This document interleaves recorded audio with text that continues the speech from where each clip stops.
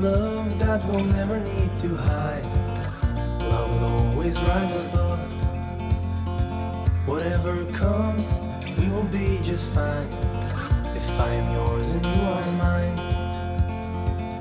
Take my hand and let's fly away to another galaxy. Hold me close, I want to feel your love. Together we are free.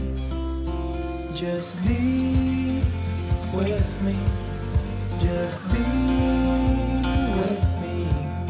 Just be with me.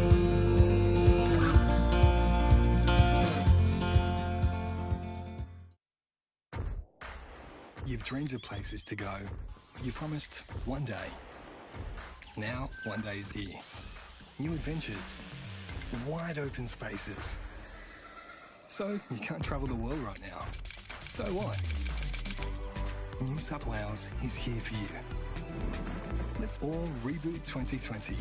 One unforgettable experience at a time. Now's the time to love New South Wales.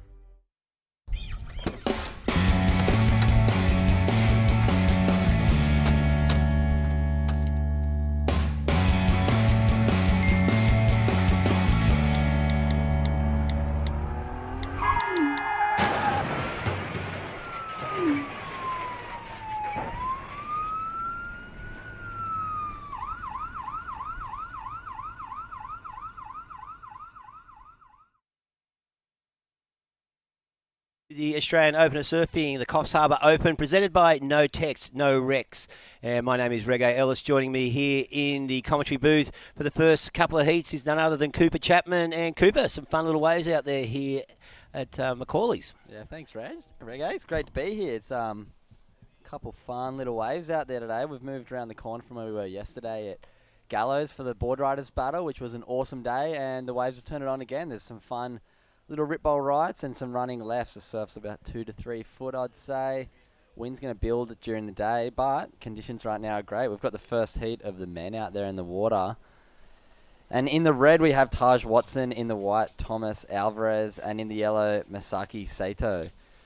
So, yeah, stacked first heat and looking to get underway. We're going to have to get the name for the blue out there right now. I don't have it on my heat sheet right now. All right, we'll get a hold of that. Of course, big day coming out. 29 heats we've got running today, so we're here for about 10 hours all the way through this afternoon. Looks like Surfer in blue up and riding. Nice little ride ahead of him. Just standing up in this inside rip bowl and just flaring up with the fins. Unfortunately, not riding out of that one, but obviously happy to get something under his belt very early. Yeah, and I can tell you exactly who that is. That's Mikey McDonough. He's part of the winning team yesterday, Lebar Board Riders. Bringing that form straight into this morning. A little bit of a fall off there to start, but he'll be coming fired up for the rest of today, I think. He was in great form yesterday for Lebar and won the standouts. A good day for the Battle of the Board Riders, Australian Board Riders battle, I should say. Looking left and right, so a split peak out here. And Surfing Yellow just snapping it up through the lip. Fills out a little bit across that section, does a good job. Well, I thought he was going to do a good job bouncing across there. And the Surfer heading south on the left. So a couple of weird little sections out there. Looks like the waves are just standing up nicely at the start, and then there's a bit of a bump on both the left and the right. So surfers, need to negotiate fairly tricky conditions on this fuller tide. Yeah, nice first turn there by Taj Watson. As he said, that right seems to be disappearing into the bit of a gutter underneath the takeoff section, and the lefts kind of have a little bit more run to them, but they're losing energy as they're going down with the north swell. So going to be interesting. There's going to be usually, I reckon, one good turn on the rights and maybe two if they get lucky, or the lefts are going to have a few more opportunities but maybe not as critical. So it's going to be a very interesting morning while the tide's high as we have it right now to see what the guys get up to. Yeah, so the wind just out of the north at the moment. Forecast, we're in for a scorcher today. 35 degrees is the forecast temp here in Coffs Harbour. Of course, we're in the air-conditioned commentary booth, so that's pretty good. But yes, and with northerly winds, those northerlies picking up later on this afternoon. Might have a touch of northwest in it as well. So clean conditions out there right now. And our first four surfers making the most of it. We've got away for an early start here today with a big day ahead of us. Of course, it's a 2-day event. The fourth event in the Australian Open Series. Of course, already had comps at Port Macquarie, which you remember well because you won that. Yeah, it was a good time down at Port Macquarie. Yeah, Cronulla, of course. Last week we're down at Kiama, and here we're at Coffs Harbour. Next week we're down far south coast, around the Narooma Dalmini area, and the final event will be on your old stomping grounds, Cooper, at North Narrabeen. Yeah, I'm looking forward to getting back to Narrabeen. I've actually never competed in an event at Narrabeen other than And board board riders riders. or Oh. tag events. I think we just saw a big whale out the back jump. Maybe. Corner of my eye. Yeah, well, it's a lively ocean around here. Beautiful part of the world here, the Coffs Harbour. Yeah, it is very nice here. So we've got a few early scores coming in. In the white, Thomas Alvarez be at a 4.5. In the red, Taj Watson a 3.8, and just a little 2.5 and a 2 for Mikey Madonna and Masaki Sato in yellow and blue. We're going to be running 20-minute heats all day today. Really look for guys to get that quick start today because those heats disappear. 20 minutes is tough. Yeah, it's there's 4 surfers out there. I mean, there are a fair few waves coming through, but there's not a lot of good ones. So, yeah, from a competitor's point of view, 20-minute heats, traditionally it's 25 to 30-minute heats. So, how do you change your mindset? Like, as you just said, you just got to get out there early and get moving. Yeah, for sure. I think early starts are important no matter how long the heat is, but it's crucial in these 20-minute heats. Because, I mean, in a 30-minute heat where we usually surf in the bigger events on the QS, you have 30 minutes usually. You can have a 10-minute slow start and still claw back into the heat. Whereas in these 20-minute heats, you don't catch a wave for 10 minutes and you've really got the pressure on you, especially if other guys have got a few waves. But we're working on the 4-man priority system right now, so there is still opportunities if you don't get that early start, but it's much harder to come back. Yeah. And, with that last week, we down at Coma, they extended the heats to 25 minutes at the quarterfinals onwards. And that was interesting because in some heats it sort of went either way. Like people were wishing the heat was a 20-minute heat because they were way ahead. And actually there was about 5 or 6 heats in a row where the winner won in the last 2 or 3 minutes. So it did make a big difference because that was, again, inconsistent small waves down there. A little bit better today as far as consistency goes. Yeah, there's definitely going to be some slow little spells out there right now, especially I think this morning while we got the higher tide, but definitely some opportunities. Here we see Blue having a paddle, Mikey Madonna. Nice looking right. Let's see if he can get 2 on this right. Gets it up there for the first turn, and that thing's dribbling out a little bit, as we were saying. Oh, yeah. Like, that was really sharp, that first turn. This is going to be the big thing. I'm trying to, for some reason, I can't get online and double-check the tide, but I think yesterday it was about 7 o'clock dead high, so we might be running up to a dead high tide in about 30 or 40 minutes. Yeah. And I don't have my tide watch on. Yeah. Got plenty in the store, don't you? Yeah. This is my favourite. Like, The Rip Curl Rolex. Well, it kind of is, yeah. It's a 50-year Oh, wow. watch, yeah. They gave it to valued people. Best on ground. My wife's going, I managed 2 stores. MVP. Here we go. Mikey Madonna's snuck a little left underneath the guys with priority. Nice little tap to start. Little turn. Wow, again. Yeah, I think because it is quite small today, unless you're on the sets, they're not really going to hit the bank that well. So No. really got to use that priority well today. And we just had an awesome welcome to country by Uncle Mark, the Indigenous local man from the Gumbaynir. Yeah. I'm so bad at Indigenous cultural names, but the locals here at Coffs Harbour are so welcoming and so awesome. We just had a great welcome to country, as you can see just down there, a little replay. We learned some great Dreamtime stories, and Yeah. I love connecting and getting to get to know the people. And we do it when we go to Hawaii, and I love when we do it when we're here in Australia too. It's the right way to come to a new place. Now, that was really cool. Uncle Mark took us on a walk, up across the Clarence to their neighbours, and just through the whole traditional land here, and it was all the way down to Scott's Head. So yeah, it was pretty impressive.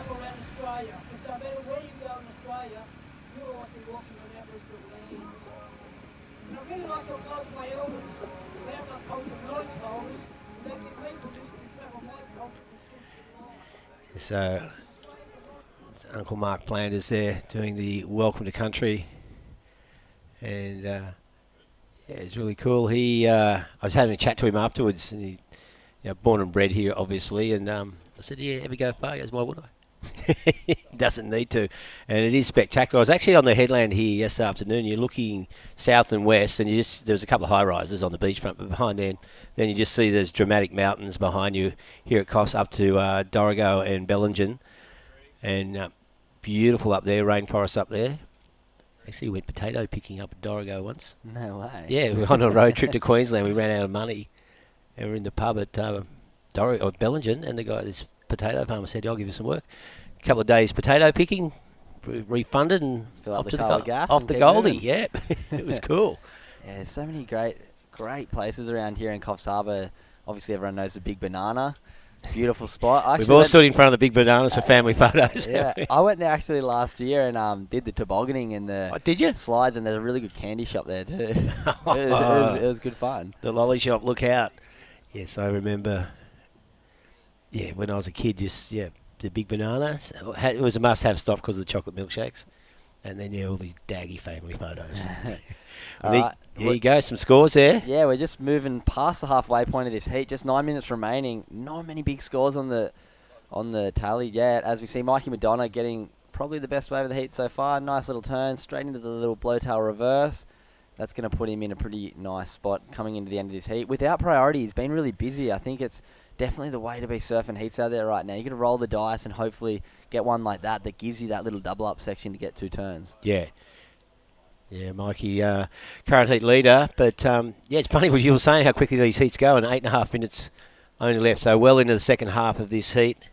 Yeah, and we see Mikey Madonna's got a 2 and a 3.07 as his keepers. He's going to replace that 2 on this last wave. I'm going to call... It's tough. Setting the scale at the start of the day is always tricky. That was a nice 2-turn combo. Definitely could have been a little bit better of a combo if the section was a little bit better. So I don't think it's going to go too high, but I reckon it's probably going to go up into that mid-6 range. And that little bonus turn on the inside as well. So yeah, the other 3 boys sitting out there with priority, taking their time, trying to find that big opportunity to throw down a score. But yeah, like we said, there's not a whole lot of opportunities right now coming near the top of the tide. Yeah, as the day goes on, tide's going to get lower. We should have some long-running lefts, and dare I say, a couple of those rights going to have some big air sections as the day goes on. Yeah, I think saw that yesterday afternoon. I was up here. The wind was into a little bit. It was pretty similar to what we had yesterday down at Gallows. But today, this is just sucking in a little bit more swell.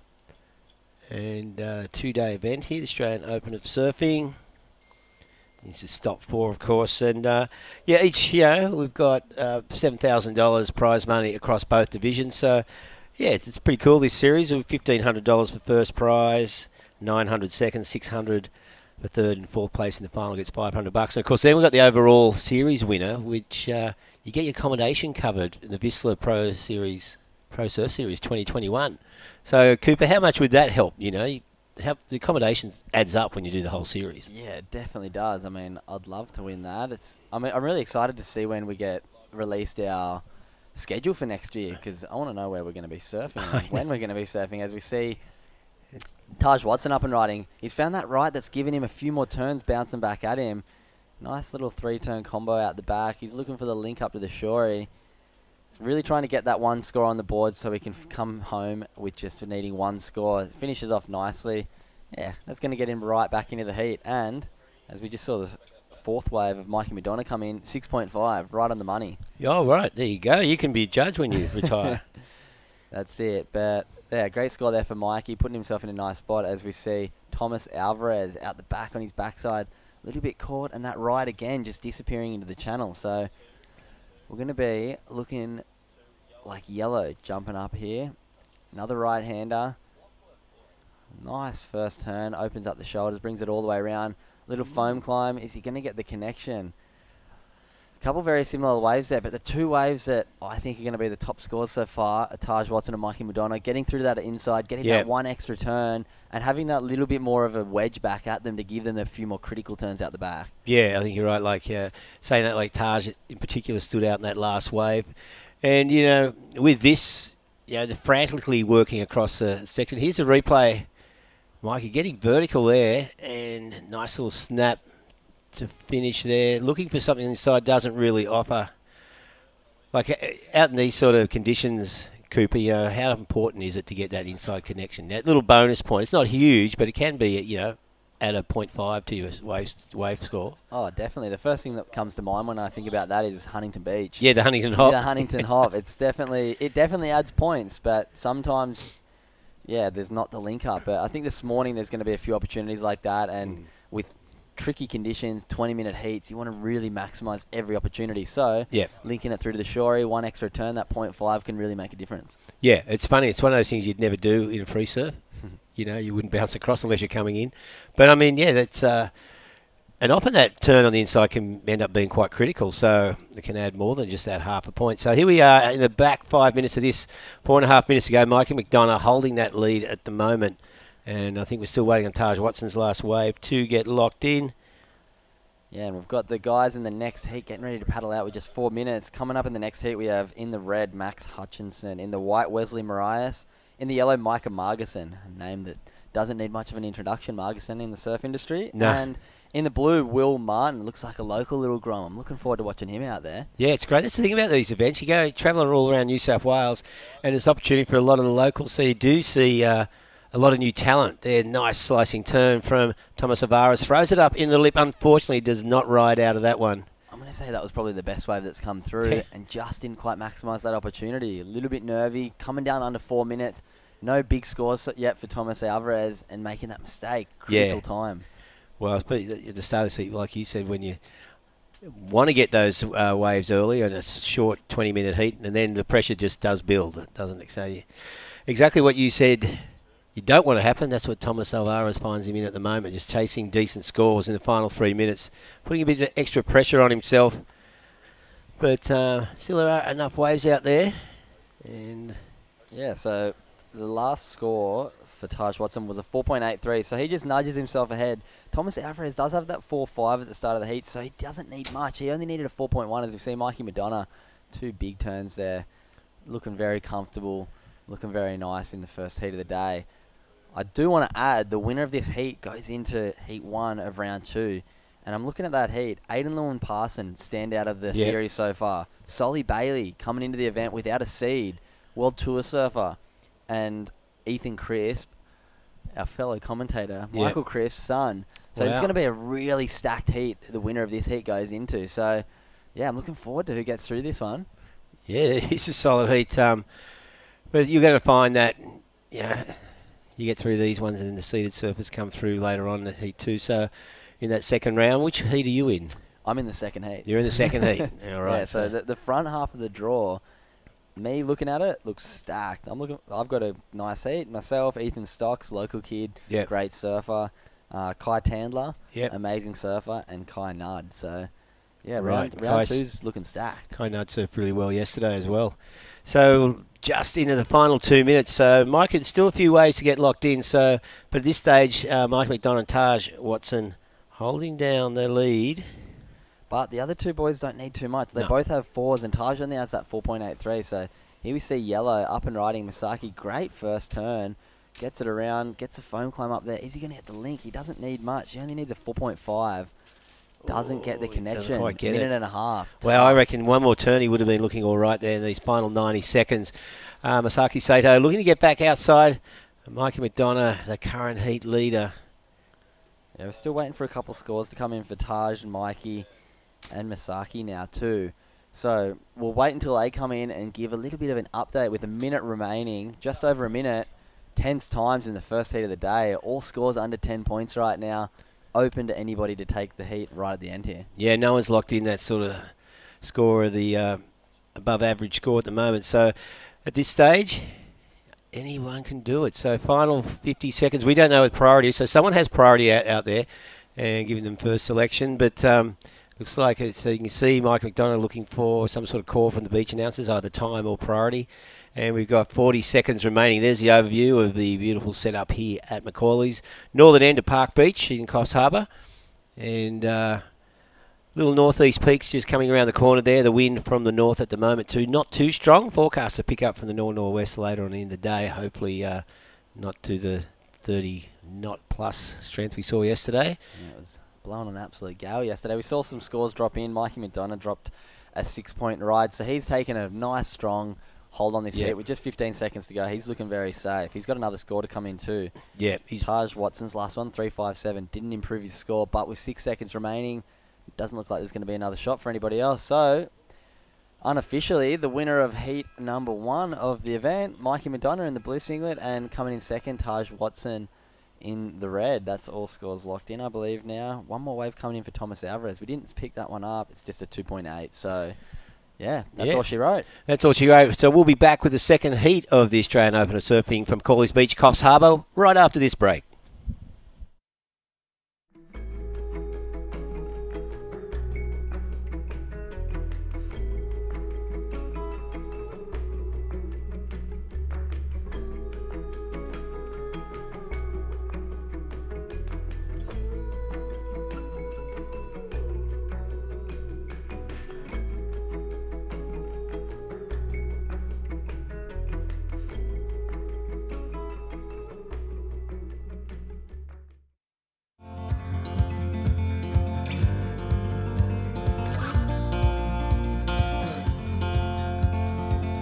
We got love that we'll never need to hide. Love will always rise above. Whatever comes, we will be just Logical like that too, as we see Max Hutchinson now. This could be a good section ahead of him. Just snaps it up. He's driving off the bottom, throws another little turn there, building up some speed on the inside. He needs to get up into the lip, a little climb. And this one just flattening out there. He's going to try and get something happening on the shore break for that little exclamation point. And this wave standing up, still just flat. And then there's the heat leader cruising out there. Geez, geez, surfing well. And boom, commentator's curse. Wesley Morais might have opened up the door there for Max Hutchinson to sneak in. Doesn't need much, 4.34. Ooh. What are we thinking? The first turn was quite nice. It did go a little bit flat. Maybe where he did the float and came around the section, he could have given it a bit more, but I think it's going to be it's going to be right around there. Yeah, you'd normally be thinking 4 easy, but it's in these waves and with what we're seeing going down so far. So Max Hutchinson, has he stolen it right at the end? We've got 30 seconds remaining. Not enough. 3.57 wasn't quite enough, as we see. Will Martin, last-ditch effort, can't quite get into it. Yeah. Wesley Morais is dodging bullets left, right, and centre. Yeah, he'd be pretty stoked he's survived so far. Might have to dodge this one more bullet from little Will Martin. Not much on offer. He might get the crazy shore break, little drift. Doesn't need anything more than a 4. He's going to need to send it on the shore break here. Maybe a big air. Yeah. Could get the section here. Oh, nice finish. Nice little bang, but I don't think that's going to be enough. Yeah, and here goes Wesley trying to maybe make himself a little bit more comfortable. So this heat has ended. Will Martin still with the score to get locked in. I'm not sure whether this way was before or after the hooter. If it was before, I think he's just extended his place in second position. But we'll be back with the results of that heat very soon. But definitely Micah Marginson moving through to the next round. Don't go away. We'll be back with Heat 3, Round 1 of the Australian Open of Surfing here in Coffs Harbour right after this.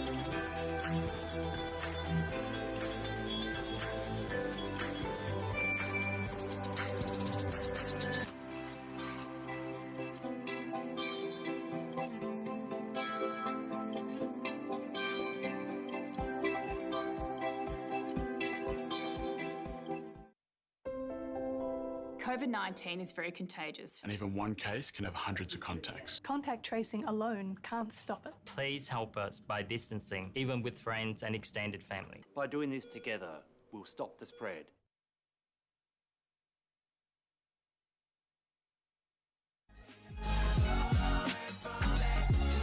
All right, and welcome back to the Coffs Harbour Australian Open of Surfing.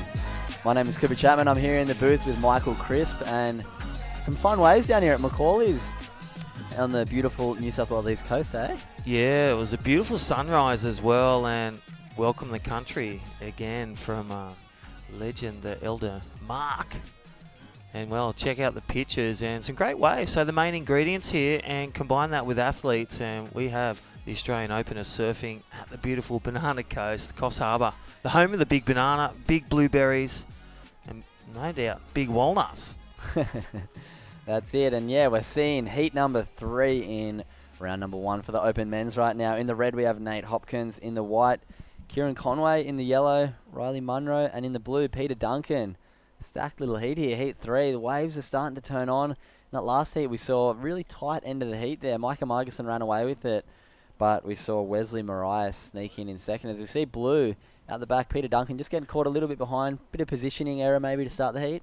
Yeah, definitely. So Pete Dunk's quick start. He's a super coach at HPC, so he works with us. And yeah, Pete's from Evans Head, so they had a really good crack yesterday with Callum Robson. Just ran out of steam at the ABB, but well, Pete, the super coach, he's put on the athlete jersey today, and quick start. He's a real good firepower, vertical hits, and even in the air, he might bring out the air game today into that northerly wind on those rights. So yeah, stay tuned. And then, well, against a grommet, Riley Munro. So he's had a great little campaign at the Aussies and state level, and he's up right now. So shout out to his mum and dad. So they're watching online and supporting him in his junior surfing career. It's great to see the juniors really chuck on a jersey, because there hasn't been many. It's been a different year, and well, the Oz Open's delivered some greatness at the end for some competitive spark. Yeah, it's cool seeing the young guys getting to mix it up with a couple of the old guys. We're going to see Lee Winkler surf later today, Sean Cansdell, Jake Sharp,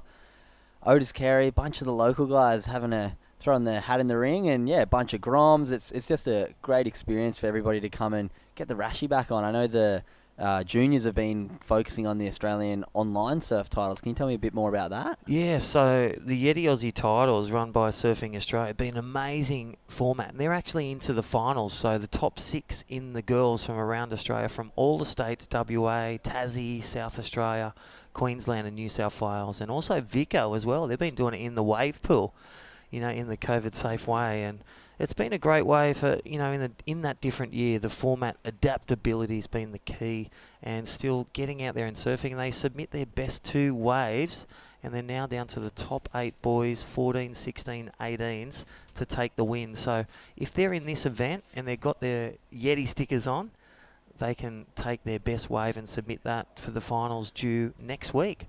Yeah, great concept. And like you said, the adaptability of all industries this year being what is crucial for survival. And yeah, it's awesome to see that the Groms are still getting out there, focusing on their surfing and getting to film some clips with their parents or their filmers, and yeah, getting to showcase what they're capable of without maybe the opportunities of doing events all year. Yeah, definitely. Like, we are in December in a couple of days, and that is such a funny thing. This year has just flown around, and you know, we're on the back end now, small waves and northerly winds, so you've got to get out there early each morning, but still some fun waves on offer summer here in Australia and the East Coast. Well, here is Riley Munro up and riding on his second wave. Yeah, so really smart surfer from Kingscliff, Cabarita, loves the northern beaches, and some great beaches up there that are pretty similar to Coffs Harbour. And look at that, smart finish, kept busy, nice vertical turns. So it'd be a nice little score there to kickstart his campaign. Yeah, it's a really nice wave there. Snuck it under the other guys, all the older boys sitting out there waiting for those bigger ones with priority. But sometimes you'll see today the smaller ones come in on the bank. I think we're right near the top of the high tide right about now. So those little double up ones are going to give those opportunities maybe for 2 turns right underneath them or right on the shallow part of the bank. Yeah, definitely. So, you know, it's always a famous hole here. We have done a lot of pro juniors here. We do the Billabong pro juniors with Lee Winkler and all the crew. We've done state and Aussie titles. So this is a great place for when that northerly wind buffets us. And then tomorrow, the big southerly's coming, say 40k winds. We're going to be just up the road, protected by those solitary islands at Coffs Harbour, and the jetty will be at a different location. So adaptability, even with the event staff, Surfing New South Wales doing an amazing job. Yeah, how good is it having so many different angled facing beaches, so we can always be protected by the wind. It's such a good spot on the coast. You kind of always have somewhere that you can surf. Well, that was Kieran Conway, and just coming unstuck. So again, really in your plan for these athletes, sticking the turns and nice vertical turns are the key for some big points.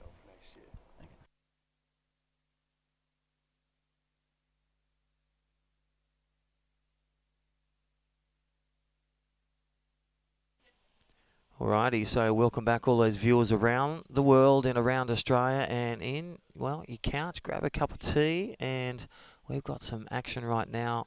We are here at the Australian Open of Surfing at the beautiful Coffs Harbour coast. Yesterday we had the ABB, the Lee Bar Board Riders, take it out at Gallows Beach, just near the airport here at Coffs Harbour. And right now we're watching Peter Duncan, super coach from Evans Head, coach at Surfing Australia, and well, getting it done and chucking on the jersey and a couple of turns and a nice little finish. So that'll be a start for him. We'll go to second with that wave. And Riley Munro, as we said, posting the biggest score, the young junior, surfing out of his skin and also surfing with nothing to lose can be a dangerous position for any one of those surfers out there against these young juniors. Yeah, I've just been handed a little sheet for next year's WQS from Mr. Adam from Surfing New South Wales, and there's some interesting stuff going on. Looks like we're going to be doing a regional tour next year for the WQS, obviously with travel restrictions. It's going to be quite difficult to get around the world, so WSL have been awesome enough to put together a regional tour. So let me give you a couple little sheets, a little couple of nuggets, little couple rundown notes that I've been given. So the 2021 QS tours will be broken up into 7 regional tours, with each regional tour qualifying a number of surfers into the Challenger Series. The regional tour will run from Jan 21 till July 21. The Challenger Series will then run from August 21 until December 21. And a couple like little questions that I dare say a lot of people would have been asking is, what will happen to my membership from 2020? So 2020 full and regional memberships are going to roll over into the 2021 season, but will expire on the 4th of July. So after that regional tour, so anyone who paid for their membership this year only got to surf in an event or two, they're going to carry that over to next year. So that's that was a question that I was actually really interested in asking about. What else is? So we're going to have the regional tour is going to be made up of QS 1000, 3000 and 5000s. And then if you had any good results in 2020 at the start of this year, it's all good. You can carry your 3 best results from this year over. So Matt Banting's going to be sitting there, feet up. Pretty cruisy year, I think, at the start of next year, getting ready for the Challenger Series. He's already got 3 or 4 big results. He'll only need 1 more because we're going to be counting our top 5 results after the regional series. And I believe in Australia we're going to have the top 10 surfers are going to qualify for that Challenger Series. So going into next year, the Challenger Series, we're splitting the tours into a couple different tours, which I think is going to be really exciting. It's going to make the Challenger Series a bit bigger of a thing. Sponsors are going to be a bit more focused on the guys that are qualifying for their Challenger Series. And yeah, it's going to be good times. As we see Kieran Conway in the white out there right now, linking together a few nice little backhand turns. Yeah, it reminds me of clusters. There's all these regionals as clusters and really coming together for that really big cluster at the end. So the creme de la creme will rise to the top, as they say. Cooper Chapman.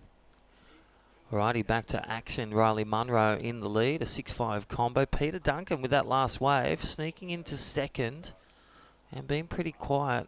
Holding priority is Nate Hopkins in the water. Really firepower pro-junior surfer. And Kieran Conway just looking to tidy up that completion. Will make some move into the next round. This is round 1, heat 3. Up next, heat 4, then we move over to the women's division here at the Australian Open of Surfing 2020. And talking women, top 5 women, True Starling leading the points here at the Australian Open of Surfing in New South Wales. And Australia, Cedar Lee Jones second, Molly Picklin with that winner, Kiama third, and Freya Prum and Charlie Hurst 4th and 5th respectively. Already halfway mark, let's pay some bills and a big shout out to visitnewsouthwales.com. Destination New South Wales. Check out the rolling hills of Coffs Harbour.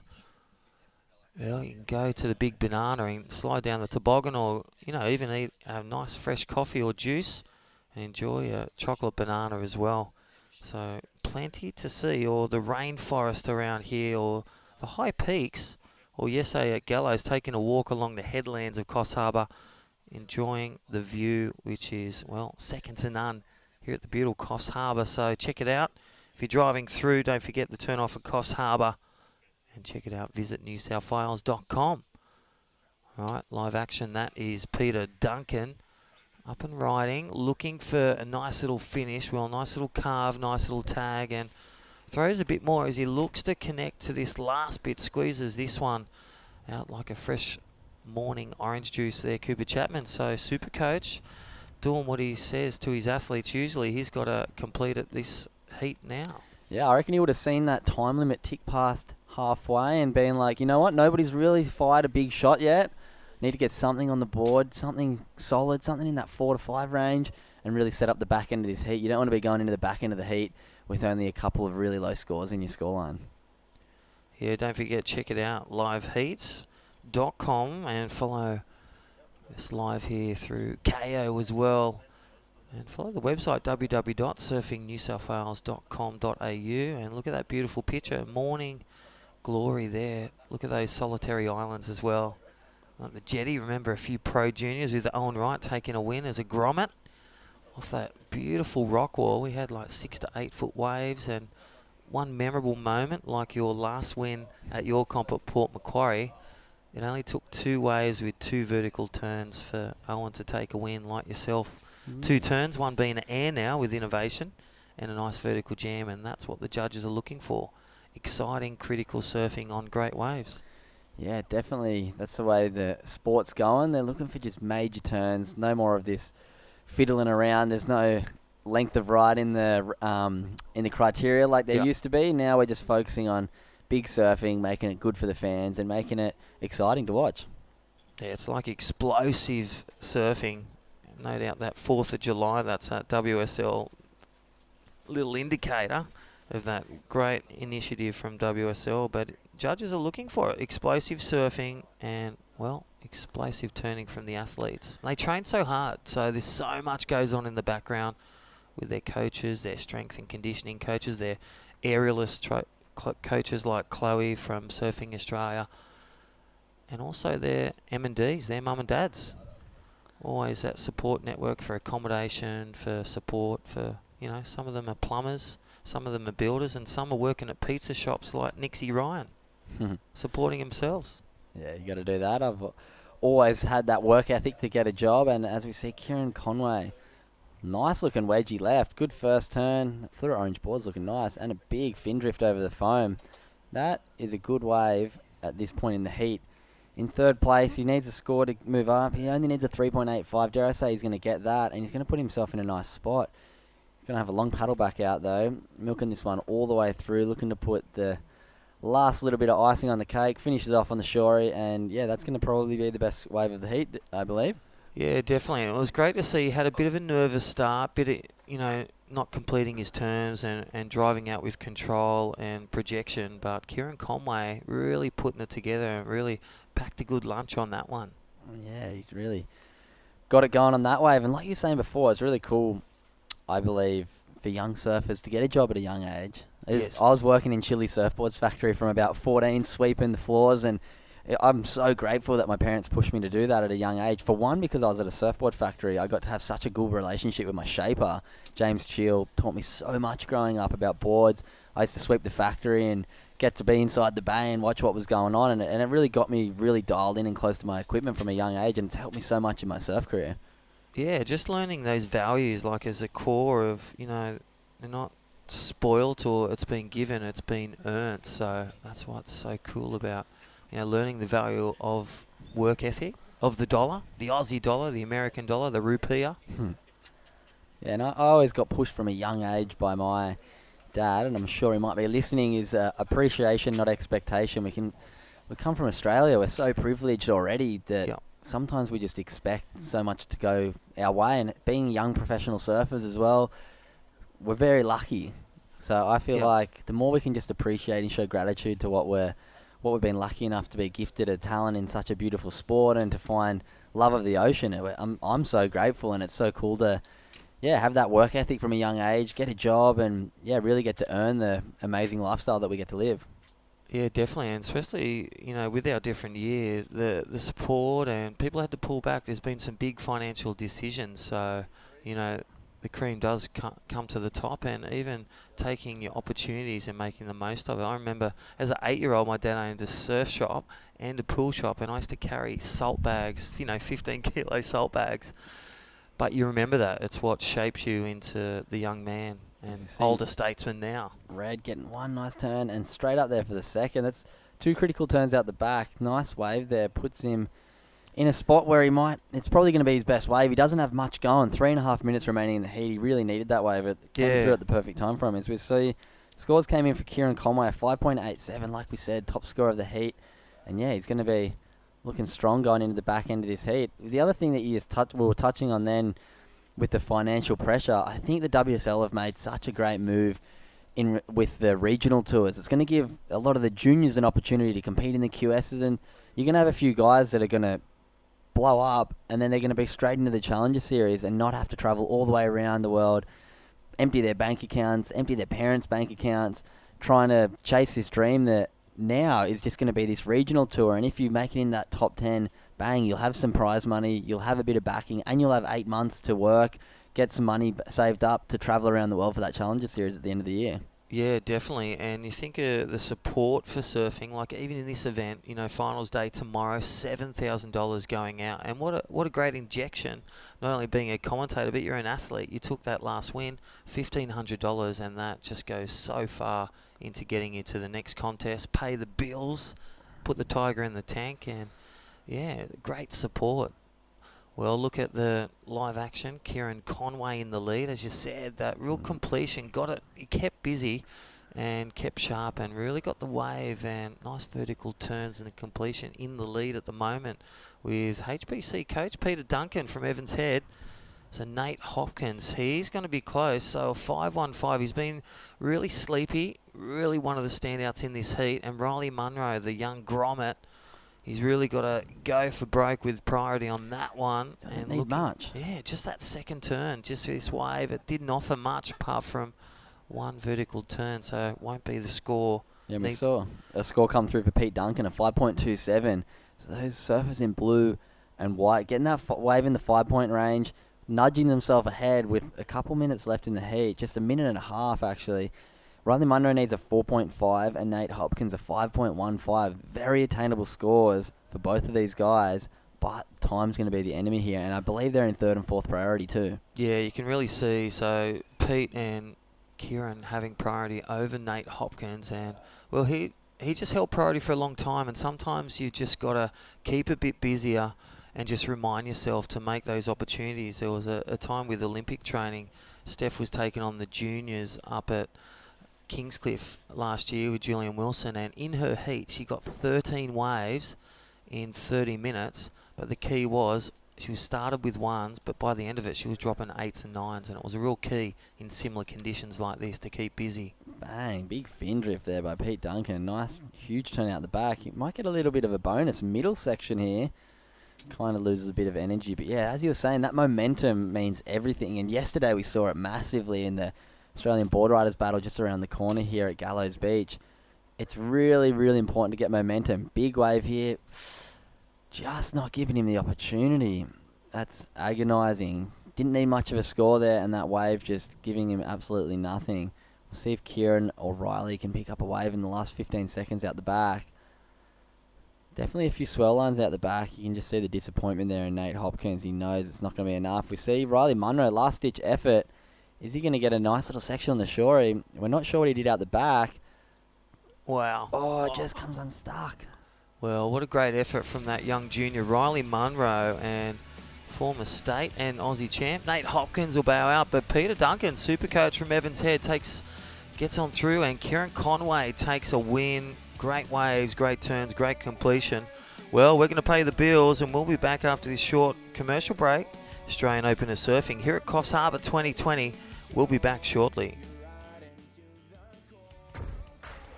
You've dreamed of places to go. You promised one day. Now, one day is here. New adventures. Wide open spaces. So, you can't travel the world right now. So what? New South Wales is here for you. Let's all reboot 2020, one unforgettable experience at a time. Now's the time to love New South Wales.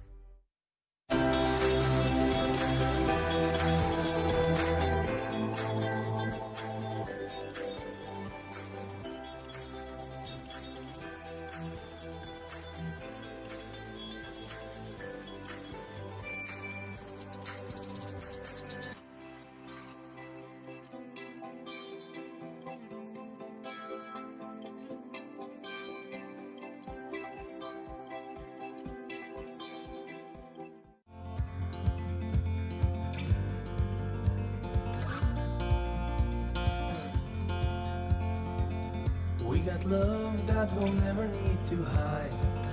Love will always rise above. Whatever comes, we will be just fine. If I am yours and you are mine. Take my hand and let's fly away to another galaxy. Hold me close, I want to feel your love.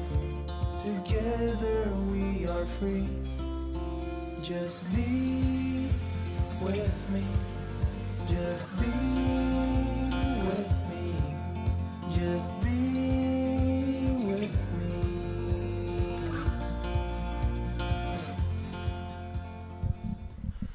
Alrighty, welcome back to Coffs Harbour, the Australian Open of Surfing, day one of the two-day event 2020.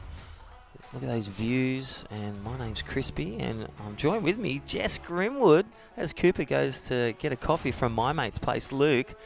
Welcome back, Jess Grimwood. Good morning, Crispy. It's great to be back in the booth with you. I always enjoy a nice kick-off to the morning with your fresh vibes, bright and early. That's it. Like, how good's that sunrise? You know, took the shoes off this morning, walked on the beach, and it was a welcome to country also from Elder Mark, and that was such a special moment. That was storytelling, yeah, and just picturing, you know, pulling some bark off, you know, paddling in a canoe to the Bundjalung tribes and the visiting tribes and the welcoming totems of the dolphin, the land and the sea. Such a beautiful welcome and respect to all cultures that are here at Coffs Harbour. Yeah, that was an incredible welcome to country. One of the most probably imaginative ones that I've got to witness. So that was a great moment, kick off the event here. And we're going to cross down to heat number 3 winner. I believe it's Kieran Conway down there in the white rashi taking the first round win. Kieran, can you hear us? Yeah, sure can. Very good morning. Congratulations. Yeah, thanks a lot. And tricky little conditions out there for you this morning, but let us know how you went and how did you go coming into kind of smaller surf? I guess I was just riding like a little epoxy, so I was sitting on top of the smaller surf. Normally I stick to a PU, which sits a little bit deeper in the water. But I paddled out looking for rights and ended up, going lefts, which is a bit of a change. So, yeah, it was a good shake-up, but yeah. Oh, great. And it was kind of a low-scoring heat, so were you feeling like your back was against the ropes and you weren't quite safe throughout the whole heat? Oh, 100%. I knew like everybody needed small scores, so when it's like that and you don't have a solid lead, you've always got to watch everybody in the water and not really give anybody a chance to get a wave. So, yeah, it was a bit hard, but yeah, we got it done, so... Yeah, well, it was a great performance for you. I'm sure you're feeling much more confident running into that second round. That'll be later on this afternoon. Yep. Any change up in tactics coming into the heat later on? Just coffee, I think. Just get the energy up and, hopefully just get the grovel on. So yeah, a couple of extra double shot espressos to you coming into round 2. That's it. Great. Well, congratulations again. Nice way to kick off your morning here at the Australian Open, and good luck going into the next round. Cheers. Thanks a lot, guys. No worries. All right, that was Kieran Conway, and taking a win, he's through to round 2 here at day 1 of the Australian Open of Surfing, Coffs Harbour 2020, and Peter Duncan from Evans Head. He was also super coach getting through, and we were looking for some firepower, nice vert, nice hits. And again, one thing about Kieran, I love the way you said there was opportunities, but he fell off a couple of opportunities at the start, but he kept creating those moments and kept at it in that 20-minute heat, and that is a key to really reset and to take the moments and rattle out those good scores, never give up attitude. Yeah, he had pretty cruisy approach, I feel like, for that round 1 win, so it'll be great to see him back out in performance. And feel like a bit of a shock elimination for me in that one was Nate Hopkins, the big boy. Yeah, he just, he had his game plan, and that's what happens. It's 50% progression, 2 in, 2 out, and you just got to be on your opportunities. And I feel he just held priority too much. He got his good wave where he was within distance to grab a spot through to the next round, and he just, he left his run too late. It's 2 waves. You've got to play to the rules and play to the changing conditions, especially with the high tide. He said it. There was rights who went out there, and he adapted Kieran Conway, the heat leader, to the left-handers that came his way. Yeah, well played by him. We can see in the water at the moment, heat number 4 of the Open Men's round 1 this morning. This will be the final heat of round number 1, and we've got the spoiler from yesterday, Mitchell James. Mitchie, and again, super coach, super teacher. And let's just go to MCB, Mike Clayton Brown, and Port Stephens local, him and his sister, and the parents watching as well. Shout out to them. But he is in the Australian team, state winner, Aussie winner.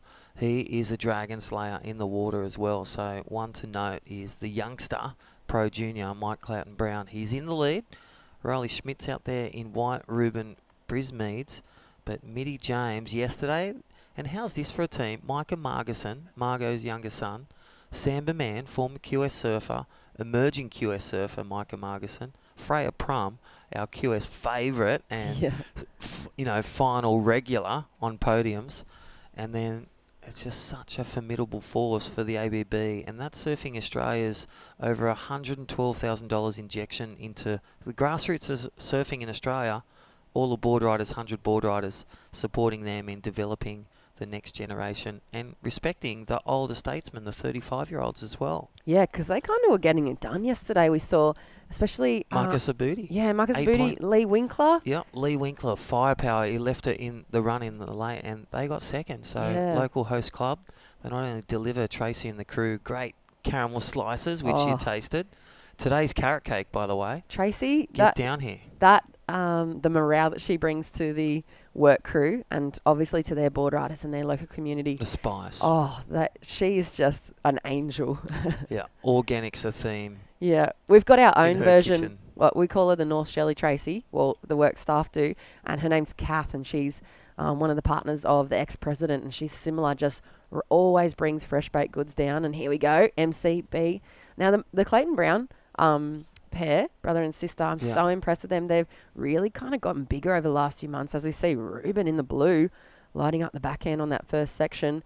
Pretty sharp attack, and he's going to look to make this inside connection. This is going to be probably a pretty nice score for him. That opening turn was very powerful, as we see Mitty James. Mike Clayton Brown and L. Clayton Brown, saw them cruising around the contest site early this morning, and they're just looking so solid and healthy, and they don't look like super grums to me anymore, which I think's just going to play into their hand of the advantage. They're so powerful, they're so creative in the water, and I mean they still surf like grums, as in like they're in their wetsuits all day, every day. They surf all day. They're just absolute frothers. But I'm interested to see how they can throw that bit of extra power maybe they've developed over the COVID break. Yeah, Crispy? definitely. Oh, I see it. It's such a easy, people always ask, what's the secret ingredient? What's, the 1% gain? You know what? Go surfing.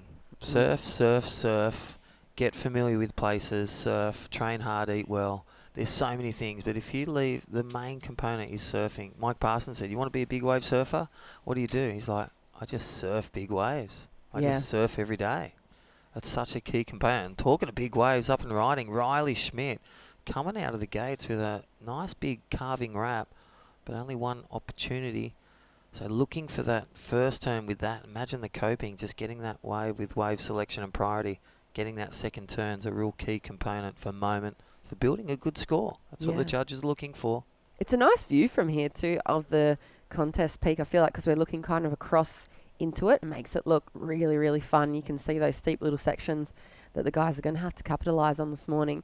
And speaking of Mitty James yesterday, how was the scenarios he found himself in, both in the semi-final and in the final? He was the power surfer for his team.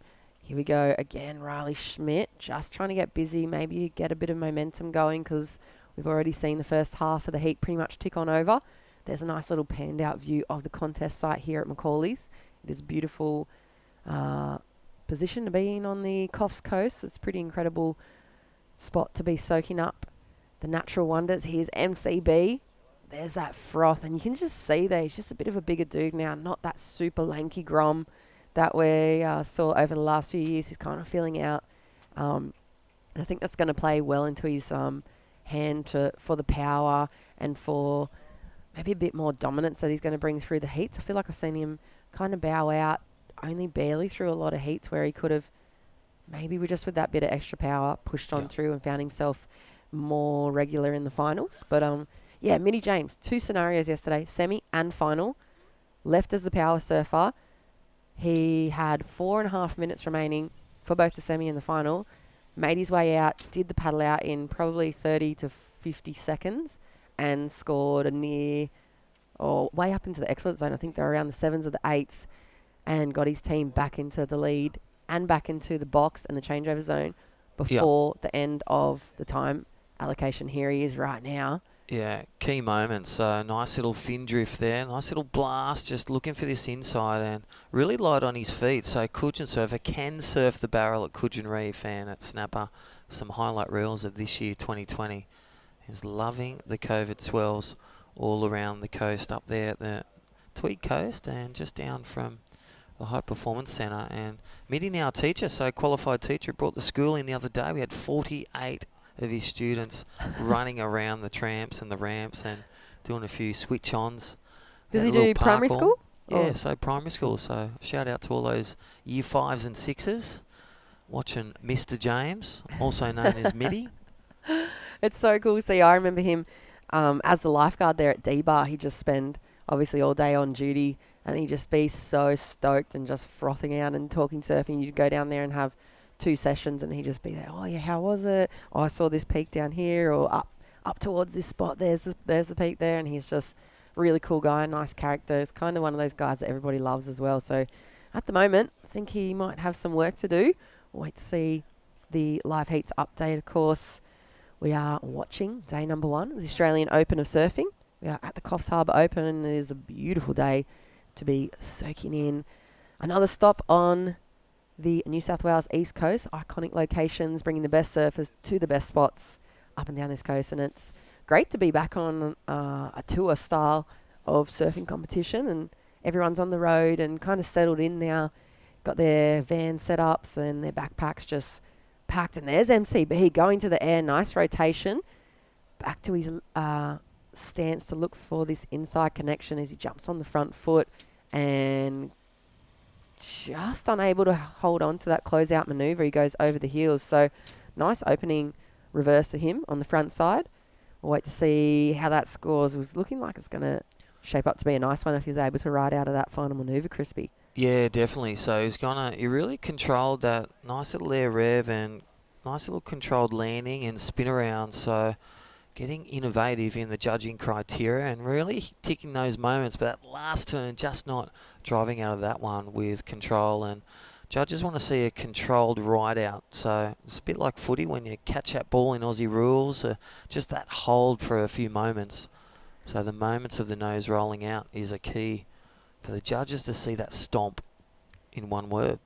Yeah, so at the moment he is in the lead, though. Have a look at the updates, liveheats.com. This is the final heat of men's round 1. We'll roll on into women's round 1 later on this morning and then come back to the men's action to cap off. It's going to be a big first day. I feel like it's kind of the routine in the program for the Australian Open. We found that rhythm where we kick off first day with maximum amount of heats, and we've been lucky enough to have at least some swell for that first day and pretty good conditions over the last few stops. And then we roll into finals day a little less under the pump heat-wise, and we really get to capitalise on the conditions on the contest bank and have a look at the scores. Yeah, so 29 heats today, day 1 of the Australian Open of Surfing, Coffs Harbour, the New South Wales Open. And again, destination New South Wales. Check it out, visit newsouthwales.com. Beautiful panoramic views here of the beautiful Coffs Coast. They are your heat surfers right now in the last heat of round 1. Look at that pan. There's the contest bank. We've got our water safety patrol here. We've got there is Nixie Ryan. She's up next from Lennox Head. She was in the winning team yesterday with Lee Bar, and she'll be up against the other girls in 8 heats of the women we're going to drive to. So all the best for those ladies. And I True, loved True Lee Bars. Starling. Oh, yeah, True's up in that She's first up. heat as well, isn't she? Bonnie Hills in white, Maddie Parker from Cabarita. So a great spread of talent from Northern Beaches, all the coastlines represented in both divisions, men and women.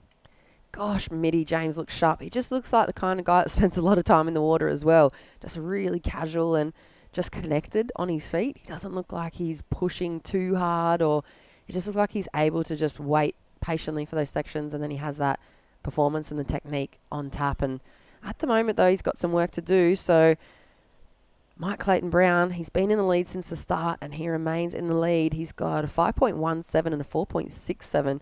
Ruben has a 6-point ride under his belt, but just a 0.77 back up. So he's looking for a 3.85. Mitty's just got a couple of threes, so a 3.03 and 3.5. 3.28 will take him into progression. And Riley Smith looking for a 3.71. Opened up with that 3.07 and a 2.27. So you can see just from the spread of the scores across the board, the conditions are a little bit tricky, but there are those sixes and higher numbers out there to find. And here we go. Ruben, this will be his second scoring wave, and he'll go down over the toes. And yeah, see, I'm sure he'll replace that 0.77, but he's going to need to post something a little stronger to make a bit of space between himself and third and fourth. And yeah, yesterday, Lee Bar's acceptance speech for their win in that qualifier. They're 3-time defending champion now for next season's qualifier, and God, it was so funny to hear Taipan talk about the fact that they always make it to national finals and they feel like they blow it. So it'll be great to see them turn up in the national final, hopefully early next year. We're going to have to wait to be confirmed for that official call post COVID season, of course. And 3 minutes on the clock now. Here we go. Riley Schmidt on the backhand. The Grom in the mix out there. He's found himself a runner, and it's hit the bank quite nicely from this view as he lines up a few more carves on the rail. He has some work to do, sitting already on a 3. Looking to replace that 2.27. Finds a nice connection, releases the fins. That made him looking really tight under his feet, and he'll get back out the back with plenty of time on the clock. So score to come for last of Ruben. Last for Minnie James, a 6-point ride. Puts him in the second position. Ruben looking for a 3.51, and Riley now 6.44 required, so he'll have a score to come for his last wave as we wait for Ruben's as well. Just over 2 minutes on the clock. Mikey Clayton Brown still out in the lead, and yeah, this is the final heat for the Open Men's. As Christy was saying, the first heat of the women's coming on up will be a nice looking heat. It's pretty stacked actually from start to finish in the Coffs draw. Well, number 1 seed, so True Starling, she won Kiama, and 3 finals berths, so real throwing, the meter ranger there. So she is leading the charge, and Cedar Lee Jones, Molly Picklum third, Freya Prum fourth on the seedings. It's going to be, I think, top 4 out of the event 7 for the Australian Open of Surfing for the ultimate winner. Yeah, True's been just in. I don't know what it is. I think it's probably a mixture of all the hard work and all the little things that have kind of come together, and the puzzles just kind of fallen together. But I feel like every heat that I've seen her surf, and I said this to her outside before we started the event, every heat that I've seen her surf, she seems to go from strength to strength, and it's like she's been picking up the little bits and pieces of other people's performances as well and adding them into her mix. And I feel like that's such a great quality, and the quality that you needed if you want to become the champ at the end of the day, to be able to continually add in other people's kind of positive points of their performances and add it into your own game plan. I just see that in the small waves, in the bigger conditions we've had, in the weird tides that she surfed across all the heats. She just seems to be able to pick up really nice waves, and touch wood, she doesn't seem to fall at the moment. So here we go, 45 seconds. Ruben, last chance for him to get back into progression, and he goes down over the toes as well. So Mike Clayton Brown looking real standout. Nice So again, surfing well. He's on point with his turns, up and riding, making really good selections with his priority and wave selection. Looking to tic-tac over this one, and that one runs out of juice. But Mitty James But I must say, Ruben Brismead's, he had an opener. He's got a nice, good wave, so he could actually do a late steal with this wave, but that just offered no coping for the end, so I don't think it's going to be that smaller score of 384 required. So it looks like Mikey Clayton-Brown from Port Stephens, Australia, will fly away with the win, and Midship James, the teacher, the lifeguard, the surf coach, now moving on through to round 2. Congratulations. Well, we're going to pay some bills. We'll be back with day 1 action here at the Australian Open of Surfing here at the beautiful Coffs Harbour coast. We'll be back shortly after this short commercial break. See you soon.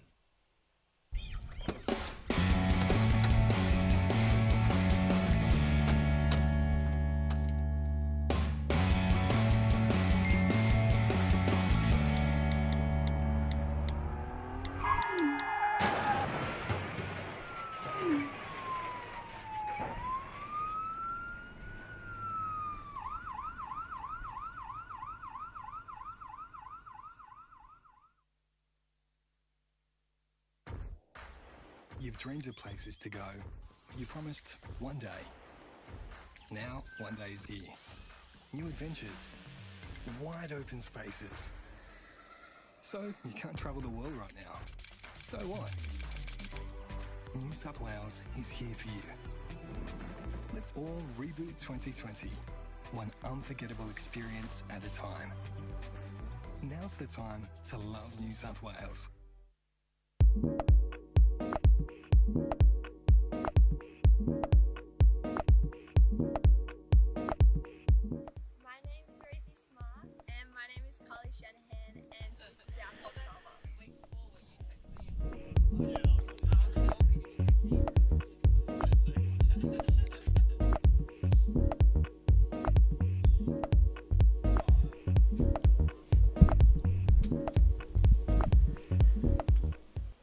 Well, welcome back to Coffs Harbour, where the Australian Open of Surfing is continuing here at Macaulay's Beach in some fun little waves here. And yeah, we've got a tide starting to run out, low tide around about 3 o'clock this afternoon. So we're approaching mid-tide soon, and the wind forecast to pick up from the north-northeast, maybe a touch of northwest in it later on. And my name is Reggae Ellis, straight after 2 large coffees with extra shots. In here with my very good friend, Jess Grimwell, who's going to keep me on the straight and narrow.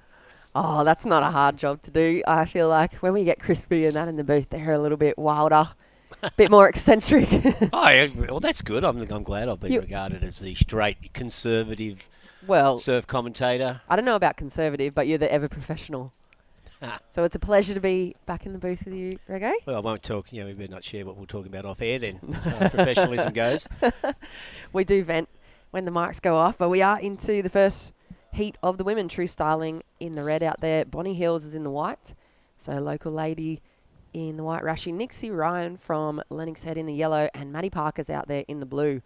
So that's a pretty stacked heat. We've got 8 heats for the women's round of 32.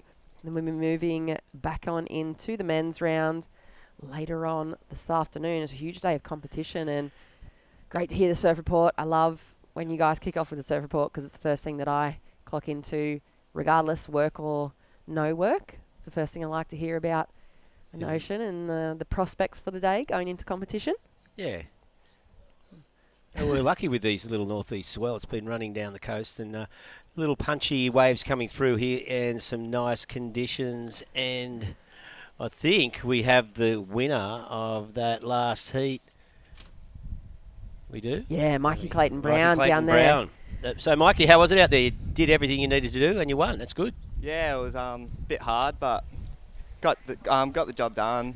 Sort of choppy wind swell, but, got to do what you got to do.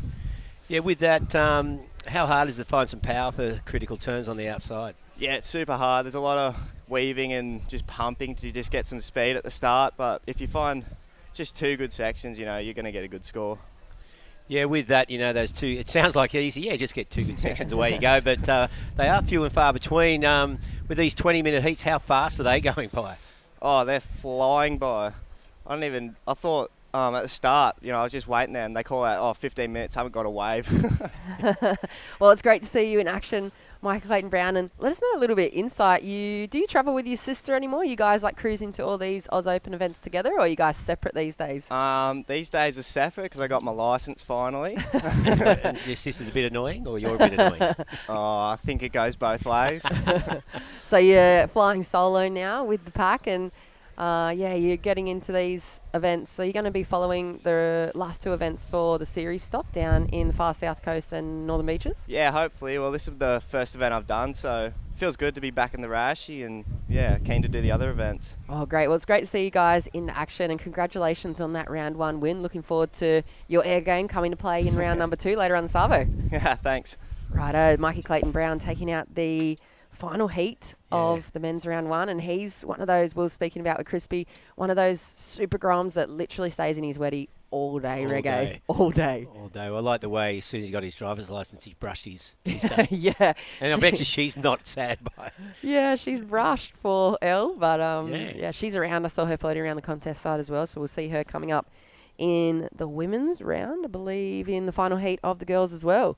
So good to see Clayton Browns into action. They're such a humble bunch of surfers. There we go.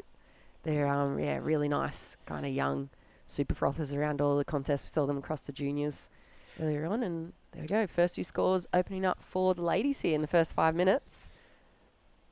Let's have a look. If you are tuning in, liveheats.com or KO Sports, I believe we're broadcasting across on the Australian Open, and Nixie Ryan 3.83 for opening ride and just a .83. We got a third wave to lock in for her. True opened up with a 3. Bonnie Hills a 2.17 and Maddie a 1.77. Last score for Nixie a 2.73. So, yeah, just a bit of an indicator when you look across that scoreline of the tricky conditions, and maybe those first opening waves for the ladies only really offering up that single section.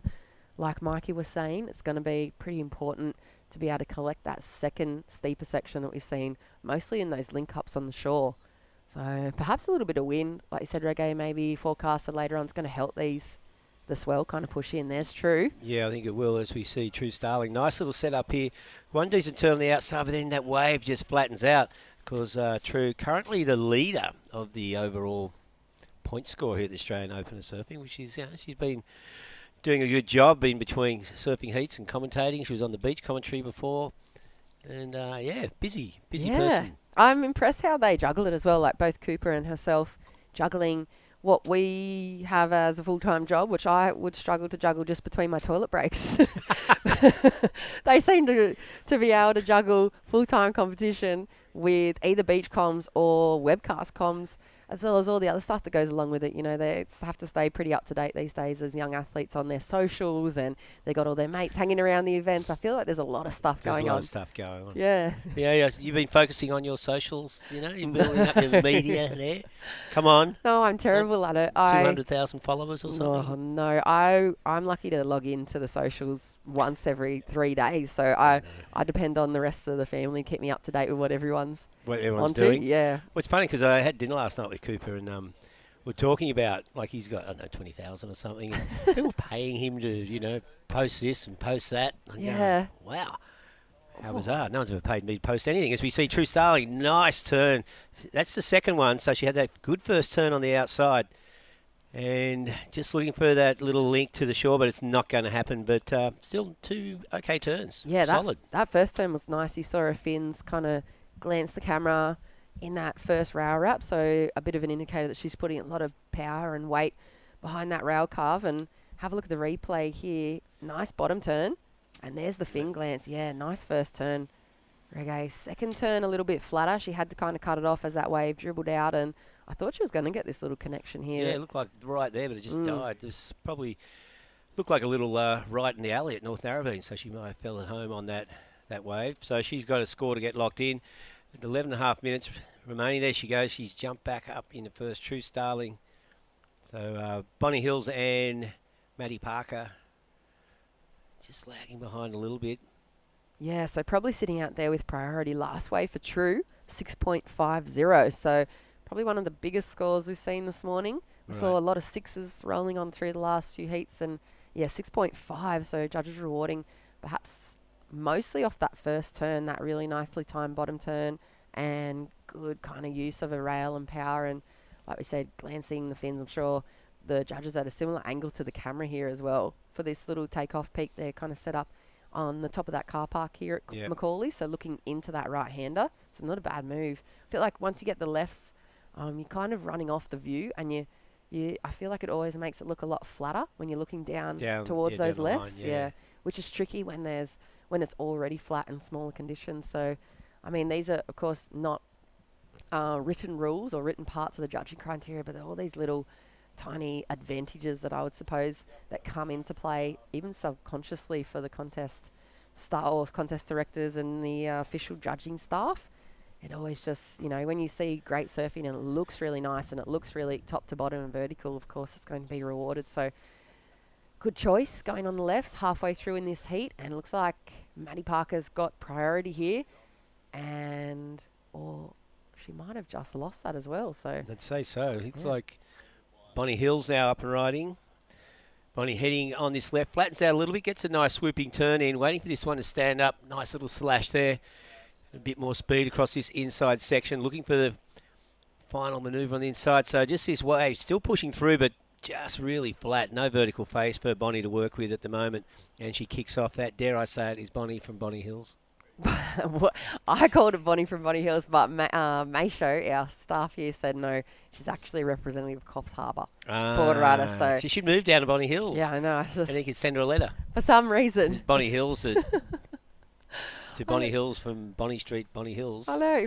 For some reason, I thought she was from there. I wonder if her parents might have grown up there. They're big fans. I think we've got the Hills, we'll make her Bonnie. Well, maybe if she can get a heat win under her belt, we'll give her a post-heat interview. She probably gets asked it all the time. But yeah, Maysho, Coffs Harbour, she's representing, I believe, Coffs Harbour board riders here. So at the moment, she's sitting in third, and Bonnie looking for a 3.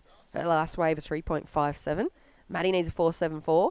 Nixie a 5.68, and True Starling out in the lead. And True, just sharp competitor. I feel like probably one of her best qualities that I've seen across the Australian Open series as well is she's able to adapt really, really quickly in the heat during the 20 minutes even. So within the first half, if her plan A doesn't work, it just seems like she's got plan B, C and D in her pocket. Well, here she goes now. Little inside runner. Nice turn on the outside, building up some speed, looking for a rebound off this whitewater. Nice, gives that little turn a bit of stick off the top. Not sure if he'll go into a top 2, but she's looking pretty sharp out there. Yeah, I think it's been helping her as well. She's been spending a lot of time with Molly Picklum, and they've got a great vibe going in their little travel pack. They've got some of the Vaughan brothers as well travelling along with them, and of course Jessie. So having that, I guess, kind of home away from home with their little crew travelling up and down the coast to all these events, I think really helps as well your performance. Just makes you feel really comfortable at every stop, and you've got your routine, and everybody kind of knows how each other travels when you're so tight in that group. Yeah, well, it's like a little family, a travelling circus, really. Yeah, it is a travelling circus. I often think, what do people think that are not involved in surfing when they see, first of all, the work crews and the staff rock up at 5:30 in the morning setting up with I know what you think. You're about to paddle out for a surf. You go, really? Yeah. Can't believe these Surfing Australia clowns are here again. No, they don't think that.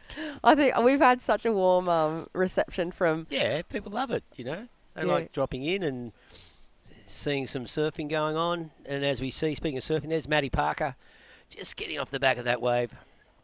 Yeah. But not much in it. Yeah, I often think that. Yeah, so it's bang, and then the first cars start coming up. Yeah. The surfers start heading out for... Then someone goes, test, 1, 2, 1, 2. Oh, sorry, I'm not meant to talk until 9 o'clock, We're yeah, exactly, yeah. You used to be completely banned. Oh, totally, yeah. I remember, like at Manly a lot, and this is even CT events, you weren't allowed to do anything but wave scores and time before 9 a.m. Ah. And I'd be doing the next thing, my text. It's like my mates are living on the headland. They'd go, shut up till 9 o'clock. No way. Yeah. So what? So if you're in the first few heats, you just had to wait till you came in to see... No, you'd get your wave scores and you get time. And that was Manly Council. I presume that was, major events doing that, But then they sort of, when Destination News, when it all changed when Mike Baird became Premier, because he's a surfer and he didn't care. He said, go for it. Yeah. Do what you want. The best story about Mike Baird, I can't tell it actually. But, well, I can. The Australian Open used to be at Maroubra, right? And he was the local member for Manly. And he thought, what the hell? Why? And he's a treasurer as well at the time. Why are we paying for a surf contest at Maroubra when we can be having it at my local area in Manly? and that's it. Well, I don't know, but the next Australian Open of surfing was held at Manly, and that's where it's been ever since. Yeah, I've only ever seen it at Manly, so well, I think it's a great little venue to be. It's so we have that catwalk set up as well at Manly. Oh, you'd know, you're from the area. I've strutted that catwalk. Don't worry no. about that. That is the place to be on a Saturday or Sunday morning. The promenade in my yeah, it's quite the my spot. activewear. Don't worry about that. It's a great sight. It's 6:30 on a Saturday morning. It is. It's quite clear the spot. promenade. But it is a good spot. Manly's a perfect place for an event, especially when you've got a nor'east swell running like this. We've had some good waves down there over the years, and presumably it's on again next year. We've heard about the regional qualifying events being on, but still haven't seen the dates and locations as yet. No, I've got a couple of notes we'll have to browse over throughout the day of events too. But you got some inside info? Well, no, I don't think it's inside. I think I'm the last one to get it. But I thought you were, I am not on the ball. They text you, they say, Jess, we're thinking of doing this. Can you approve it for us? As we see, Bonnie Hills, just looking at that one. So True Starling, current heat leader with just under 5 minutes remaining, looking to hold that position really close for second place at the moment. And we've got, Nixie Ryan having a look. He goes True again. So look at that, not much in it. Wow. Nice snap, True. That was good. Just, only had one opportunity, made the most of it. I don't think that one manoeuvre will go into a top two, but that was a good, solid turn. But looks like Nixie's not chasing much, Jess. Yeah. Have a look at this replay. I actually think they might pay this and replace that 3.8. Oh. She was so critical, and it was so well timed. There was literally nothing else on offer on that wave. Maybe they will, that was a pretty solid turn. They did. It was a 6.17. Yeah, well, there you go. Solid score on a solid wave. And, big score. Yeah, that is a big score. I guess the scale having to adjust to the conditions as well. I guess we see that throughout the first few rounds, throughout the first few heats of each new round. Yeah. That kind of judging scale shift. I mean, I tend to notice it a little bit where they watching the conditions, and if everyone's only getting those threes, they kind of go, well, there's not actually that much else on offer out there. So instead of looking for 2 or 3 massive critical turns, they kind of have to readjust and reframe the scale. And I guess that's probably a situation of that, because True now with that 6.5 and a 6.17, Bonnie's in second, needs an 8.85 now to take the lead. So with that just under 3.5 minutes, Nixie Ryan looking for a 3.58 and Maddie just a 4.71. So one section now has been dialed in for the judges. If you're able to capitalise, deep bottom turn, really critical, risky manoeuvre. That was, I think, really on the rail and quite risky for True to be putting it up there. And she needed to replace a pretty small score, so probably a wrap would have done it in itself. So for her to put it on the line, they're being rewarded out there this morning. So the girls have got to find another section if Nixie and Maddie want to get back into the mix. Yeah, well, there's just on 2 minutes and 40 seconds remaining. So Bonnie Hills just holding on to that second place at the moment.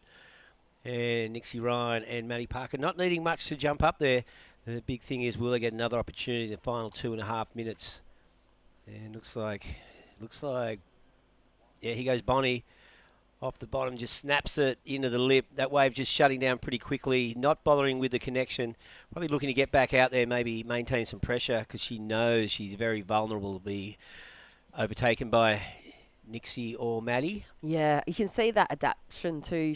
I think she's probably heard the scores that True's been dropping on those rights. You saw Bonnie getting those lefts and only kind of posting the low to mid threes. So she's kind of re-strategized and found a right-hander and a similar approach, that just one turn and just really trying to throw it all behind the rail there. So wait to see what that last wave locks in for her as. And like you said, Rego, hopefully creating a bit more space between herself, Nixie and Maddie, but still 1 minute 45. Dare say Nixie'd probably be in priority position along with Maddie. So first and second priority shared between those two, and we'll see what happens in 1 minute 30 seconds. True out in the lead, Bonnie in second. It is the first round of the first heat of the women's.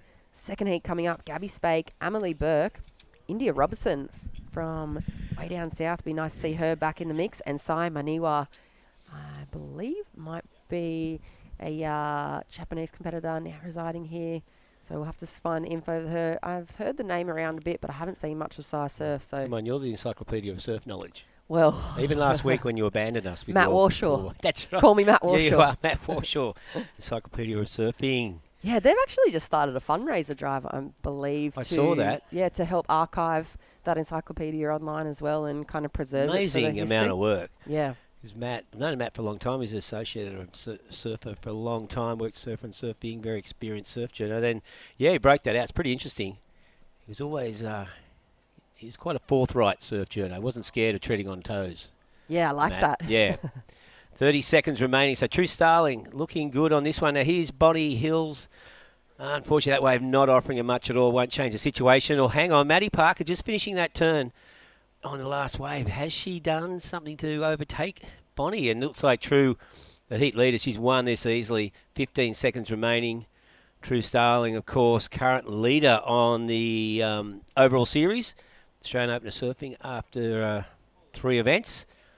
And she'll be pretty happy if she can win that, that coveted, accommodation package. Yeah, gee, that's a big prize on the line. And you can see why she's the leader at the moment. Yeah, so surfing so well. Yeah, super sharp, and that does it for heat number 1 for the women. Coming up next, we have heat number 2 live, so stick with us. Plenty more live surfing action from here at Coffs Harbour, the Australian Open of Surfing, right after this break.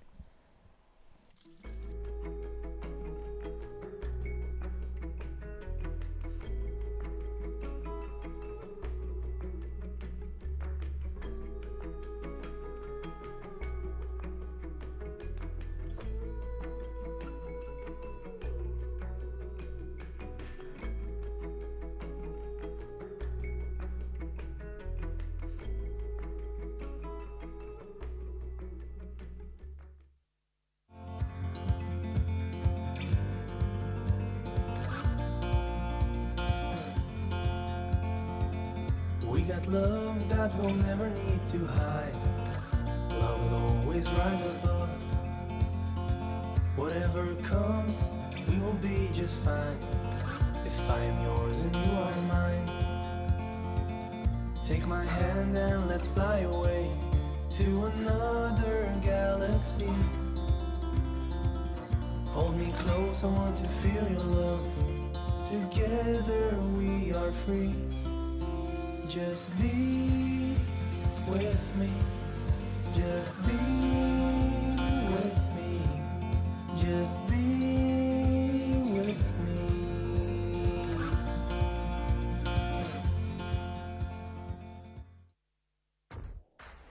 You've dreamed of places to go. You promised one day.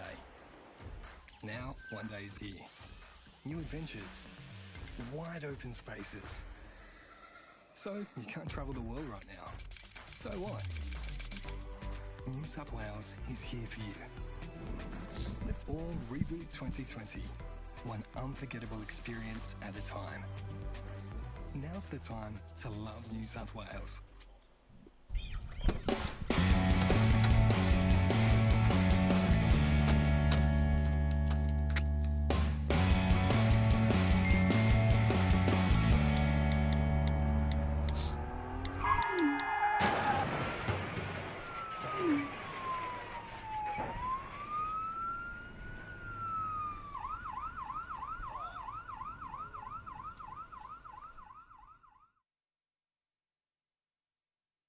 Beach here at Coffs Harbour, where we are underway with Heat 2 of the women's here, the Australian Open of Surfing 2020. No text, no Rex presenting sponsor here today and sending a very clear and message that everyone needs to listen to. That's an effective ad, I reckon. That Yeah, one, definitely. Sort of makes you think about it. And wow, we got some scores locked in pretty early. So looks like Emile Burke with a 6 and Gabby Spake with a 2. I'm presuming that's on one wave. Of course, caught in the first 2.5 minutes of this 20-minute heat. My name is Reg Ellis. Joining me here is Cooper Chapman. Cooper, you've been watching the waves pretty closely throughout the morning, not just because you're commentating, but also you're competing out there. Has it changed much since earlier on when you first arrived? Yeah, definitely. That tide's come in quite a bit now. I think we've just reached the high tide, and conditions are looking pretty fun though. The rights in that last tee, we saw True Starling get a couple that wedge back at her, and they're kind of hitting the bank a little bit better with this high tide, which is great for the competitors out there. As we saw Amelie Burke locked in a 6-point ride to start a heat. Great start to the heat. We've just got three women out there right now. Amelie Burke in the white, Gabby Spake in the red, and Saya Maniwa in the blue. 3-man heat, a little bit different tactics potentially for the girls, with the fourth competitor not showing up for this heat. Yeah, it looks like we've got White up and running. Unfortunately, that wave just shutting down, and while we wait for the surfers to get back in the lineup, we're going to cross down to the winner of that last heat, True Starling. True, congratulations. Thanks, guys. Appreciate it. Well, you got some good scores out there. You've got a 6.3, I think it was, on that big, solid one manoeuvre wave. Really gave it some stick. That little wedge is fun when it comes through. Oh, it's so fun. I kind of wasn't expecting it to do what it did, and when it did, I was pretty stoked. I was like, okay, I got to hit this. I've only got a 3 as a backup, so I kind of need to build my house on that one and just make sure I get a better scoring second wave. Yeah, with that, there's a lot of waves coming through, but it's really tricky to find those ones offering some scoring potential. Yeah, it's pretty tricky, to be honest. I was a bit nervous at the start. I was kind of a bit out of rhythm, I felt, at the start of the heat, so I was like, okay, you know, do I drop and wait for one, or do I just keep catching waves and hope that one comes to me? And then when I got that first 6, I was like, okay, I feel like I might be getting into a bit more rhythm. But it's hard to capitalize on them because you just don't know what the wave's going to do. It looks like it'll suck up, and then some of them kind of go a bit flat, but it's still pretty fun for a heat. Yeah, I mean, the wind's pushing this northeast swell in. It's hopefully going to stay all day, but how's it feel out there just with the power or lack of? You know what, it's not too bad. I think if you just kind of go out there with lots of energy and kind of thinking light, then you'll do okay. But there's still fun waves. Thinking light? Yeah. I might try that. It might help my surfing. Well, okay, True, good to see you out there. You're having a great time. Now, you go and dry off. I think you've got some work to do on the mic. Sure do. Thanks, guys. There you go, True Starling. And, yeah, multitasking, Cooper, as you well understand. You're doing it as well. Yeah. How's it work? You know, like Jess and I are talking about that. You know, okay, you're on in Heat 2 of the men's. You won't be doing the Heat 1, obviously, commentating. But any difficulty in judging your responsibilities as the commentator when you're in the heats as well? Not really. I mean, it worked out pretty well down at Port Macquarie Yeah. a couple of weeks ago for me. But yeah, it kind of keeps me distracted from worrying and stressing out about conditions. I'm just like, you know what?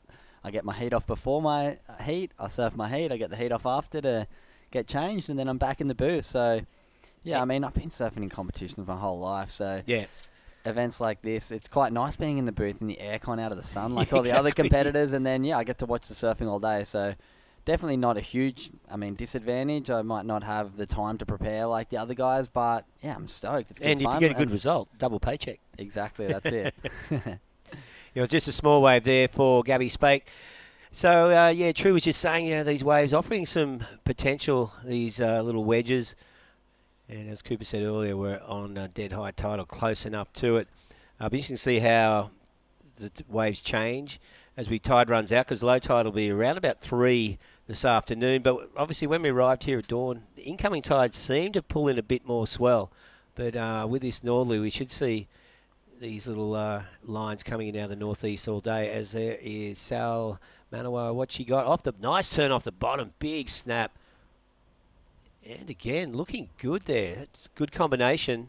Yeah, she opened up her account with a 4-point ride as well, so she's got her back up. This wave just here, maybe a little bit more. I haven't watched too much of the girls surfing yet, as this is only the second heat and the first one I've been commentating, but great bottom turn here. This wave sucked out and gave her a nice opportunity for this first section. She really ripped into it. I think the judges are going to like this one. 2 nice turns out the back. She's got a 4 already. She's going to have a nice solid heat total in the first 7 minutes of this heat. Perfect surfing for heat number 2 for Simon Niwa. Yeah, well, so she came off that flow off the bottom into that lip. The judges will love that. Just a nice, drawn-out, smooth turn. And currently in second position. We've got 12.5 minutes remaining in this heat, round 1. Heat 2 of the women's here at the Australian Open of Surfing. Of course, this is the 4th stop on the in the series. We've already been to Cronulla, Port Macquarie, Kiama, and here we got Coffs Harbour. And looks like surfing white. Amelie Burke up and riding. Nice backhand hit. and she's got the big steep section at the back and bangs it. That's going to back up her 6-point ride very nicely. As we just saw a 5.27 come in for Simon Newer. Judges really liking that first turn, getting it up into that good range. And yeah, she's setting up a heat nicely. Gabby Spake's going to have a bit on her plate here. The seeded surfer in red. The other two girls have really come out firing. As you see, this first turn, nice little hit in the pocket, but this is a money turn right here. Bottoms out the wave, comes off the bottom hard, squares up. Stays compressed. Job done. Yeah, perfect timing there as well. So good critical turn. I dare say that'll be may even surpass her first score and put her in the lead. But Amelia Burke looking really solid there, and plenty of flow. So some nice little waves coming through here. Classic summer East Coast summer conditions here at Macaulay's this morning, and we've got a big day coming up. We're going all the way through to, well, we'll be wrapping up around the 64 of the men's. We've got plenty of surfing taking us through to 5 o'clock this afternoon. There's the Australian Open surfing. Everyone's pretty keen to get back in the competitive vibe after a long hiatus across winter. And probably the longest period you went without competing for quite a while. Yeah, definitely the longest I've probably gone competing since I was about 10 years old. So I reckon it's probably the longest in 15 years that I haven't competed. But it was a nice break. It was winter in Australia. We had the best winter of waves I think we've ever had. I reckon, yeah. And we just all happened to be at home. I moved up to Kingscliff, up right near the Gold Coast, right at the beginning of winter, and I surfed with Wade Carmichael a whole bunch. And he just put out a really cool edit called Mint with Rusty. And all of the clips in that were from our winter. And if you watch it, you'll see 10 minutes of him standing in barrels at Stratty, whole bunch of different waves around the Gold Coast, and yeah, it was firing all winter. Yeah, it was pretty amazing. Like the whole East Coast was going psycho. Those big lows, you had those 3 East Coast lows that just sat off there for quite a while, sending solid swell. As we see Gabby Spake now in the red, throws it up, and unfortunately mistimes that one and just gets swatted by the lip. Yeah, she's really looking to fight back into this heat. As we saw the last wave for Amelia Burke, an 8-point ride, excellent score. Deserved it. Big second turn, really critical. That wave actually stood up for her and gave her the opportunity. We saw Gabby try and go for that turn then too, just a little bit late. Going to be back to the drawing boards, trying to find one of those waves that slows up a little bit more so she can get that big turn a bit earlier. As we see the replay of that excellent ride for White, Amelia Burke, big second turn, critical. Really critical and perfect timing. And yeah, she had that section, so she just whacked it. And judges loved it, giving her score in the excellent range, 8-point ride. So she's sitting really well now in the final half of this heat. 9.5 minutes left. Amelia Burke sitting on 14 points. So Simon Manawa looking for another wave. Of course, she had her high score again was a similar situation. Bottom turn into a good cracking turn off the top. And yeah, early stages though in many ways. There's plenty of catching up to do plenty of time for Gabby Spake to catch up, I should say. And just needing that opportunity. I suppose with only 3 surfers, gives them a bit more room to move. Obviously taking one surfer out of the equation gives them more waves. But yeah, at this stage, the priority system still happening. I suppose with the 3 surfers, the first 2 catch it, and you can sort of afford to wait around a little bit. But Gabby looking for a good score to stay in touch with White and Blue. Yeah, it's definitely helps with that 2 people progressing in a 3-man heat. You kind of increase your chances by like 16% if my math is right. That's pretty good. 66% progression rate now instead of 50%. Yep. So, yeah, I think these 3-man heats really give the girls a little bit more opportunity. In the 20-minute heats, it's so quick. Having that one less girl out there really gives them an opportunity to catch a few more waves and maybe get a few more opportunities. As we see Blue, Simon Newer, getting a little bit of a left, bit slow, bit soupy. Those lefts are running down the beach. They're losing energy as you're surfing them. And the only thing is the wind's at your back, so you can use that a little bit to your advantage. I like to think when the wind's howling southerly, going right really benefits me because I'll try and stand upright, let the wind almost use me as a kite or a bit of a sail, and you can gain a bit of speed. But today with the waves losing energy, the wind isn't really going to help too much at your back. So it's all about trying to find those rights that give you those real critical sections. Yeah, that left as it runs off the bank is, just flattens out. We'll see here.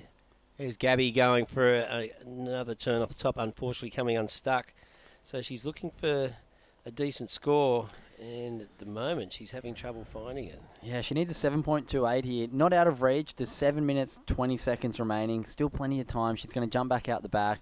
She's been second or third priority, but with only 2 other girls out there, there's definitely going to be a few more opportunities for them. She just really needs to find that wave and get a bit of a base. She's only sitting on a 2 and a 1.4 right now, whereas Sai Manua has a 4 and a 5.27, and Amelia Burke way out in front with a 6 and an 8-point ride. So look for Gabby to try and get something in that 4 range, so she only needs a 5 instead of that really big 7.28, which is proven to be quite difficult to get up in that 7 range out there today unless you're doing those big critical turns. Yeah, and for that she needs a section to do it. So I suppose it's just under 7 minutes remaining. If she wants to lock in that 4 or 5 soon, and that'll put her within striking distance, of course. But obviously the situation is evolving all the time with the other surfers catching waves as well. And there we see Annie DeSantos walking down with that nice looking MG surfboard under her arm. We've got Annie in the red in the next heat. In the white, we're going to have Philippa Anderson coming up, one of Australia's powerhouse women's surfer. Always knocking on the door of qualification. Hopefully she gets there soon. But it's great to see her up here in Coffs Harbour. I know our co-commentator Michael Crispy's down there giving her some words of advice and getting her pumped up for her heat. And then also we have in the yellow Jasmine Sampson, and in the blue Georgia Lawrenson. So great heat coming up for heat 3. Of course, Anne DeSantos, she was in the final last week down at Kiama, the small waves we had at Wary Beach that day, but she surfed really well. And so she'll be looking to capitalise on that with another good result here at Coffs Harbour as the Australian Open of Surfing Series continues. And of course, this event, $1,500 first prize in both the men's and women's divisions. So nice little paycheck to take home, but they're going to have to earn it. It's just on 5.5 minutes remaining. So Amelia Burke really surfing well, dominating this heat at the moment with 2 good solid scores. Of course, her high score, 8-point ride up in the excellent range. One of probably only 2 or 3 waves is seen at that level throughout the morning. All right, we're coming down to that 5-minute mark. For anyone who's done competitive surfing, they'll know you'll see the yellow flag pop up on the beach, which indicates less than 5 minutes remaining. It's like the yellow light going on when you're driving at the traffic lights almost. Yeah. You know, you don't have long until it's over. And you're going, 5 to go and I need a 6.4. Yeah, not easy. Well, if you're in Gabby Spake's position, you need a 7.28. I think she's sitting in third priority too, so bit of an uphill battle from here, but anything's possible out there. Yeah, she's going to need less. As the clock winds down, it's going to be more. It becomes more likely she'll need to get that on 1 score. So running out of time to draw it back with a 4 or 5. 4.5 minutes remaining, but Amelia Burke is sitting pretty at the moment. And Sai Manua had that 1 good score on that right hand. It's been pretty quiet since then. Hasn't been able to find a similar wave. Yeah, this heat's definitely gone a little bit sleepy for the last 5 minutes, but hopefully we can finish with a bit of a bang as we see Sai Manua having a little bit of a look here. That wave didn't quite break. I wonder if she had second priority there and lost it to Gabby. Could be a little bit of a mistake there, priority error, but potentially she had third. We don't actually have the priority up on our screen here, so we're just going on what we're seeing. Looks like Sai might have had a little paddle just then as well on the left. As we see out the back, Amelia Burke spotted something. Not going to break. Well, yeah, here we go. This is Gabby Spake. Little left here. She needs to get up. Unfortunately, just doesn't get that turn in time for... It has another opportunity on the inside, but once again, so kind of mistimed that first turn. Did get it in, but nothing too critical, and then the wave shutting down, not giving her much opportunity at the end. We've got 2.5 minutes with Amelia Burke outside, holding a substantial lead over Sai Manua. And those two looking like they're going to progress. Gabby needs to get back out there, still chasing that 7+ ride. 3 minutes to go, and she's in third priority. So Cooper, you got to be thinking she'd be lucky to have the opportunity even to catch another wave. With 3 minutes, I'd like to think she'll get one more shot at it, but it might not be the quality wave that she needs for a 7.28. Being in third priority, the other girls can control it. It's very tough in a 3-man heat when you're in third because both of the girls, there's not 2 people for them to try and block. There's just you. So they're both just going to be focusing all of their energy with just 2.5 minutes remaining. Sai and Amelia are just going to be looking to box out Gabby, unfortunately for her, but like I said, there's been a few double-ups. We saw Mikey Madonna in the first heat of the day sneak under everybody and find a couple 6s and 7s. So if we can see Gabby do that, she might be able to sneak in front right at the end of this heat. Yeah, she'll be hoping for that with just over 2 minutes to go. So 2 surfers on screen there. The current heat leader, Amelia Burke, in the white and Simanoa in the blue. And so, of course, she's the one that Gabby will be looking to overtake. Gabby needs a massive score to move into first, but as this clock continues to wind down, Gabby Spake, just more pressure piling on her as she is sitting in with third priority position. So it'd be great to see a multi-wave set come through. So Amelia and Sai have to take off, and always like at the end, and then you see, you know, and it happens, doesn't it? It happens quite a bit. You know, someone just jumps behind on the third wave of a set and ends up taking the position to progress. But 1.5 minutes remaining. So there's the overview. So the tide will start to run out now. That wind picking up offshore. You can see those white caps as this northerly gathers momentum. It's going to get stronger later on. Hopefully it'll help maintain these little northeast swell lines pushing through here at Macaulay's. There's a nice little bank out there, so offering a variety of lefts and rights. That's looking pretty similar to North Narrabeen out there, actually. A little alley rights and running lefts. Well, actually, yeah, True Starling got a wave in her heat, and I thought it was just, she would have felt right at home. It was your classic alley right. And, yeah. Right, we're down into that last minute. Lots and lots of pressure on Gabby Spake here, but not much on the horizon. Third priority, I think she's going to have a very tough time now to make it happen. Yeah, time's just not on her side. And, you know, be a big score to get it, needing a 7.28 with 30 seconds remaining in third priority. So it's about as hard as it gets. Yeah, it's not the greatest situation to be in, but the hardest thing right now is there's not many waves. So I think just at the top of the tide you'll generally see in the ocean. We'll get a bit of a sleepy moment for a little while, and it seems like this heat kind of did that. We saw a few good waves by Amelia Burke and one really nice one by Sai, but yeah, that heat was a little bit slow. We thought maybe with 3 girls in the heat we would have seen a bit more action, but just at the top of the tide, as we see Gabby right on the buzzer at the end, finds a little opportunity. The girls didn't block her. Nice first turn. This thing's got a crazy shory wedge on it. Yeah. Nice, another little turn. Oh, a little snap on the inside, a bit wobbly. I think she would have wanted that wave right at the start, and yeah, and build on that. Would have given herself a really good opportunity towards the end, but I think there just wasn't the outside work done there to be moving up into the 7-point range. So. Yeah, she's looking for a 7.28 and highly unlikely. So unofficially, Amelia Burke and Simano are moving through to the next round, and we'll be back with Heat 3 of the Women's of the Australian Open of Surfing live from Macaulay's Beach, Coffs Harbour, right after this break.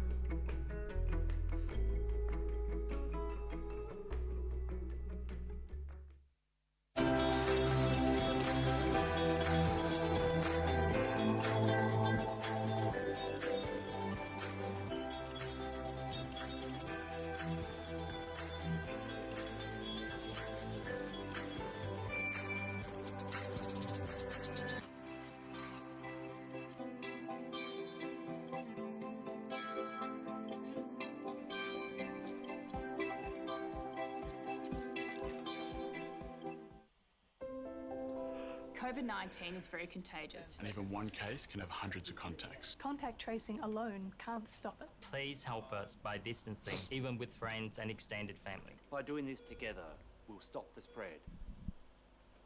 Welcome back to the Australian Open of Surfing. We are in to Heat 3, Round 1 of the Women's here today, coming to you live from Macaulay's Beach here in Coffs Harbour. And looks like Jasmine Sampson up and riding in the yellow straight away. That wave, unfortunately, not offering her much. So out there at the moment in the red, we have Anna Santos, Philippa Anderson in the blue as well.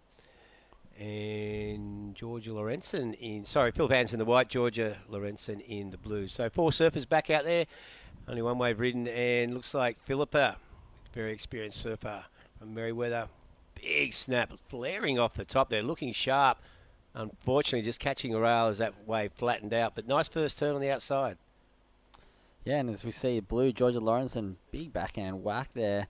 Girls are really utilising that one big backhand turn out the back and then trying to get the link up and finish. High tide's going to give that opportunity as we see Georgia coming through the inside. A nice little snap. So big turn out the back, big turn on the shorey. Good start. And we saw Annie. Excited to see what she did out the back. Great opening exchange by the girls. That was the exchange we needed at the end of the last heat almost. Yeah, exactly. But for these girls, great. We've seen Philippa did a huge turn to send. That's going to be very rewarded, I think. I reckon Crispy would have been like, you know you've got the firepower, Philippa. Get out there, look for the big sections, and you're going to get rewarded. Yeah. So looking forward to seeing that score, and hopefully we can pick up a replay of Annie DeSantos and see what she got up to out the back. As we see replay of Philippa, nice bowling on, big attacking turn, aggressive. The foam climb coming unstuck. I don't think it's going to matter. As we see Annie, nice backhand whip, bringing it through to the inside. Is she going to get another turn before this one shorey turn? Looks like just a one on the inside. Solid surfing, starting the heat off night. Spilding House. Yeah, no, it's a good way to start. So it's Philippa Anderson. She's been knocking on the door of qualification for the World Tour last 2 or 3 years. Just missed out a couple of times. And very experienced competitor. Great surfer, of course, from that hotbed of talent at Merriweather down in Newcastle. Just waiting on those scores to come through. But all 4 surfers now with something under the belt in the first couple of minutes of the heat. It's a good way to start. Looking to move through with some good scores. And looks like, Emily, you're down there, the winner of that last heat. Congratulations. Thank you. Well, you got that right, which made all the difference. A good score, solid 8-point ride. You just took advantage of that section. What do you think as you come off the bottom? Just going to smash it? Yeah, my plan was just to stick on the rights and try get a couple good hits on them. I surf Merriweather most days, so I knew that's just kind of a bit like home, and yeah. Yeah, well, your tactic played off. I can hear the wind in your microphone. How's that wind? Is it picking up outside? Yeah, it's pretty windy. It's not actually too bad out there. I didn't notice it too much when I was like on the waves, but yeah.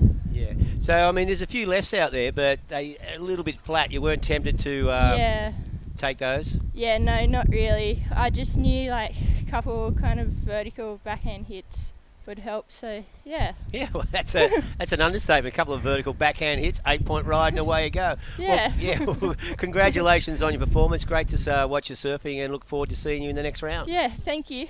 Okay, have a great day. Thanks, you too.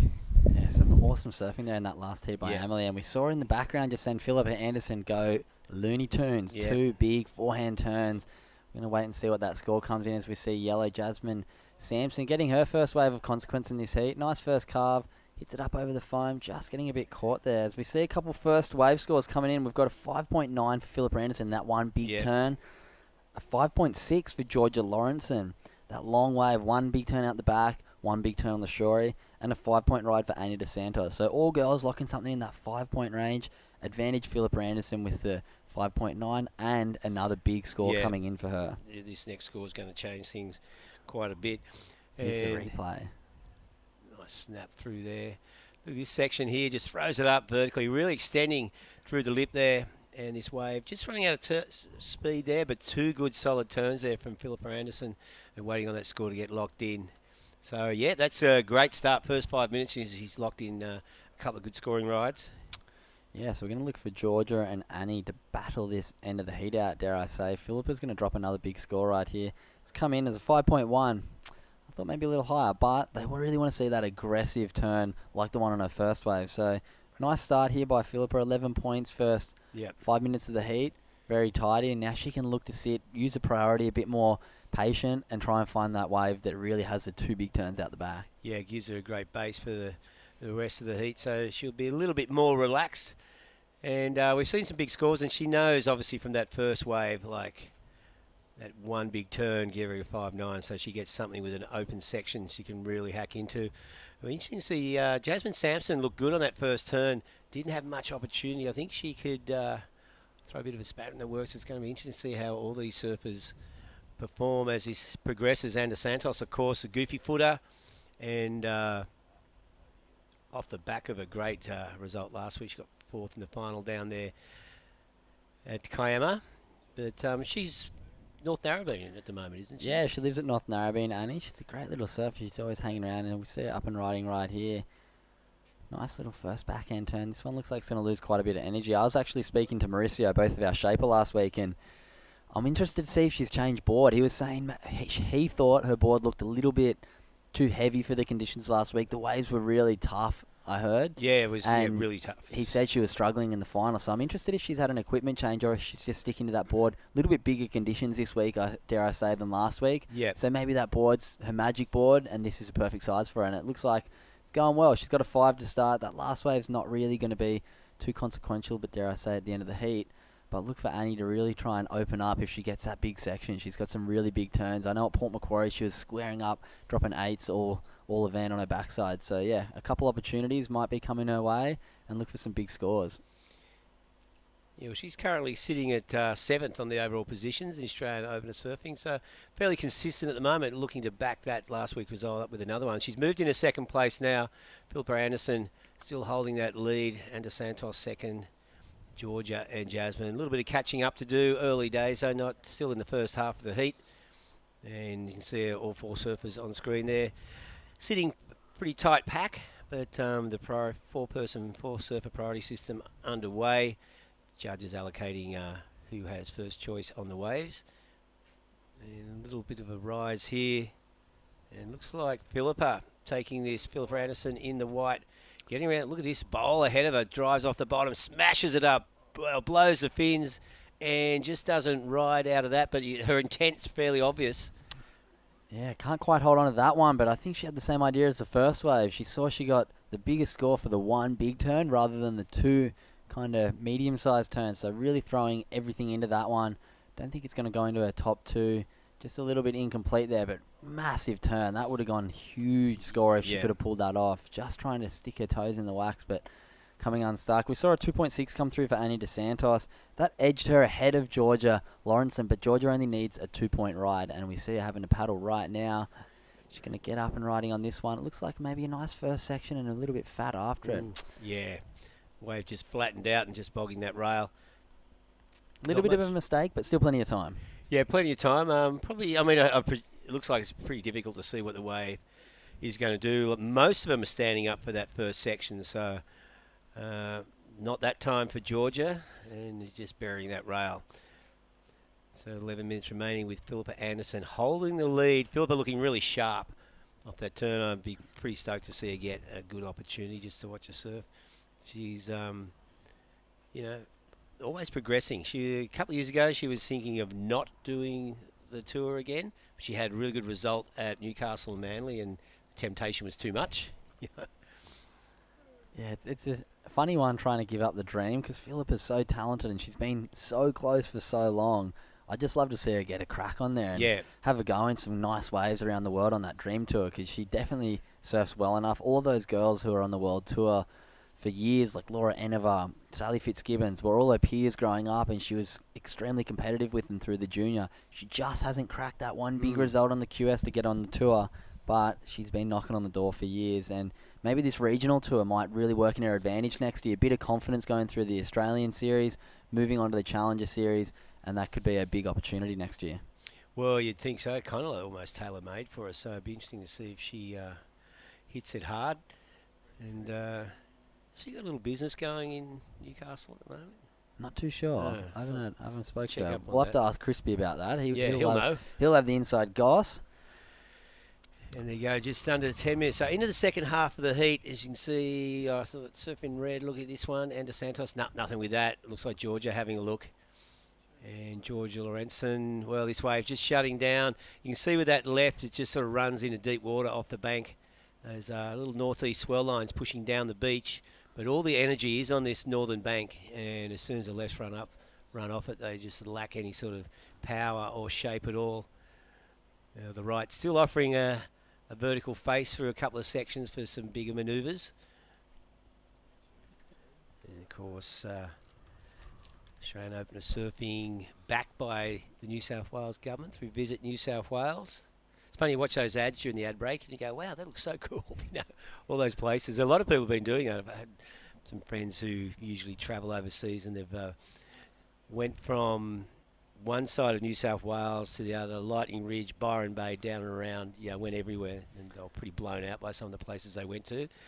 So, yeah, and of course, the coast of New South Wales, where we're focused on, well, this series takes us to some of the most beautiful areas in Australia up and down the New South Wales coast. So check it out. And of course, Coffs Harbour, well, plenty of great waves around here. Great town, plenty to do in Coffs Harbour. It's just not just the big banana, There's all sorts of stuff going on around here. And if you ever have time, spend a few days up here. Head up into the hinterland around Dorrigo and Bellingen. You hit the Treetop Adventure Park. There's so much stuff for families to do here besides going surfing. That's the thing as a surfer. Sometimes you just get caught on the coast and you spend so much time just surfing and you've been in an area like 20 times and you think, I've only ever seen one part of it. It's like when you travel internationally as a surfer, you just go to the beach, go to the hotel. It's always good when you've got that little bit of extra time to investigate.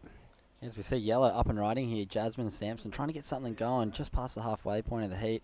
Doesn't have a big score on the tally board yet, but two nice little wraps there. She's going to get herself a little bit more in the heat, maybe lower that requirement a little bit with Annie and Georgia not really backing up that 5-point ride yet. They're going to be trying to find something tidy to finish the heat and maybe even close the gap on Philippa. She's not out of range there. No, Georgia and Annie both only needing around 5-point rides, or a 6 for Annie and 5.4 for Georgia to jump Philippa, so nobody's safe right now. No, Philippa's highest score of the heat so far. Her first wave's at 5.9, so anyone who gets an above average score will be tightening things up very quickly. And still, 7 minutes remaining. There's definitely time for 2 more opportunities for all 4 surfers, maybe even 3. Depends on if we can get one of these multi-wave sets coming through. So Philippa Anderson, she knows she's not safe. She'd be looking to lock in a 7 or something higher, 7 to an 8-point ride. And Santos also with plenty of room to improve her situation. So, even though Philippa on the lead, she's in double figures, but a pair of 5s is not something an experienced competitor like her would be happy to hang around with.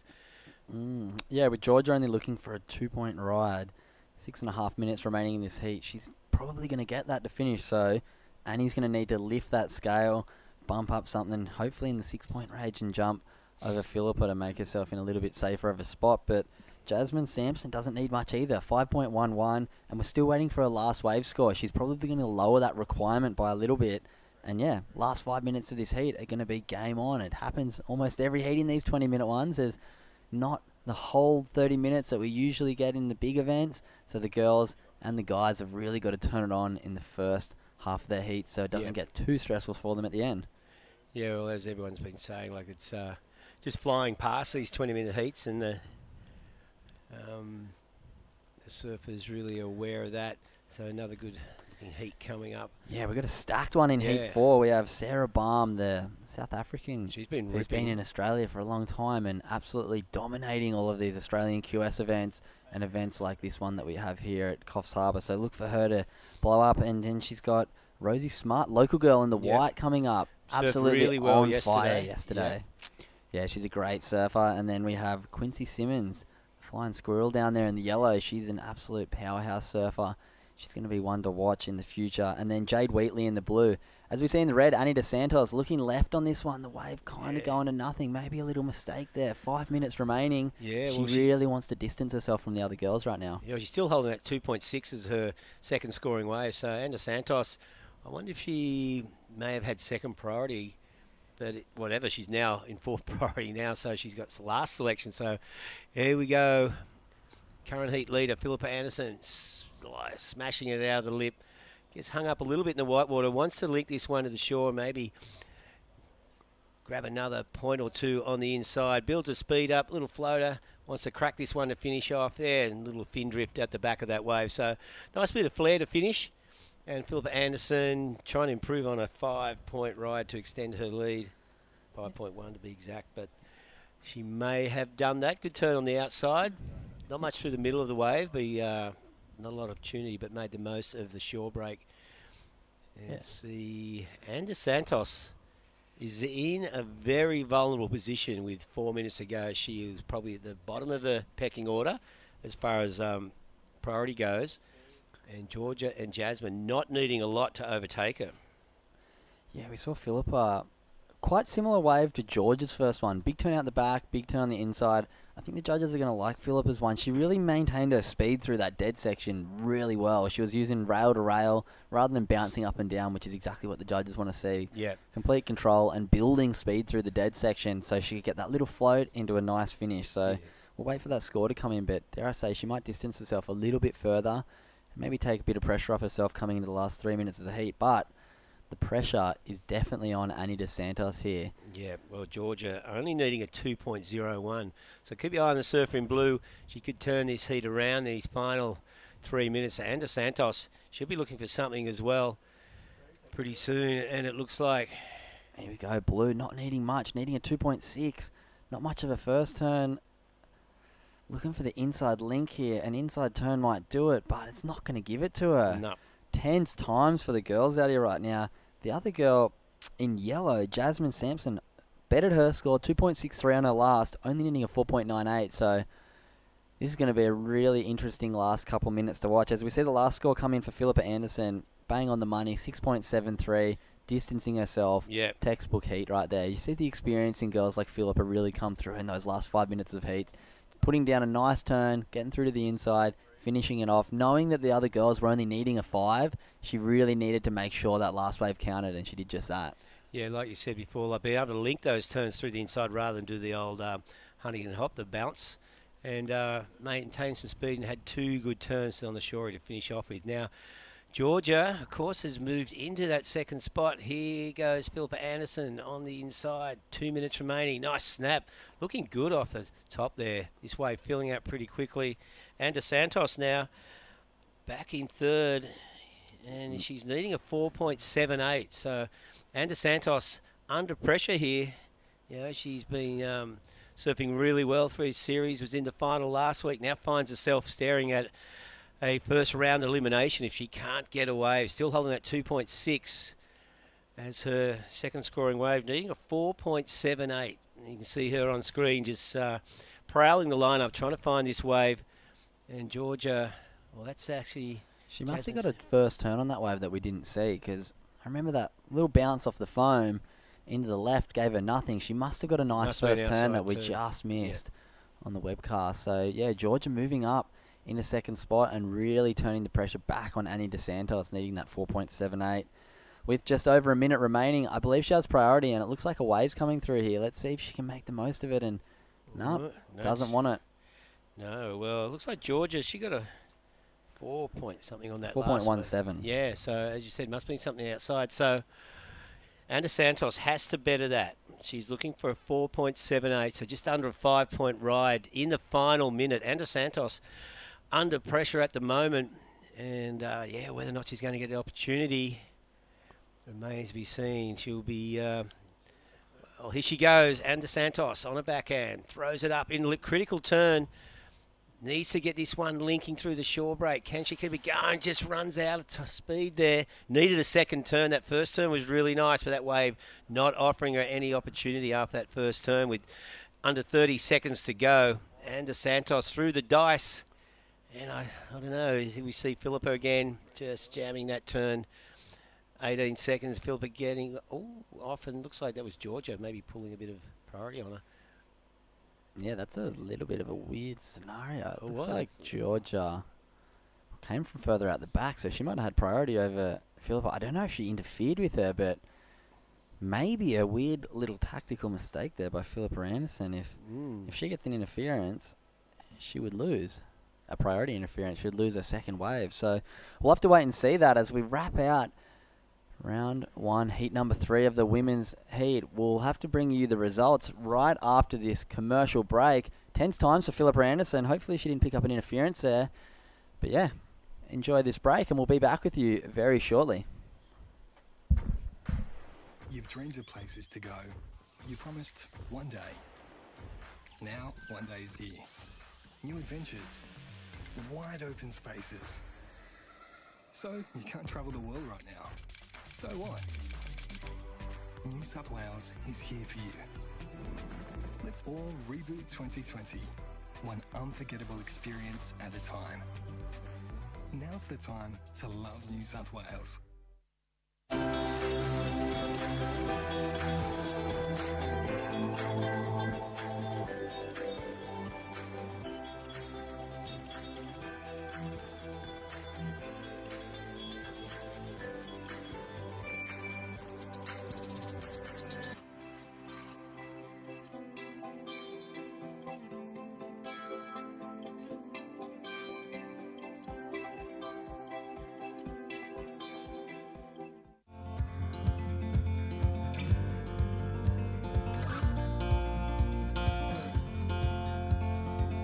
We got love that we'll never need to hide. Love will always rise above. Whatever comes, we will be just fine. If I am yours and you are mine. Take my hand and let's fly away to another galaxy. Hold me close, I want to feel your love. Together we are free. Just be with me. Just be with me. Just be with me.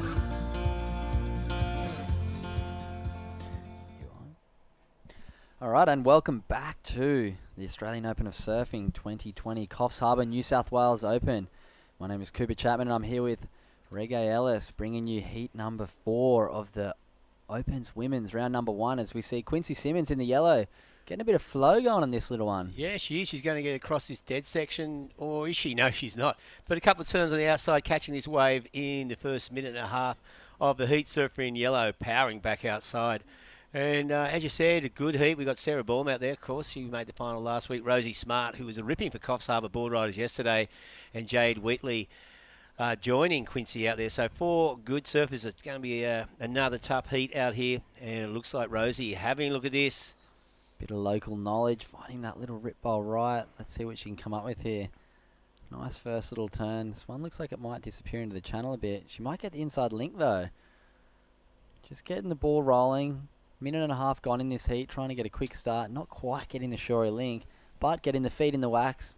No harm, no foul. She'll get back out there and look to find a couple of those bigger scoring waves to bring on the rest of this heat.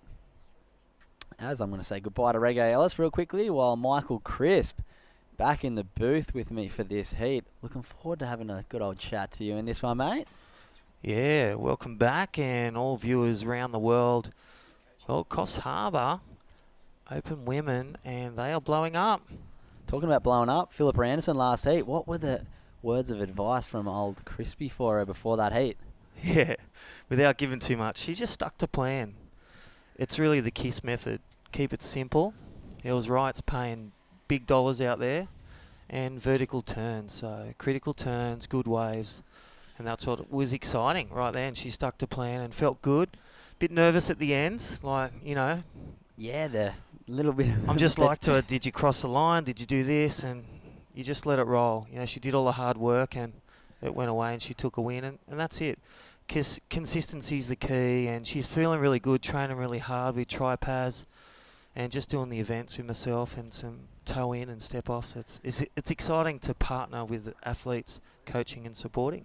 Yeah, she really smashed those big turns, and being probably the most experienced competitor, I'd say, in the draw out of the women's, it really shone through in that heat. The big turns on the big sections, and you know, as a coach, I know as a surfer, that's what the judges are looking for now. There's no more scores for just tapping it through to the inside. That days like that are gone. It's about big turns, big sections, and Philippa really showed us that that's what was going to get scored out there. Well, it's knowing what a wave's worth. You know, you get a good wave and a turn, do a carve, you're going to get 2 or 3, and that's what we've been watching.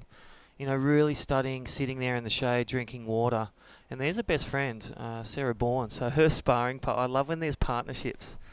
Partnerships in the water as friends, support, good food, good nutrition, good training. They were training here yesterday while we were at Gallows, and they got some experience, some extra waves yesterday. And Sarah Bourne and Philippa, I'm going to call. They're going to get through to the final, no doubt, the way they're humming. Yeah, a bit of healthy rivalry is always good for the sport. We've seen it time and time again. I think first one that comes to mind is Andy Kelly, huh? Yeah, definitely. And I love the documentaries. I love Flying the Champagne and just reading and seeing that as that unfolded through the decades. And Kelly was unrattled, like he was 11 in a row, but when Andy came along, it really rattled him and made him dig deeper, do a few more push-ups, get a bit deeper and steeper. And talking about steepness, Bang. I think she's got the same plan as a bestie, and that is Sarah Bourne on the backhand.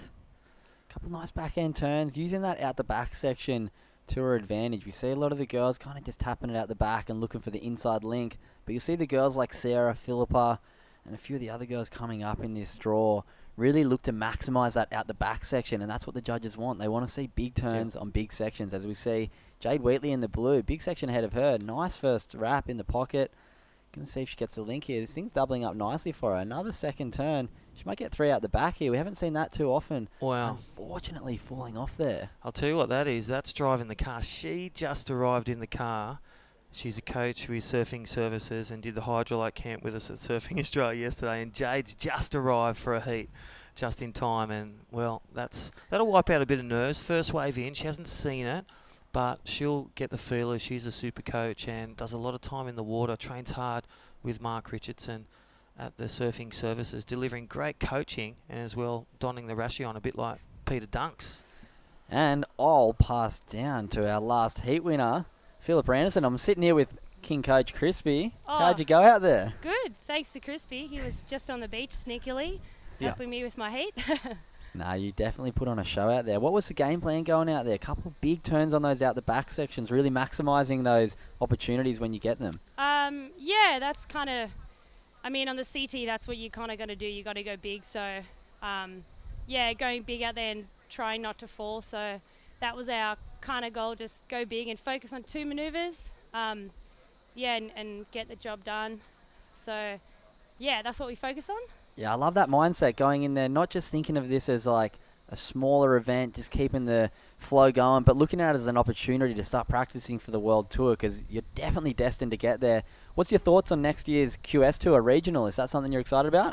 Yeah, I mean, I've been doing the QS for like 10 years now, so like kind of refreshing it up a bit. We've been so blessed to be able to travel the world and compete, but I think it's really going to help a lot of surfers out. Being regional, being able to like maybe stay at home and work a little bit more and earn some money, and maybe bring in your family along and being able to pay for a coach to actually come along instead of having to go overseas and pay that extra bit. So I think it's going to be really good, and you're going to see a lot more younger girls being able to kind of start a little bit earlier in the QS and give them like a bit of a stepping stone. So I think it's, yeah, WSL's done a really good job to bring this new format. I'm super excited. Yeah, well, you look great out there, Jasan. Hopefully carrying that form into next year and into the rest of this event. So we'll be seeing you coming up in quarterfinal number 2, I believe. Cool. Probably tomorrow. So get some rest, Yeah. lots of water, and yeah, we'll be seeing you again tomorrow. Awesome. Yeah, and shout out to Crispy in the booth and from Team Carve helping me get through a few events at the Oz Opens this year, so it's good. But yeah, thanks guys. Too easy. Have a good afternoon. Yeah, Philippa, well done. See ya. All right, Philippa. Yeah, definitely destined for that World Tour. Hopefully you'll be taking her there. As we see Sarah Baum, another girl who's knocking on that door of qualification many times, keeping that flow through. Big closeout section there. Yeah, lovely wave there. Yeah, and also talk about game plans, keeping it simple on the rights. Another one that Bormir and Philippa are focusing on. You get an opportunity to adapt to those lefts, and especially a goofy footer. They're going to go left on a right-hand point. And that's an example. So Borny can turn an average wave into a good wave, and that's a show of class for an athlete as well when they turn something average into, you know, gold nuggies. Yeah, that's it. As we see a couple scores coming in to start this heat, we've got 3.57 and a 1.83 for Quincy Davis. Nothing too big to start, as we just saw a 4.6 lock in for Rosie Smart, backing up a 2.67 to start. That's going to be her backup score, I believe. She's going to drop something a bit bigger, as we see Quincy really trying to find something out the back here. A couple cutbacks to start. She's keeping that flow. That DHD is looking beautiful under her feet. She's riding a Darren, isn't she? Yeah, definitely. You know, Gold Coast surfer, such a rising star as a junior, Quincy Simons, and now she's playing in the big leads against, you know, tour veterans, as we've been talking about, you know, 10 years on the QS, and young Quincy is a formidable force, and Mum Kim and Dad here supporting her. Just that support of family and travelling and keeping it regional, like we're saying with the WSL 2021 plan. And you see these young surfers taking on, like Rosie Smart's in the league, Quincy, you know, future emerging stars, and then Sarah Bourne, Jay Weekly. They've got the season. They're going to use their experience to really draw in and, you know, grab each moment as it comes into these 20-minute heats. Yeah, and what a great way to see the east coast of Australia. These events all up and down the coast. We had Port Macquarie a few weeks ago, Kiama, Cronulla. We're here at the beautiful Coffs Harbour right now, going way down south next week and then back up to North Narrabeen, the most beautiful part of the world, to finish off the tour. But imagine being these young kids getting to travel up and down the coast. We did miss out on a lot of events this year due to obvious reasons, but it's great to see us back competing to finish off the year, get some smiles on some faces, check out the whole East Coast, bring back some tourism, and yeah, great to be here. Well, I reckon, yeah, it was a great adaptation where surfers, you know, like Philippa, they got to recalibrate, and in that time she worked out a few boards, she training hard with TriPaz, and, you know, started a new surf school. So Philippa Anderson Surf School, want to learn to surf, and that's through Surfing Australia's website. Check it out, Philippa at Newcastle, and the grommets are frothing. And she's just passing on that legacy into the next generation surfers, and that's a great thing for an athlete to not only to put back into what's given them so much joy and experiences. Yeah, good on her. It's always nice working at the surf schools. I spent a lot of time working at Manly Surf School. Just that time in the water definitely helps, but I think it's the appreciation and giving back to those new people, giving kids and giving people the experience of surfing that's brought us so much joy can, really push that gratitude feeling through you as an individual. And I can see Philippa looks like she's absolutely in a great headspace right now, surfing really well. And we saw the first wave for Sarah Baum come in as a 5-point ride, big turn out the back on her backside, and then she's locked in a 6-point ride on the left. So splitting it up, left and a right, 5 and a 6, great start. Yeah, definitely, and that's that adaptation, like we said. The rights have got the coping, but again, if you take those moments on the lefts, keep your speed, power, flow through your turns, it's gonna pay according to the criteria, and that's what she's done. And Sarah Baum, experience paying through in the lead now. Yeah, and these heats just evaporate with just over 8.5 minutes remaining. We see a little paddle by Quincy Simmons, so 20-minute heats, really quick. Important to get that quick start, as we see Rosie Smart with that 4.6. Sarah with the 2 scores over 5.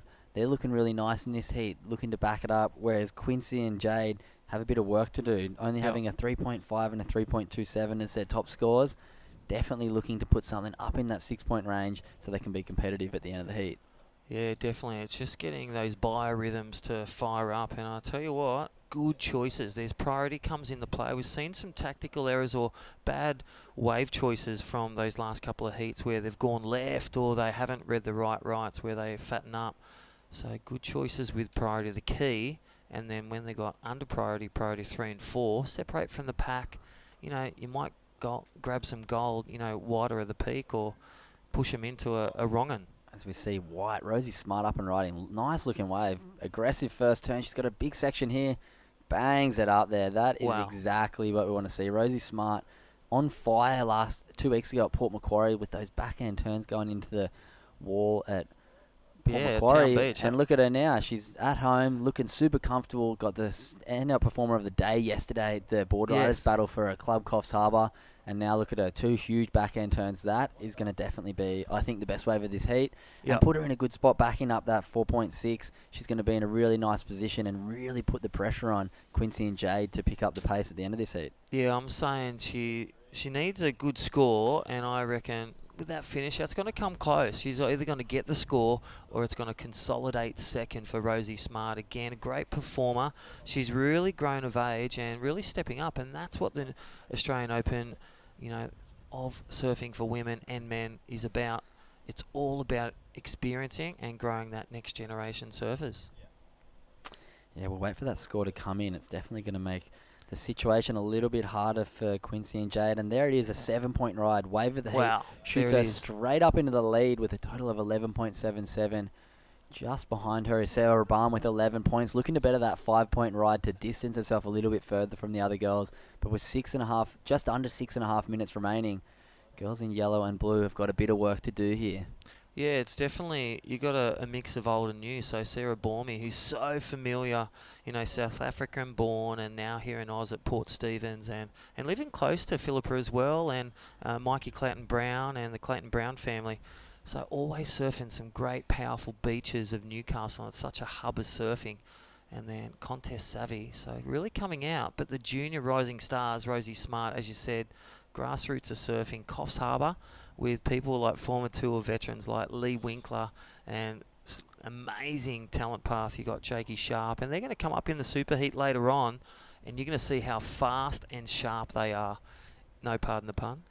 And the surfing's going to be electric. That's who she's rubbing shoulders with, and it pays dividends in good values with good teachers, and it only means one good thing, and good waves and good surfing. Yeah, I'm looking forward to that superheat coming up. We have Lee Winkler, the absolute legend, who dropped a 9-point ride in the final yesterday of the Board Riders Battle in the blistering form.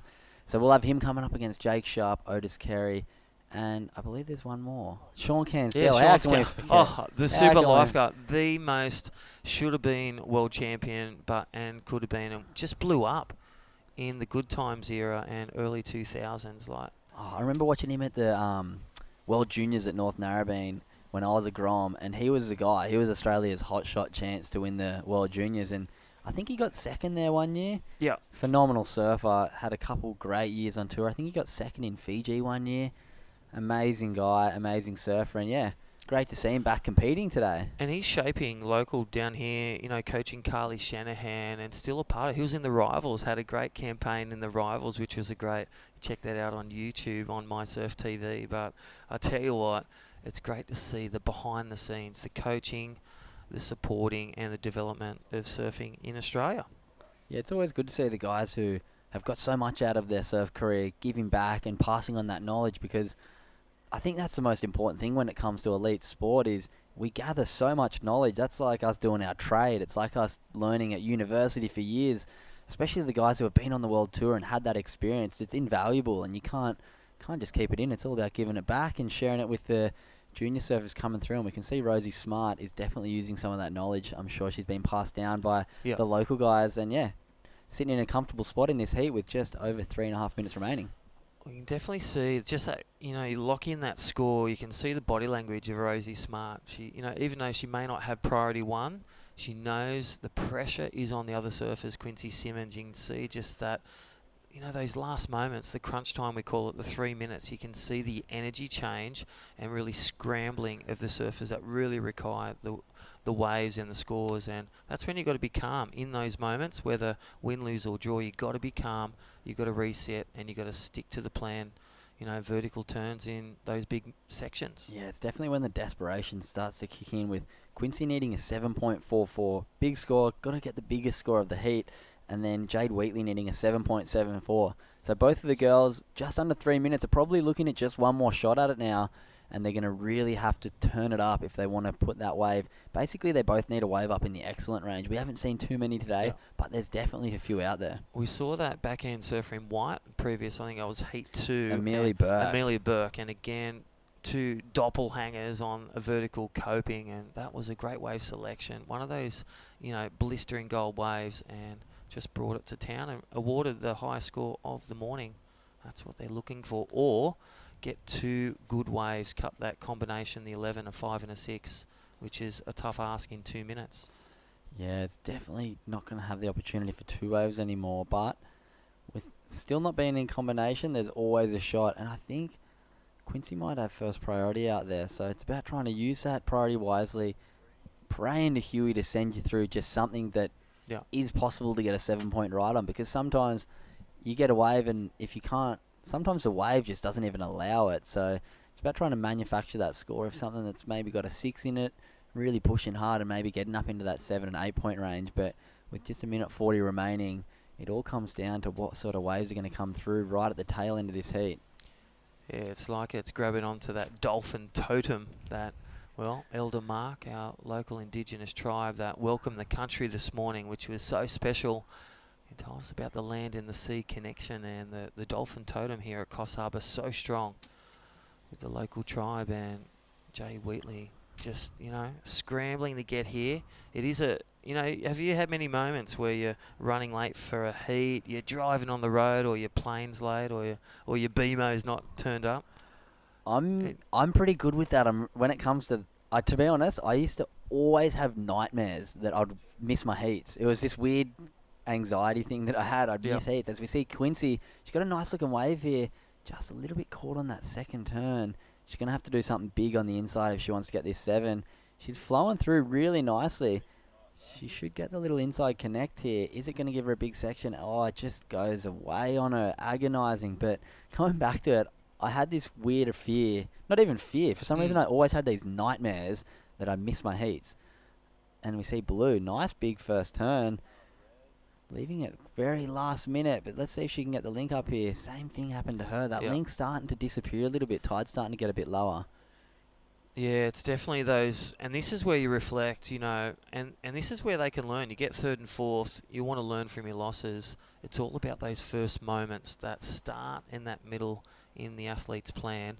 That's where it comes into play right at the end, so you're not scrambling for 6s and 7s. You want to build your house at the kickstart, and that is the hooter. There is Rosie Smart playing an A game and taking out some big Stokes of Jay Whitley and Quincy Simmons. So Sarah Bourne comes in second as well. So Rosie Smart, the local lass, she's done it for Coffs Harbour Board Riders. And here at the Australian Open of Surfing, we are going to go to a short commercial break, pay some bills here at Coffs Harbour. We'll be back shortly. Thank you, Cooper Chapman. He's going to go off, and we'll catch you on the back end of this commercial break. See you soon.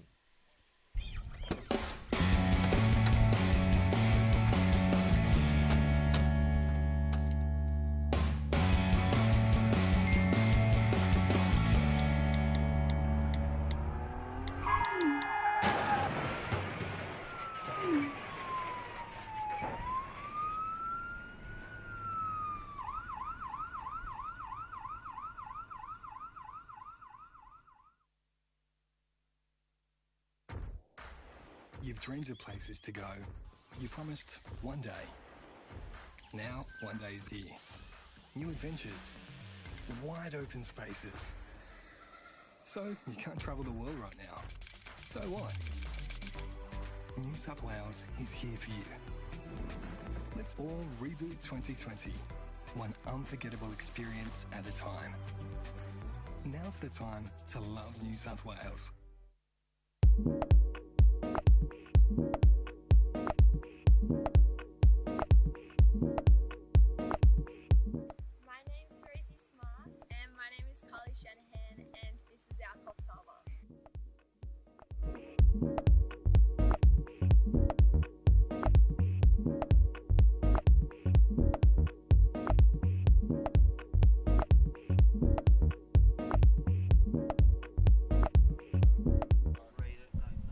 And welcome back here. Very good morning. Live action from the Australian Open of Surfing. We are here at the Coffs Harbour Open, and it's been a great morning of competition already. We are into heat number 5, round 1 of the women. Myself, Jessica Moore, joined in the booth by Crispy. Very good morning once again, Crispy.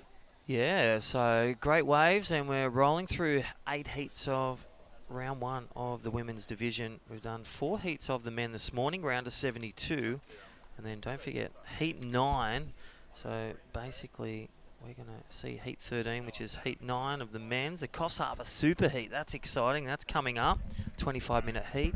Sean Cansdell, Lee Winkler, Rosie Smart, Otis Carey. Yeah. We're going to be on the beach with some great, also adaptive surfers as well. Some surfers that, need a bit more support in the water, as everyone does. I love those showcase heats and little events within these bigger events. I think it's going to be really nice to watch those guys. Especially excited to see Otis come out of his kind of competition retirement. He does show up every now and again for specialty heats and things like that. And I know he still surfs in the Indigenous titles, so I'm looking forward to watching him surf. I haven't seen him surf for years.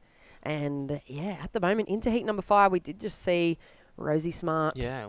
And Sarah Bourne moving on through heat number 4, which was good. It's hard to see the little bit of a slower conditions here this morning, Crispy. I think it's making it really tricky, and I guess kind of like Philippa's heat. If you sit on that pair of fives, you're pretty much looking pretty good for a progression spot. Yeah. Or you're looking at combos, and this is where in training you're looking for fives and sixes. And, well, talking about sevens, we're with Rosie Smart, local surfer for Coffs Harbour. Congratulations, Rosie. How are you feeling?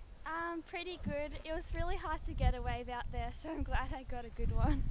Hey, talk to us about the game plan before you went out there. Have you got any coaches with you or mum and dad? My dad was actually at work today, but Jake Sharp was down there giving me a few tips, so that was good. Oh, Sharpie, Yeah. you know, former junior surfing pro junior winner, young Jake Sharp, he shreds. Hey, talk to us through what kind of waves you're looking for out there and with your turns. Yeah, I just wanted to go the steeper rights because they look like they were running through better, so I'm glad I got a few rights under my belt. Hey, what does surfing mean to you, Rosie? It's just really fun, and I love competing because it pushes me and makes me surf better. That's awesome. And talk to us through the Yeti. You're still going strong in the Yeti Aussie titles on the web? Yeah, I'm through to the final round, so I'm pretty happy that I made it this far. Yeah, yeah. Yeah, I'm trying to get a few waves, so haven't got that many yet, but that's okay. Well, you are through to the quarterfinals. Congratulations for day 2. Any questions, Jess? No, just congratulations. I'm sure we'll have another post-heat interview very shortly with you, maybe over into finals day tomorrow. So well done, Rosie. Thanks so much. All right, good to see her. Legend. Yeah, she's always in form. Actually, a few of the locals are sitting along the fence line at the beach just before her heat, and I said, what do you reckon? Because she had Bormy in her heat, who's obviously a crazy competitor, and then she had Jay Wheatley, coach Quincy, from Quincy Simons, emerging star from Gold Coast. So yeah, on paper, and that's the thing with athletes, you can have a stacked heat, and it's just about controlling what you can control and sticking to the plan. Really, that's what pays dividends, and we heard it. That was the plan. The rights, you could see the rights. The judges throwing down the beach commentary with Tez McKenna and True Starling. They're throwing down the scores and the times. So being active as well as knowing where you are in your heat and just getting waves, doing turns. Yeah. Keeping it simple, sister. And getting off to a good start, Holly Williams. And she's been one of those competitors across the series that I feel like hasn't quite enjoyed too much success yet, but she has such potential to be on the podium. I think perhaps with the smaller swell conditions, we've had great shaped contest peaks, but perhaps smaller contest conditions across most of the events so far. I think if we're going to see this swell just kind of offer up something a little bit extra, I think we're going to see those surfers like Holly really come into their own. Holly and I believe like Amelie Burke that you saw earlier this morning. There's a bunch of those girls, or these girls in the seed list that are incredible, especially when it gets big, like overhead. We're talking 6 foot plus. Those girls just go so hard. So I'd like to see the opportunity open up for them and get out of this kind of first or second round funk. But yeah, at the moment, Holly opened up with a 4-point ride. Charlize Everett 3.50. Cedar 2.33, and here she goes back from injury or illness. Yeah, so Cedar, she took a win, one of the first stops, and made a couple of finals as well. So missed out on Kiama, but she is currently one of the top seeds in this event, leading the series.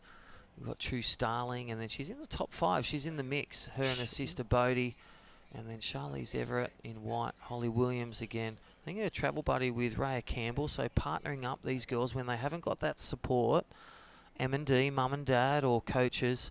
And again, just leaning on that support for friends and accommodation, such a key as well. And just sticking to the plan, doing the right things and keeping those 1%ers healthy. Yeah, and there goes Logan, just a little mistimed. She kind of readjusted and looked to maybe got stuck halfway between a float and a down the face carve. So she'll have to get back to the drawing board out the back. She'll take that 4th priority position, I think. But yeah, Cedar Lee Jones, she took those back-to-back wins, actually, and she was sitting right at the top. True was sitting number 2nd on that seeding going into Kiama. And because Cedar, I believe, had to pull out due to some unforeseen circumstance, I think maybe injury, she couldn't come down to Kiama. And True took another podium finish, and then that's how she took her over in the leaderboard so far. So, of course, they're battling it out for that coveted overall series champ and the chance to have all your accommodation paid for 2021. That's so cool and great support. Thank you, Surfing New South Wales. Well, up and riding, live views for all those at home. Hope you're enjoying the broadcast and all our great sponsors as well. Thank you. Don't forget, visit newsouthwales.com.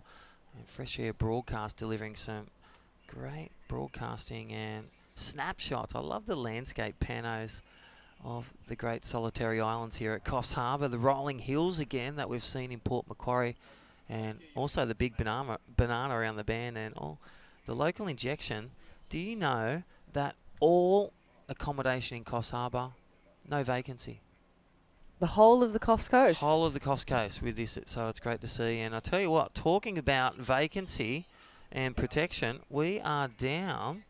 I think we're going to talk to a few koalas on the beach very shortly. Well, let's go down the beach. What's going on, Jess Grimwood? Hello on the beach. Who have we got here?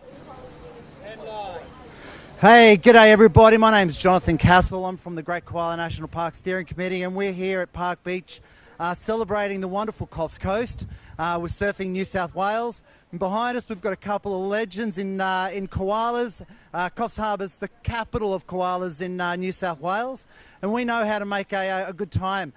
Currently, we've got an Eco Surf Fest because we really value the sustainability values of our area, and we make sure that we look after our oceans as well. But basically, koalas and the Great Koala National Park are a wonderful vision and future for Coffs Harbour. And right here, we've got a couple of young surfers who want to get out there and get amongst the waves. We don't know if the koalas will get in the water today, but if they don't, you know that koalas are doing strong in Coffs Harbour. So thanks for joining us. Keep watching and have a great day surfing New South Wales. Cheers. Thank you very much. The Great Koala National Park, and it's great to see them promoting that, of course, Aussie icon. They took such a brutal hit in the last few bushfire seasons. So to have those guys on the forefront for them and being the voice for the koalas and putting on the Eco Surf Fest, it's going to be a good and entertaining event, especially if they get to surf with those mascot heads on. In the tube. Yeah, the Surf Fest. That would be amazing. Surely that's got to be the cover of the next Surfing Life if you get a koala in the full barrel. And there you see Cedar Lee Jones opens up in the first section on the forehand. Similar approach maybe to True's attack here. Just that one section on offer. They're going to have to capitalise. Here's Holly Williams. Oh, wow, just a little too late. Yeah, just bearing the rail and just coming a bit late. So, yeah, Holly Williams from way up north in Queensland town. And again, Surfing Queensland, Kate Scarrett and all the crew up there supporting her in her Pro Junior QS campaign 2020 and even 2019. So, a formidable force. This is a really stacked heat. Again, former one of the event champions, Cedar Lee Jones, and finalist in a few events already this year.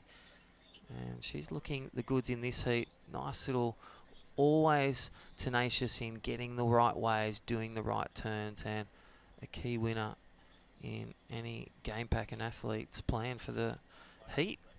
Yeah, and at the moment, Charlize Everett, so 3.50 for her opening ride, 2.97. There you see the Koala Park mascots getting everyone psyched, getting ready, maybe doing a little bit of social media content, filming down here at the event. It's a great day to be out there. You can see the froth. Look at them. They're getting ready for that Eco Surf Fest, and it's good to see, just that Great Koala National Park being the voice for one of our national animals. Copped a brutal hit too, like that vision of all those koalas. Yeah, that I think it was about 300 in the fires in January, February. But I'll tell you what, they actually pack a punch with eucalyptus trees as well with the fires. But they actually average about 10 to 12 kilograms of leaves they chew on each day. So pretty amazing. Yeah, that's really cool. I know there's a little spot up in the mid-north coast as well, or just north of here. That's koala habitat. I know there's that. The remnants. North Straddie as well. The you can koala always see one over there park, with Beat Durbidge and the crew. Yeah, and here we go. Looks like Holly Williams. Ooh, nice backhand attack there. Good section, and that's kind of a rare little left-hand bit of coping that's been on offer on this bank. We've seen a lot more flatter, kind of fatter lefts running through, so she's done well to find herself that left. And Cedar Lee Jones has gone into the lead, so her last ride of 5.5. Charlize Everett's in second. Score to come for Holly Williams, needs a 2.48. Here's Logan Dalton, sitting in fourth at the moment, only looking for a 4.71, so she's going to have to find herself a steep section as she works her way down to the south of the contest bank here. But yeah, there's a little pocket of remnant rainforest up in the far north coast. I know up around that Alstonville area and around kind of where you're from and in the hinterlands. And if you have property up there, I think there's university research grants that are given to your piece of land to assist you in caring for the leftover rainforest and habitat that's there, in hope that the koalas take home there and reproduce, and you're able to provide, like, in your own backyard, that kind of safe place for these guys to keep reproducing. So it's good to see everyone on the front foot of the environmental kind of campaign, Crispy. Yeah, definitely. Keeping it green on land, and also, taking care of our totems, our dolphins and oceans as well. Land and sea, respect. And our traditional owners, really our custodians of the land this morning, welcoming the contest. This is the Australian Open of Surfing, day one of the 2 event here at Coffs Harbour, presented by No Tex, No Rex. Again, on the road, whether you lose your heat, you head on home, drive safe. Hashtag No Tex, No Rex. And again, keep off the phone, put in the glove box, lead by example and saving lives. That initiative from the New South Wales government, as we see Charlize Everett just taking that one with priority and just not getting in rhythm with those turns. Got a couple of turns in, but the youngster Logan Dalton, nice little rear left. And again, wave selection the key. She'll need a 6.58. Charlize Everett a 5.68. And I'd just say those last 2 waves, the hand in the honeypot is Holly Williams, as seen live on screen. Nice little jam turn, and she'll whip out to re-establish priority. And here is Cedar Jones, heat leader, up and riding. Live vision, again, courtesy of Fresh Air Broadcast. And log on through Surfing Australia's website, Surfing New South Wales, or www.surfingnewsouthwales.com.au. Don't forget, stop 4. This is right now at Coffs Harbour. Stop 5 at the far south coast. They are going to head down way past Ulladulla.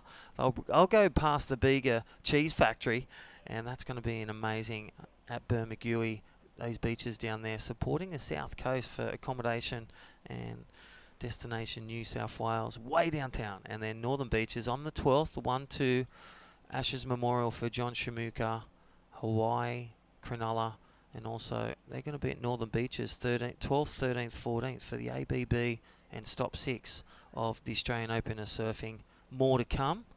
And again, $42,000 injected into these athletes' purses or drop wallets.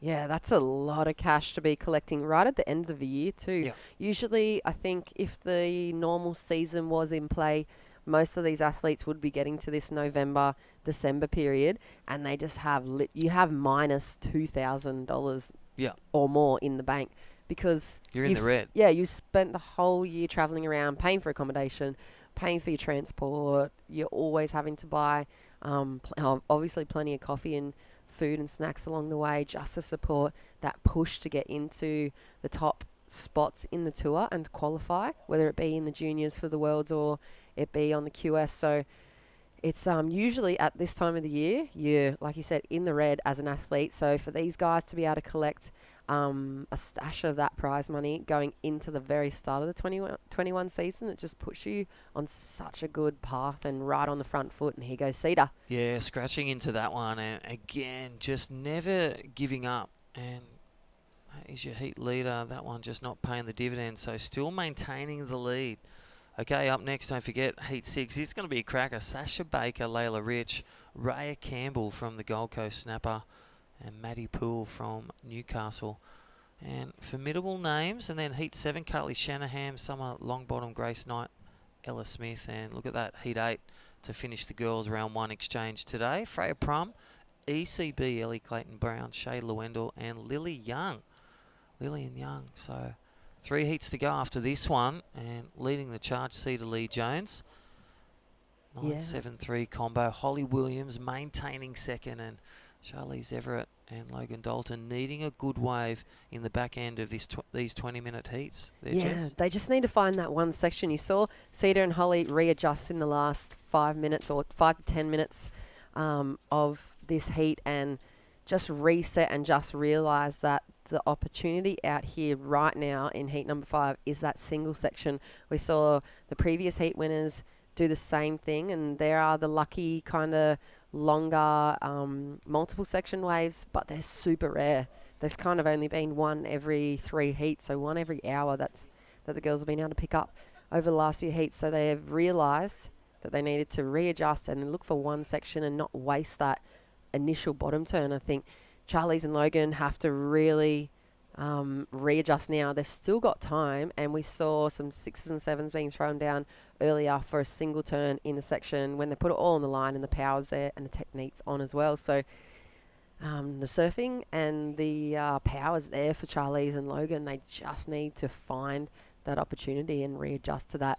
Maybe the mindset of just thinking that they don't need a wrap and then 2 more turns in the closeout. They just literally need one hit to get them back into the game. But of course, as we reach that almost a minute remaining in heat number 5, it's going to be tricky to see who's sitting with priority. They're very bunched together. I bet you the beach comms people are yelling their lungs out trying to separate them, because the priority judge would be probably pulling his hair out at the moment trying to differentiate heats 5 and 6. So yeah, definitely. It's having your blinkers on and really knowing that yellow flags up, you see other competitors. There's a lot of pressure in the pressure cooker, especially at the back end, the mad minute. And that's really where all that practice in your heat strategy, in your heat practice for these moments. And here we go for Holly Williams, looking to stomp on through to finals day. And class act, class turn, nice vertical jam there for the Sunny Coast Surfer. And Holly Williams, just one bang and turn. And Charlize Everett just missed that one. We'll try and get that on the replay. 20 seconds remaining, but big scores required. Good scores for white and blue. And Cedar Lee Jones looks as though she'll steam on through to the quarterfinal action on day number 2. They get a rest as well, so all round 1 and 2 of the girls and first and second will move on through to the quarterfinals tomorrow. So that looks like a wrap for the girls' heat 5, and Cedar Lee Jones unofficially moving on through. Holly Williams from Queensland, the North Coast Surfer, and commiserations bowing out Charlize Everett. And again, the young surfer Logan. So we're going to pay some bills. And day 1 of the 2-day event, the Australian Open is surfing, presented by No Tex, No Rex. We'll be back shortly after these great partners and supporters of our event coming on through. See you on the back end.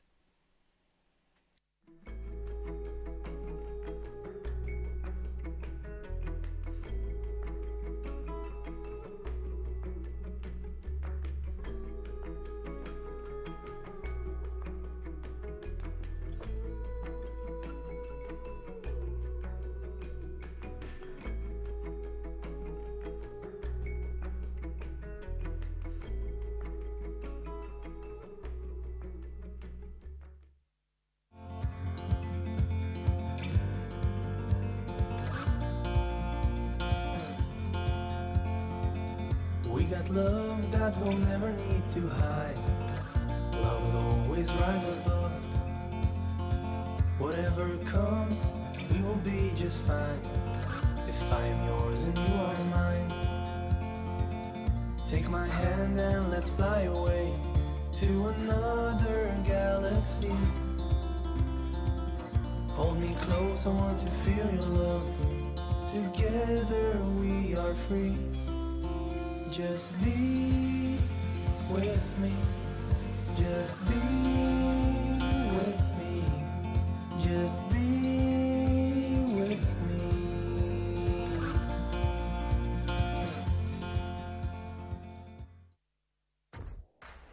You've dreamed of places to go. You promised one day. Now, one day is here. New adventures. Wide open spaces. So, you can't travel the world right now. So what? New South Wales is here for you. Let's all reboot 2020. One unforgettable experience at a time. Now's the time to love New South Wales.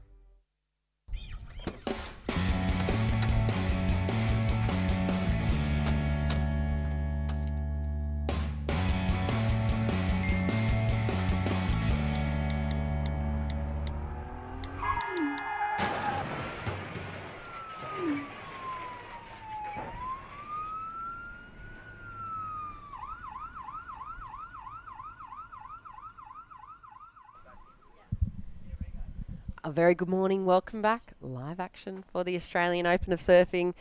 It is the Coffs Harbour Open, and we are into heat number 6 for the Open Women's Round 1. And I'm joined in the booth now with the heat winner this morning and seedings, ratings leader, as well as beach comms extraordinaire, back into the web booth where you truly belong, True Starling. Welcome Thanks, back. Jess. Yeah, good to be back. I'm only in here for a couple of heats today, so it's kind of weird. Yeah, it's a whole different vibe down there on the beach, isn't it? With the elements in your face, you feel more like a competitor. You don't get the cozy luxury of the aircon and the fresh air boys looking after you every need in here. I know. Sam came into the tent just before, and I was like, I miss you guys. Yeah, it's a whole different thing, but I feel like it's interesting too. We'll get your perspective over what you've seen unfold this morning, both in and out of the water there. Like, you're getting to soak up the vibe, and you're at the mercy of the elements as well. There's a bit of wind around, and yeah, to be honest, it's actually pretty fun out there. It looks maybe not as good as what it is. As we see Sasha up and riding on her backhand. Beautiful first jam. Her backhand is so lethal at the moment. Yeah, it's pretty fun out there. Kind of reminds me a little bit of Ali Wright's. Oh, yeah. At home. I didn't want to say it, but it actually does. I was talking to Cooper about it before, and he's like, I didn't go surfing because it looks like Ali Wright's. But it is a little bit weak out there, but if you can find one that really has a steep section on there, you can like open up and really put in a good jam or good carve down, which is pretty cool. well, it looked like that call was exactly made when you kind of adjusted halfway through the first half of your heat. You kind of swung around and started going those rights, and I think the girls were kind of left behind because they were still chasing the lefts, which are flat. And someone said, I think it was Reggae that was sitting next to me, he said, oh yeah, that's exactly like her home break there on the rights. And it's you're playing into the advantage of the judges too, like whether or not they wouldn't acknowledge it consciously, but that vision as we're getting through the webcast as well, that into that right-hander, those sections are just steeper. You can see it a lot better. It looks a lot more graceful to watch in the surfing, where those lefts look from here that they're running into that big hole, and they look really flat. So I feel like there's not much opportunity to put your board, but like up in between that bottom top part of the wave, you're just kind of sitting in that middle, and it really flattens out all the turns. They kind of look just not that impressive. Yeah, that's exactly it. I kind of went out in my heat going, okay, I'm going to go lefts because I feel comfortable on my backhand. In the past couple of events, I'd kind of scored well on my backhand, but it just didn't really come through. I got that 3 on my first wave, and I was like, you know what? I'm just going to go right because the rights look better. They've got more opportunity. If I could get like a good turn and a carve, maybe I'll get a 6-5. I don't exactly know what the judges are scoring because first heat, the girls, it's always hard. They kind of are adjusting their scoring coming from the men's division into the girls, or into the women's, I should say. But yeah, I was stoked to get a couple out there. Yeah, well, I think everyone that's gotten through so far in this first round of the women's, as we see, Raya Campbell, ooh, nice release. How's the hand flare through? You can see how much speed she's pushing through. But everyone that's gotten through so far after your heat, I think that they watched your heat and they watched you adjust, and you, along with Bonnie, did Bonnie was surfing left all the way through to the last 4 minutes of that heat, and then she swung around, and I think she heard your scores on the rights and did the same, and was like, oh, True's onto it. I need to go the rights. They're steeper. They offer pretty much only one section, but you had posted, I think, a high 6 or a mid 6 for one turn. Yeah. And every other girl that's gotten through has gone to that tactic. I think taken straight from the True Starling strategy book, and they've played into the rights as well. So I feel like I haven't seen anyone get through on the left yet this morning, and there's that adaptation. I said it's probably your best quality at the moment in the series as the top competitor. You just seem to be able to change up on the fly, like during a heat, even within a couple of minutes, and completely go to plan B, C, or D easily. Like you'd started off that way, you just look comfortable changing, and the girls that haven't changed have been knocked out already in round 1. Yeah. I was kind of, at the start of the heat, I was going, I'm going to get knocked here. And I go, why? What? No, I'm not. I just got to chill out, get a wave. But I got my 2 best scores under priority on those rights. All those girls didn't even look at it. Yeah, they weren't looking. So, that was kind of exciting for me. I was like, okay, I'll go this one. And they're so fun because they kind of bend back at you as you're looking into them. So the ones that kind of look like that, I think, are the best ones. If I was free surfing, I'd probably be wanting to try airs or something out there because there was some pretty good sections. But again, if you get one that links through, you're really lucky. Yeah. But it's so hard to find them because they kind of just hit that dead section kind of like closer to the shore and they just stop. So it's pretty hard to link it all the way through. I don't think I linked a wave through. I think Bonnie might have linked a wave through all the way in that one. But then I heard Emily get an 8 and a 6 in the heat after. I'm like, what did she do for her 8, you know? But Ask Tezza apparently was pretty sick. Well, since heat number 3, there hasn't been a wave that's ridden all the way through to the inside yet. So that's been over an hour, like you said. Like, they were so rare. Yeah. And it was lucky that Fieldsy was able to push through to the inside thing and get a higher score. But I just feel like such smart surfing from you once again, True. And at the moment, Layla Rich takes the lead nice and early. First half of this heat almost underway. Sasha Baker opened up with a 4.33. Layla's first wave, 3-point ride and a 1.87 as a backup. Madison, 1.5 and a 2.6, so a 4-1 total. Here we see Sasha. We saw her in the board riders battle yesterday, and she's been just really solid, kind of aggressive, goofy footer. Hasn't quite gotten the results I think that she's been chasing over the start of this series, but she's another one of those competitors. There's pretty much the whole draw, the whole 8 heats.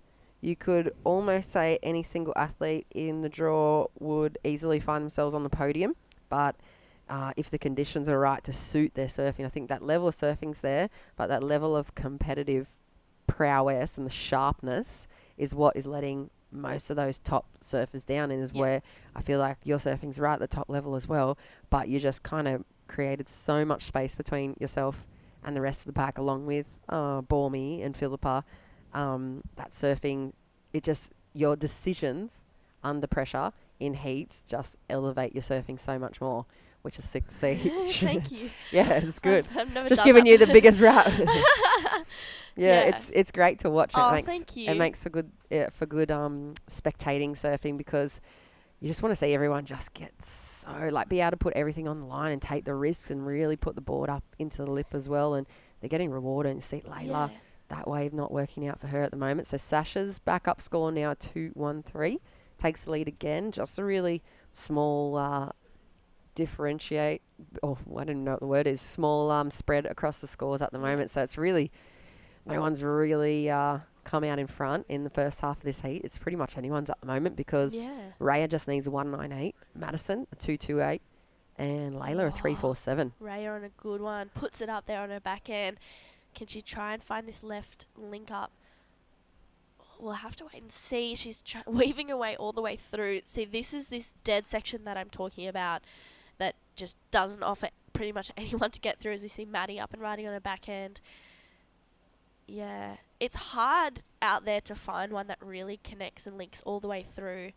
But it was weird. In the free surf this morning, it was all lefts. Yeah. And then I was actually talking to my dad, and he goes, I think it's going to go rights for your heat. And I was like, nah, Dad, it's going to be lefts. And, don't doubt your dad. Yeah, your dad's onto it, isn't he? Yeah, he's onto it, and he's like, it'll be rights for your heat, True. So, surely he's got 30 years under his belt, ocean knowledge, wouldn't he? Something like that. Yeah, 30 years. 30 or 40 years under there. I feel very lucky. He's, we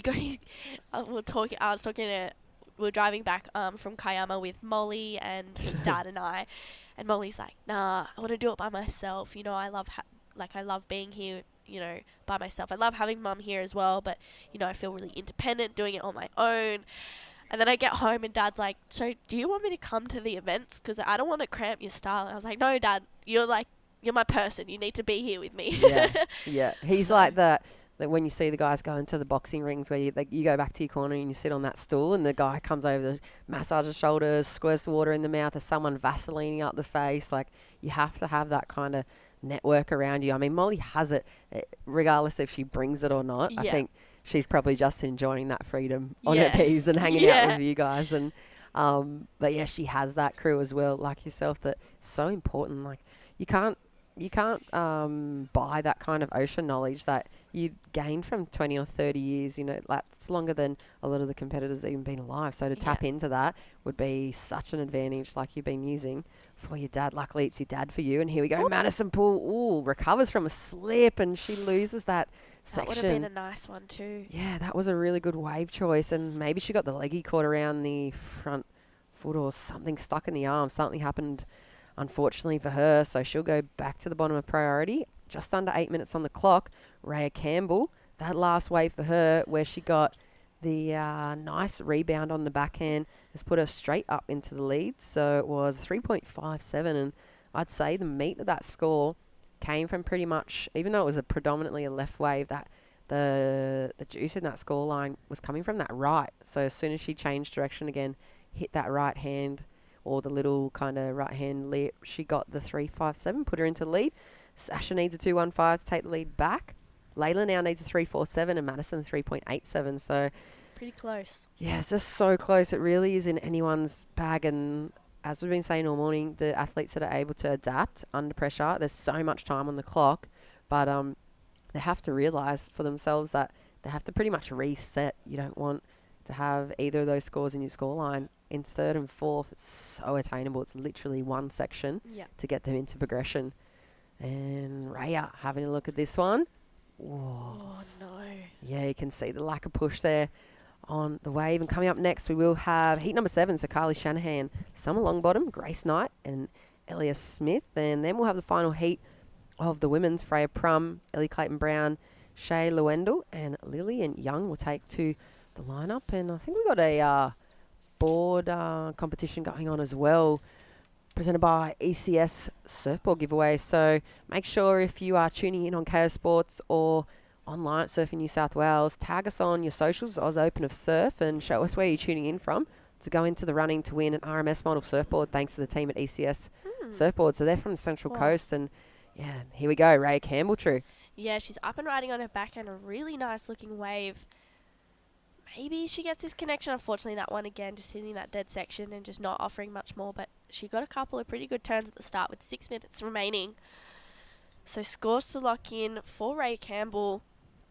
We'll have to see what that one comes in as. I think that might be her best scoring ride, as we see Sasha Baker up and riding on her backhand. Carves that first turn, brings it close to the power source for her second one. This one looks like it's going to bowl up for her. She brings it around again. Unfortunately, again, not connecting through that section. So scores locking in for yellow and red, first and second, with 5.5 minutes remaining. We'll have to see what the judges think of that one. Yeah, there was a lot of turns on that wave. Like you said, nothing super critical, but there was a lot of work done. We haven't seen probably that many turns on that outside section all morning. So I think she's going to extend her hold on second and probably replace that, or definitely replace that 2.13. Last wave for Rhea was a 3.87. So she increases the lead just slightly by a point, 1.07 of a point. And we're waiting for that last score to lock in for Sasha. And Layla and Madison will have to require a little more than probably a 4. So stand by for that. And yeah, 2 more heats coming up for the women. We do have the super heat. Heard some pretty serious names coming into play for the super heat. You know, locals coming back out of retirement or out of their secret little spots up and down the coast to promote the Australian Open of Surf and compete in that series. And then we'll cross on over into the men's round 2. So that's going to be a pretty interesting matchup. I think with that win, we're going to see a lot of the fellas' air games come to play. Oh, I really hope so. I really hope so. As we see Rhea, just a little bit of a mishap on that one. So she kicks out, gets straight back out there.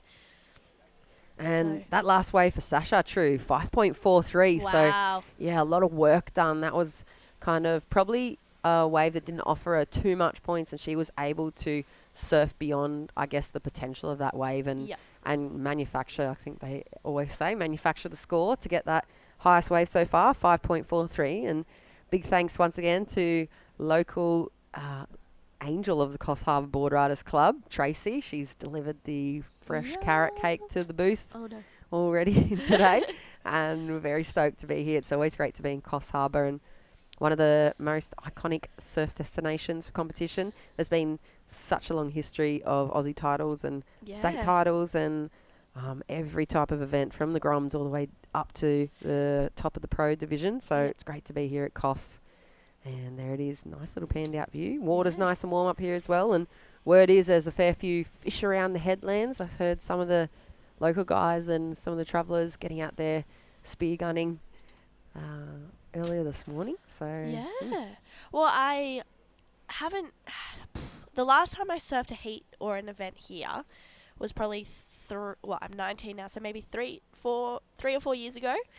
And Luke from my mate's place at the Combi coffee van, I haven't seen him in that long. Yesterday, go get a coffee. Hey, True, how you going? Yeah. I'm like, you are a freak. Yeah. You are crazy. You know, I haven't seen him in 4 years, and he's like, how you going? Like, how's the fam? How's your sister? I saw you got a dog. You're from, like, still living in Narrabeen, right? You're like, yeah, he's a total local legend. Hey, he and he seems to be able to remember everybody's coffee orders too. You line up to order it, but he's already made it, and then you just boop, straight away. I got in, hadn't even ordered yet, and I drink oat milk, and he's like, just goes and puts the soy back, and he goes, I got your oat milk, I'll make you coffee now. And I was like, thank you, you're an angel. Yeah, he gave me a cool little sticker as well, which is kind of sick. How's that set up too? What a business idea. And I know. I think he did that he did it quite early, didn't he, before it was such a saturated market, before everyone was travelling around with those portable coffee vans, and he set up that vintage combi, and it's just such a good setup, and he does make a mean drop as well. So good. Yeah. It went down like liquid gold this morning. Yeah, you couldn't get away with it if you were terrible at that, because he's so involved in, like you said, in everyone's lives. Yeah. So you couldn't be making a bad coffee. So congrats, my mate's place, just back on the tour stops with us, and that's one of the best things about coming to this part of the coast. And 1 minute 30 seconds remaining here in heat number 6. Sasha Baker has a nice little lead now, a little bit more space from the strength of that last wave. Ray Campbell sitting in second, and Layla and Madison. 4.45 required for Layla and a 4.85 for Madison. So if you think about in comparison to Sasha's last score, the 5.43, they're going to have to find at least one bigger section. Here goes Layla. Is this going to do anything for her? So she brings it around for a beautiful carve, extends on that one, and again for another. Unfortunately, that one just not really offering too much of a section, so she jumps out of that one with, well, we're in the final minute, so almost 50 seconds remaining, so Layla has to kick out and get straight back out there, and Maddie having a paddle on this one. She's going to try and hopefully find one. Unfortunately, that wave doesn't look like it's going to do much, so she kicks out of there. Yeah, you can see in the body language there, the girl's not super stoked on those last rides. So 30 seconds on the clock. Sasha and Raya would be sitting in first and second priority. And as long as there are no priority mistakes, they're looking pretty happy to progress through to round number 2, which will be tomorrow, I think, straight into the quarterfinals. Yeah, I think first thing. Yeah, first thing in the morning, you guys will be up for the quarters. I'll hand you back over the formats there. You can Yeah. have a little scope of the rest of the girls that are progressing through as well. And 10 seconds to go on the clock. Of course, as we just mentioned before, we do have the ECS board giveaway, the RMS model to win. Make sure you tag us on the socials, Oz Open of Surf, and show us where you're tuning in from. And there will be a free board, Rex Marshall shapes, I believe that is. So Central Coast Shaper, who's relocated up here. And there it is, Sasha and Raya unofficially moving on through to the quarterfinals tomorrow. Stick with us, we have plenty more live action coming up. Heat number 7 of the Open Women's here at the Australian Open of Surfing, Coffs Harbour. We'll be back right after this break.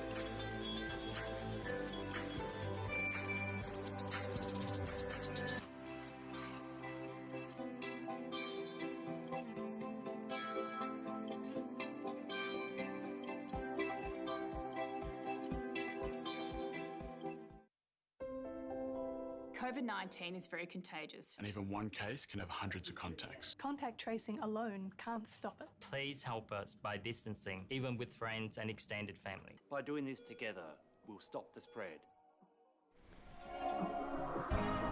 Very good morning. Welcome on back to live action here. Coffs Harbour Open, Australian Open of Surf. And we are into heat number 7 of the Open Women's Round 1. Carly Shanahan, Summer Longbottom, Grace Knight and Elliot Smith are in the water. And it is a beautiful morning. We're just past 10:30 a.m.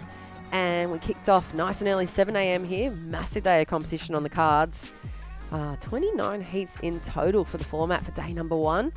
As per kind of the flow of the last 2 instalments of the Australian Open of Surf Series, of course, Coffs Harbour, stop number 4. Stop number 5, Far South Coast next weekend, followed by the final instalment and the final chance for these competitors to take the top spot and the crown for the overall series champ on the Northern Beaches on the 13th and 14th. Myself, Jess Grimwood, now in the booth with Crispy rejoining. You are the master multitasker today, Crispy. You've got your hand in, of course, the super coach for a lot of the young ladies around town, as well as webcasting and all the other little jobs that go along for you. I had a little swim just then. You know, you get a 20-minute moment, and tell you what, the water's amazing. A little chilly, but 3 for the sea. Just 3 body surfing waves, the original surfers.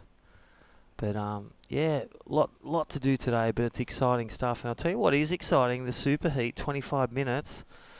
You've got Lee Winkler, Jake Sharp, and a couple of the local surfers, disabled surfers as well. And you've got Guy Thio, Creed Smart, Shortens, Cansdell. And look at this, the future president, Amelia Burton, Hunter Winkler, Lee Winkler. And then the tradesmen, Daniel Jeffcott, Carter Crowley, and Jake Sharp. And then the wildcards, Dane McGill, Will Martin, and Otis Carey. That's going to be exciting. I just saw Will Martin. He's got like a 4-foot board shaped, you know, just for fun little waves and for his little buddy as well, Dane McGill. Oh, that'll be a good heat then. Will Martin rips as well. Local dude, huh? Yeah, little grommet in Coffs Harbour Board Riders and Yeah. under the headship of and buddies like Hunter Winkler and Lee Winkler, former tour specialist, as his super president and, you know, support act, and Tracy's Cakes. Well, can you go wrong? I know we've been raving about them over the last 20 minutes because we have, I think it's one last little piece hanging on there. So, of course, we are into heat number 7 now, live action from the headland at Macaulay's. And it has been a great day of competition as we look to pretty much install quite a big day of surfing. Yeah, We've got 29 heats 29. in total. And it looks like we've got on the Destination New South Wales Cam live down at the beach, the winner of the last heat. I think it is Holly Williams, is it not? No, it's Ray. Oh, there you go, Ray Raya. Campbell. And they just call me out on it right away. Very sorry, Raya. Congratulations on that win. That looked like a tough heat, mate. You were jostling for that top position the whole time. Talk to us about the strategy going into that. Well, I was thinking I'd probably want to try go backhand because that's my strength, but the rights were looking very fat into that that rip, but I just tried to find one that kind of looks like I could do at least 2 turns or have a little bit of crumble in the lip. So that'd be a possibility, but it was so hard. It was just like there's hardly any good ones coming through in that heat, and everyone was just like hoping for a set to come, or if it did, it just didn't seem like the right one. Yeah, it just looks so tough for you guys out there. And I think I saw you with a big group. I'm not sure if you're travelling with the big group of your fellow competitors, but I saw the pack of you this morning on pretty much on first light. You had the call for weather contest. Talk to us about who you're travelling with and how that comes into play in the heats, because you guys obviously have to go head to head. Yeah, so actually we had 3 girls that I'm staying with. Well, 2 girls, me, Sasha, and Maddie, that are actually staying together in that heat just then. So we're like all nervous, we're like hoping everyone gets through, but obviously three people. Yeah, that's tough. It's like, oh, I hope we do our best, but we're a very supportive group, and I came down from the Goldie and I came in the car with Holly Williams from the Sunny Coast, and she just got through her heat, so that was good. But unfortunately, I think 2 of them now are knocked out, but yeah. And do you get the trash talk going on at all between you guys in the water, or is it all? Yeah, we have a bit of banter here and there, definitely. That's it's fun. great. Yeah, Hey Raya, Crispy here. How have you found like contests over the years? Have you surfed here much at Coffs Harbour, and how that comes into play? Coming from Snapper and D-Bar, Yeah. the epic waves up there. Yeah, I surfed here. My last comp here was probably like 3 years ago or 4 years ago. I was like a little grom, and it was a Wahoo, I'm pretty sure. Yeah. And I just remember like pretty much, I think we had it. They had it here too, Macaulay's, and I remember just having a little. It was actually pumping, I think. Yeah. But yeah, it was just fun waves. I mean, D-Bar and Snapper, like D-Bar can get like crappy, so I wasn't like too nervous about surfing like worse waves than home. Yeah, cool. And anyone to thank at home? Shauno's watching. Yeah, I think so. Yeah, I'd like to thank my dad for helping me get to this comp as well, because he helps with everything, and my mum for watching, my dad for watching too. Yeah. Very cool. And tell us about, just quickly, Yeti Webb Juniors are in the final. Congratulations thank for the you. under-18 girls. Hoping to get that wave. And your dad's probably relieved having a sleep in after 5 weeks of filming. Yeah, he was going to come with me to this trip, but he was like, I think I might go to work, see if he can get a lift in. Yeah, he's actually slept in this morning and just tuning in Shauno and the crew. Yeah. Oh, well, big hello to the Campbell family then. Congratulations, Raya. That's a great way to start off your round number 1 campaign. Looking forward to see you in the quarterfinals tomorrow. Thank you so much. Well done. Raya Campbell, my apologies, off the mark straight away from the get-go, but she's done so well. That heat was so tough for those girls. There really was no kind of gap between first to fourth for the first 16 minutes of it, and she just kind of lifted the gear again, like up towards that third or fourth gear, fifth gear to get through. So nice and well done for her. There's Carly Shanahan, Crispy. Yeah, Carly. So again, we've got a few super heats coming up, and this is one of the super juniors, Carly Shanahan from Woolamai, I think, just up the stone's throw from Coffs Harbour. Beautiful beach up there, and always supported by her father as well.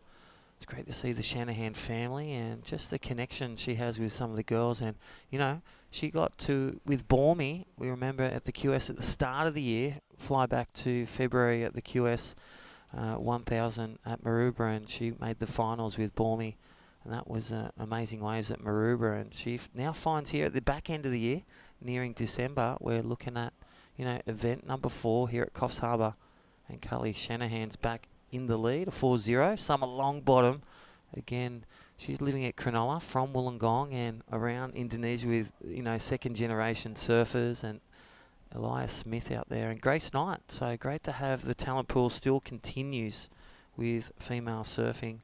Up next, exciting, Freya Prum, the stalwart, and Ellie Clayton-Brown, the youngster, and Shayla Wendell, Lillian Young. That's going to be an exciting heat, Jess. Yeah, that'll be a good heat. I'm really interested to see how ECB takes to the lineup. I love watching her surf.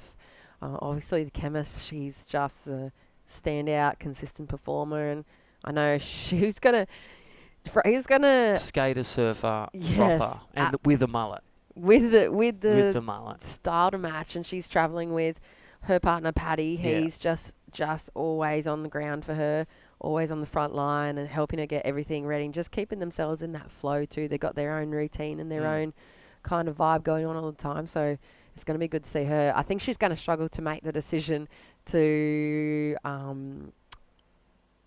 project into the wind. I think she's really going to be looking at these ramps on that right if they're there just still. to start with the air rev, something like that. Go big. She's going to be excited about that potential opportunity in her heat if there are the ramps still there. So it's going to be cool to see that final instalment for the women's round before we head back on into that super heat and the men's round 2 later on today. That's right. So that'll be probably just before noon here. We'll get kicked back off into round 2 for the men. And yeah, at the moment, here we go. Some nice scores dropping in. For Larsa Carly was a 4.33. Up That's and going to be a riding. keeper. Well, Summer Longbottom live on screen. Thank you, Fresh Air Broadcast. And nice little backhand turn. And she's one of the big surfers that are stand out. Towed into a dad to one of the biggest slabs at Cape Solander, Cape Fear at Cronulla. On the backhand? On the backhand. Can you imagine that big slab? It's like No. Chopu for us. For us, towed in. Step off on Chopu on a death wave. And that is that young lady out there. And, well, big shout out to my wife. Great support for me. Very good morning. Good morning. She's joined us online. And, Cousin Dave, he's a lawn keeper. He's He's a bowler, lawn bowler and surfer. Strange mix. Oh, so he's got your voice just blasting across the greens whilst he's manicuring it? Coffs Harbour Bowling Club, shout out to all them, and Shay and Kelly, they're hosting us here. So it's been great, just playing guitar, chilling out in the nights. And beautiful beaches up here as well. Arrawarra area, Mulloway. Oh, it's amazing way. Yeah, it's so incredible. We had back when I was doing the juniors up here, Crispy, I know you'd remember the Kieran family. Ange and Mitch Kieran came from one of the local families up here in Arrawarra, and they were incredible competitors as well. I know Mitch is lifeguard up in this council around the area, as well as Ange. I think she's a mum now, but she went and represented Australia in the under-18s back in the day. Wow. Across on the worlds, and she was another incredible surfer from that Mulloway region too. So it's just got a really nice long history of competition surfers. And yeah, at the moment, Carly Shanahan doing the job. 4.33. It's probably going to end up being a keeper by the end of this heat, because it's been a slow start for Waves, and it's really starting to push the girls. You can see how hard it is to get yourself into an opportunity. But it's really close. There's a Super Surf reporter, Reggae Ellis and Tessa McKenna. And I'll tell you what, really close, 6-7 period, but the northeast wind really whipping up some good energy. But you've got to be on the first, second wave. That's all, counting waves, looking at waves this morning. And, that venue analysis, such a key component, knowing how the wave's changing with the tide and adapting. Even throughout your 20 minutes, it can go flat as a pancake. So you don't get that quick start, you ain't getting through. Yeah, and it's so tricky. I was saying to Reggae before, I love hearing that surf report first thing off the bat, and then you've just got like kind of a base to work off throughout the day. You can kind of predict a few maybe potential scenarios for the contest bank if you've watched it from sun up to sundown. And there we go, last score locking in for Elias Smith, and gets herself straight into the game. She opened up with a 2.47, quickly built on that. A 5.10 was the second wave, and a 3.67 to back that up, and that is a nice heat total in these conditions at the moment. She goes straight to the lead. Carly Shanahan needs a 4.45, take the lead back. Summer now looking for a 4.11, and Grace Knight needs a 4.44. So very similar looking scoreline between the second, third and fourth, but Elias Smith looking really solid with that 5.10, and just readjusting to the conditions over the last hour or so. Those high 4s and 5s end up being keepers for pretty much every single heat and every single progression for these open women's in round one. And just that adjustment again, that adaptation being super important. And yeah, the work crew were kicking things off nice and early here. Just nice to see such good vibes once again on display for the Australian Open of Surfing Series. We've got stop number 5 coming up the far south coast. So if you are tuning in live on KO Sports or along Surfing New South Wales Facebook or website, be sure, if you haven't already, put your entry in. I think there's just a couple of spots left in the draw for both men's and women's, so you can get a little late entry into the far south coast or the Northern Beaches, the final instalment, and get your chance to grab at that $1,500 prize money for both the men's and the women's.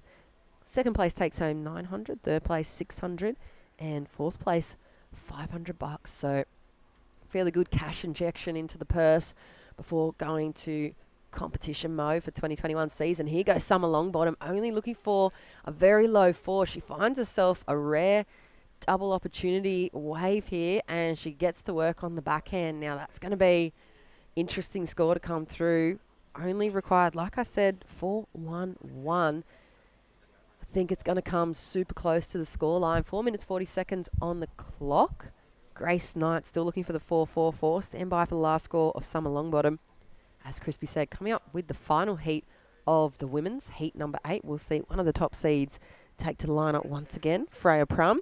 Ellie Clayton-Brown comes out of Port Stephens and roaring back into competition mode, and the jersey, we saw her brother take a heat win in the opening round of the men's early this morning. Shay Lewendell will take the yellow jersey in the next heat, and Lillian Young back into the contest, Rashi in the blue. As we see that score for Summer, still waiting to lock on in. Liveheats.com if you want to follow on. Here goes Elliot Smith, heat leader. Nice open rail carve there on the forehand. You can just see the surfing for this level of competition is so incredibly high. We're just waiting for that opportunity to put the rail and to put the fins up into the coping and on the line to take the win. So 3 minutes 40 seconds. Last score for Summer, 3.80. So reduces the requirement just short of the 4.11. 3.04 now required for Summer, and that's got to sting, because that was probably one of the best waves and opportunities that we've seen, and she was only able to just come under. She needed a 4.11, got a 3.8, now needs a 3.04. Grace looking for a 4.44 in just over 3 minutes. Crispy. Yeah, that's really when that reset, that deep breathing, not breathing from the chest, but really resetting and going, you know what, I've just got to create this opportunity, get away from the pack if you're under priority, or if you re-establish, sell a few lemon waves to the other competitors, re-establish that good choice and good priority. So real key moments. So 3 minutes is a long time. Usually it flies when you're losing, and when you're winning, it just goes for a long time. Yeah, and you were talking about breath training before. I think you were talking about it with Johnny Gannon. Gannon. Doing some Windhoff stuff. We've done the last 15 weeks, and we do ice baths regularly. So foundation training, and with the S&C coaches at Surfing Australia, we've been privy to some great with the junior surfers and the elite surfers, emerging talent with Nam Baldwin. He works with Richmond. You may hear of them, the AFL, Richmond. He works with the Roosters. So he works with champions and athletes, and it's been great just seeing grommets benefit that from school groups to the elite athletes like Steph Gilmore, Mick Fanning, and Johnny Gannon and all the crew. The S&C knew Jeff Workman, one of the S&C lead trainers at Surfing Australia, and just developing them, and so many talents, like even we'll say try pairs with Ryan Callanan and Philippa and Jackson O'Brien, Jacko, and just developing them so strong. Because guess what happens when you're strong? You stick your turns, you back yourself, you're confident, and also you feel good. So it's a win-win. Yeah, triple and I think World Wide Web. It's a triple win. I think it also helps when you're talking about that breathing and being centered, and you are always talking about that being in the moment. When you get to positions like this for Summer and Grace, at under 1.5 minutes, instead of that time rushing past you, it kind of, that slow breathing and the recentering exercises extends that time for you once again, so you don't feel rushed and pressured and under the pump. You kind of like, I've got over a minute, I've got time, and I've got the opportunity. And I don't know whether you manifest it for yourself or that sometimes it's just luck. I don't actually know what it is, but it seems to always come through when you're really calm. Yeah, it's like when you let go, and here is Carly Shanahan looking to stomp through a mad minutes here. She'll consolidate second, and that's a dangerous place to be in as well. But if you keep busy and stick to the plan, and she looks like she may extend it as she looks at a watch. And again, some of these surfers have their tide watches, their watches, and here's your heat leader, and just on point. How's the throw of the hands? Nice little glide through there for heat leader Elias Smith, going from the bottom now in the lead. So Summer Longbottom on the ropes. And Dylan Longbottom, if you're listening, well, he'll be biting his nails, hoping that a wave comes through in 20 seconds. Yeah, there's still the opportunity for them, only needing 3.04 for Summer and a 4.44 for Grace. So in the last 10 seconds, she needs to be taking off right now, and it looks like it's going to be against her, and she knows it. It is, but look what has just dropped, and look at the body language. She's pretty stoked. Well, last wave and getting the score. 4.2 was the who to goes, and that is a last-ditch effort, but hold the phone. It's just like Central Station. We've got scores coming through, and that was Carly Shanahan. OMG. We are going to go to a commercial break and unpack that last heat. Carly Shanahan, Elias Smith, red and blue will go through. And commiserations to Summer Longbottom and our surfer in yellow.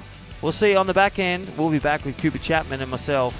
This is the Australian Open of Surfing, Coffs Harbour, presented by No Tex, No Rex. You've dreamed of places to go. You promised one day. Now, one day is here.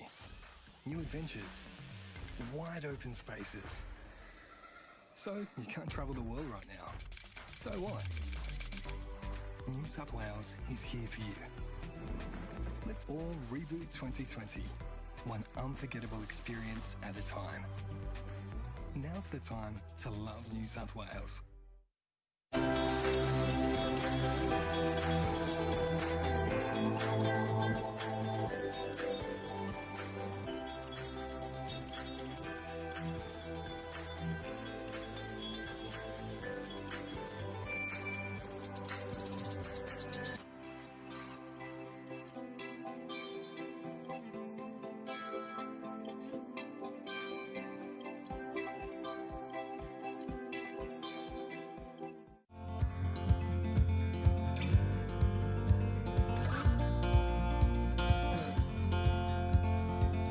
We got love that we'll never need to hide. Love will always rise above. Whatever comes, we will be just fine. If I am yours and you are mine. Take my hand and let's fly away to another galaxy.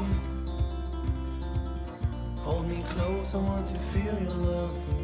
Together we are free. Just be with me. Just be with me. Just be with me.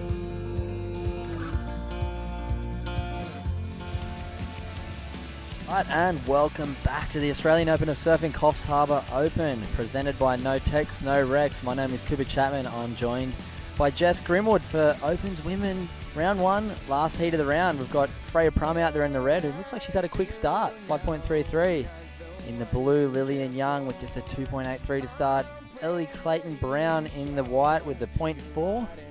And also Shay Lewendell with a 0.3. Yeah, perfect. Very good morning. It's good to have you in the booth, Coops. It's been such a nice addition to the Australian Open of Surf Series, getting your perspective and expertise back into the booth with us. So it's nice to have the competitors along with True as well in the booth. And yeah, we are into the final heat for the women. The Chemist out there in the seated Rashi in the red. Like you said, early start for those girls. Really, there's been pretty slow heats over the last hour or so. It's just been, people are getting through on 8s and 9 heat total, which is pretty indicative of the conditions out there. I know you were sitting down there with the camera all morning watching the conditions unfold. Yeah, I watched those last couple of heats in the comms booth on the beach, and the conditions are getting pretty tricky. I'm obviously getting prepared for my heat. I'm coming up in heat 2 of the men's in about 3 heats time, and yeah, I thought maybe with the low tide the conditions were going to improve, but it's looking like it's getting quite difficult. So hopefully as we get a bit lower, it might break a bit further out as we see yellow up and riding here. She's found a nice looking wave. It's Shay Lewendell. Nice carve to start. See if she can get another turn up there before it disappears into this bank. Unfortunately not. Yeah, that was a pretty open face opportunity out here for these conditions. So I wait to see the first proper score for Shay to drop on in. We'll cross on down to the destination New South Wales live broadcast from the beach. It is Carly Shanahan with that last heat win. Carly, congratulations. Thanks so much. Now, that was a bit of an nail biter. We didn't actually see the last kind of exchanges. We just saw the chop and change of the leaderboard in after the hooter. So talk us through. I think you posted a 717 on the final wave. What happened out there? Was it a right? It was actually a left-hander. It kind of just hugged the bank really well. But yeah, it was a super slow heat. I was so nervous, but I was so happy. Like, it was the last minute and that wave came and I was stoked. Yeah, because you were sitting in that third position. I know Summer overtook you. She only needed, I think, a pretty small 3 and posted a mid-range 4. Could you hear that situation unfold and then knew that you needed to actually get yourself back into the mix with a pretty big performance? I had no idea that happened. I was paddling over a wave and there was sets coming and there was so much going on in my mind. I didn't hear the commentary, but I was so grateful for that left. It's kind of weird because Summer and I are staying together, so that's a whole different dynamic that's kind of added to the competing. Yep. But yeah, it's been super cool to be hanging out with Summer. She's an amazing surfer. Yeah, well, we were talking about that with Rhea Campbell as well. She said she had 2 other competitors and her kind of posse that she's travelling with. With you two going into the heat, is there any trash talk that happens out in the lineup, or you guys just keep it super professional? I wouldn't say we keep it super professional, but like we don't really trash talk in the lineup. Probably like coming up to the beach, me and someone would kind of nag each other, be like, "Yeah, I'm gonna smash you." Like, but like then when we get in the water, it's like fair play. Yeah, Leave it in exactly. the water. Yeah, and you guys go to your own kind of strategies anyway, don't you? Like you said, you Yeah. had no idea what was going on in the end there. It was Yeah. great to see you be able to find. That's the biggest score we've seen on a left for the girls' round, I think, this morning. So, yeah, that was an impressive performance because I know those have been really tricky ways. What happens now? Going back to your accommodation and you're looking for quarterfinals tomorrow, does Summer now have to get on to dinner for tonight? Are you off duty? I mean, it'd be pretty good if she was on dinner tonight. She made pretty good pesto pasta the other night. Oh, great. Well, Summer, she's going to have to do well to support you now going through to the quarterfinals. Any last shout-outs to all the guys tuning in and supporting you guys from home? Yeah, shout out. Coffs Board Riders are all staring at me right now, so shout out to them. And then shout out to you guys. You guys are amazing and Surfing New South Wales and that, so yeah. Great. Thanks. Well, congratulations. Great first round opener for you and good luck going through to the quarterfinals tomorrow. Look forward to plenty more action. Cheers, Az. Thank you. Thanks, Carly. And it's good to see her, local lady. Really nice score on that left, Coops. It was pretty much the only scoring left-hander that I've seen that's come over a 3 or a 4. So it's great to see her getting out into that quarterfinal. We've seen her with such great results, and I can see just outside the booth mix of the next super heat coming up. I think that might be the Wildcards, Otis Carey and the Goofy Footers, Sean Cansdell out there getting prepped for their next heat, and that's going to be a nice little instalment in entertainment here today. Yeah, and we've seen a couple scores lock in this heat out in the water. Lillian Young in the blue, 2.83 and a 3.83. Has her out in the lead, but we just saw a massive score come in for Freya Prum. 8.33 on that last wave. I saw one big backhand vertical turn. She might now have the biggest score on a left. Yeah, I think that you're going to be spot on there. She's able to dial into the most steepest sections that I've seen, at least over the last 2 hours. And we sat down there. I know you've been sitting down there right in amongst the booth on the beach and sitting along the path there. You can just see there's just been that lack of energy, so maybe a little bit of an indicator of the turn in the conditions and things starting to improve, and Freya being able to capitalise on that. It's a great looking heat total. We haven't seen anything into that double numbers over the last 2 hours, so she's looking pretty safe at this stage, I'm going to say. Yeah, with a 5.33 on the first one, backed it up with an 8.33. Only 8 minutes gone in this heat, so very, very strong start from, you'd call her almost a seasoned competitor in this event. Freya Prum's been around for a long time. Put her in that same category as Sarah Baum, Philippa Anderson. Both of those girls knocking on the door of qualification. I know Freya's been close as well. And yeah, looking forward to the 2021 regional QS tour because it's going to give girls like Freya, Philippa, and all of the girls in this event a really good opportunity to get some points under their board and then hopefully have a crack at the Challenger Series to get onto that world tour. Yeah, what do you think about the new regional format? Personally, viewing it, I love the idea of the fact that some other people can get involved in the mix that don't have to pay for like the whole world tour thing just to get even a shot at a 1,000 event. And as you can see, I think this might be the some of the teams lining up there for the specialty event coming in very shortly. So there's 4 teams, the Future Presidents team, the Goofy Footers, the Tradesmen, and the Wildcards. And the order will be the Ripper, the Junior, and the Legend. So 3 surfers per team. I think we see some of the disabled surfers. I'm not sure if it's the Disabled Surfers Association up here in Coffs Harbour, but they'll be getting involved as well as the Coffs Harbour Board Riders and all the local Groms. It's great to see that entertainment. But yeah, coming to that regional format now, I feel like it's just going to take that. I feel like the qualification into those 5,000 and above events used to be based on pretty much there's this whole group of surfers that could qualify, but if you don't have the cash behind you and the ability to travel to all those 3,000s and 5,000s, you just don't get a chance. So with this new regional, would it be right to say it's going to kind of boost those maybe not as rich, talented surfers? Yeah, I think it's going to definitely give a few opportunities. I'm interested to see. There's definitely some kinks to iron out. I was reading through the info sheet just before, and I've been speaking to Surfing New South Wales.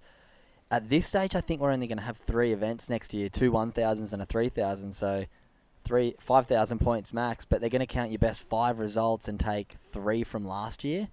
So the guys who did well in Newcastle and Manly, who did well in 5,000 and 10,000 events, are already further ahead than anybody who wins all 3 events next year. So I think there's definitely going to be some potential changes, or it's just going to be a really tough year next year for the guys who didn't get a good start this year. So, I mean, it's all in fairness for the guys who did get a good start this year. But, yeah, I think it's going to be interesting because I think we still need to work out what events are going to be run. We're going to have to try and work out where in the region we're going to be able to run events and if we're going to be able to get over to New Zealand and compete.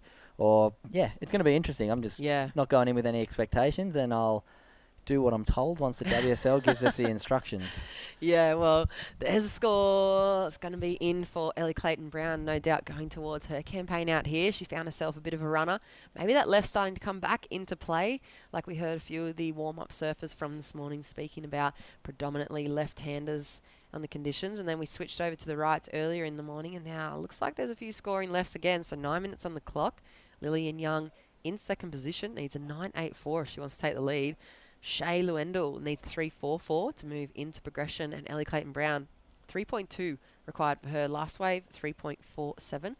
Yeah, I think it's going to be like that bit of a tricky transition year. Remember that year that they did the halfway or the midway cutoff, and it was like pretty much all those guys that had worked so hard at that original format suddenly got thrown into the mid-year cutoff, which didn't work necessarily in their favour, and then kind of lost all that background work where you have to do the QS for that 2 or 3 years to earn enough points to get into those things. It was just one of those years, isn't it, where you have to cop it. Yeah, I think they're just trying their best, to be honest. But yeah, I think it just depends how many events we have. If we're counting 5 events and there's only 3 events in the region, it seems kind of weird in my head. But yeah, I guess it'll all kind of come out in the wash next year when we find out what events we can actually run, how many sponsors we can find for the events, and hopefully we can have more than just 2 1,000s and a 3,000, because like I was saying before, somebody who made the semis or won the 5,000 in Newcastle last year already is ahead of every single person, even if they win every event, which seems a little bit unfair for next year. But yeah, like I said, this year has been obviously very interesting for everybody involved in the world. So yeah, WSL are just doing their best, and it's just great that we're going to be back competing, to be honest. I'm pumped. Yeah, it's good to have the opportunity and the potential for the plans to kind of unfold as we go as well, and there's just so much coming with surfing. Shay just picking up a nice wave, and Freya up and riding right behind us. So we're starting to see conditions pump through a little bit more through this final heat of the women, and plenty more turning opportunities as we see Freya set up the inside section. Nice smooth carving approach to the waves there. She's probably looking to replace that 5 or mid-5 in her scoreline. Last wave for Shay. I'll be interested to see how that locks into the situation. She only has the 0.83 as a second wave score. I think it's going to go way up into the top range. She had a nice combination of forehand manoeuvres on the board. So we'll wait to see. Here's the replay for last of Lillian. Bit of a flatter kind of left for her. So she changes direction, looks for the right reform, hits the wash, nice little release, and straight back up into the lip. So nice 2-turn combo for her. Almost kind of doing a 3-0 on the end there. Freya, nice kind of relaxed cruise approach. Like I said, 5.33 is a second wave score. Nothing super critical here. She kind of just nurses through the rail work, and maybe just getting those feet kind of stuck into the wax for the third wave. So waiting for that score for Shay, really. I think that was the best of that last exchange, Cooper, and just over 6 minutes on the clock. Yeah, she surfed that wave really well, and it's kind of turned into one of those battle for second heats. We do get these quite often when somebody runs away with it, and Freya just too strong at the start of this heat. That 8.33, like you said, there hasn't been many scores up over even the 5 and 6 range, right, for the last 4 or 5 heats in the women. So getting an 8.33 really makes it hard for the girls to catch up, and we're seeing it in this heat. Second, third, and fourth just sitting on 7, 6, and 4 points. That's going to change when these scores lock in, but yeah, a long way home. Ellie Clayton-Brown's comboed for first. I think all of the girls are comboed for first, except for Lillian Young could get there with a 9. But we're just going to wait for these scores to come in for the last couple of waves for the girls. And there we go. Shayla Wendell's last wave, 4.6, straight into second place. She now needs a 9.07 to jump up into the lead. Tough ask for out there right now, but she's in that ever important qualifying position in second. But we've just seen the score drop in for Lillian Young, and that's a 4.17. She's jumped back up into second now, leaving Shayla Wendell needing a 3.41 and Ellie Clayton-Brown a 4.48. Lots of changeovers in these heats at the moment because they're so low scoring. It gives everybody a chance to fight back with one good wave. Yeah, exactly. And look at that scoreline. Like you said, the 8, a 7.83, and a 7. it's really in striking range for any of the ladies. Just under 5 minutes on the clock, and I know the judges down there, the judging panel, have access to the instant replay. So that's why we see sometimes a little bit of a delay across the live heats and the locking in of the last few scores. They have the ability through the head judge if he wants to replay the rides, and they can really dissect every little bit of the manoeuvre. So it's great to see that kind of on hand for the competition, and I think it brings the judging scale up to a brand new level instead of relying on just the recall. Although it's incredible from the whole panel themselves, it's so hard when all four surfers lock in a wave and a scoring ride, and when the scoreline is so close and it's within 0.8 of a point of each other. It's nice to know they have that replay, and Kai Engel, that head judge down there today, able to tap into that and put it across the panel. Of course, we got Zippy down there from Byron Bay as well, and Tori Gilchrist, so pretty experienced panel for those guys. Here goes Shay Lewendell in third position at the moment, opens up with the first bit of rail work and has to jump back onto the legs a little bit to make this inside connection. She's done well, generated the speed through, looking to put the closeout manoeuvre on as that thing just fizzles out through the inside. She only needs a pretty small score. Yeah, she's just looking for a 3.41. Dare I say she's going to get that and put herself in that progressing position with the last 3.5 minutes in this heat, putting the pressure back on Lillian Young and Ellie Clayton-Brown. But they're not going to need huge scores. Maybe something up in that 5.5 range. It was a pretty nice wave there for Shay Lewendell. So we'll wait and see what comes in there, and then we'll update everybody with that situation with just over 3 minutes remaining as we see Freya. Nice big open roundhouse cutback. Straight off the bottom, another tight wrap. It's going to be another good wave to back up a 8-point ride, I think. Yeah, that's some nice rail work there, and you can see her really relaxing into the situation. Maybe now feeling a bit of leg burn. Checking time, maybe it's a little bit tricky with the wind for the guys to hear the beach comms. I'm not sure. I heard a couple of the competitors saying they weren't quite sure of the situation out there towards the end. So I know you're on beach comms for a little bit too, Coops. There's a fair bit of onshore going on at the moment, or cross shore. Yeah, it's definitely howling wind. It does make it really tough with the speakers, obviously blasting as loud as they can, but with that wind, it just blows the sound back to the beach. So sometimes you kind of need to sit up on your board and listen really intently. It's pretty funny. I'm sure you would have done the same surfing many heats over your days. When it's windy, you almost have to sit still and kind of really focus on your hearing sense rather than what else is going on, just so you can pick up that faint sound and get your scores, because it does make a big difference. If you know what scores you need, you can surf to that score rather than trying to over-surf because you don't know what score you need. Like, I remember surfing in board riders, you never know what you need, and you come in after trying a big air to try and get a big score, and they're like, oh, you only needed a 3, what were you doing? It's like, so it does make a huge difference, and it's a big part of competition surfing is knowing what scores you need. Yeah, and how's it going back to yesterday? How was the energy here for the AVB? We were at a different location, obviously, but that was such an exciting event, and the froth that you brought to the booth as well was pretty sick. I know you love that team aspect of board riders battles, and that's going to be, I guess, another aspect installment in the event today. We're going to see that super teams heat coming up after this. I loved hearing you talk about strategy as well, as we see ECB up and riding. She's back in the contest, Rashi, and she's going to get to work out here. We saw Freya just dropping another big score, increasing on her lead. You have the update there for her last wave. Yeah, Freya's dropped to 6.37, just like we predicted, bettering that 5, distancing herself from the field. But the big score, the one that we care about, 4.6 from Shay Lewendell, backing up her other 4.6, pocket 4.6s, takes her straight up into second place.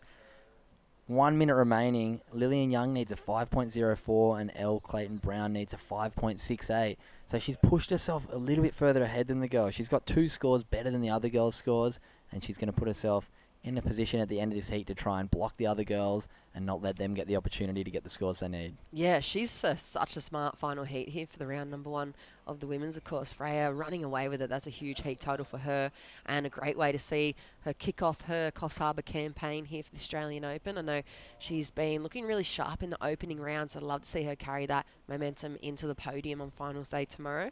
The 25 seconds on the clock. 5-point ride's going to be a big ask coming in for the last 20 seconds here in this heat with Lillian, Elle Clayton-Brown. The surfing's definitely there on the table for the picking. They just need to find the opportunity, as we see Shay, super smart heat. There's the surfers for the next super heat, just getting in the way a little bit there, but Shay not even worrying about that as the timer Clock's down to 0. Looks like Freya Prum is going to unofficially move through to the quarterfinals along with Shay Lewendell. Congratulations, ladies, rounding off that opening round for the women. Coming up next, we will see the Superheat here for 25 minutes. So we'll be 4 teams going head-to-head here, courtesy of the Coffs Harbour Board Riders, and plenty more live action coming to you from the Australian Open of Surfing right after this break.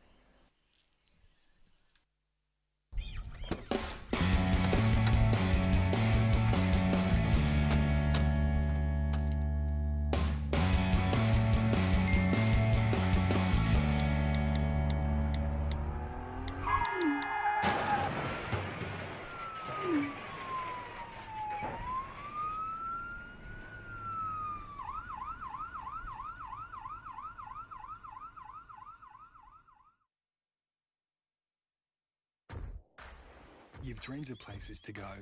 You promised one day. Now, one day is here. New adventures. Wide open spaces. So, you can't travel the world right now. So what? New South Wales is here for you. Let's all reboot 2020. One unforgettable experience at a time. Now's the time to love New South Wales.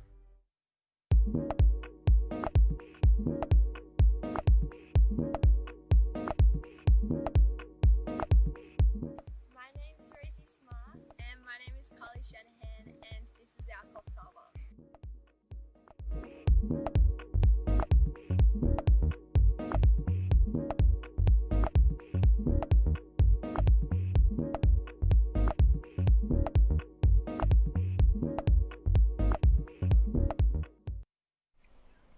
Okay, and welcome back to the Coffs Harbour Open, part of the Australian Open of Surf. Out in the water, we have our Coffs Harbour Superheat. We've got the Coffs Harbour Board Riders out there getting involved. In the red, we have the future president out there right now. So we've got teams of 3 surfers, and we're going to be doing a bit of a tag team. So we've got the wild cards in red, tradesmen in white, the goofy footers in yellow, and the future presidents in the blue. We've got Crispy down the beach. I don't know if we're going to be able to cross to his mic, but he looks like he's looking after him. Heat, because these surfers all surf the Rippers, and they're in Coffs Harbour Board Riders, and they're fun surfers enjoying the waves. And I've got one with me, Will Martin. Good morning, Will. Good morning. Hey, talk us through that little board. That's a 4-foot board.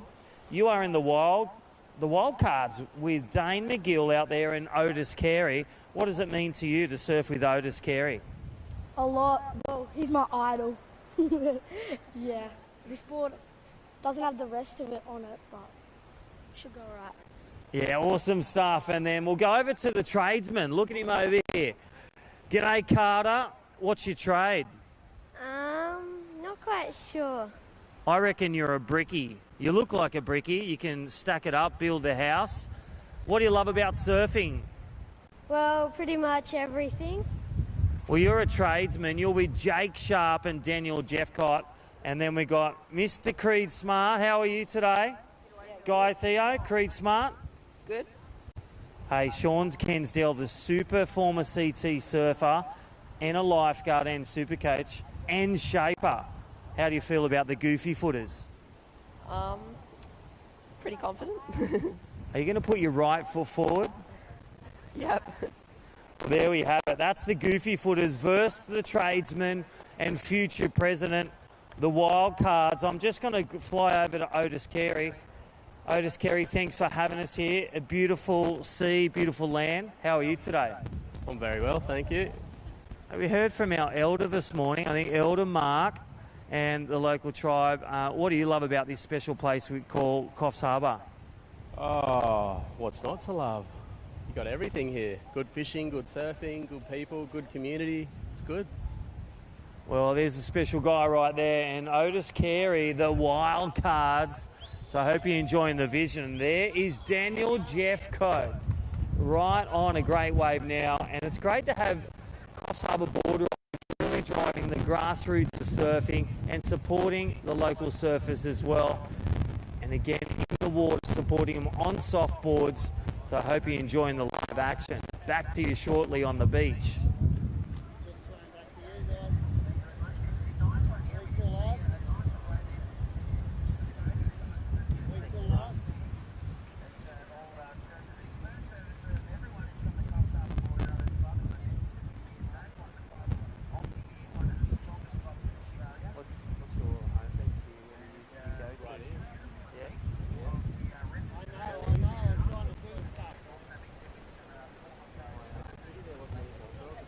It's really cool that Surfing New South Wales are giving them the opportunity, giving Coffs board riders a spot in this event, a little 25-minute window to show what their guys can get up to, give a bunch of their guys an opportunity to get out there, chuck a rashie on. It just feels good sometimes doing that. Yeah, how funny is Will Martin too, saying about Otis. It's sick to see Otis still just supporting his community so deeply. He's been such an incredible competitor over decades now, an incredible role model for a lot of the young up-and-coming guys and girls, and of course the Indigenous community. So it's great to see him coming back to play for the community. Yeah, and we'll chuck it back down to Crispy, I think, on the beach. I think he's got Guy Theo with him down there from the Goofy Footers team. Quite everything, the fun of it, and everyone's just treated me like I'm part of the family, so I really enjoyed it.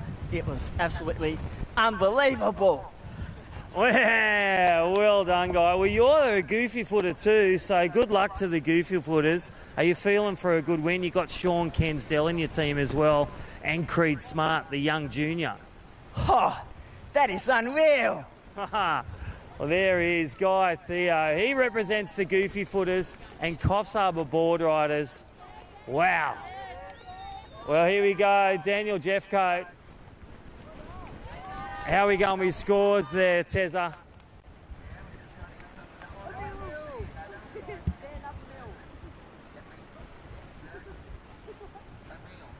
Yeah, how good is that? Look, that's got to put a smile on everybody's watching's faces. Those guys are frothing out there. It's so cool to see them get the opportunity to get out there, get a few waves with a few of their heroes. And then, yeah, look at the Groms paddling out now. This is the ultimate heat. And then we're going to see it brought up the end with Lee Winkler, Sean Cansdell, Jake Sharp, and Otis Carey. An absolutely action-packed lineup.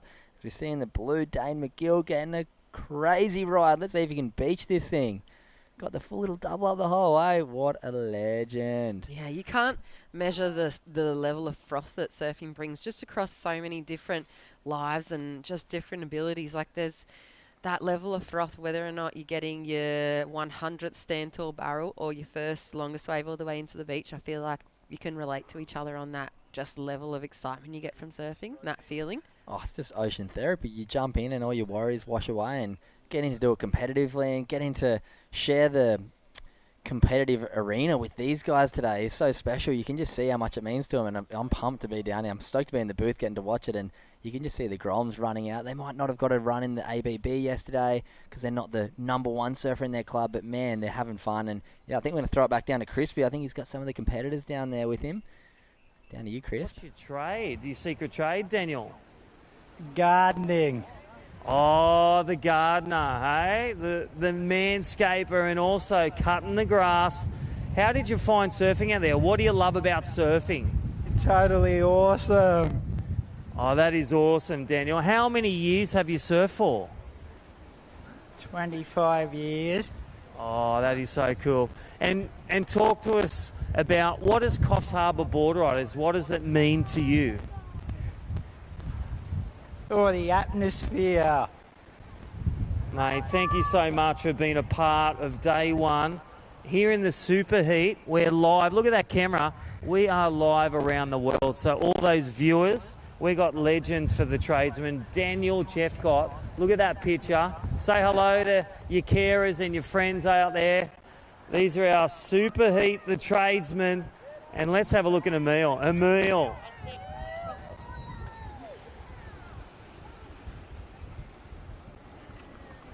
Yeah, we'll come over here, mate. All right, I'm here with the future president. You know, Trump's out, and are we looking at Emil Burton to knock off ScoMo? What do you love about surfing? Mate, I just love being a part of... I love being part of Coffs Board Riders, and my... It's the 11 times world champ. Kelly Slater, this is for you, boss! And he was always in the red jersey as well, so there's a shout out to Kelly Slater from Emil, the future president. I hope you're enjoying the action. This is our superheat Coffs Harbour Board Riders. They are the Rippers, and they're doing 4 teams event for 25 minutes with the junior emerging Groms and with our Lee Winkler future form Jake Sharp, our high flyer, and Otis Carey here. He'll be up soon. They'll be up soon. And Tez McKenna, one more interview. Dane McGill. Hi, Dane. How are you? Good, yes. Ready. Surfing the Wildcards. It's great to have you here and great surfing out there. Well, we've got 25 minutes, great support, and it's great to have our president here, Lee Winkler, and he's donning the jersey on right now. Lee, the Rippers, they haven't disappointed. The fun, the stoke, even the shout out from Emil Burton for KS over. He's opened his way over. How are you feeling, mate? Yeah, great. You know, it's nice to have the events in town for the 3 days. We've been trying to build the culture within this community for a long time, and it's great that the support's there from Surfing New South Wales, that we have them here, and yeah, very appreciative. These guys, you know, to see the smiles on their faces being part of this club and try to brighten their week up is it's important, and the friendships they make. Obviously, with a lot of focus on mental health these days, and it's important that we keep everyone we can close to us happy. Well, mate, great support back, the local community, not only the local income, and all the hotels are jam-packed, and the local eateries, but yeah, putting back through your board riders, it's such a valuable thing. What does surfing mean to you, coming from former pro surfer to seeing your son out there? What does it mean to you now through your board riders? Surfing means so much in all different ways. You know, for me, I think nowadays is to give people the opportunity to share the love that you have. You know, I'll love surfing till the day that I pass. To share that feeling with others and bring them into the sport is, you know, that's why I do it really nowadays. That's what it means. I'm happy as it is with, you know, what I've done, and I like to get barrel, don't get me wrong, but yeah, it's about them, not me so much. It's so good. Thanks for putting back in as president of Coffs Harbour Board Riders. Your son's out there at the moment. Emil Burton's already. Hey, talk to us through ABB yesterday. What was it like when you got that 9 and your club came second? You're through to the national final. What does also the ABB mean to you? The ABB is you know, I suppose it starts at the board riders really, you know, like for me, like I've got young kids, and that's the one day a month I get to surf and get to catch up with my mates and my friends, so it's really important that I get that, you know, that one day a month where I can have that fun. And then the board riders battles and the teams events is just a real feather in the cap of what, you know, to be able to showcase your talent in your club. Yesterday was what a board riders battle is all about. You have your ups and downs, and you're excited, and you get a little bit stressed, and then you're trying to get the team calm, and you know, just people to come and share that experience with you and compete and push themselves to do the best for their club. It's really special, and to watch the young kids come and want to be part of it and inspire them is, yeah, hopefully. I really think that Surfing Australia needs to look at a junior version of that. I think it'd be great for the kids to learn to surf under that pressure. You know, I've been surfing long, I don't need more practice at it, but it'd be great to see the kids get a shot at that, like more than one, you know. It'd be good to see 5 or 6 in a team to do that. Yeah, definitely. Couldn't agree more. And it's great to see some of the emerging talent. You've got your son that's in the event, and also Will Martin. It's great to see them have with the New South Wales Open Series here in your home beach, and also the application at the junior surf with some of their former heroes. Absolutely, you know, like I think with all, like the pecking order in the lineup, you have, you know, the guy might be 1 year older than you, he inspires you, and then you have the guy might be 2 or 3 years older than you, then you have the older guys that really do it. So it's a great little stepping stone for those guys to look up to, and you know, we're just here to support them, you know, all the way through. Now, someone out there live online, what can we say to them if they want to join your board riders at Coffs Harbour, get involved with the surf school? Where do they find Coffs Harbour board riders? Look, we've got a Facebook page and our website, Instagram, but just want to make people sure too that I think with these parent assist divisions that your kid's capable of being able to surf, or the parent themselves is able to, you know, deal with what the ocean can bring. A board riders club is definitely not a surf school, so we want to get the right members there for the right reasons. And when you're ready, you're ready. And yeah, get in touch with us. We'll show you how to step through all the hoops to get in. It's not very hard, but yeah, there's a lot of support there, a lot of fun, and it's a good lifestyle to be had. Well, with the great banana. Hey, what's your favourite banana Is it the chocolate banana or the one, just the plain old one from the Big Banana at Coffs Harbour? The chocolate coated banana at the Big Banana is good, but just banana smoothies are unreal after a good hot summer's day surf like today when it's 30 odd degrees. Any banana's a good banana. Well, there we have it. Our president of Coffs Harbour Board Riders, Lee Winkler. Well, you get set because you're going to be out there very soon once your son gets a wave. Hunter's out there, the 25-minute superheat. And I've got with me, well, the tradesman, the brickie, the young brickie. How you going, Daniel? Not Daniel. You're Carter. Yeah. Hey, talk to us about how many years have you surfed, and is this your home beach here at Macaulay's? Yeah, and I've been surfing since I was around 2 years old. Hey, what year are you in this? I'm in year 4, and my favourite surfer is probably Gabriel Mendina. Well, Gabriel Medina, former tour champion. What's your favourite wave, dream wave, that you dream to go to? Whether Hawaii or Tahiti, where would you love to just have? Maybe, I don't know, pipe when it's a bit smaller. That's a pretty good dream. One more question. What do you love about the Rippers division when you're in Coffs Harbour?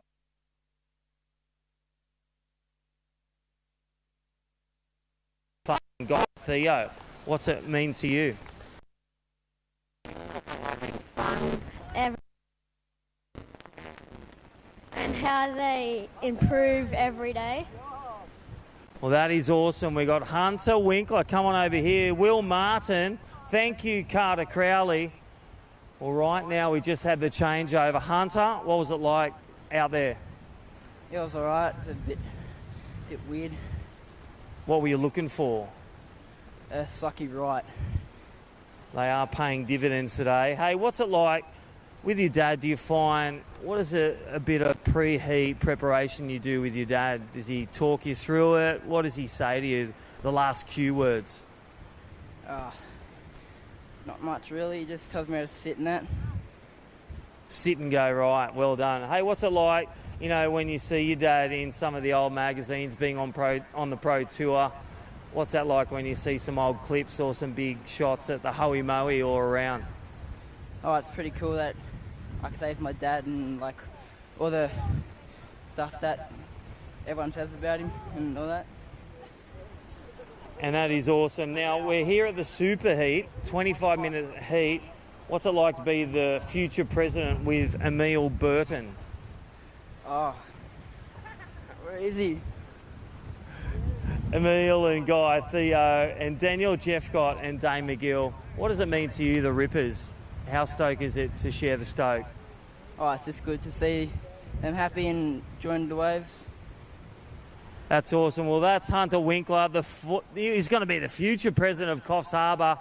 And we've got right now Lee Winkler out there in the water, getting another wave. Sean Kensdell, the goofy footers in white, two past CT surfers, and also Jake Sharp, such an emerging talent, pro junior former winner, and Otis Carey, he is out there as well, and he is going to high fly. So watch the action, and we'll be back to you shortly here from the beach.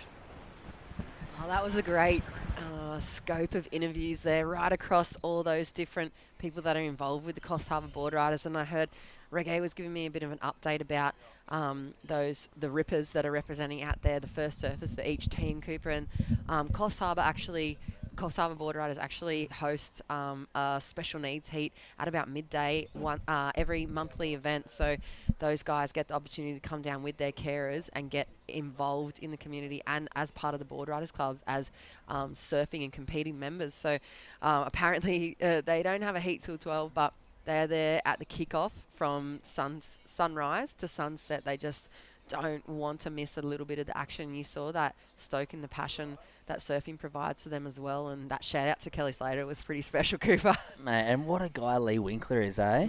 an absolute role model for anyone. I think all club presidents can take a leaf out of his book. The way that he spoke about his club and the way that he spoke about his community is beautiful, and the inclusion of the disabled surfers in their club is something that I think Surfing Australia and every club should look into doing, because the smile on their faces is worth more than getting a 10-point ride. It's unbelievable to see the amount of joy that they get brought, and I'm sure every month it's their favourite day of the month. And that's what surfing's about. We want to be down there including people. We want to give people the opportunity to share that stoke that us as professional and competitive surfers get to do all around the world, giving other people that don't necessarily have that opportunity and teaching them and showing them the ocean is such a beautiful thing. And it's so great to see Lee Winkler's attitude towards that inclusion. And yeah, like I said, I think all board riders clubs should definitely have a look into the way the Coffs Harbour are doing it, because it's a beautiful club spirit, and you can see just the smiles on all the faces down there is something I really admire. Yeah, I think exactly well said, Cooper. It's a call up to all those presidents. If you're tuning in and watching the events, or you're maybe a treasurer or a secretary in the club, on the committee at least, there needs to be that step up now from the rest of the board riders and be more of an inclusive community. And I think that we've spoken about just then, and looking at it from the aspect of we give them the opportunity to come and surf in the board riders, but the stoke and the passion that they bring and the commitment that they bring to the sport, that's given me the biggest kind of vibe. And I know you, like, they just re-inject and remind us of that passion of surfing and the simplicity and how good surfing just is on its own. I think that you can get really lost sometimes, especially doing all the contests and being so in the mix of the industry. You can get kind of a little bit blinded about, and you get so focused on all the little bits and pieces of competition surfing, you completely forget why we all started getting involved in the surfing community across the globe in the first place. So that's a nice, I guess, kind of addition that they could bring to the club as well. And I'm sure there's a huge amount of special needs communities and houses. I know there's caretakers everywhere, up and down. Every single suburb has just hundreds of the houses that you needed to help look after these people, and assisted living, I think it's called, up and down the coast. So there's the opportunity there for the board riders to step up and take a leaf, like you said, out of Lee Winkler's book and embrace the wider community, and it's only going to enrich the depth of the club too. And that's passion and support. You can see how stoked all the Grommings are as well. It's just such a good vibe. And just becoming a bit more aware and having the capacity to understand what disabilities are, it's something that people don't necessarily choose, and including them in the community is amazing.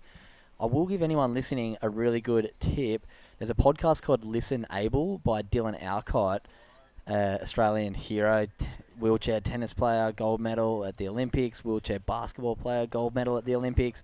I read his book and got in touch with him, and he's such a great guy. And he has a podcast, and they speak to all different people with different disabilities and just get to understand how the disabilities all work. And for me, it was such an eye-opener and educational for me to understand, for one, how to treat people with disabilities completely the same as us, but also how to understand that they have different needs and things that we can do that can make life a lot easier for them. And one of those things is getting them involved in things and making them be part of the community, because that's exactly what they are. Yeah, I'm definitely going to have to tune in and listen to that. I know he was super vital for that whole community having the voice. I know when they pulled the whole disabled part of the pro tennis tour after COVID struck, and they the US Open, and he went to bat for his whole community and that whole part of, I guess, sidelining along with the Paralympics voice. Like, he's able to bring that to the forefront and say, hey, like, how can you just completely cancel our whole schedule and put on just the,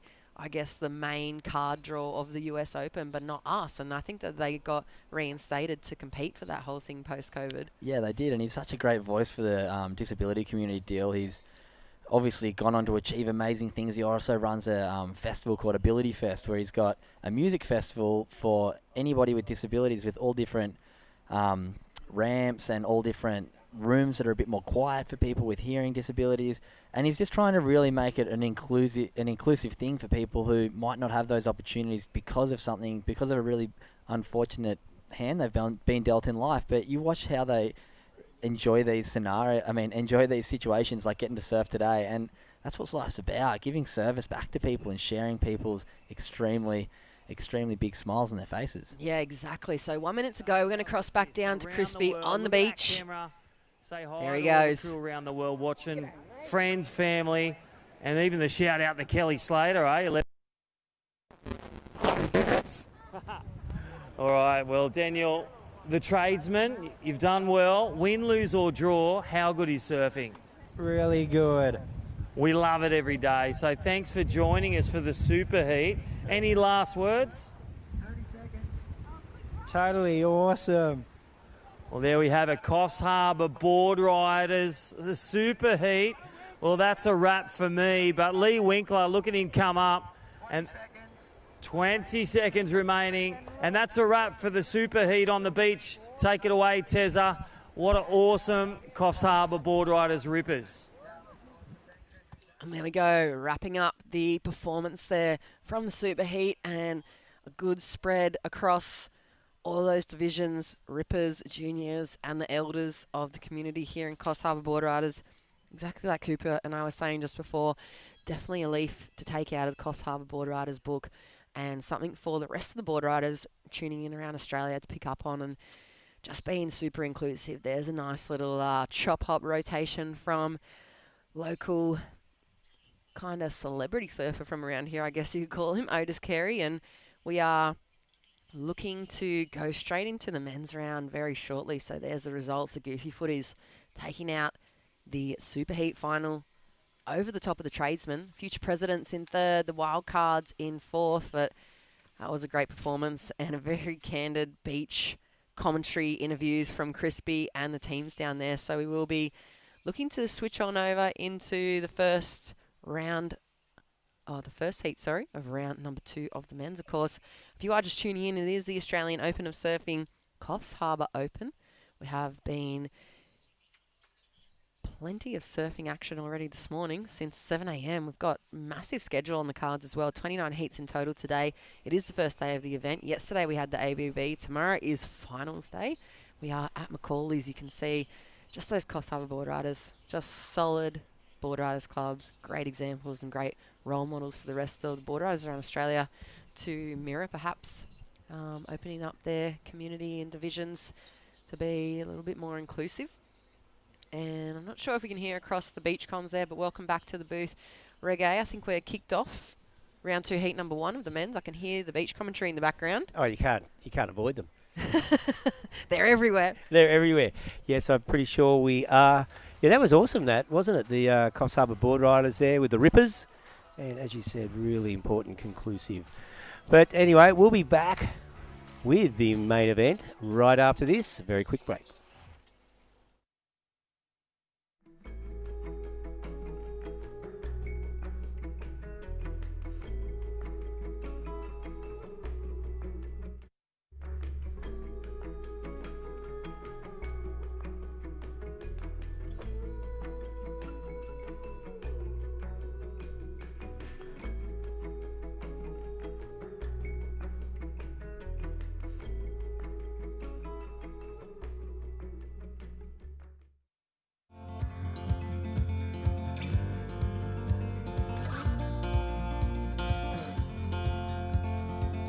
We got love that we'll never need to hide. Love will always rise above. Whatever comes, we will be just fine. If I am yours and you are mine. Take my hand and let's fly away to another galaxy. Hold me close, I want to feel your love. Together we are free. Just be with me. Just be with me. Just be with me.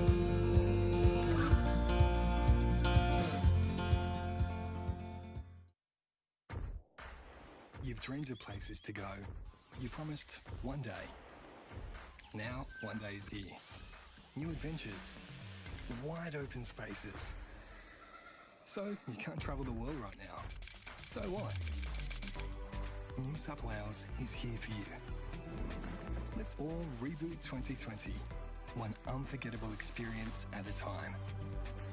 Now's the time to love New South Wales.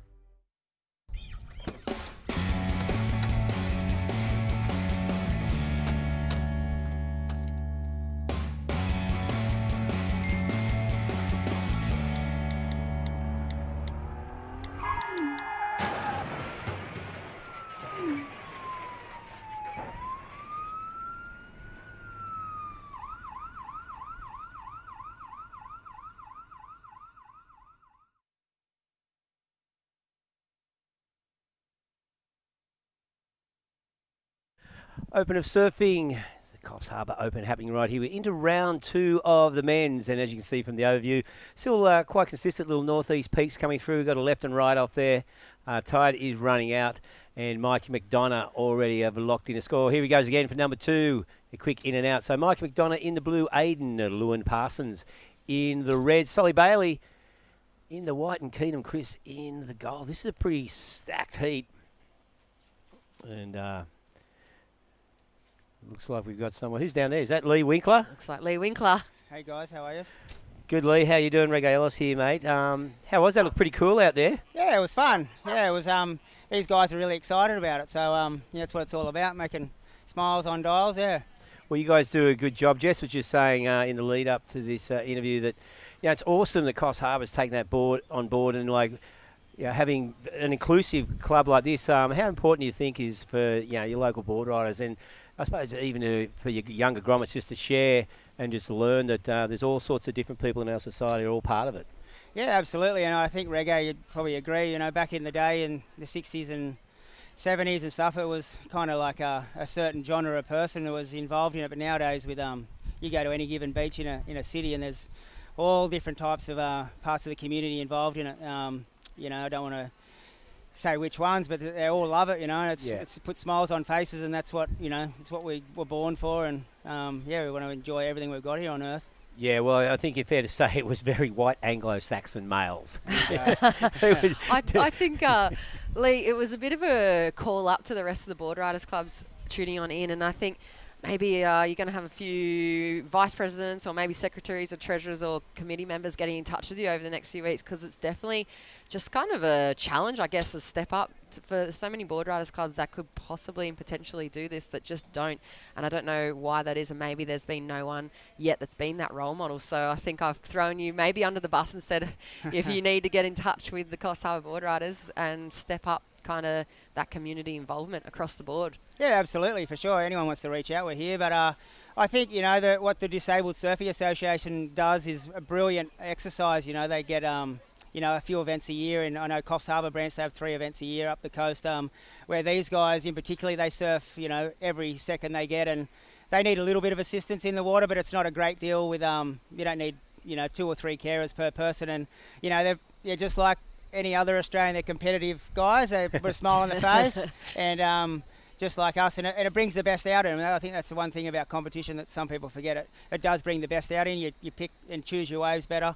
So it's great to see these guys and the friendships these guys make in the club. It doesn't matter what day they come to the beach, they got a mate there to chat with. Yeah. And with mental health such a big thing at the moment, I think it's great for these guys to yap away, and someone can listen to them and put a smile back on their face. Yeah, it was pretty cool. You had some pretty heavy hitters, such as yourself. And see Otis is there. You dragged Sean Cansdell out of the shaping bay.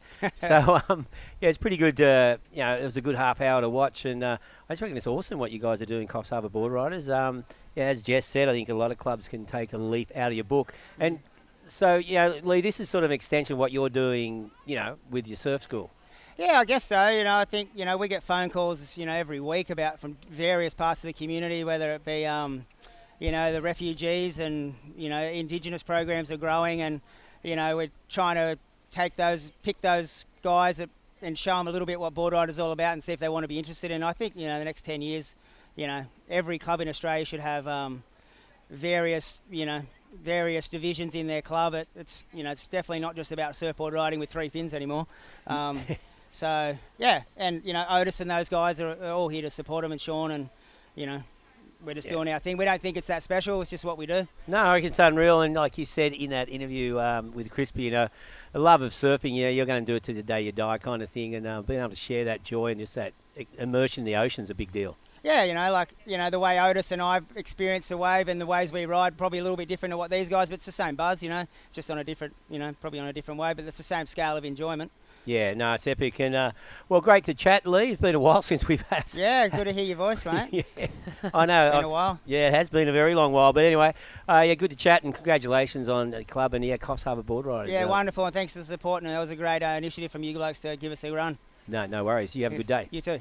Thank you very much, fellas, and a great display once again. Those absolute role models in the community. And it looks like they're passing the mic around perhaps for a few other people as well. So Looks like we might have Big O, Mr. Otis Carey. Pretty well-known surfer from around the region. Hey, O, how you going? It's Jess Grimwood here. Hello, Jess. How are you? Very well, thank you. Welcome back to the competition stage. I haven't seen you around the traps for a while, so it's great to see you. Of course, Lee was saying it's pretty much a monthly effort for you guys. It's just part of the board riders community up here and part of what you guys do. Yeah. I mean, we're always, the board riders here, we're just all really hands-on. So it's, yeah, we're doing a lot of great things here, and it's good to be a part of it. Yeah, and you got some young kids coming up as well, don't you? Are they members of Coffs Harbour yet, or? You talk about my little ones? Yeah. Yeah, Super Grums? Couple more years to go until they're on a board, I reckon. Oh, yeah, cool. Well, we'll be watching out for that. And So, Otis, it's Reggae here. Mate, you're not one of those dads who's going to get them out there and as soon as they can, swim? Soccer dad. Nah. He's saying, are you going to be a soccer mum, Otis? Nah. I'll let them go at their own pace. Yeah, so Otis, like being up here, it's a pretty awesome part of the world. I mean, I know you spent a lot of time down living in Bondi, which in many ways is the antithesis of this area. How nice is it to be back up here and, living around Coffs? Oh, Bondi is a beautiful place, but here's, this is where I'm from. This is Gumbanga country and my people's place, so I feel just so wholeheartedly grounded when I'm here back home, so I just absolutely love being home. Yeah, now with that, the sort of, talking about the board riders, is that your only competitive sort of desire these days? I do a few board rider comps here and there when I've got the time, but I do a few of the Indigenous comps as well around the traps. It's always good fun to be involved in those competitions. I mean, you look like you get, in your artwork, you're getting pretty busy these days with the other side of your life. Yeah, that's a full-time job in itself at the moment, which is great. Yeah, becoming quite prolific. It's awesome to see. Thank you. I'm getting there. Yeah, well, yeah, it's the great evolution art, isn't it? Yeah, there's always room for growth when you're an artist, so it's quite a beautiful thing to be involved in. Yeah, it's quite amazing to watch. And with these guys, like sharing your love of the ocean, it must be pretty amazing just to be able to get out there with people from all over and all walks of life. Yeah, I think that's the good thing about surfing is anyone and everyone can surf, and it's great to share that with others. Yeah. All right, Otis, I'll let you go. Thanks for having a chat with us. Thank you. And yeah, it was good to watch. Have a good day. Bye. Cheers, boys. It's so great to hear from those guys. Such depth in community. I think we're going to actually have a chat to one of the other fellas. Put the mic straight on to the head. Is it Emal down there? Yes, it is. Hey, Emal. That Kelly Slater shout out was probably the biggest highlight of my day so far. You put the biggest smile on my face in here in the booth. Congratulations for your heat. Well, if it weren't for the Coffs board riders and the club, and we've just got a new member this year, and he's going to join next year. And I just love being part of it. Yeah, it's great. It's great to see you being able to get out there and perform. Do the board riders boys supply you guys with boards when you come down here, or can you bring your own equipment? I normally bring my own board and stuff, but I get mine from keepers at the jetty, and I'm just loving it at the moment, really, because I've got a good Bison Garth and Cow and Andrew Lindsay, so Sweet. yeah, And I just love being part of the club, and we get to go to places like Crescent Head, and then we have comps away in Newcastle. Yeah, and I'm really looking forward to next year, so hopefully we can win our 7th title and have a good win, no? Geez, 7. So you're going to equal the Steph Gilmore world title holders of 7, and you're going for your 7th record title in the 2021 season. Is that right? Yeah, that's right. I'll pass you over. All right, who are you passing me to? I'll pass you over to Daniel. All right, no worries. Thank you, Emal. Daniel's taking the mic now. Very good morning. Still in the morning, Daniel? How you going? Very well, thank you. And how did you find it out there? We saw you pretty stoked after your performance. You got some waves? Really, really good.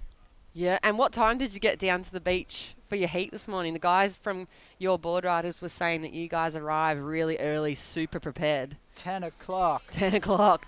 So nice and early, ready to get sorted. Do you have a pre-heat routine that you go through? Yes. What does that involve? Uh, Is it a stretch and warm-up routine, or is it Yeah. just getting your equipment prepped? A stretch and warm up. Well, it seemed to work quite well for you. And Emile was saying just previously in his interview that you guys are looking for your 7th title coming Yeah. up for the next season. Yeah.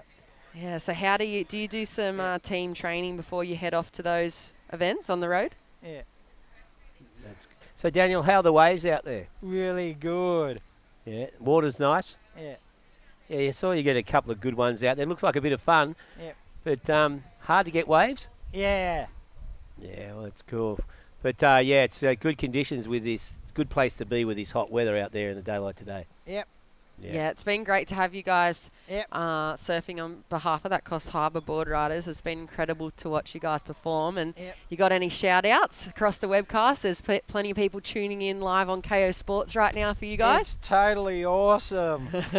It is, isn't it? Surfing is probably the best thing. All We're right. going to pass it over to the other person now. Sure, who are you giving me to? Guy Teo. Guy Teo, all right. Thank you very much, Daniel. Bye. Congratulations, and we're going to get a little update from Guy Teo now as well on the mic. So we've got, at the moment, Mikey McDonough out in the lead of this round 2 heat number 1. Aidan Lewin Parsons sitting in second. Solly Bailey and Keenan Chris have some work to do. And then we've got, I think it is Guy Teo. Welcome to the mic, Guy. Thanks. And you were pretty stoked too. You were the first surfer for, was it the Goofy Footers that went out in the Superheat? Oh, certainly was. And how did you choose your board to ride this morning? Did you bring your own board like in Mile, or did you have a provided board down here? I just decided to. It was a bit of a choice, but I jumbled it up pretty quickly, like a quick juggle of the boards, and I thought, well, it's got to be the JS. So. Well, it's a nice choice because you guys did quite well in the conditions out there. How did you find the waves? What are they normally like here for your club comp? They're usually they're pretty quite big at times, or they can be small, or they can be medium, or they can be really outrageous. Yeah, and so you get the opportunity as being a part of that Coffs Harbour board riders to be down here at least once every month to compete. Oh yeah, it's really quite unbelievable, but it's really worth being part of, and we really get a lot of enjoyment out of it too. Oh, we've got a lot of enjoyment out of your guys' passion for surfing as well today. It's really brung a lot of stoke to our booth in here. Hopefully you'll be able to jump on into the booth maybe and say hello during the day as well. Oh yeah, certainly. It was good, like meeting new people and also getting all together just to make a good club get even bigger.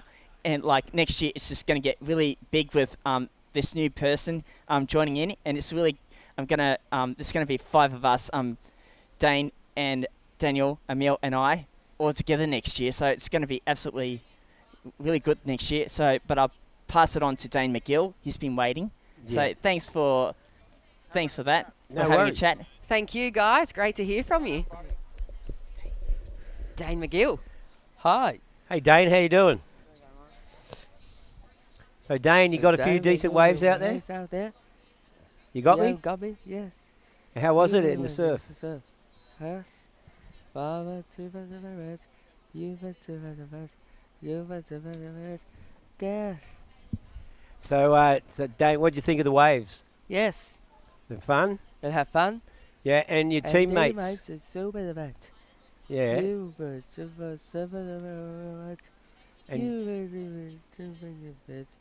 You were 7 of a match. You were 6 of 7 of it. You were 2 of 7 of it. You were 7 of it. yeah, I think you guys did an amazing job out there. You were 7 of it. So it was a great surfing event, and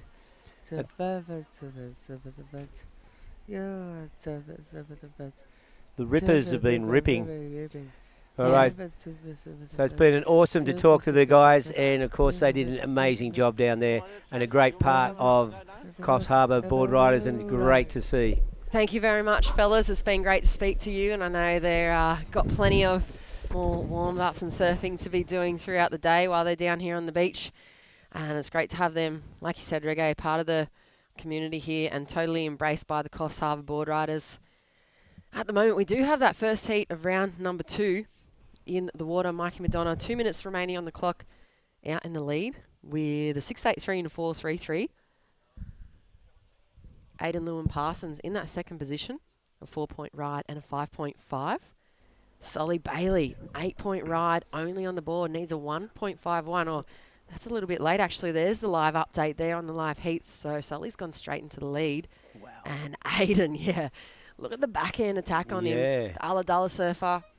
Well, he surfed really well last week down at Kaimo, Gerringong for the Oz Open down there. And a good wave there for Aidan Lewin Parsons. Behind him, current heat leader, Solly Bailey, throwing it up. Just releases the fins. Unfortunately, does not ride out of that backside air. We've got 1 minute and 20 seconds remaining. Things have tightened up quite a bit. Solly Bailey in the lead, just ahead of Mike McDonough. Aidan, well, he's chasing a 7.87 or 7.67 to move through.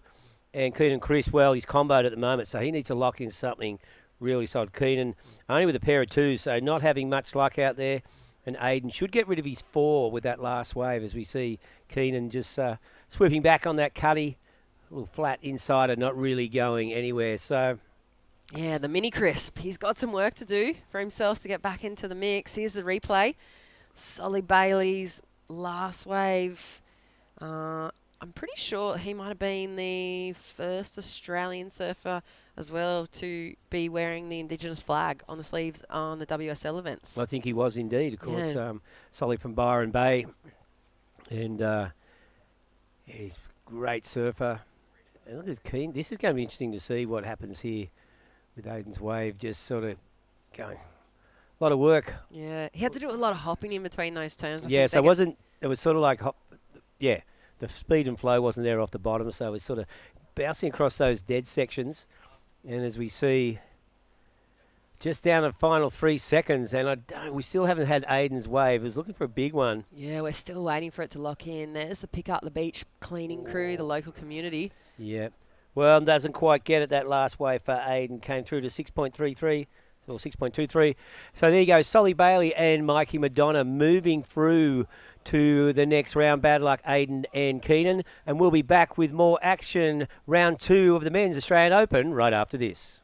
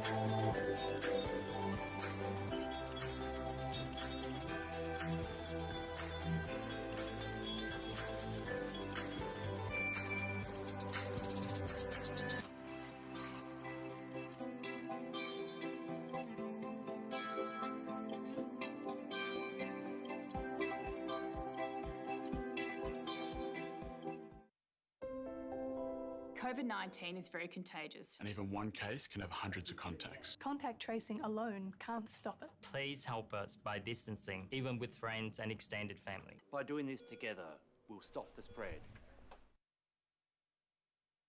Open of surfing coming to you live from Corley's Beach here in Coffs Harbour. Out in the water now, we have Cooper Chapman in the red, Ethan Stocks in the white singlet, Kai Tandler wearing the yellow, and Kai Nudd is in the blue. And there's Cooper up and riding on his first wave. Nice slash off the top. Comes around that section, throws it up into it. So grabbing one of these lefts pretty quickly. And, of course, Cooper has been one of our co-commentators throughout the event, giving in the expert analysis chair. And Crispy's often been talking about going out, like how important it is to go out there and try and get 2 decent waves early, especially in these 20-minute heats, because you reckon, they can run away from you very quickly. you get a quick start and you literally bank in a spot to the next round, because it just starts the points flowing, it starts the energy, and it gets the rhythm that these surfers need, because you never know what's going to happen in the middle and the end. And usually at the middle of the end, you need a wave. So if you start early in that first quarter, which is 5 minutes, they're 20-minute heats, break it into quarters or halves. It's simple stuff. Do the simple stuff well. Yep. And you're only going to receive good things from the judges. Yeah, I think Cooper's taken that on board. We saw Ethan say he must have got a wave just going into during the break between heats, and Ethan's locked in 3.5. Kai Nudd and Kai Tandler each with a throwaway, and there you can see Cooper Chapman locking in a 5.5. Cooper, of course, won the event at Port Macquarie about 2 or 3 weeks ago. He got double pay, $1,500 prize money plus webcaster fees, and even the VW road trip as well, one of our great sponsors. And this one, hashtag no text, no Rex. So hands off the phone, put them in your glove box while you're driving. And, well, he's looking for a big payday into finals day tomorrow. And Cooper Chapman, the 2-for-1 deal, the good human, opens with a 5.5, and that is a great start, building the house. Yeah, it is a good start. And we see this little Nori swell is still pushing in.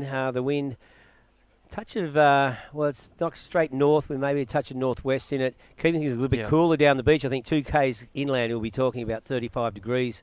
Of course, out here we've got the sea breeze keeping things a little bit more pleasant, and it's also maintaining the swell direction. So we've got a low tide coming through around about 3:10 this afternoon, and with that we've seen these waves across the high tide keep pushing through quite nicely. So I think with this wind we might see the swell lines maintain, and as the tide runs out, those lefts may come into play a little bit more. They've been quite flat throughout the day, and it's been focusing. Everyone's been focusing on that little right rip bowl.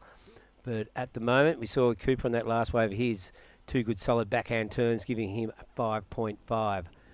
And heat 2, round 2 happening right now. Yeah, don't forget, check us out, liveheats.com, and all those on the World Wide Web. Well, shout out to the Lennox crew. They won Australian Board Riders Battle yesterday to the avocado farmer, Shauno and Finn Reynolds and Kaz out there. And they do a lot of work, just like we just saw people paying it forward with the house with no steps. As we watch Cooper Chapman, the good human, 2-for-1 deal, goes vertical, blasts the tail, and nice little pat the cat at the end. I wonder if the judges, Reggae, back in the day when style was apart, if he had the samurai man bun and the pat the cat, would that be bonus points? Probably. Yeah, I think, it's all about appearances. The Cheetah 5. Remember the Cheetah 5? What's some of the old lingo? The Cheetah 5. The old Indo lingo. Remember that book? That's right. The Indo lingo. Salamat Pagi. Yeah. It's to tell you how I order 2 bintangs in Indonesian. In Balinese, I could say Indo lingo. I forgot all about that book. That's right. When tubes was a thing, and the bounty wasn't just the chocolate. And here we go right now. Ethan, lock, stock and barrel. Well, has a 3.5, but this is lifting the heart rate for Coffs Harbour Board Rider. Locals are in the hill. Yeah. And how's right? You know where the locals are hanging? That is the spot. And talking about hanging, well, we've left him hanging. Yep. Byron Bay, Solly Bailey. Well done, mate. Great to see. Great heat, bud. Yeah, thanks, man. Thanks. It was fun to compete again this year. Yeah, it's been a while for you. How are you enjoying back in the Jersey, mate? Oh, it's it has been a really long time. That's probably the longest time off I've ever had. So it's really nice to be back in Jersey. I've been really enjoying it, and that was my first heat. Well, I had a couple of little heats yesterday with the Board Riders Battle, but first proper heat that you compete yourself. So I really enjoyed it. So finding the waves out there, if you get that one wave with 2 good solid hits, it's sort of you bank that one, and it's a good one to base off. How hard is it to find those waves now? Yeah, it's definitely pretty tricky out there to find a decent wave. I was super nervous going into it just because I haven't competed and the waves are really hard. So it was quite a funny little experience. It's like I was a little grommet surfing my first event again. Yeah, well, talking about little grommets, you knocked out, comboed my son Keenan, but he was frothing to be out there. But Solly Babel, big fan of yours. You've been boxing lately. You were telling me yesterday in the gym, doing something different. Have you enjoyed just not being at an event?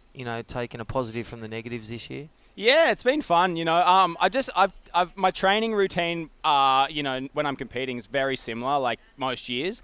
So At the beginning of all this, I kind of just took it off and went fishing and had a few surfs when the waves were pumping, which was most of the year. And then towards the back half of it all, I was kind of starting to go, oh, you know what, I want to get back and do some training, but do something different. And that was boxing, and it's been really fun. It's keeping me sharp on my feet. Probably the lightest I've ever been. So that could help me in those small conditions like today. Well, you know, like I was just thinking, your boss at O'Neill, Rob Bain, he used to do a bit of boxing. Maybe even Bainey can do a bit of sparring. Oh, I have to get him all rolled up. Maybe you can give me a couple jads on the chin. You got to watch him. He'd be a bit dirty, I'd say. I reckon for sure. Well, yeah, Solly. Well, there's a long way to go in this event, and no doubt you got your eye on the prize. So we'll let you just relax and look forward to talking to you after the next round. Cheers. Thanks, guys. There you go, Solly Bailey, winner of that heat in round 2. So good to see him back, as he said, enjoying things. Yeah. And doing something different. You've seen Steph Gilmore's always playing guitar, but doing a lot of fun things. Mick Fanning, Solly Bailey, just all the Aussie surfers in internationals doing and enjoying the moments because they've been travelling out of a suitcase for literally decades, if not double decades, and it's actually been some positives out of, such a different year. And then we're looking 2021. How exciting does that look regionally on the WSL calendar too? Yeah, it's going to be awesome. Yeah, it's going to be awesome. Just waiting on those, once those regional QSs, of course, all around the world, and people progressing through that into the Challenger Series. It's going to be interesting. We were talking before about when you went in here, Philippa Anderson, something like she's always been knocking on the door. Yeah. I think something like her, like she gets that next step when she'll rattle more than rattle a few cages. So I think it's pretty exciting. It's going to work, and it's a good move by WSL to be adaptive to the weird world we have now. Yeah. And things will. I don't know, it could even be something that they take on board. And that's what we're seeing, with these events regionally, the Oz Open in the regions of the states, New South Wales, Queensland, and Victoria's just opening up now. So they've always had the wave pool, so the wave pool will be reopening, which is a big strength of theirs down there, the first one in Australia, more to come. But I'll tell you what, the experience, and like we've seen, Cooper Chapman, he's done the years on tour, like Solly Bailey. Yeah. It's relit the fire, I reckon, for them, and Philippa Anderson and also Sarah Bourne, Freya Prum, because they're like, you know what? If I've got the next 5 years left, I'm going to give it everything I have, all that experience, and rattle the cage a few more times. Yeah, 100%. I think it's going to be an exciting year. Coming into it, it's going to be great to see things kick off at Honolulu and Pipe next week and the week after. And, but here in Australia, of course, with this is a great series. Giving everyone the opportunity after a long hiatus. As Solly has said, it's his longest time. 9-10 months. Yeah. They haven't had a comp since we, ended at Manly. Strangely enough. And then we knock on the door of December and Christmas and New Year. Yeah. And we're back at Pipe, which is an exciting thing. Well, back to live actions. We're at the halfway mark. There's no oranges to be served to us like in soccer reggae. But Ethan Stocks, a 3-5 and a 4-5 leads the charge. So I love the way these guys cut their oranges a bit different. You've got Cooper Chapman. You can see that he just wants his 2 waves with 2 turns. And you've got Ethan Stocks, a nice 3-4 calves, just dissecting the local surf with Coffs Harbour. And he is one to stand to. And Kai Tandler from Gold Coast, he's a powerful surfer. And Kai Nudd knocking on the door of this heat. So it's an interesting exchange these last 10 minutes. Yeah, it's going to be... Cooper on his next wave will be, in a position, he'll want to lock in something a similar score to move back into the first place. The 2 Kais have some work to do. With these 20-minute heats, a few of the surfers have said in the post-heat interviews, it kind of flies past. You see the yellow flag go up and you go, what happened to that last 5 minutes? So they'll move pretty quickly. Still fairly consistent waves coming through. The thing now is finding the wave that allows you to get those 2 solid turns. As Solly said, you can get those 2 turns, quite critical turns on the outside. You're pretty well going to bank a decent score of 5-5 or above. You see Kai Tandler in and out that wave. Yeah. Not probably catching that under priority. Thought he'd have a look. And hey, tell us about your pick. Let's start with Australian. Your pick on the CT on the World Surf League for Pipeline and Sunset. It's funny. Who's your Aussie pick? Male and female. Yeah, I had a conversation Go on. with Chris Marta, the boss of Surfing Australia. We had dinner last night. We did had to pick our top 10 Yes. You know, for, after the first 3 events. And so I'd remember, okay. You've even texted each yeah, other? Yeah, we've texted each other, Gee, so you we can't guys. forget. Well, Cooper Chapman, he's gone for John, Gabe, Jack Robbo, 1, 2, 3, Carissa, Steph, Tyler. Yeah. I've gone Tyler, Steph, Carissa, and then I've got Courtney and Sally Fitzgerald out top 5. We had to do top 5 women, top 10 men. Wow. And in the men, I've gone John, Jack Robbo, Geordie. J's, Triple J. Yeah, Gabrielle, Julian Wilson, Griffin, Colapinto, Yes, bit of Griffin. well one. Ryan Callanan, I got him in there. Owen, Wow. Ethan, and my wild card for the top 10. Who is it? Kelly Slater. Which I think, how bizarre is that saying? Because you think pipe, Wow. not a wild card. Kelly hasn't had a lot of success at Sunset throughout his career. But, and Santa Cruz, well, Santa Cruz could be anything. It could be like a mini Jeffreys Bay or can be a Fat Bells. Yeah. So it's going to be interesting to see. But I think in the women's, obviously the Honolulu Bay standouts is Steph, Carissa, Courtney, Sally, Yeah, definitely. and Tyler. But Sunset is going to be interesting. And then I flashed on last night when there used to be one of the major QSs at Sunset. Sally Fitzgibbon got 2 9s and it was 8 to 10 feet. I remember watching it and she was absolutely ripping. So Yeah. She's Sunset's been training hard. Yeah. Very hard. And she's got an air game, as seen on Instagram. Follow Yeah. Sally. And she loves avocado airs. She could do inside Sunset. Yeah. Frontside air. Could see the Ooh. first female do one. She's already got the first 2, both at Chengdu and this year, early Yeah. on in. So It's going to be exciting though, but I reckon, that calling our top. Yeah. I'm going to throw in one more in Here the you go. mix. I agree with all of them. They are my top 9. Connor O'Leary. Yeah, He's Connor training O'Leary. hard. He has legs. Cooper's got him. Cooper Chapman's got Connor in his top 10. Yeah.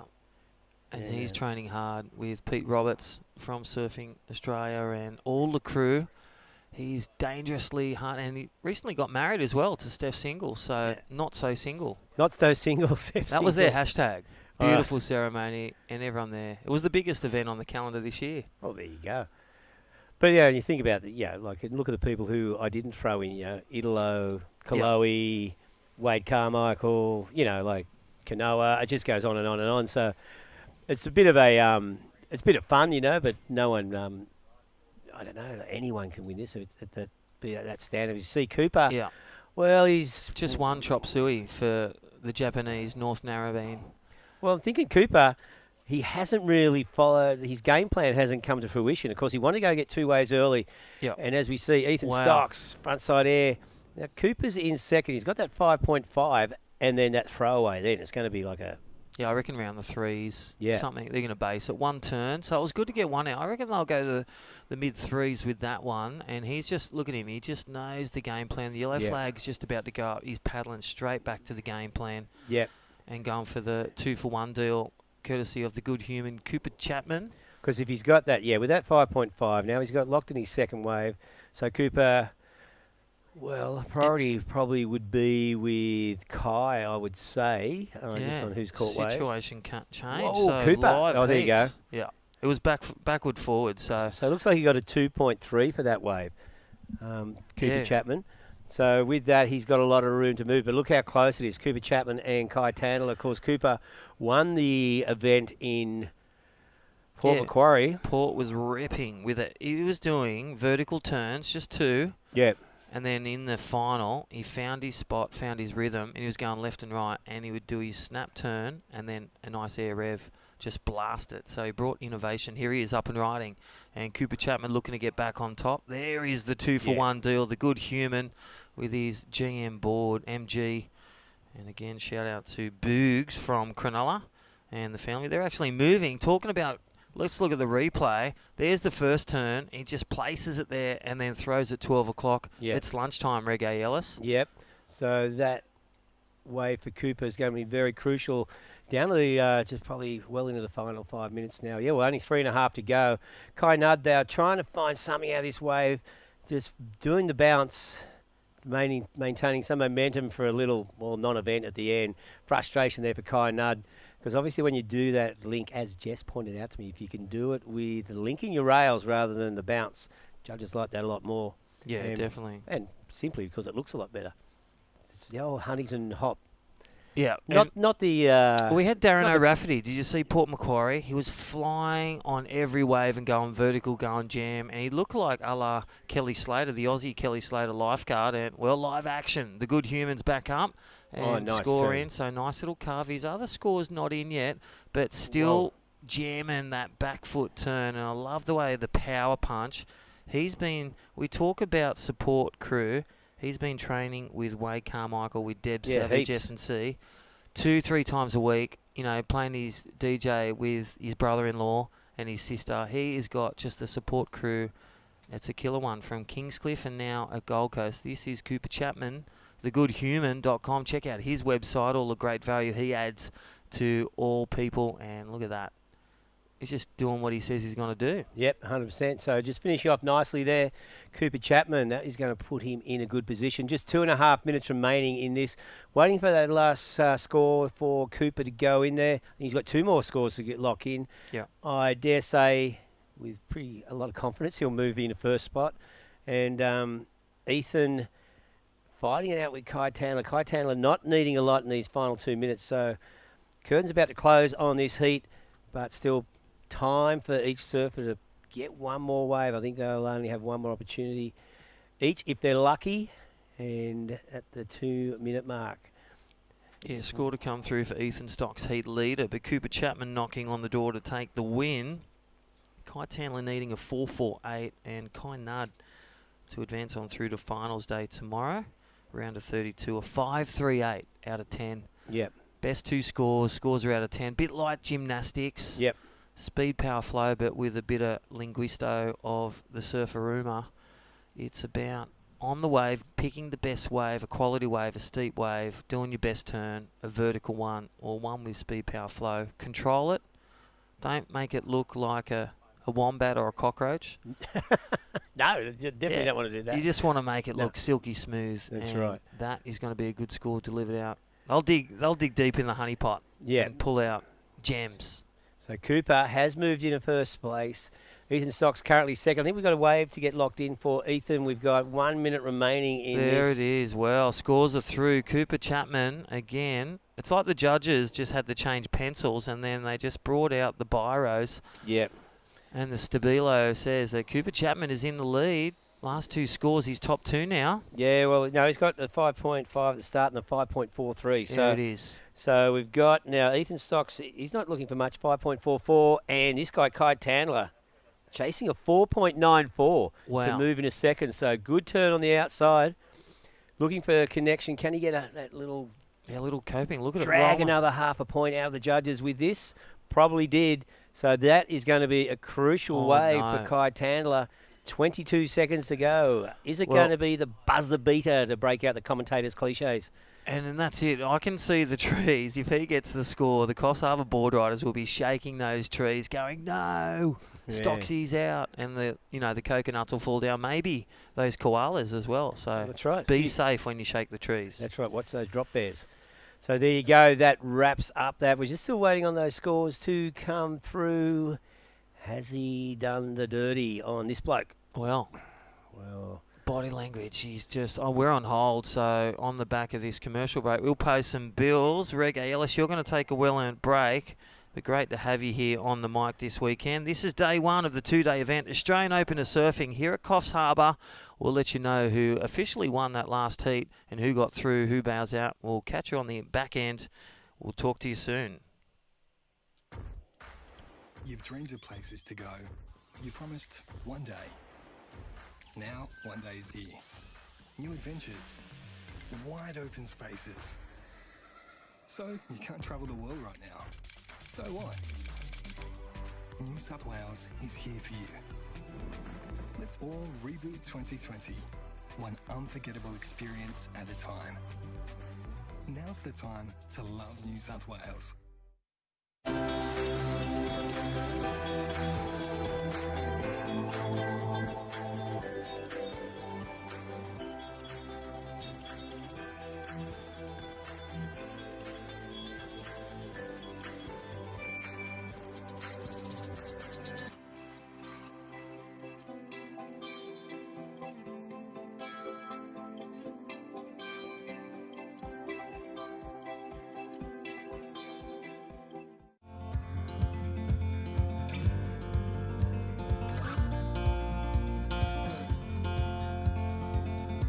got love that we'll never need to hide.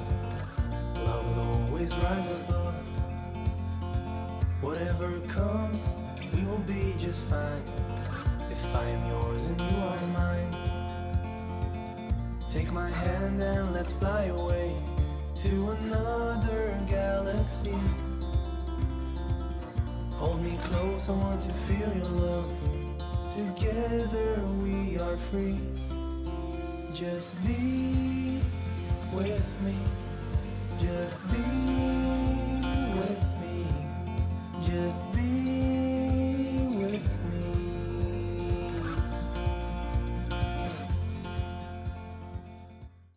Well, welcome back to day one of the two-day event, Australian Open of Surfing here at Coffs Harbour, the New South Wales Open. My name's Crispy and I'm joined with me back in the booth is Jess Grimwood, and I'll tell you what, the holiday parks, they are booked out, and it's Coffs Harbour is, well, it's heating up. The temperature, the water's amazing, and loads to do from the rainforest, or head over to the Big Banana, ride down on a toboggan, or play some putt-putt golf, or, you know, dip in your banana to the choc dip, and so much to do. Or just go for a walk on the hills near Gallows. Yeah. And watch the planes go by and sail through the afternoon. Yeah, well, like you were saying, those Reflections holiday parks, they are booked out up and down the coast. That's something I've noticed along with these Australian Open of Surf Series stops. Yep. They've been completely full down in Kiama and up in Coffs as well. So it's great to see everyone getting out and about, and of course all the competitors. And we're going to cross on down to the destination, New South Wales post-heat interview spot. We've got the man himself, Cooper Chapman. Congratulations once again, Coop. Tough heat. Yeah, g'day guys. Wasn't easy out there, eh? Oh, hello, Cooper. We haven't seen you all day, brother. We've found you. You've been in the water. Congratulations. Yeah, thanks guys. It's tricky out there, really tricky. So nice to always get through those little first round heats with 5-point waves and stuff, but it can always be a little bit grindy, but yeah, happy to make that one. Yeah, that was super grindy, but you seem to kind of shift up into another gear, especially on that last wave, and consolidate that progression. Was that, were you just kind of knowing that you were on the ropes? Could you hear what was going on in the beach comms out there? Yeah, I could hear. I knew I had the 5-5 at the start, which was like a point better than any other wave so far in the heat, so I knew I didn't really need much. So I was pretty comfortable out there. I knew if I just got a wave and did like 1 or 2 good turns. I did make that one little mistake and went that little left and did a foam climb, which is yeah, a mistake, but it happens out there. You kind of need to roll the dice sometimes. I just knew if I could edge myself ahead and get into the lead, it would make it tough for the other guys. But yeah, and then I got that little wide right that I'd kind of been looking at a little bit, seeing a bit of opportunity down there. I think Ethan got a couple down there as well. So yeah, that left really slowed up. I saw Solly and Mikey get a couple of really good ones in the heat before and got me pretty amped. But then yeah, my first one was okay, but then yeah, not really many more opportunities. Yeah, Coops, I noticed that too. So great start, buddy. And then I noticed you said about that mistake, because I was going to ask you about that. There are moments in your heat where you can make 1 or 2 mistakes. What did you tell yourself, and what gets you out of that spot? I just wanted to use it as a bit of momentum. Sometimes you can get stuck with priority and be waiting for something that isn't coming, especially when you don't need much of a score. I was like, if I'm only chasing a 2.5 and I get a small one, at least I can head and try and roll the dice on a few more, and like Ethan was doing, get a couple of those. I mean, I wasn't looking for 3s, but I knew if I got a 3 or a 4, it was going to make the other guys need something pretty special, which there's not that much out there right now. Well, congratulations, you're through to finals day again, so it looks like double pay Monday for you in the webcast, and also courtesy of the Australian Open of Surfing. Got to make the final to get paid though. Anyone to shout out to, brother? Yeah, good day to my family at home. I know you guys will be watching. I'm sure a bunch of my mates are watching. It's yeah, it's really cool, all the support I've been getting. It's been a really fun year, training really hard up at the Surfing Australia and really putting a lot of effort into my surfing. So it's nice to start making some heats, and yeah, it's awesome being in the booth with you guys and getting to chat and just froth out on surfing again. All right, mate. Great to hear. That is Cooper Chapman. Coops, get dry, and we'll see you in 14 minutes, brother. Back in the booth. Shortly. Yeah, he's straight back in. We were talking about the balance before between himself and True, how they balance full-time competing with webcasting or their other duties, like their sponsorship duties, or for Coops, I guess the Good Human Factory duties. True has the magazine going, so they're just multitaskers. The murmur. So multitasker extraordinaires, those two. I think the biggest thing I've learnt, it's like all the masters have side gigs. And it's great to see how they do that. And again, they turn up. The biggest thing I see is they turn up. They're here early morning when they go out for dinner or go out for a few golden cordials. They're athletes, and they also make those good choices and good humans. Simple stuff. Golden cordials. Yeah, pineapple juice. Don't you have that? No, I've never heard that before. How was that wave from Fraser Martin too, though? There's a lot of talk through the last turn for yellow, and then we see Oscar Salt. We saw him in the Border Riders battle yesterday as well, and Micah Margerson. So it's a nice hit out here. This 4-person heat. Nathan Kawani, of course, the Brazilian. Yeah, I was going to returned say, from injury. His return, and remember that last heat at Port Macquarie when we were there 2 series ago. It was like, who is this Nathan Kawani? Oh, yeah. And he was telling a story through his surfing, grinding through the heats, and got stopped, I think, in the semi-finals by Darren O'Raffel quarters. But he's back with vengeance, and that's what's great about it with the Australian Open of Surfing. It's open to all surfers, Australian citizens, and also people that are over here surfing in Australia. Yeah, and we saw him in Kiama. He had a semi-finals progression. He was coming third right down to the last 5 seconds, took off on a wave and got, I think it was like 0.2 or 0.3 above the requirement of what he needed. And that was an incredible performance from him and a moment as well. We saw him, he almost looked like he had a tear. I was watching the webcast of that moment of him realising after the hooter had gone if he'd progressed or not. So it's great to see him really turning up post those surgeries and injuries and returning to that top level of competition. Oscar Salt, Fraser Martin and Micah Margerson also really top echelon performances from there, as we see Micah up and riding on the backhand. Nice 3 turns off the bat. He stayed really high and tight on that wave as well, so he didn't quite drop all the way down to the bottom of the left, perhaps a bit of an indicator of the lack of power or speed down on the bottom. So he's done well to stay right up in the top spot of that wave. And looking for the update in scores, liveheats.com. If you're following on, the opening waves were Fraser, a 5.57 and a 4.4.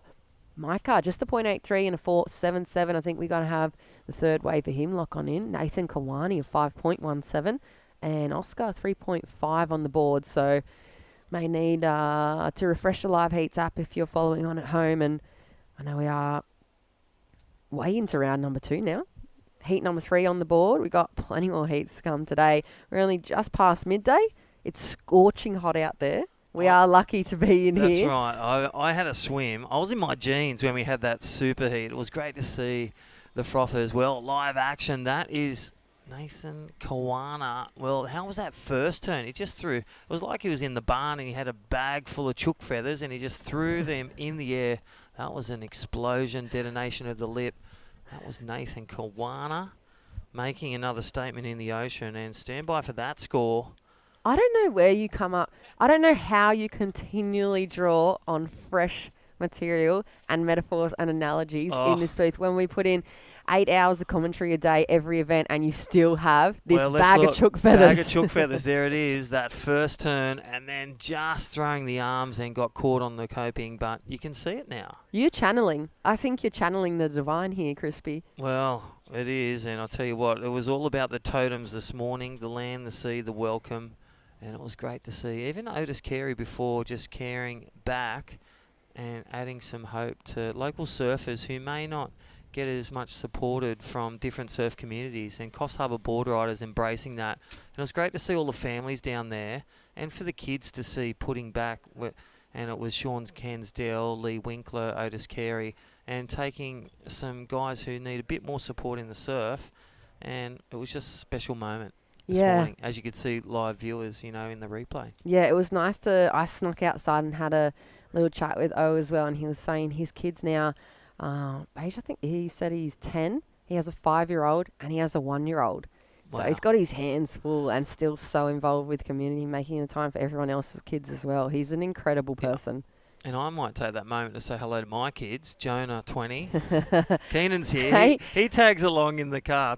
Keenan, I didn't even know he was coming. He just popped up on ABB Day. Halfway through the trip, you realised he was My wife and Ethan. So, yeah, it's great bringing your family in as they grow with you. You grow in the surf, whether they surf, they skate, they have fun, be happy, healthier. They are the key. And to put back in and to add value as we do every day, and it's great to see Australian openers surfing, adding value to the Coffs Harbour region. I'd like to thank our sponsors. Don't forget Destination New South Wales. Again, come and turn off at the Coffs Harbour, the Big Banana. There's so much to do here. I love it. I can't wait.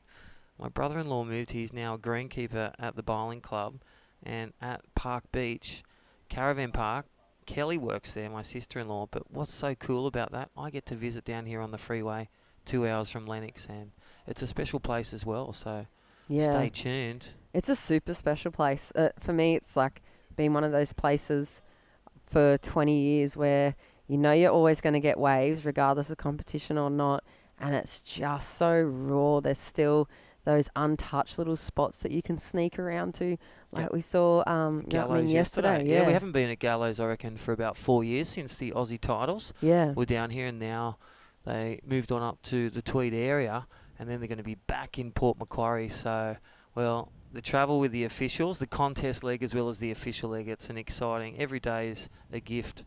And then talking about gifts, this guy, Eminem, Micah Margison, with Kingscliff through to the national final in Newcastle.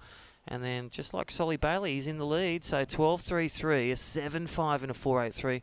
And Mike has been doing a lot of work with Stace. And a shout out to his dad, Margot, if you're watching. We love you, Margot. You're a legend. One of the first free surfers that was paid to just surf and froth around the world. Just like Gary Green, we heard Margot. Yeah, pre-Rasta. Yeah. I feel like lots of people and Tom gave... Curran. They were the three. They were the trilogy of free surfing right there. Yeah, he was, for me, he's in my favourite. Green Iguana? Green Iguana, Bunyip Dreaming. Bunyip Dreaming, I was just going to say. Yeah. Love the soundtrack. Yotha Yindi. Frame Lines. Yeah. He was in that really famous Billabong movie.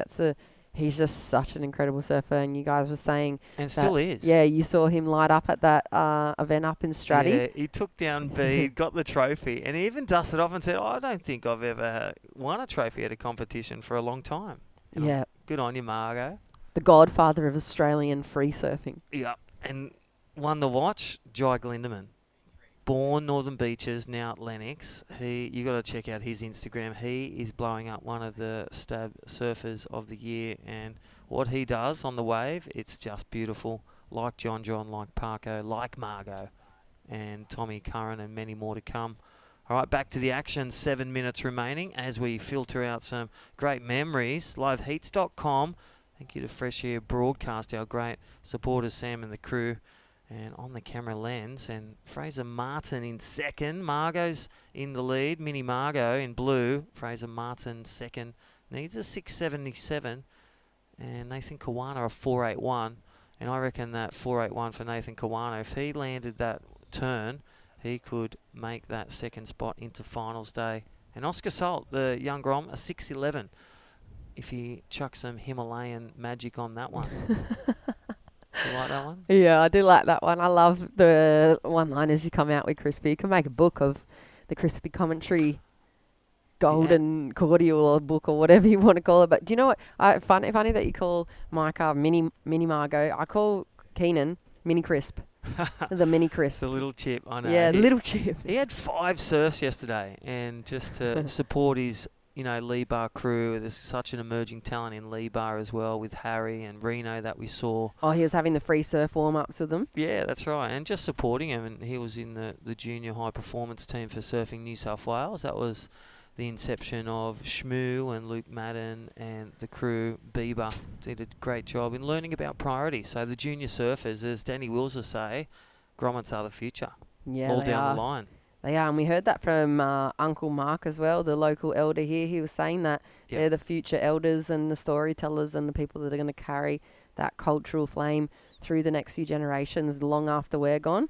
So I think it was Uncle Mark Flanders this morning, and like he was speaking about earlier, that was one of the most special story times that I've been able or had the pleasure of listening to, and he shared the story and took us on he said we're going to take you on an imaginative adventure this morning, and he spoke and story told of us going up along the lines of their land here and visiting all their neighbours. I thought that was just such a beautiful story, and he was obviously a very gifted elder, carrying that culture through and letting us have a little bit of insight into it as well. It was a really nice moment here, and he even likened you to a warrior, Crispy. I know, he said warrior. he saw the ink, and, you know, it was great to see. Like, I am 6 foot, not 5 foot nothing.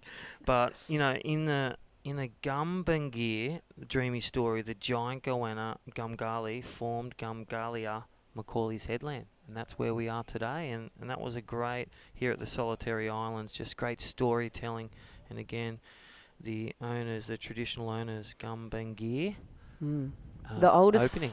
The oldest indigenous I think there's a bit of turtle releasing happening right now. So, well, it's got it all here. And again, the totem, as we heard, the dolphin totem of the ocean. And here's some young locals and, well, volunteer group just rescuing and releasing some turtles. So it's great to see. Yeah, I think they're also those black shirts. You can see them sporting on the left-hand side of that group. That's the Marine, I think it's Marine Rescue, yeah, group that they have in this area as well. So it's just an incredible representation of the Coffs Harbour community and a part of one of the stops here along the New South Wales coast. They are so across every little aspect of the community, the environment, and they see a pretty big-looking turtle in his hands as well, releasing that through. So that would have been rescued or captured and rehabilitated and now released back into the wild, along with heat number 4 being released out there into the wild. So maybe see his or her little turtle head bobbing around through the heat. It's always a good totem, isn't it, when you're out in the water, especially in the heat, and you see kind of that head. The turtle. Yeah, the turtle. You've got a symbol, a totem on your arm. Yeah, definitely. So again, Ohana and the ocean. So great to see, you know, all the support for and caring for the environment, caring for the animals, and yeah, they're just across everything here. They're just so on top of it, and so such good role models for all the other surfing communities and different parts of the industry that are viewing. There's no excuses around not involving different parts of the community or being onto the environmental aspect of stuff. They're just getting it done. And getting it done. Talking about getting it done. Micah. Well, Micah, Kingscliff Board Riders yesterday on the back of Micah and Mitty James. And I forgot to mention Dane Henry, former Aussie champ under 14s. He was the junior yesterday with Samba Man and Killer Combo Freya Prum. They are ones to watch in Newcastle for the Australian Board Riders Battle 2021. And up and riding Oscar Salt. And again, that is the pressure cooker. 2 minutes to go, the crunch time. That's where you really got to manufacture good breathing, good turns, good plan at the start, middle, finish, just like we see the rhythm. And look at that, just in tune and on song. That is Micah Margison. Rhythm between turns, just so silky smooth, powerful. A demonstration of a good score coming up for Micah. Yeah, that's just such nice backhand surfing from him. Try and get a replay of that one. Yeah. Fresh air broadcast. Love you guys. Solid heat total as well. Here goes Fraser Martin. He looks so sharp. I saw him warming up before as well. Bit of a bigger dude, bit of a bigger competitor across the board.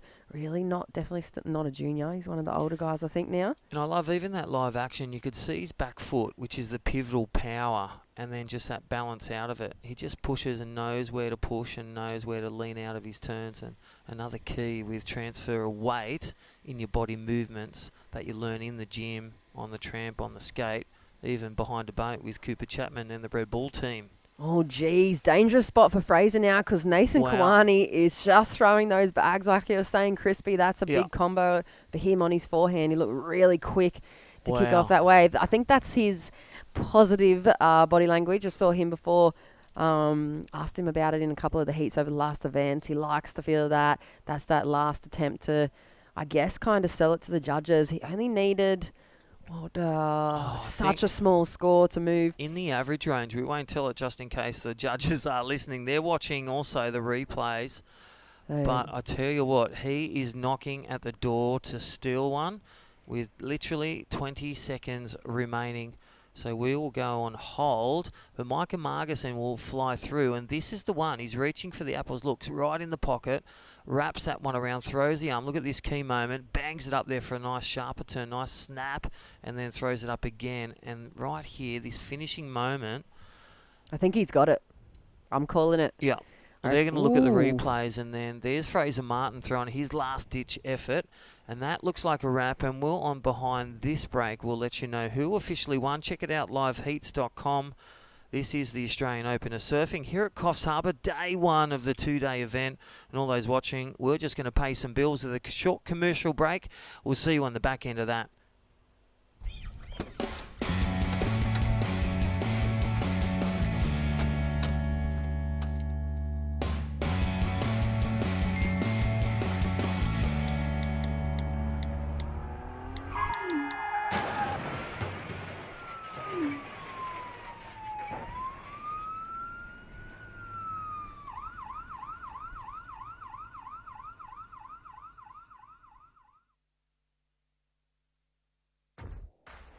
You've dreamed of places to go. You promised one day. Now, one day is here. New adventures. Wide open spaces. So, you can't travel the world right now. So what? New South Wales is here for you. Let's all reboot 2020. One unforgettable experience at a time. Now's the time to love New South Wales.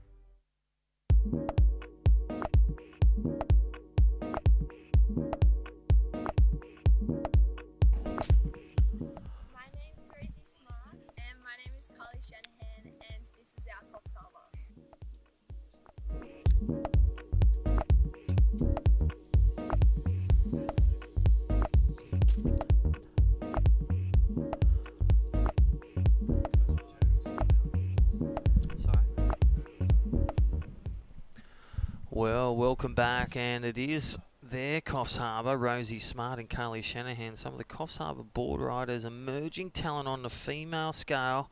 And welcome back to day one of the two-day event. My name's Crispy. This is Australian Open of Surfing Coffs Harbour, and welcome back, champ. Through to finals, Cooper Chapman, the good human. Welcome back, Coops. We're back together. Yeah, good to be here, mate. I was looking at the schedule and didn't look like we had too many heats together today, but it's good to be in here. Heat number 4, I believe, out there in the water. It's been a stacked little first part of the draw, let me tell you that. Mike Marguson went mad in that last heat. Yeah. And you could, it was harder to pick than a broken nose, that one, and we'll get back to live heats very shortly. And yeah, Micah Marguson, how did you like in the old days, like we're saying, Bunyip dreaming and Green Iguana, seeing his dad free surf around the globe? Oh, ripping. Yeah. It's got shades of it in there. In there, when you watch Micah surf, those couple backhand turns on that 1-7 in that last heat was really impressive. So yeah, just looking in forward. rhythm, so smooth, hey? Yeah, it looked really nice. Just that board, that chili under his feet, looking really nice. So who we got out there now? In the red, Duke Kelleher. In the blue, Max Keamy. In the white, Oscar Berry. And in the yellow, Hinata Izawa. What a heat. This is a good one. I'm looking forward to this. Oscar Berry went really, really mad down at Port Macquarie two weeks ago. He was surfing extremely well in great rhythm. Let's see if he can carry that into today. And we see him training a lot with Chloe. We see him in there with Paulie, the physio at SA, at the HPC. And yeah, he does some work with Kingy. And I think even Stace as well. Stace works with Micah and a lot of the athletes in this event, men and women. And it's great to see the support network. And Super Berry Dad, he's doing a great job as well. I'll tell you what, he grew up at Yamba and now at Gold Coast like yourself, North Narrabeen. Then you flipped over to Byron Bay for some nice organic food, and then you've moved to Kingy. And you're at Greener Pastures now, Cooper Chapman. Yeah, definitely ate lots of biodynamic organic food when I was in Byron, and yeah, I loved my time there. As we see Hinata Izawa up and riding, nice little forehand wrap, bringing it back to the foam. He might get a nice little hit here. It looks like there's a bit of energy in this end section, and we lost him. And that is his first wave. But I'll tell you what we didn't lose is the official winner of last heat. Ooh, he better Live have heats scored locked in, 13.97, and the one to watch, like we said, in Port Macquarie, Kiama, that was Nathan Kawani. Needed a 4.85, posted a 5.67, even with falling off his last turn. All the hard yards done. Well, there he is. Hey, Mikey Marguson, Mini Margo, Kingscliff Killer, and you never. I wonder if you're allowed back at Cabarita. That's another question for another day. But congratulations out there today. Through to the next. How you feeling? Yeah, pretty stoked. Yeah, it's just good to make a couple of heats today and get through, and yeah, it's good. Mate, what do you tell us about your game plan and what your thought process is before and during a heat? Well, before I just kind of was just hanging out with my mates. I after my first heat this morning, I had a little rest at the joint we're staying at. Just nice little place. Had a little sleep and some Nice. food, and then yeah, just psyched myself up. Listened to a bit of Metallica, Slayer. Nice, mate. Yeah, a bit of visual preparation, meditation. That's cool. And Yeah. then when you get those scores from Tez McKenna and True beaming out there to you in the water and priority, what does that feel like? Yeah, it's good, especially like anything over like a 5 out there, you just kind of frothing because it's pretty hard to surf out there. But when I saw like, oh, is Coops in the booth there? Yeah, mate, I'm sitting here, I'm listening. We're Mate, listening. Yeah, you. You got him next seat. Yeah, oh, no way. I was just watching you, what you were doing. Mate, I wasn't doing much out there. It went pretty slow in my head. At the start of your head, I Yeah. saw your 7, and I was like, where was that in my head? I was standing Yeah. next to Tez McKenna, and he was like, yeah, there wasn't a set like that in your Yeah. head, but... No, that was a full misto one. I was like, oh, but yeah, they're out there, but yeah. Yeah, looking forward to coming into finals day. I think you'll be going straight into heat 2. Yeah, heat 2. So Cooper's up against Solly Bailey and Nathan Kawana.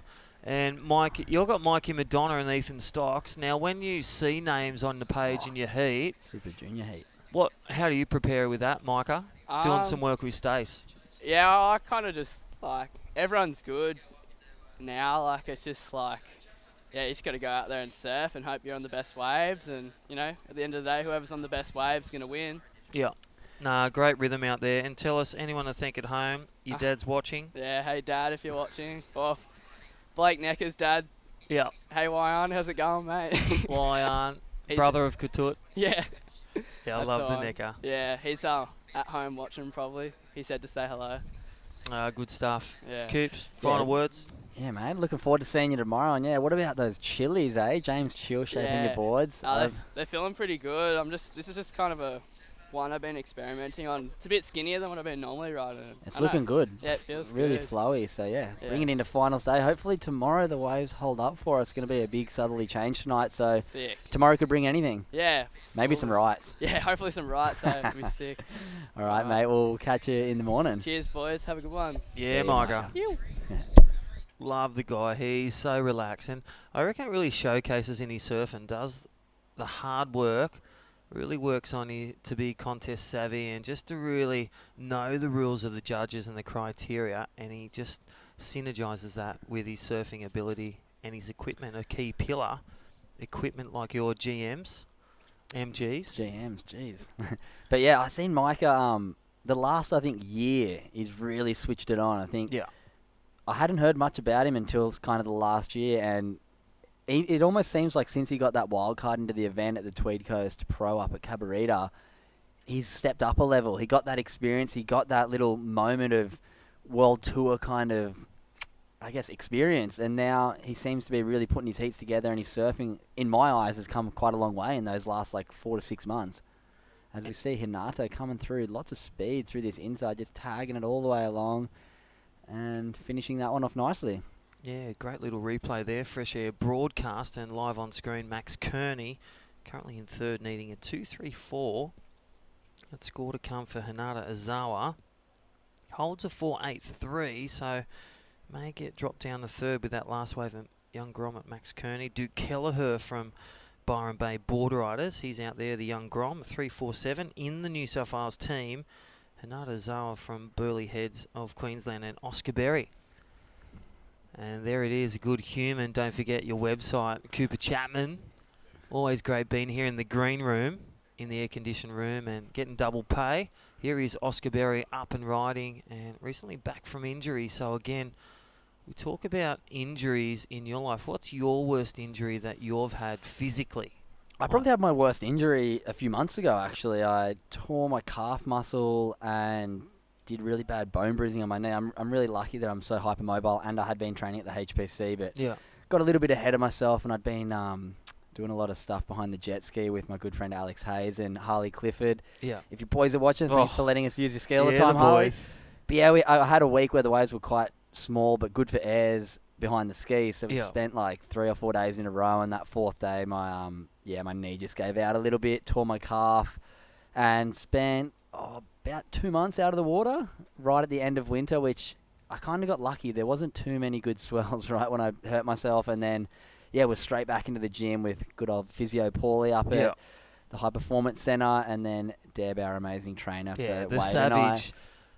you know, savage in the gym, but heart of gold like a lion. She's amazing. Yeah, but just having that support network behind me Yeah. with that injury, and obviously not having any events, it was quite a bit of a blessing in disguise. I'd be a lot more bummed if I injured myself right now, but that road to recovery was quite fast, but it was also really nice that I had a team that just knew exactly how to get me into it. As we see, Oscar Berry, he's part of that Surfing Australia team up there, hucking a little air reverse, and that wave just fizzling out into the channel. But yeah, I think because of I was still training through the injury, all different parts of my body, and really, I couldn't have had a better team behind me to get back to where I wanted to be. And to be honest, right now, I feel like by far the fittest, strongest, and most focused I've ever been.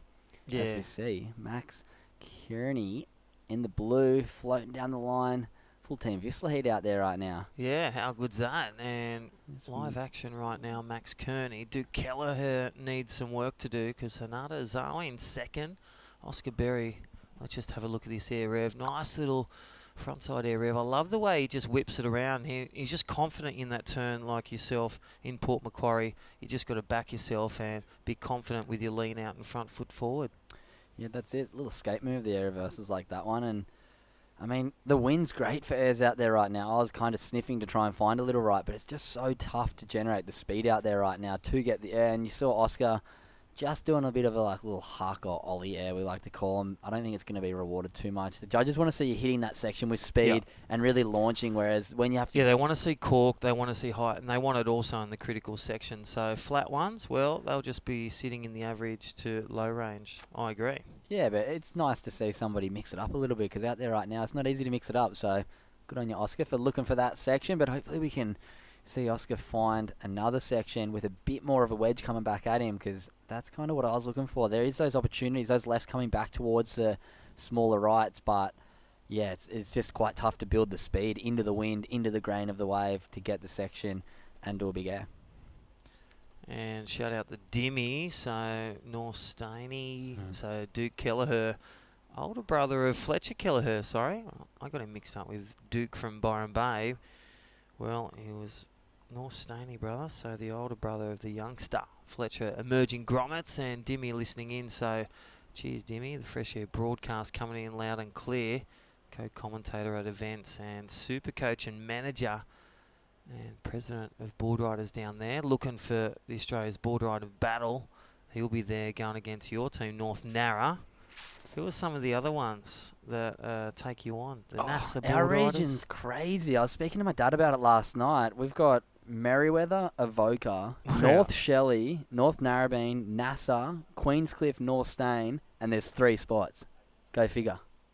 And that's why so many world champions come out of that region as well. Oh, I mean... Think about TC, think about MR, 4 times world champion, and grinding out Lane Beachley. Like, think out how many world champions. And it started in 64 with Phyllis O'Donnell and Midget Farrelly. Do you know the female was the first world champion? Really? Fun fact. Because of what, they served the final for the females before the men. Exactly. Good on them. So they would have got offshore waves, and then Midget Farrelly got the onshore. Is it Manly, wasn't it? Yeah, is it Manly? Right, where the home of a great museum and great surfing. So yeah, it'd be great to be back at Manly too for a contest, 2021. Yeah, I'm looking forward to 2021. Hopefully we do have an event on the Northern Beaches. I know, speaking to Surfing New South Wales, nothing completely locked in yet, but it looks like Boomerang, Avoca, and I can't remember the other one, Newcastle, I think. You've already locked in already. I'm trying to wrap my head around it all. I'm hoping to have free accommodation. Yeah, I'm available. And talking about available, Hanada Zawa looking for a spot in finals day. Nice little carve and finish, and it's great to see him back in the contest, Rashi, again, and it's always the commentator, even though he can't hear us. Right when I give him kudos, he falls off. Mate, he was ripping at Stratty this season. He was getting some absolute bombs up there. I think he's good friends with Liam O'Brien and that little crew, and yeah, they were over at Stratty almost every swell, and I was lucky enough to spend quite a bit of time over there with Wade Carmichael this year, and let me tell you, it was cooking. But yeah, I definitely saw Hinata get some bombs. Saw him eat absolute, I won't say what. Lobsters. Yeah, he got smoked. Did you see the clip? I think my surf might have. He got a crazy backhand barrel and tried to doggy door it and just got put straight in the rinse wash. Yeah, the old chicane closeout chomp. Well, there it is, and that last one, well, Maggie didn't... completed that last turn because he just went to the lead from third. So scores coming in, liveheats.com for live scores. Check it out. That is Hinata Izawa. And again, a shout out to the Whistler crew. Big week for them, and yeah, thoughts are with them. John Shamuka passing away, and you know, John Mossop and all the crew, Toby, hope they're listening and doing well. And commemorating a celebration of life on Tuesday. And Hinata, one of the surfers for Whistler, and all the crew affected. Yeah, thoughts and prayers, and a good celebration on Tuesday, beamed live at 1 o'clock too there. That'll be in memory of a celebration of life of John Shamuka, who passed away the other week there, Cooper. Yeah, good old Shmoo. He's missed. very, very Sorely good man, missed. and he's going to be very sorely missed. I was lucky enough to spend quite a bit of time with Shmoo doing some management work for me when I was a junior, and he really helped me mould my career and put me on a good direction to where I am right now. And it was just 2 months ago I was down there talking with him about mental health and how important the Surfing New South Wales mental health program is going to be. So Was in the kids' school the other day as well. It's So absolutely the legacy lives on. devastating. So yeah, I'm sure we're all going to carry on Shmoo's legacy with all of us, and our Australian surf community and the Hawaiian surf community is deeply devastated. But like we said, life's a bit of a minefield sometimes, and yeah, really sad to see poor old Shmoo. Yeah, Papa not Shmoo be with and us all anymore. the Hawaiians. That's it. Kelly Slater, all the crew, Ross Williams, and all our love to the families and friends.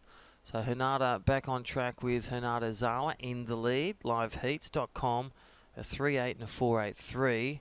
Oscar Berry still holding off second, a 4.4 and a 3.83. But Max Kearney, the youngster, needs a 4.31. Where Duke Kelleher from Staney, a 4.77. Yeah, it's a bit of a tight heat. Under 5 minutes remaining. Nobody's cracked the double-digit mark yet. It's not easy out there. Like Micah was just saying, it's not very black and white out there. You kind of just need to try and create opportunities. And if those ones do come up, you really need to maximise what you do on those waves. As we see Hinata trying to build a bit of speed. Not quite coming to fruition, that one. Yeah, I saw him at Gallows yesterday. He was surfing pretty sharp and fast. And again, how do you find surfing with, you know, tour surfers like Wade Carmichael, like you said, Alex Hayes and Hinata, Toby Mossop, all those guys? Do you find that lifts your level when you're rubbing shoulders with some of the elite surfers of the world? Yeah, I mean, I've been extremely lucky growing up at Narrabeen. Every time I go for a surf, I'm yeah, rubbing Nathan shoulders. Hedge, TC. Yeah, it's been a very fortunate upbringing I had. But yeah, moving up the coast has been great. It's just been awesome to be in an environment that, with Wade Carmichael, my training partner, like 3-4 days a week, we're in the gym, we're going surfing, we're training with guys like yourself, Pete Durbidge. We've got such an amazing team behind us, and I'm forever grateful to Surfing Australia and the federal government for giving us a platform and a way to build our skills and try and stick it to the rest of the world, because surfing's such a huge part of Australian culture, and that support really does make a difference. Yeah, definitely, and we can see it in the outflowing of surfers in Australia that are taking on the world. They're getting some great results, and even with the females we had from last year making it on tour for 2020, it was really a big performance from the female surfing as well, with the Aussies knocking on the door for 2020 and now 2021. All right, 2.5 minutes. You're watching day one of the two-day event, Australian Open of Surfing, here at Coffs Harbour, the New South Wales Open. And again, hashtag presented by No Text, No Rex. We see at the Fresh Air broadcast replay. This is Max Kearney, and this is going to be only an average score required. Nice vertical jam, and, well, makes the use of the opportunity given in those moments. So 2 cracking hits, and one would say, looking for a 4.31, that wave replay, courtesy of Fresh Air broadcast. I dare say he's going to knock on the door, and Oscar Berry will be looking for a wave to scrape into round number 3, round of 32. Very tight heat. The boys don't need much of a score. What do we need? In the reds, only looking for a 4.77. And in the blue, a 4.31. So very achievable scores. Well, he got that last one, and we've got 2 scores to come in. And boom. Just what the doctor ordered for the man in blue. Max Kearney gets the score. Needed a 4.85, posts a 5.07. And there it is. Hinata wants to know. There's the scrambling we talk about. 1.5 minutes to go. Oscar Berry leading the whole way. Now pushed to third. Needs a 4.61. and a 5.54 required for Duke Kelleher. Hanada leads, Max Kearney second. That's how quick it can be. You can be pushed down the order, Cooper. Yeah, definitely lots of changing when the conditions are like this, and when the scores are kept down low, it's really not easy to come back, but there's always opportunities for guys to just jag that one, get a 7 and go miles ahead in the heat. So let's see if at the end of this heat they get a bit of a flurry here. I think all 4 guys are out the back. Duke Kelleher's only looking for a 5.5 now, and Oscar Berry a 4.61, as we see Hinata Ozawa, the heat leader, taking a bit of a closeout, blocking the other guys, I think, there, with just 35 seconds remaining. Leaves the door open just a little bit for the other guys out the back there. They both don't need much to even jump up into first. So we'll see how the rest of this pans out. Time is going to be the enemy though, Crisp. Yeah, for example, if Max Kearney got a 5.07 and then Oscar Berry, you know, he posts a score around the 5 or the 5.5 range, you could see Hanada then squashed out of the equation to go to the round of 32.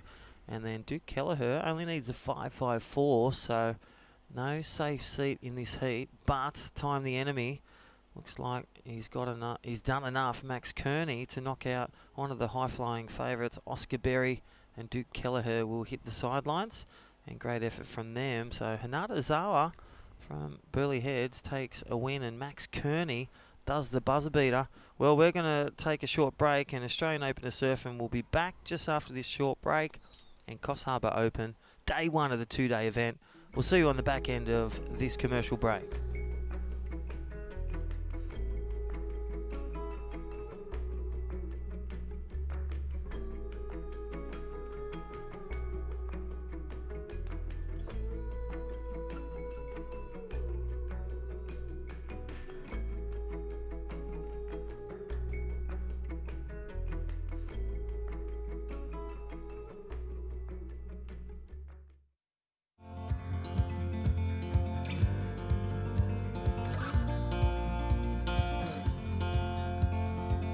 We got love that we'll never need to hide.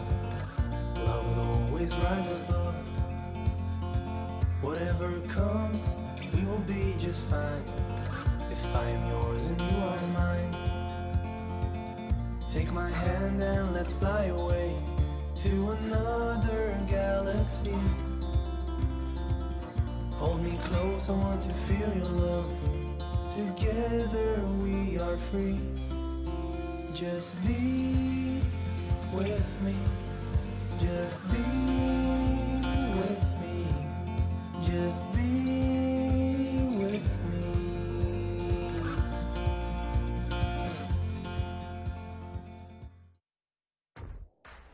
You've dreamed of places to go. You promised one day. Now, one day is here. New adventures. Wide open spaces. So, you can't travel the world right now. So what? New South Wales is here for you. Let's all reboot 2020. One unforgettable experience at a time. Now's the time to love New South Wales.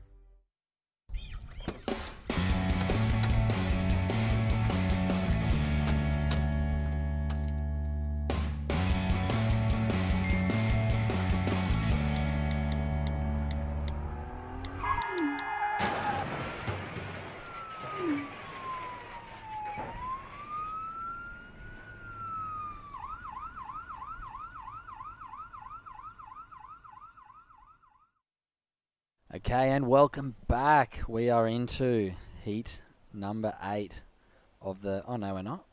We're not even close to heat number 8. Sorry, guys. We're on heat number 5 of the Australian Open of Surfing here at Coffs Harbour, the New South Wales Open. I'm joined by the awesome Jess Grimwood here in the booth. My name is Cooper Chapman. And some awesome waves down here at Macaulay's Beach at the beautiful spot here on Coffs Harbour, as we see first wave by Joshua Stretton. Huge second turn. Josh was ripping down at Port Macquarie. I remember right in that same board, looking like he's carrying the exact same form straight into his first round here at Coffs Harbour. Yeah, have a look at the wave replay here. Destination New South Wales. This is Nathan Cook. Nice first turn.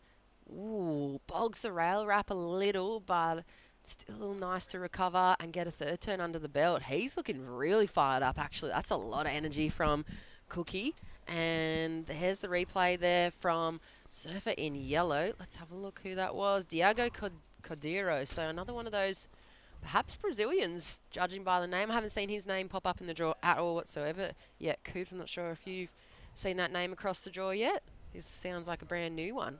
And first wave for Cookie, 6.67. So nice way to kick off his heat. 16.5 minutes remaining on the clock. It is heat number 5, round 2 of the men's. And Cooper Chapman in the booth here, getting it done, balancing all of the jobs on the schedule. And we've got somebody who's been able to balance his heat quite well. Last heat's heat number 4 winner, Hinata Azawa. Congratulations.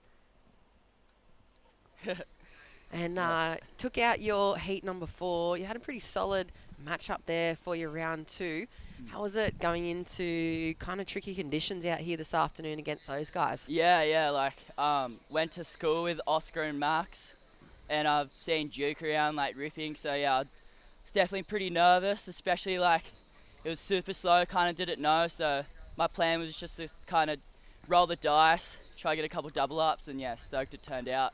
Yeah, it turned out quite well for you too, and you've been around the competition scene for quite a few years now. What's the intentions coming into this new format 2021 tour? Yeah, looking forward to it. Like, was lucky enough to be able to travel around last year on the QS. It was super fun, but yeah, it'd be good to, hone in and just kind of keep it regional. Hopefully, make some heats. Yeah, mate. Cooper Chapman here. What about that winter we had over at Stratty, eh? Oh, so tapped. How good was it? It was so insane. Like, yeah, it's best winter ever. Stratty for sure. How's it feel having to switch back over, I'm guessing, to some different boards and some grovelers for conditions like this? You feeling good for these couple of events and going into 2021 QS tour? Yeah, for sure. It was like, I guess like traveling around, it was good to just have that little break, and then since it's been small, I've been starting to train a bit and started to get into the comp mindset a bit more. So yeah, that's what I've been trying to do. Yeah, we're looking forward to seeing you coming up in round 3 tomorrow morning. I'm going to give you a little heat update on who you've got, because I reckon these first 2 heats are going to be blisterers. Yeah. Mikey Madonna, Ethan Stocks, Micah Margison, Hinata Izawa. How's that sound? Yeah, it should be a fun one. Pretty good mates with Ethan and Micah, so yeah, it should be sick. Yeah, well, I'm looking forward to watching that one. I'll be coming up in the heat before you guys, so good luck in the morning, and yeah, hopefully the waves will be fun. Yeah, hopefully. Subtly changed, so see what happens. Maybe some punt sections for you goofies. Yeah. All right, mate. Well, we'll see you in the morning. Get some Cheers. rest. Thanks, legend. See ya. Congratulations. Good to see him. I know he's been on the comp series for quite a few years now too. I've seen him surf heaps of heats in the juniors. It's good to see him out on board and have a look. Yeah, that heat number 1 tomorrow. Solly Bailey, yourself, Nathan Kawani and Max Kearney. That's going to be just the whole round is just so stacked with these people. Like, I mean, at the start of the Australian Open Surf Series, we didn't even know who Nathan Kawani was really, and now we saw him make that final down there in Kiama. And he's going to be up against you in round 3 tomorrow, Coops. Yeah, I was stoked when I saw that he made the final down at Kiama. We did hear a little bit about him at Port Macquarie. We got sent in some stuff by some of the Brazilian fans tuning in online, letting us know about his injury and that he was a champion over in Brazil against a bunch of the juniors. I think in Guarujá, where I think it was where Jesse Mendes and a few of the boys are from over there. A few of the big name Brazilian surfers who are absolutely putting a massive dent in the World Surf League. But yeah, great to see Nathan Kawani over here spending a bit of time in Australia, getting his injury better, and then yeah, turning some serious heads in the Australian Open of Surf this year. Yeah, he is, and he's super passionate. But at the moment, here in heat number 5, Cookie out in the lead. His second wave score, 4.90. Joshua Stratton sitting in second. Just a couple of 4s on the board for him. Diego, a 4 and a 3.9, and Kieran, a 3.33. Yeah, and we see Kieran up and riding on that fluoro yellow board, just trying to milk it all the way and get every little last bit of juice out of this one. Couple nice turns out the back. I think it's going to definitely help his situation. He's just sitting with a 3.33. Only 7.5 minutes into this heat. Still plenty of time. The boys are going to be looking to try and catch up to Cookie out there, because he's sitting there with that 6.67, 4.9. We've got Josh Stratton in the red in second with a 4.77 and a 4.07. And Diego and Kieran. A little bit of work to do. I just, looking through the draw here for this round 2 for the minute, I cannot see a heat that I would look at and go, oh yeah, that'll be a pretty cruisy one. That'll be easy for, 1 or 2 of those guys. Every heat you look at, You've literally got either veterans returning to the comp Rashi that could easily take out the whole event, or you've got the QS full warriors that could literally be at the end of the podium on that number 1 spot as well. Like, there's not a single heat that I look at and go, oh yeah, that'll be super cruisy for those boys. Or you've got some of the best juniors in the world. Like Yeah. my heat, when I looked at the heat draw and saw Ethan Stocks, Kai Tandler, 2 names that I've seen coming up through the junior eggs, absolutely blistering and smashing the junior series. I actually went to Kelly Slater's wave pool with Kai Tandler, and he was phenomenal over there. So there's definitely no easy heats. I had my work cut out for me in the first round, and I think as the draw progresses, we're going to see some really exciting matchups. Yeah, and here goes Diego on the forehand here. Nice little section. I think that wind's kind of helping crumble a bit more of that swell around the headland here. You can see it out the back. It's blowing an absolute gale out there, but I feel like the conditions, I don't know if it's just positive thinking here in the booth, but they look like they're getting a little bit more consistent from here. We had that real lull between about 9 and 11 here this morning. Just So- between heat 1 and 3, that real lull. Yeah, it was. It was so quiet for a couple of the heats. So now we've got a fair bit more swell, perhaps courtesy of the wind pulling around. There's Cookie. He's looking energetic. I think quite a lot of assertiveness in his surfing I haven't seen over the last few heats for him. Yeah, he's looking fired up. I don't know if he went to Kiama, but I know he lost early at Port Macquarie, and he wasn't happy about it. He's a very, very talented guy, and first round losses are not normal for Cookie, and he's been surfing really well in a few of the events up on the Gold Coast earlier in the year, a couple months ago. So look for him to really try and put a stamp on this event, because, yeah, those first round losses really fire you up for the next event. Yeah, especially when you're expecting to see yourself in that finals day, at least in the semi-finals, if not on the podium somewhere. And when you have the expectations and you get a little bit too far ahead of yourself competing, you get sent back down to earth pretty quickly, don't you, with those first round clown losses? But like you said, there's no first round clowns anymore because all the heats are so hard. So it's about trying to, yeah, if you are that top seed, trying to just stamp your authority and trying to really surf smart heats. There's no room for those mediocre error-filled heats anymore. Yeah, there definitely isn't. Look at this, Diego on the backhand now. Throwing a lot of spray through the first 2 turns, and he buries the nose and goes down. Mistake for him. That was shaping up to be a nice wave. You can see it just rattling off through the inside of the bank there. And Planko on the ski out the back, so water safety on board all day. Spend, I think it might be split day, 5 hours apiece for those guys on the skis. So front and centre action. Be interesting to see that last score for Diego. I think it was going to be shaping up to be probably one of his top 2 keepers if he hadn't have gone down. He's sitting on a 4 and a 3.9. And it looks like a 2.33 for the last wave of him. So Cookie remains in the lead. And Joshua Stretton in second. 4.85 for Diego required and 4.38 for Kieran Conway. I reckon he must have another score to come in. I think it's more than 2.33. He did Yeah, like so pretty nice lash, and the second one was kind of nice, and then he fell on the third, so I wouldn't be surprised yeah, if there it's you more go. than Yeah, you're onto it, 4.80. There we go. What did he need? Just reduces his requirement to a 4.05. I think he needed just, he might have needed a 4.83 almost, so Oh, he 4.05 now. And he's coming in 0.03 short.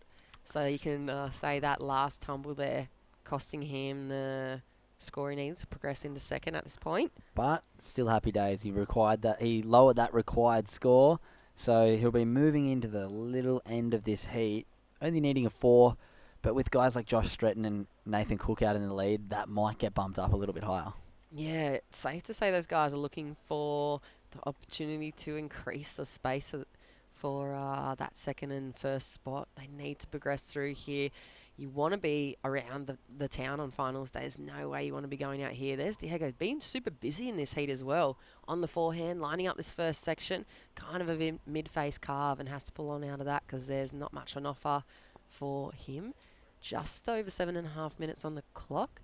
Safe to say I think it might be Joshua Stretton and Cookie with priority. There's a nice pan back shot. It is so hot outside at the moment in this spot on the New South Wales East Coast. I think that some of the temperatures away from the sea breeze, if you're inland a little bit, maybe even 15 minutes, they're getting up around that 40 degrees. I know down home at the moment it's about 41 or 42 degrees. Yeah, I spoke to my family down in Sydney and they said it was absolutely sweltering yesterday. So hoping for that southerly change tomorrow just to keep everyone cooled down a little bit. But yeah, I think that wind's starting to get even stronger. You can see the whitecaps out the back starting to come a little bit more relevant, and they're coming in very hot. And look at that. Lee Winkler, the role model, the absolute legend, president of Coffs Harbour Board Riders, the highest scoring wave of the final yesterday in the Board Riders Battle event, just around the corner at Gallows.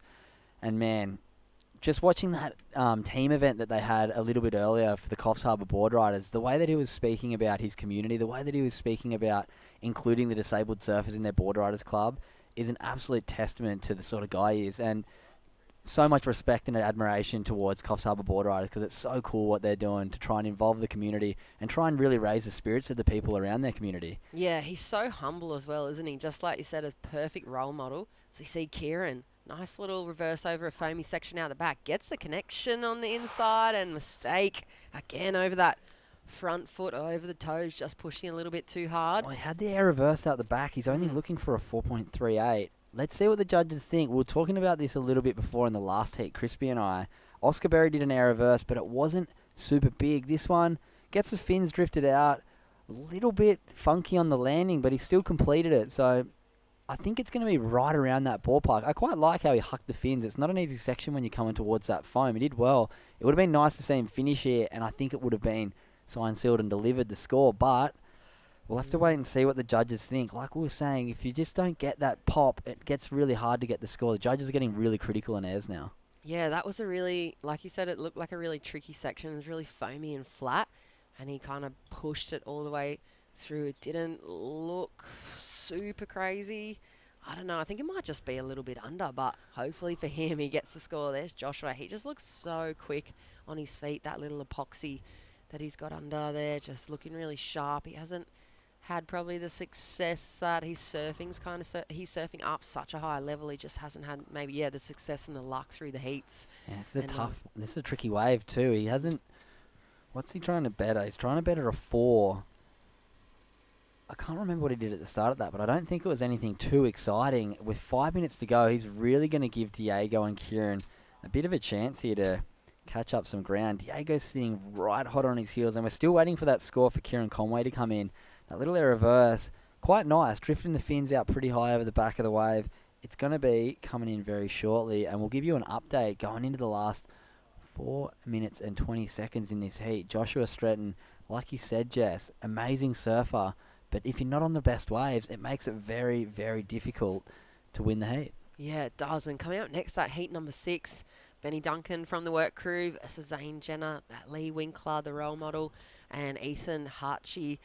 And still waiting for that score for Kieran. So I dare say the judges are just tapping into that replay, maybe watching it 2 or 3 or 4 more times. And it's come in, a 5.33. They loved it. I thought that was going to go there. I like how he actually got the tail up quite high through the foam. It wasn't the best section, but he really manufactured the score there. So that's a good old situation change inside the final 5 minutes for Kieran Conway.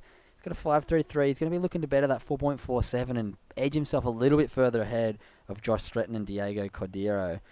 But both of those boys are so close behind him, only needing a 5 and a 5.04. So with 3.5 minutes, you're definitely not sitting out there very confident if you're Kieran Conway. With 2 guys needing just over a 5, it's very, very vulnerable spot. Yeah, you're sweating if you're him. It's going to be a long 3 minutes for him. And there's a nice little view once again. It is a beautiful day here. We are into the afternoon, first day of competition for the Australian Open of Surfing, Coffs Harbour Open. The 4th instalment coming up, 5th and 6th stop to round out the series.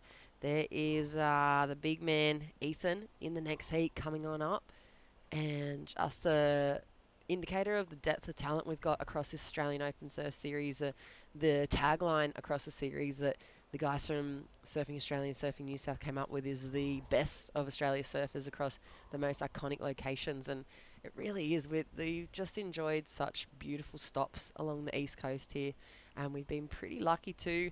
I think the finals day has been generally a bit smaller compared to the kickoff day for most of the stops so far in the first 4 events, but we've been pretty lucky just to have sandbanks at least, and it definitely hasn't been flat yet. So touch wood, we're going to see maybe some bigger swell going in to that far south coast stop, and maybe some heavier looking waves. Here's Kieran doing the job on that last turn, and he goes down. Not really much else on offer on the rest of that wave for him, but yeah, He's done the job at the moment. That air reverse getting him into second position. Yeah, but the pressure's on. Joshua Stratton, last two waves, a 3.57 and a 3.07.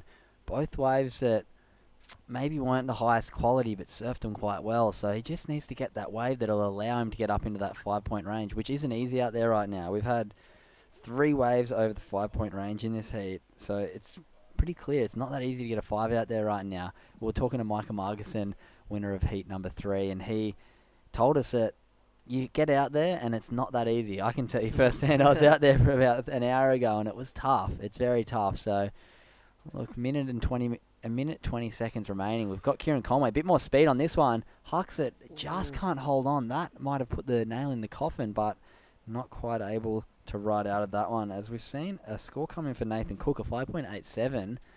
That moves him further out into the lead. Yeah, that's a nice solid heat total for him. There's Diego looking to get back into the contest situation, just under a minute on the clock. Will you be getting back into the lineup this afternoon, Coops? Is that on the plans for the strategy before finals day? I think I'll probably go and chill out. I've probably done more work than any of the other competitors today. I've spent quite a bit of time talking. I need to go let the vocal cords settle down a bit, probably go home. I think I've got the last 4 heats off, so I might try and go catch the end of the Mike Tyson fight actually at the pub. Oh, yeah, true. That's the main draw card today, isn't it? Tyson. Who's he fighting? Roy Jones Jr. Ah, okay, right. Well, maybe interesting afternoon for you, cruising, unplugging a little bit from surf industry and refreshing before finals day tomorrow. Yes, we see 20 seconds remaining. Diego Cordera not quite getting one. But yeah, and on top of that, I think I'm first heat in the morning, so... Yep. You got a lot on your plate. I'm going to be cruising this afternoon, I think. Maybe a little sneaky dinner with old Crispy. And then keeping it real mellow tonight as we see the last 3 seconds of this wave. Still waiting on a couple scores to come through for yellow. I don't know if there's going to be much of consequence. Unfortunately, Josh Stratton not getting an opportunity at the end there. One of the top seeds in this event who's looked really deadly throughout all of the Australian Open of Surfing events. But, like you said, every heat can be won by anybody. So, on that note, we are going to go to a break and come back right after this with heat number 6. We'll be seeing Ethan Hartage, Ben Duncan, Zane Jenner, and the local hero, Lee Winkler. Don't go anywhere.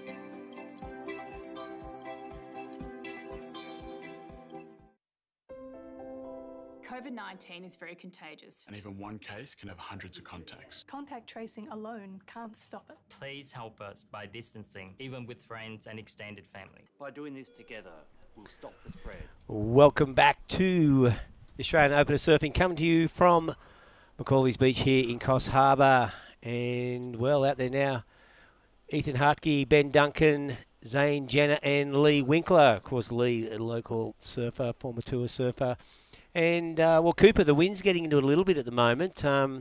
Waves don't seem to have as much on offer as earlier on. Yeah, you kind of see at the bottom of that tide, which we're coming up to, I think quite soon, it's going to lose a lot of energy. Low tide, really windy, wind swell conditions, energy kind of starts to dissipate a little bit. As you can see out the back, those white caps are just howling nor'east winds. But we're lucky that we've got this little corner here, quite similar to yesterday. It's real protected, and there's still some running waves. As we see Red opening up his campaign, nice little hook in the pocket, and like we said, that wave just losing energy and not being able to keep Ethan going on that one. Yeah, we are lucky, you know, that northerly is howling through. It has swung a little bit further around in the northeast, but that will keep pushing these this northeast wind swell in. There's Lee Winkler throwing it off the top. A lot of power in his surfing, as you can see. And, of course, yesterday down at Gallows, where he surfed for Coffs Harbour, got that 9-point ride. It was quite crucial. So Lee, very experienced, and Benny Duncan now. Bit more light-footed, but looking for something on the inside. So, Coopy, during your heat, you sort of got that 5-5 at the start. Then there's a bit of a gap. I know you wanted to get 2 good waves at the start, but what were you thinking going into that final 8 minutes? Because you hadn't locked in that second score yet. Yeah, I mean, I was definitely a little bit, I wouldn't say nervous. I knew I had the highest wave score in the heat. Nobody else had really cracked it open or put anything big on the score. So I knew if I caught a wave that was somewhat decent, did one turn, I was probably going to go to the lead. So I was just trying to find that right wave. Then I did make a mistake, take a pretty average wave. That left, little one turn. But like I was saying to the guys in my post-heat interview, it kind of allowed me to surf myself into some rhythm. I wasn't looking for 6s and 7s just then. I was only looking for a 4 or 5 just to put me back into a really demanding position right at the end of the heat. And by catching that little average one, it allowed me to break away from the other guys and find that other left that I don't know what score I got, but then I got the right and got a 5 right at the end. But yeah, I feel like I just had to try and manufacture that heat. The waves, like we said, is really difficult out there. But someone once said to me, one of the greatest things a pro surfer needs in their arsenal is the ability to adapt during a heat. So I suppose with that, there's just the shifting tide. And, before, when we were watching it, the lefts were fairly worthless, as far as vertical turns went. But that's changed around now. So, these guys, everyone's watching the heats quite intently. And is that Lee Winkler's 6 on one wave? That is a good solid opener. So yeah, I believe it is. He picked up that nice little deep wedge. It actually gave him a bit of speed off the bottom for that one nice wrap, which I think the judges really appreciated, and then got it back up there. As you see, Ethan Hardage, just a one turn, that wave kind of running off on him, trying to throw it up there quickly. It's the second time that's happened, unfortunately, for Ethan. And, Lee Winkler, driving off the bottom there for those 2 big turns and looking pretty good. All right, and we are going to pass it down to Mr. Cook, winner of that last heat. How was it out there, Cookie? Good start, eh? Yeah, I was just happy to get a good start. It's pretty hard and it's very small and wind swell, so yeah, I'm just happy I got a quick start, and then it was pretty much just trying to get a second wave after that. But yeah, a little bit nervy. I remember down at Port Macquarie the other week, you had a tough first round heat. Yeah. Coming into this event, fired up. It looked like you were ready to go. You're ready to get that first wave, and you really put your mark on that heat very early. Yeah, that was the plan. Just getting stuck into a wave pretty quick in this one because Port Macquarie had a bit of a shocker. I just couldn't get a wave, so that was definitely my plan this time, just to get a quick start and just build on that. But I was just stoked to get that first one, really. Yeah, you killed that first one. Yeah. Conditions out there, howling nor'east. Have you seen what's coming tomorrow? I actually haven't really had a look, no, not at all. So we're about to get a huge southerly change tonight, and I don't think it'll look anything like this tomorrow. So what's the game plan going into tomorrow? Southerly change, probably different location. Does anything change? Just hoping it's a little bit bigger with a southerly. Hopefully it will be, but I'll be stoked if it's a little bit bigger. It's hard to grovel when you're 6'2", but I know your pain. I know your pain. Yeah, it's hard. Well, anyway, get some rest, have a good night's sleep, and we'll see you bright and early somewhere here in Coffs Harbour tomorrow morning for finals day. Awesome. Thanks, mate. Cheers. Cheers, Cookie. See you guys.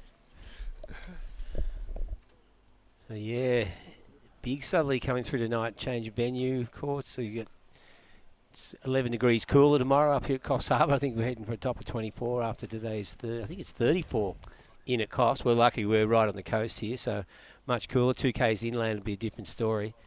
And the waves, of course, just shifting around a little bit as this northeast wind does start to put a bit of cross chop in it, but still the wave face is smooth. Surfer's still getting a couple of good sections. That outside section, as we see here, nice carving turn off the top from Zane Jenner. Looking for this one to stand up on the inside. A little bit of a flat section there, but getting one more turn in as this wave is just looks like it's going to run out of speed. He's trying to get across that dead section, but that wave has petered out. But not a bad wave. I saw that second turn look pretty good. Yeah, he kept his flow really nicely along that one. So we've got a couple scores coming in. As we said just before, Lee Winkler opening with the 6. Great start there by the veteran. Benny Duncan, a 4.83 to start as we see him back up and riding, finding another little left. Nice little whip at the end of that turn. Got a bit of a wedge this one. Let's see if it gives him a bit more of a steep section to get more critical just kind of tapping it all the way through, trying to back up that 4.83 and sort of build that house, as we like to say, so he's not looking for a 4 at the end of the heat. Yeah. So, 12 minutes to go, so good time to lock in his second wave. Now, Lee Winkler out there with that 6. He'll want to capitalise on that pretty soon. If he can lock in, 4-5-5, something like that, he'll be looking pretty good. And looks like Surf in red now. Little section ahead of him, driving off the bottom. Just whips a little turn out of the top. It's keeping his board moving. This one's just filling up very quickly. So a little bit of frustration there for Ethan, but just looking for that open face. Few and far between at the moment. Yeah, Ethan's only got that 3-point ride and 1.4, so he's looking to get something moving in his heat. That was a little bit better looking wave. Nice first turn, but then it just petered out a little bit on him. So hopefully he can find something with those couple big sections to really throw a big score up. As we see the last score coming in for Zane Jenner, a 4.63. That sends him straight into the lead. But Lee Winkler sitting on just one wave, only needing a 2.47 to move back ahead. So look for him to use his priority wisely, get a nice score, and jump back into the lead. And we're going to be waiting on a couple more scores for Benny Duncan and Ethan Hartage too. Look at that pullback shot.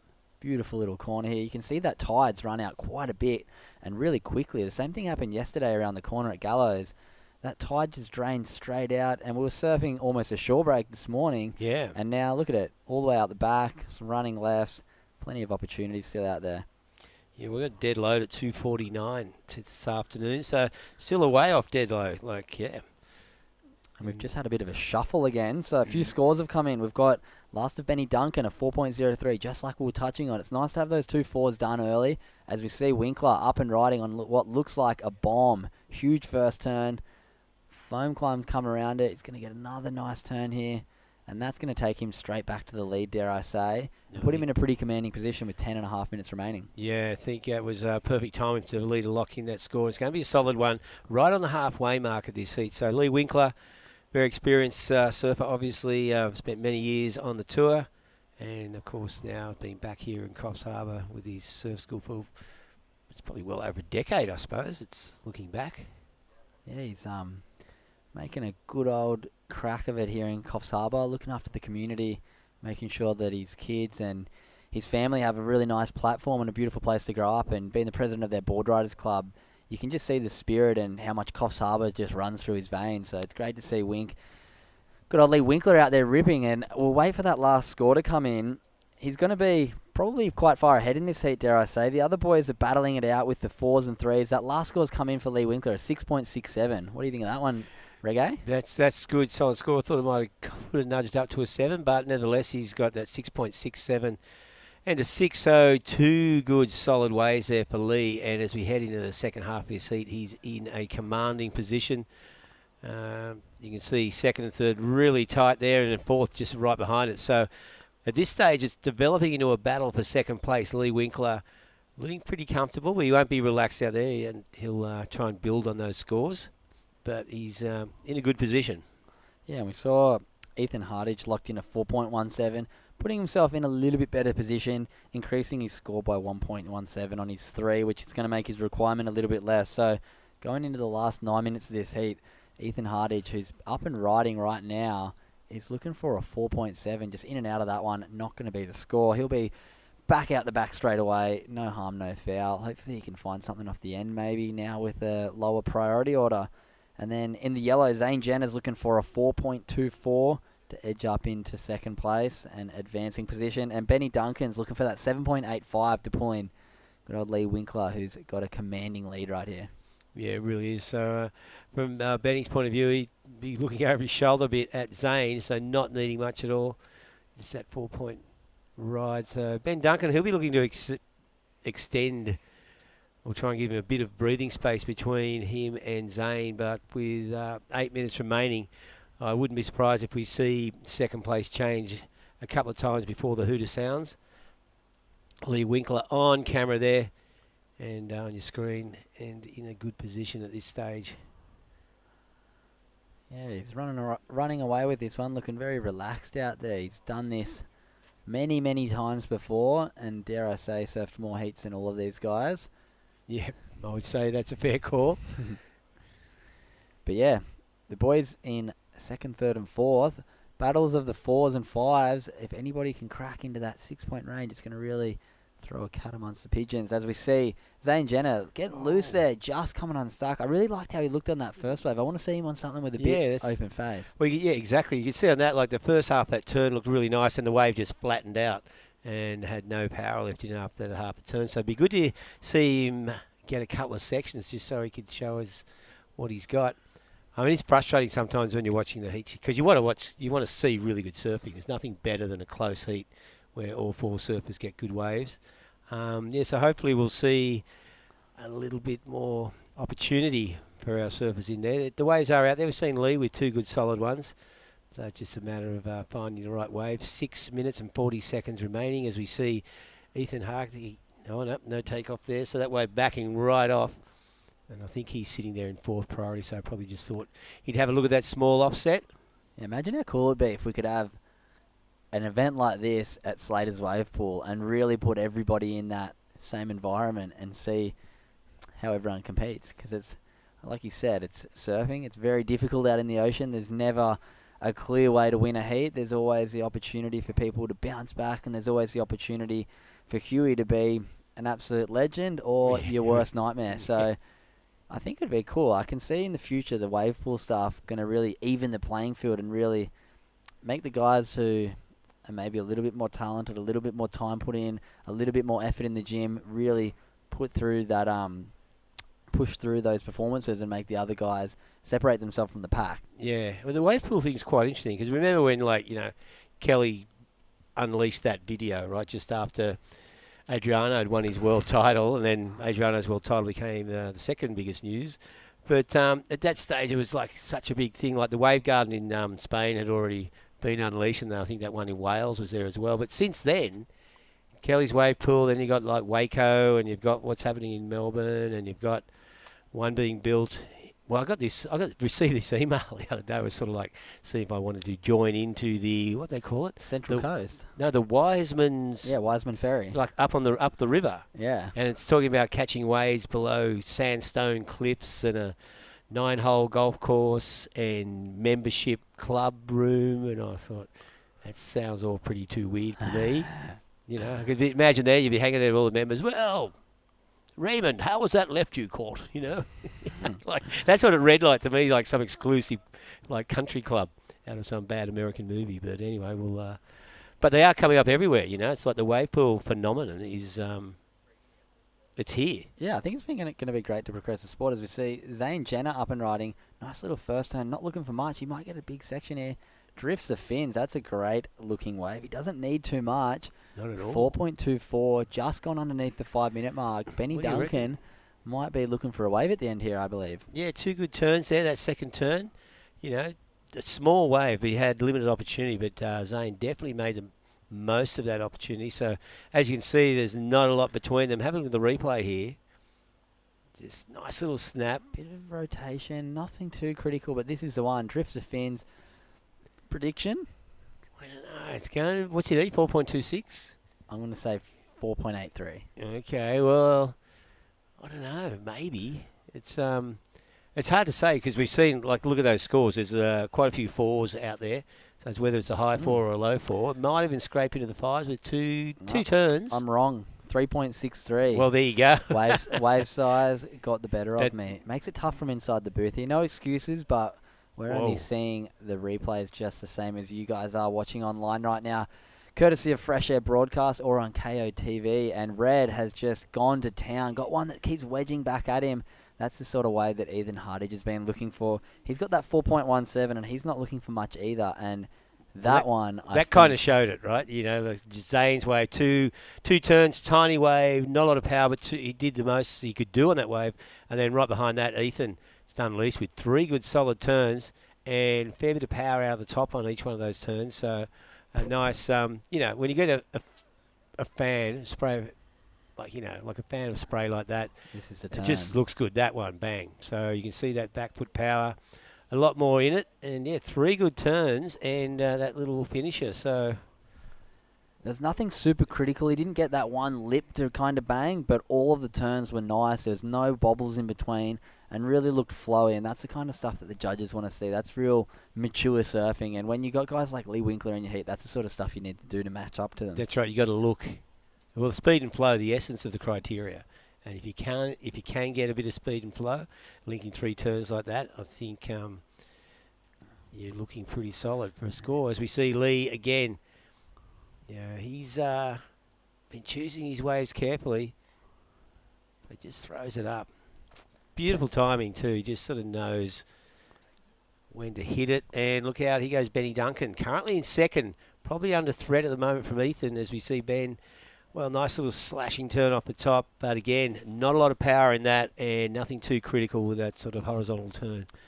So, unfortunately for Benny Duncan, that wave just pulled back a little bit. Looked like it had some potential, but just flattened out. Yeah, with just 1:45 remaining, he's going to be kicking and scratching to get back out. We're still waiting on the scores for Ethan Hardage. It may or may not be the score. He needs a 4.7. It's not that low forward that Zane Jenner was looking for, but a couple nice turns on that wave. We'll have to wait and see. With 1.5 minutes remaining, just like almost every heat we've been commentating and watching, it's going to come down to the wire. Well, that's good. You got to say down to the wire at least 12 times in any good day of commentary. In each heat. That's right. As we see, well, Benny Duncan, that replay of his, you can see 2 turns there. I don't know if it's going to be enough to change his situation. Ooh, hello. What happened on the outside? Jenner got here. He's linking it through to the inside. Let's see if we get bit of body language on how the start of this one was. He's getting the Shorey link completely. Still waiting on scores for Ethan Hardage. That's going to be the end of Zane Jenner's heat. Ooh, body language indication? Not much. Not much. No, he sort of didn't. Here we go. Oh yeah, you can see why. A little slash on the outside, bit of a foam climb, and then this is where we picked it up. And yeah, so 2 turns on the outside, nothing too critical, and bouncing for the inside link, and got 2 little cracks off the top there. But the big news, last wave of Ethan Hardage. They loved it. 7.3, biggest score of the heat so far. Moves him way up into second place and really makes it difficult for Benny Duncan and Zane Jenner looking for high 6-point rides. With just 20 seconds remaining, Zane in on the shore break. It's going to be a little too late for him. Benny Duncan with 10 seconds remaining. Let's see if he can sneak into a wave, but it is not looking very promising for Zane and Benny. But great surfing there by Lee Winkler and Ethan Hardage, leaving it to the last 5 minutes, but really showing what that top seed and Red Rashi is all about by surfing mature, a couple nice backhand turns, and closing out the heat strongly. Yeah, he did a great job there and scored that highest score of the highest scoring wave of the heat. Because that wraps up that heat, we'll be back with the continuing of men's round 2 here at the Australian Open, live from Macaulay's Beach, Coffs Harbour, right after this break. You've dreamed of places to go. You promised one day. Now, one day is here. New adventures. Wide open spaces. So, you can't travel the world right now. So what? New South Wales is here for you. Let's all reboot 2020. One unforgettable experience at a time. Now's the time to love New South Wales.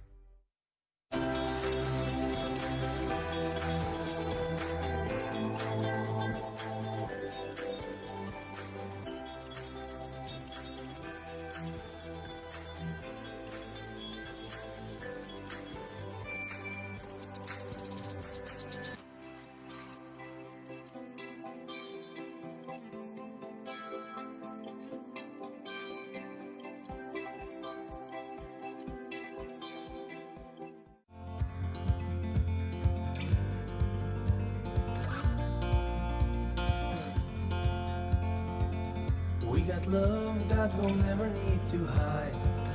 Love will always rise above. Whatever comes, we will be just fine. If I am yours and you are mine. Take my hand and let's fly away to another galaxy. Hold me close, I want to feel your love. Together we are free. Just be with me. Just be with me. Just be with me.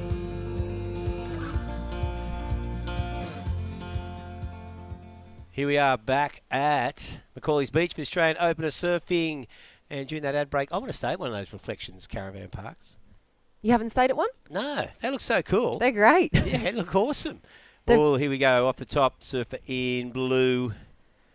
Hang on, where's my heat Get draw? the live heats. Hold on, let me pull that up as well. I think it's just there. Yeah, that's what there you we go. do. When It you is. commentate, you just make sure you can't reach anything. the MCB, Mikey Clayton Brown. Duke Wrench is out there in the yellow. Kobe Clemens is in the red and Jack Swan's in the white. Yeah, those Reflections parks, they always have communal cook-up area in the middle of their parks, and they're just very user-friendly. You know how caravan parks kind of have turned into, not the Reflections ones, but the other ones are like really heaps of rules, and you have to have licenses to ride your bicycle. They're not like that. Reflections is pretty cool, and they're very cruisy and back to that kind of Funny core. you mentioned that, like the rules. I was staying in one unnamed caravan park down the far south coast a couple of weeks ago. My son, Joey's there on his skatey. He's cruising around. Hey, mate, you can't ride the skateboard here. Yeah. If you're wearing your scooter, you need a helmet. And I go, far out, lady. He's a kid in a caravan park. Yeah, that's what it's all about. Exactly, that's how I grew up as well. Like Yeah, it was the fun of it, wasn't it? It was the feralness that you loved about going to the caravan park. Your Yeah. parents would just set up, that's base camp. You knew where to go when you needed to be fed, or it was dark and you had to Yep. go to bed because you wanted to surf in the morning. Other than that, you weren't at the All campsite. the parents that have cocktails. Yeah, they'd have happy hour every Happy hour afternoon. Yeah. I know, I love it. It's Yeah. a great Australian tradition. Yeah, so it's nice to see those crew at Reflections. Maintaining. Yeah, maintaining. Then we've got, looks like Lee Winkler there, winner of the last heat down with Destination New South Wales post-heat interviews. Congratulations once again on the mic. You spent more time on the mic than you have in the water today, Lee. Yeah, no, it's been a long day in that blasting, splashing in the eyes, looking up at that northeast wind. Yeah, but it's fun. It's nice to be out there with the young fellas. Yeah, well, you show the young fellas a thing or two there, Lee. You got those two good solid scores. Both above 6 points, and that sort of wrapped it up for you. How hard was it to find that open face? Oh, it's extremely hard. I think you sort of got to start with your wave where there's no wall, and then hopefully it rolls into a wall as that northeast swell just rolls down that bit of a bank that's out there. Now, you would have surfed here. Any local knowledge come into play, or was it all just luck? Oh, I think there's a little bit there. Yeah, it's hard when you got four guys. That priority, I've really surfed a lot of priority in a four-man heat. I've obviously done it the man-on-man, but yeah, it makes a hell of a lot of difference to give you the freedom. I'd hate to have a heat out there when there's no priority. It'd be a lot harder. Yeah, now, with that, when was the last time you competed in an event like this? Well, I was trying to think just before. I don't think I've competed in an event in Coffs outside of my board riders club. I think it was probably 17. Really? Yeah, well, they had the Billabong Pro Junior Series that was around when I was around. They had it, I think maybe Avoca was the closest we had. And then I think I remember Owen Wright won one, but I was way too old then. I remember coming down to watch. It was quite big. But yeah, we didn't really have many events in Coffs back then. We had a couple of Respect the Beach, like June Care events, and not really a lot, really. So that was one of the reasons to get behind the Board Riders Club again, is trying to bring these events and show some awareness, that we have a community here can host events, and we've got a variety of waves, and it's come to fruition. There's a lot of events coming this way now. It's great. Yeah, probably too many. Yeah. Now, with this, a good result here, Lee, is it going to rekindle the fire, mate? We will see you go down the far south coast, up to Narrabeen, do the QS. Come on. No, I don't think so. But the guys in the board riders actually emailed me and said, "Oh, we want to put you in the event. It's at home. Why don't you do it?" I was like, "Okay." And I didn't really know until about 2 or 3 days before I was out. They actually did put me in. I thought it was just a bit of chit chat. But it's nice to be out there, and especially the tag team yesterday, getting their lungs open and getting around, seeing all the, some of the older guys I used to compete with. Their kids are surfing now, so it's great. Now, Lee, I know you do a lot of, obviously, with the surf school, and you do some high performance coaching. You're still surfing really well. For a mature surfer. And I'm talking about myself here. Well, what sort of advice? And what's your regime to maintain your body level so you still surf at a top level? Well, I'm lucky. I think I'm in the water every day. So, but I played when I finished competing. I played a hell of a lot of soccer. I didn't surf a lot, so I've always been a sporty kind of kid. So I've been pretty lucky. But chasing my kids around as well, like all my kids surf. So it's a good leave pass when they want to go for a surf. Mum just kicks me out with them, so it's good. Well, as they say, I'm an older dad, and kids keep you young. Don't worry about that. Absolutely. Well, Lee, great to see you out there, and looking forward to seeing the next round. Keep up. Yeah, thank you. Cheers, guys. There you go, Lee Winkler, one of Coffs Harbour's finest. I just thought, he's surfing really well. So, Give me a tip, mate. Give me He a tip. is. And you know what it was? In the water. Yeah, That's water as time. soon as you stop. I remember when I did surf reports for a living, and I got paid pretty good money to do 3-minute phone calls a day. I used to surf all day. 4 or 5 hours a day, every day, except weekends because it's too crowded. Yep. And then, that was pretty good. Then you get, responsibilities and... Well, you lose that. Yeah, So I know and with you don't get in the water as much as you want. Yeah, I know with my dad, he must be, or he might be just a little bit younger than you, maybe. I'm not really sure, kind of in between you and Lee, but he just lost that stoke for getting in the water, and then it took him a while we had to really push, and that's where, like, myself and my brother and my sister got into him heaps and pushed and pushed and pushed until...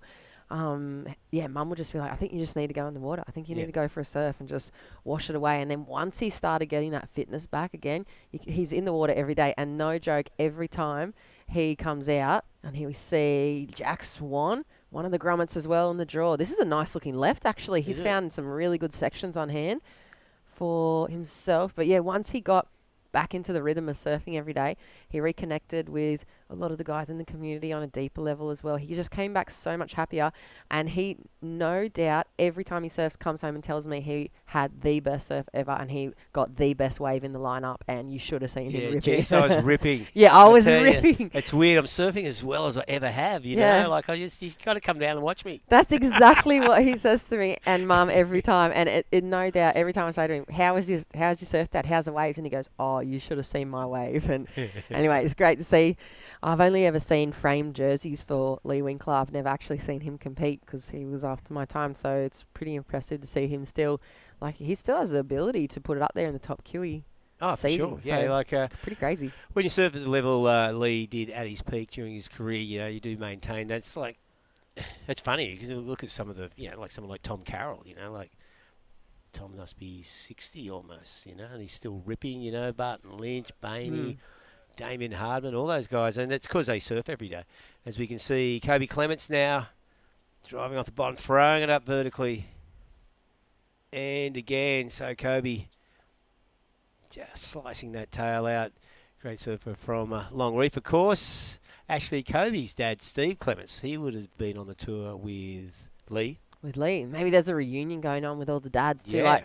Like Chrissy's been saying too, that second generation of surfers now dragging the dads back onto the tour. Here we go, Kobe Clements, replay, up and over the first section, nice second turn. He keeps it so high and tight. There's the money turn there. He's able to push down in front. Yeah, he's... How's the timing off the bottom? You saw almost like delays, slows down that bottom turn, sharp square, straight into it. It's one of my favourite moves in surfing, that sort of speed control off the bottom. It can make or break a manoeuvre in so many ways. And, looking good there. Waiting on those scores to come through. Just on 10 minutes at the halfway mark. So Mikey Clayton-Brown, 10.33, currently in the lead. And, we got old Dukey Rencho with a 7.9. Doesn't need much. Just waiting on something now. Kobe Clements, his wave. That was a quick one. Yet to come in. Yeah, I think that's going to be his best score. He's got just a 117 and a 407 in the bank. So I think that's going to be the best way for Kobe, as well as Jack's last ride. There's Duke and goes down. Yeah, he's got a 433 and a 357. So at the moment, Mikey Clayton-Brown, the Super Grom, turned... I think he's going to turn into the QS Warrior soon. I think he's still... What did he say? He just got his P, so he must be 17. Yeah. And he doesn't hang out with his sister anymore. Yeah, he's flying solo or with the rest of the boys he's competing with. And, I think we're going to see him make that push onto the QS and with that new regional format as well. There he is in the blue, out in the lead. Yeah, it's kind of, this series is really cool. Like, we've had, going to have a total of 6 in New South Wales, and Surfing New South Wales, they actually registered the Native Australian Open of Surfing, but they let the Queenslanders use it. So there's a couple of events up there, and then in Victoria, it's sort of like the resurrection of the old ACC, the Australian Contests circuit, for that, which was around for heaps, and then that sort of got swamped by the junior series. And what you found, the junior series became so huge, but if you're 20, you were hardly getting to compete. So once you turned 20, you were too old for the junior series, and there weren't many events. So this is kind of important. It's sort of resurrecting that domestic professional circuit, which is a great opportunity for surfers to get experience and build up their sort of contest repertoire prior to the QS. So it's sort of like this is a really important level then, because you think QS, we've got the major QSs, of course, with Manly and Newcastle, and the couples below that. But if you can have this sort of basics, so juniors can go in it, opens go in it, it gives you that platform, good stepping stone for a pro career. Clubs, juniors, Australian Open Surfing Series. Also opens up, which wasn't really on the cards when I was in my 20s, that opportunity to work inside the industry. Like I don't think I've ever seen before contests where the competitors are working either on the work crew or the commentary booth as well. I've not seen that for myself. No, it's rare that the competitors have ever done a day's work in their life, so it's actually pretty good. When you started commentary, give us a little bit of an insight on that, because it's become now this pathway, and like we see with True coming up through the ranks, she's looking to do the QS, but she's also juggling that commentary as well with like Cooper Chapman. Were you just straight up a commentary man, or did you come up through like the junior circuit and were competing and then kind of go, you know what, I'm just going to go to the mic? Well, it was kind of weird because I was at tracks, and people, if you worked at tracks, you did everything. And so the Triple J surf reporters, when they were tracks, so when I started at tracks, they all went to Bells. Like I was like the intern. They said, you're doing the surf reports. I'd never done it in my life, so I did over Easter. I did surf reports. And then I ended up doing daily every afternoon at Triple J. Then that's Triple J had the Triple J Junior, and they got us we commentated as their surf reporters. Wow. What year was this? This is way back. What? So way back in the early 80s. Track started what, in the 70s, 75 or something, 72? No, track started in 1970. 70. So I started there when I left uni. That was my first ever job, was at tracks. Wow. Yeah. I would have your original articles then, because Dad kept every single issue, the big newspaper style track from pretty much their first release. He has stacks of this in his garage like this, as we see Kobe chipping away there in that second position. I think he's looking for that spot in number one at the moment. Look at the intensity. He approaches such a low center of gravity, and about 6 turns wound off pretty easily there on probably a section we've seen only maybe 1 or 2 turns going down. So perhaps looking to replace that second score and take the lead from Mikey. They're looking a little bit ahead of Jack and Duke at the moment. Here's a replay, Reggae. Yeah, some jamming turns out of the top. Just puts that back foot down, quick little slash, really tight arc off the tail, and again. So, great small wave surfing here. And not a lot in this, so he's just keeping it really tight in the pocket and a quick little snap out of each turn, and set things up nicely there for Kobe Clements.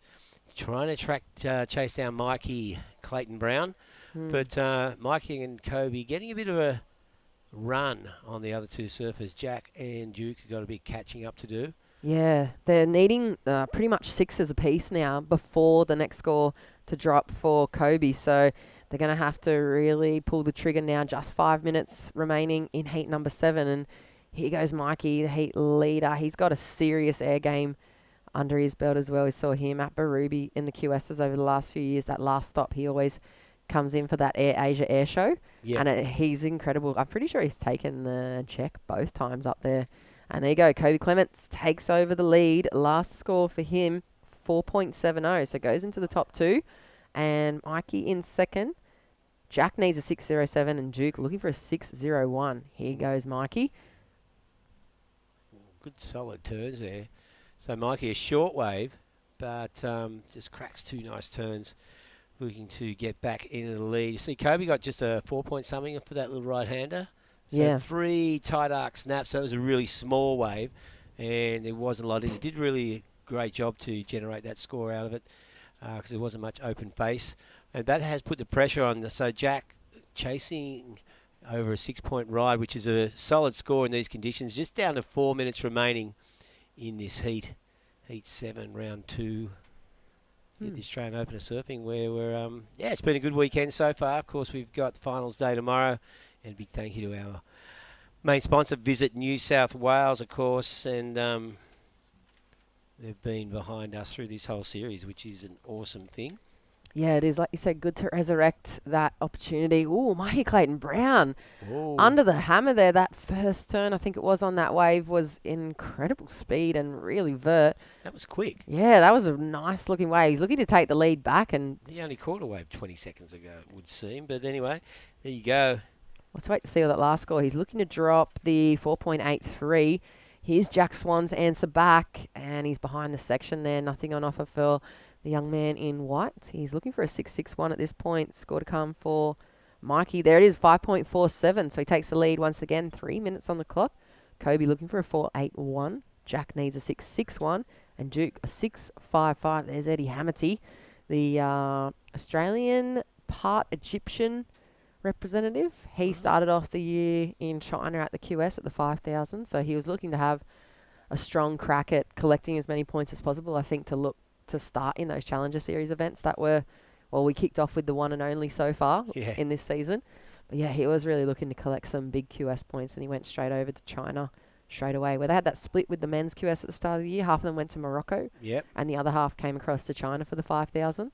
And I think they got pumping waves in Morocco, but I think it might have only been a 3,000. Right. So What were the waves like in China? That was actually really good. Was it Hainan?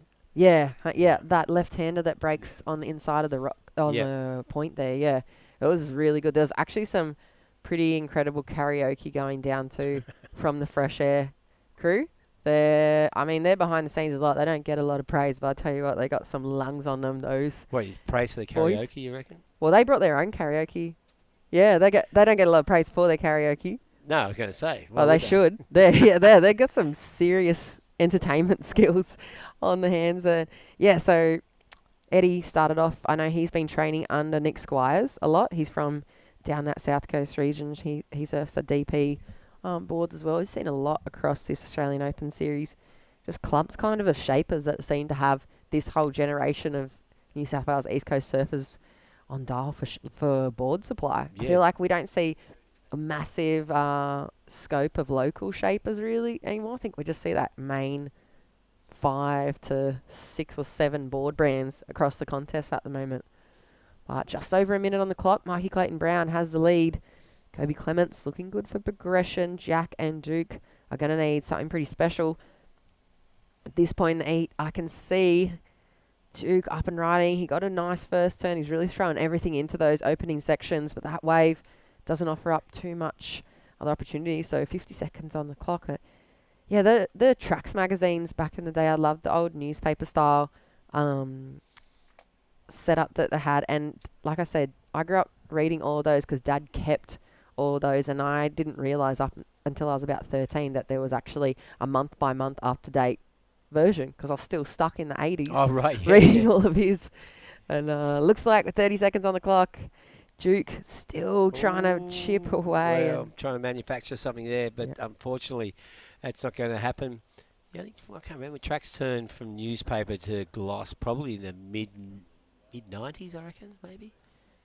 Oh, yeah, round about the time I was in primary school, and I started cutting all of his Tracks magazines up to put on the front of my books at school. He hated it. Poor Dad. Sorry, Dad.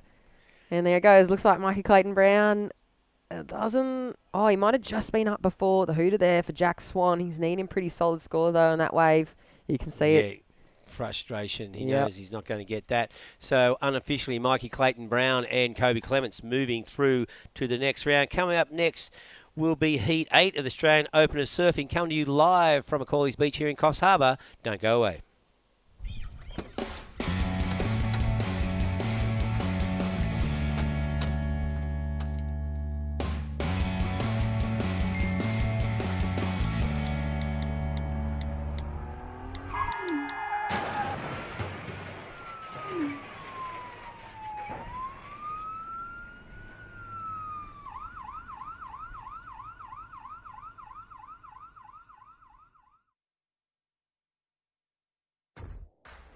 You've dreamed of places to go. You promised one day.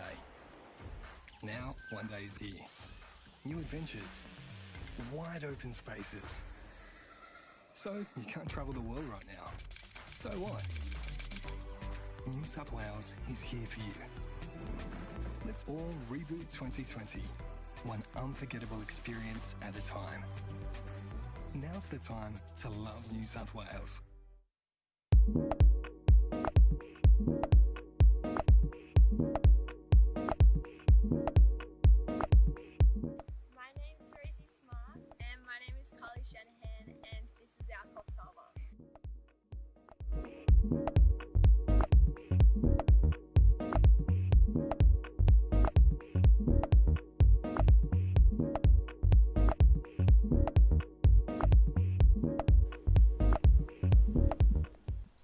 So there you go.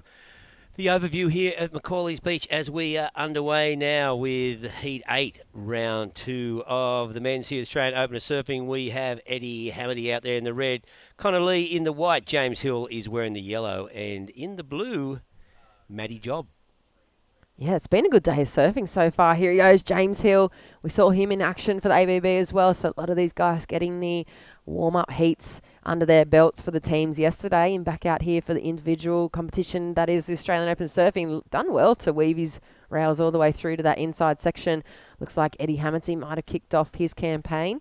Matty Job out there, 18.5 left on the clock. Here's the replay of opening wave for Eddie. Wow, sharp off the top.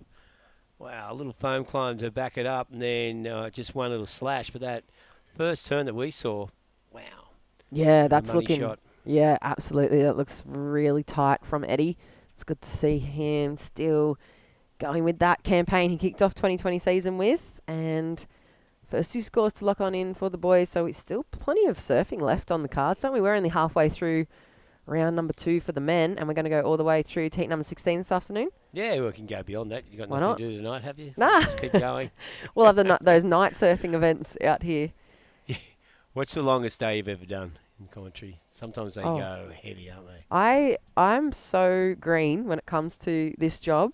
I literally probably 34 heats, but I don't find that I'm ever burnt out yet. I just find if I go home and there's still heats on, I watch the heats. I just sit there and listen. Wow. So I just, I mean, 34 heats seems to go pretty quickly. And we're pretty spoiled in here. We've got like the air Toby conditioning. Martin. I just froth. Toby, I remember we were in Portugal, and Toby would sit down and have breakfast, and all of a sudden it's turned into he's calling heat. He'll go, so what do you reckon? Looking at Kelly, I was yesterday, you think if he got that 5-4, I reckon if he gets in a roll on, then he'll come around and he goes going, Toby. Turn off. Yeah. Switch off. Yeah, switch off. But Yeah. Toby can't turn off. He's like the ever-ready battery. And What's your longest day? 40 heats. I remember once the Pro Junior, when it was the Pro Junior at Narrabeen, Luke Egan won it. We ran the whole event in one day. From start to finish? Start to finish. Oh, and wow. it was pumping, and they finished on dark, pumping North Narrabeen. The reason they did it to Terry Fitzgerald and Brian Cregan, Hot Button Ocean Earth, they just said it's going to be flat tomorrow, so we're just going all the way through. And we did. It was heavy. But speaking of heavy, well, it wasn't that heavy. You had a good time out there. Mikey, how you going? Yeah, good. How are you guys? Good, good. So you got the waves you needed and looking pretty sharp. Yeah, thanks. Just game plan to stay busy, and I think it paid off. Caught something like 100 waves, but... That's right. We saw you get 2, and I reckon there might have been, if lucky, 30 seconds in between it. You got just towards the end of the last 5 minutes there. So was that the plan, just catch everything that moved? Yeah, well, with the wind swell, you can kind of follow it down the bank, so I was just catching waves and hoping that another wide one would come. I feel like, Mikey, a bit of a change in your approach. I saw you surf over the last few years at Barooby on the QS, and I feel like a lot of the heats that we used to watch you in, you'd just be sticking to that air game. And then I saw this other thing come out of your pocket here for this heat, and you just did solid backhand hooks, 2 really like QS style heat progression waves for you. Is that something that's changed up in your preparation coming into this style of competition? Yeah, I've been working on backhand and just rail work a lot recently. I've given the airs a bit of a break, but You're it's over always the airs, are you? Oh no. It's hard to resist a good air section, but to put it on rail feels super good as well. So just been practicing that. Yeah, well, you're looking like a pretty well-rounded athlete, and looking forward to watching you into finals day now tomorrow. You get to have the rest of the afternoon off. Will you be in the water again? Probably not. Might go on a walk over the headlands, and not sure. Oh, nice. Yeah. Take in the beautiful vistas here at Coffs Harbour. Actually, I walked over to Diggers yesterday afternoon. It's pretty windy, but it's worth a look. Yeah, we'll probably do that then. All right, there you go. All right, congratulations, and we'll see you in the next round. Yeah, cheers, guys. There you go. So some great surfing there.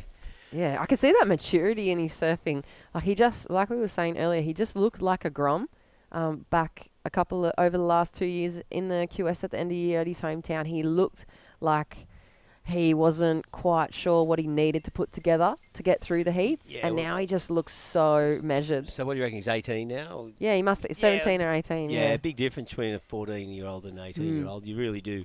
Especially...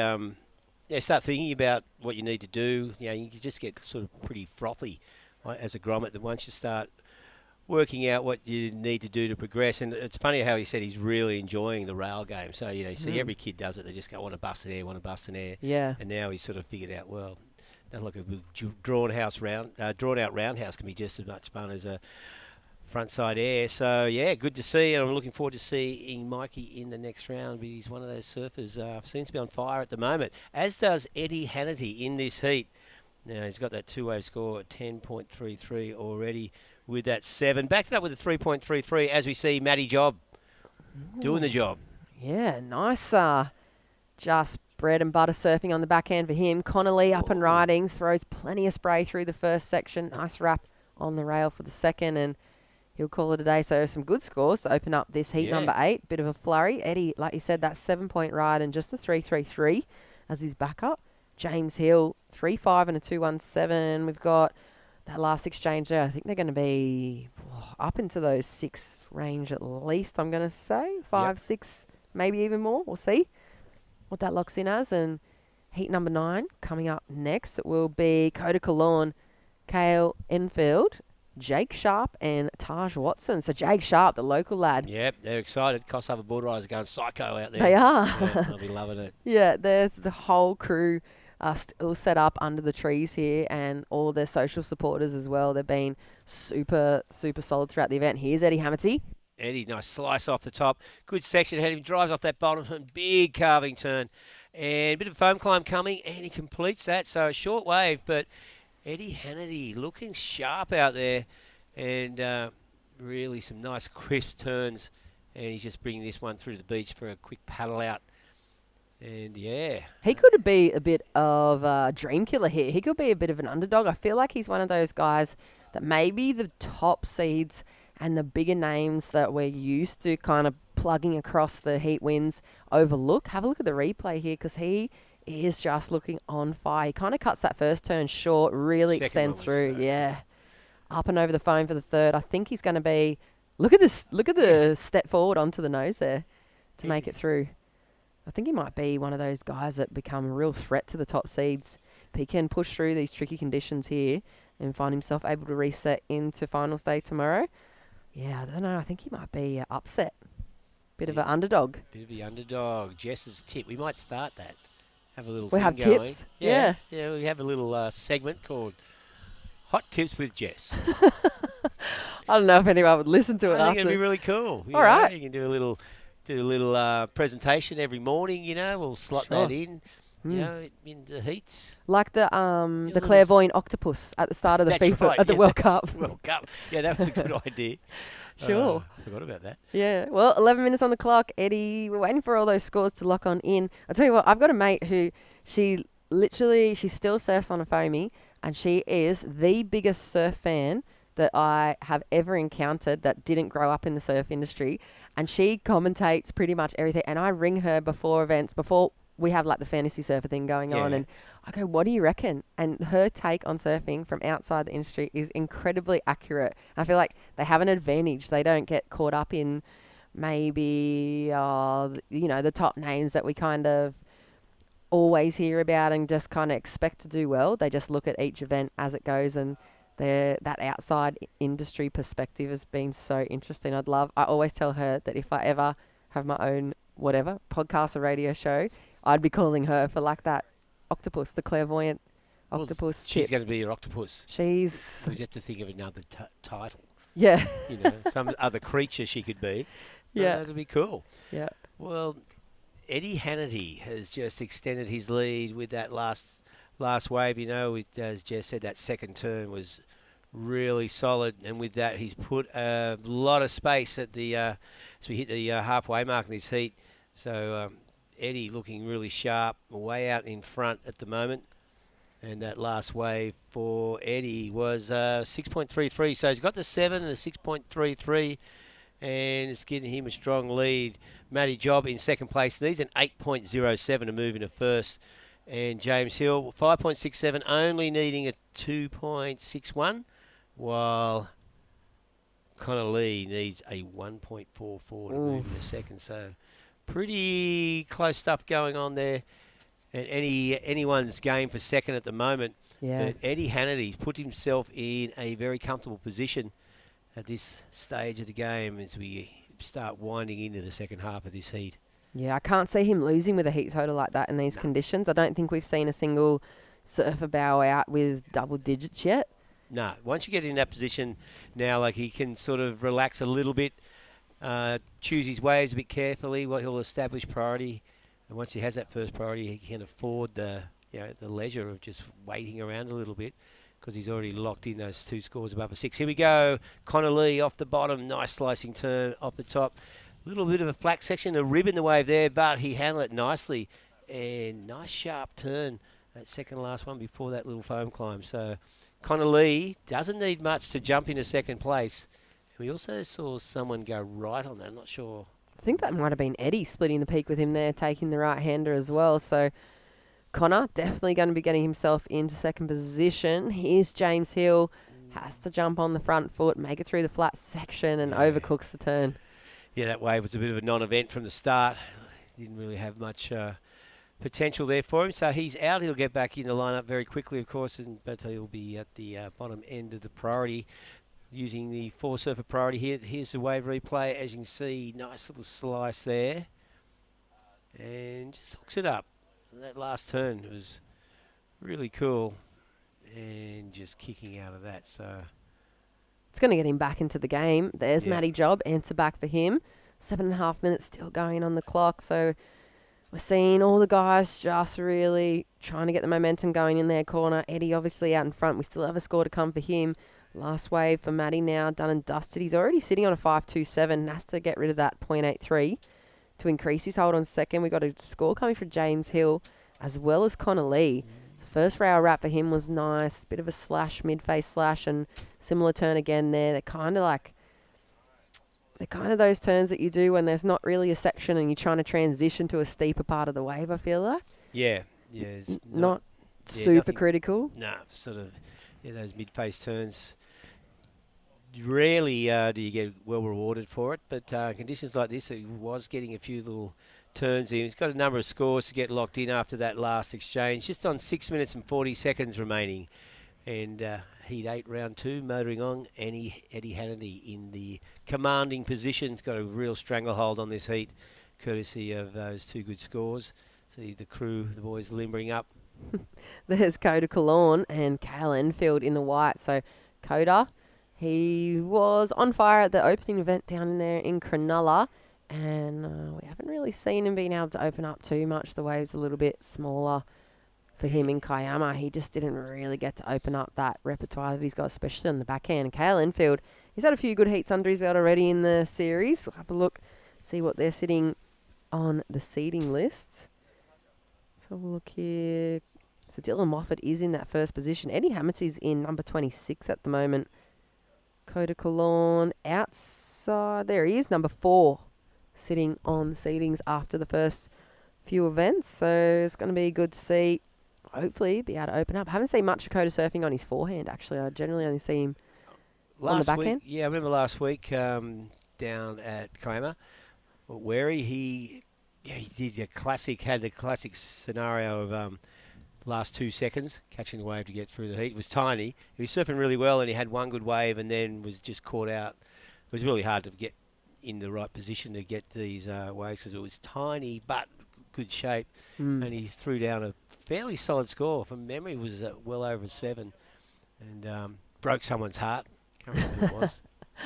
So often that happens, doesn't it? It gets down to the last 30 seconds. I always feel sorry for them. Oh. But So I tell you what, it must be so brutal to be a judge. I mean, I know they don't see the names. They always tell me they only see colours, but it must be brutal to watch people's dreams being crushed heat after heat. I mean, you watch people enjoy the performances, and there's Jake Sharp. He's a local guy. Yep. And he was one of those guys that used to feature, remember, in all those Rusty movies back in maybe the early 2000s. He was that guy. He was that guy, wasn't he? Yeah. So it's going to be great to see him back in action. I'm sure he's still looking sharp as ever. I saw him. He's building a house actually next to my mates that live here in Sawtell, and he was on the tools there commanding a crew of apprentices okay. under his wing. So he's the boss dog. He's a builder. Yeah. The builder. The builder, yeah. Right. Oh, cool. Yeah, so it's great to see him getting back into the contest, Rashi, and he used to have that serious air game under his belt as well. Remember, he used to surf with that free surfer on the Rusty team, Cats. They used to call him Cats. Oh, James Caddo. Yeah, Yeah. And there was that whole kind of movement of that group under Ryan Bautista. Yeah. Yeah. So it'll be cool to see Jag. Here's Eddie Hamilty, always been on fire, looking so sharp, super dialed in, and speed to burn on those 3 turns. Great looking combo from the Australian/Egyptian competitor. And I know they were looking at possibly, I think, Olympic potential there. What, for Egypt? Yeah, really? that So was in the conversation. Egyptian? Yeah. Wow. Yeah, that was in the conversation at the start. I don't think that song if we could play like. Oh, what was that? What was remember the Bangles? Walk like an Egyptian. Yeah. Here's the replay. Solid 3 turns. I think. Gosh, that's probably got to go into his top 2, isn't it? His worst wave is 6.33. I think that's going to replace it. Yeah, I think so. That was good surfing there from Eddie. He's looking very sharp out there. So we've got just 3 minutes remaining. So Eddie Hannity looking to extend his lead. Is still very tight for second spot. Connor Lee is in there, but breathing down his back is James Hill and Matty Job. James, unfortunately, that wave not doing much at all. So Matty Job doesn't need much, less than a point and a half. Yeah, he needs a 5.68. Yeah, 5.68 is a healthy score in these conditions, but definitely doable. Just got to have the opportunity in these final 2.5 minutes as this northeast wind swell continues to stand up on this sandbank here at Macaulay's. And we're fairly fortunate to have these northern corners here at Coffs Harbour with this howling northerly wind this weekend. We're going to have the reverse wind tomorrow. Strong southerly due sometime tonight. And bring it on. I hope it whips up a bit of swell. Yeah, well, hopefully we'll see it. I'm not sure how strong it is. But it should push in something as long as it doesn't flatten this thing, the north swell, and not push up any southeast swells. We see James Hill. What's he got for us? Not much. Little direction change. Quick snap. Looking for this thing to offer something on the inside. Throws it up. And unfortunately, just getting hung up in the white water there, so that thing's not going to make much difference. No, he's looking for a 7.45, so he's going to pretty much need a set wave and do something spectacular. That last wave for Eddie goes into his top 2, 6.53, so well and truly extending his lead. I'd say he's pretty safe and home already with that 13.53 and 1 minute 20 left on the clock. He's just been going from strength to strength, building on that heat total. Yeah, home and hose, I'd say, with as we hit the dying minute. Yeah, so Matty Job still going to require the 5.68. His lowest wave at the moment, a 4.10. Already has a 5.27 in the belt. James Hill, a 7.45 will get him back into the game. And he's got the surfing there on tap. He just hasn't found the right waves. As we see, the heat leader, Eddie Hamilty, just brushing off probably excitement. He's pretty composed. He's a tenacious competitor within himself. I don't see him really kind of hang out too much around with the groups of the guys. The contest, he sticks to his own program. Yeah, he's a bit of a... No, I don't know if he doesn't like him, but we can ask him in the post-heat interview. What do you got against all the other surfers there, Eddie? I don't see you hanging around. You're a little bit aloof, mate. Yeah, I think he's just super focused on his performance, and he's pretty dialed into his training too. Could I know. Be shy.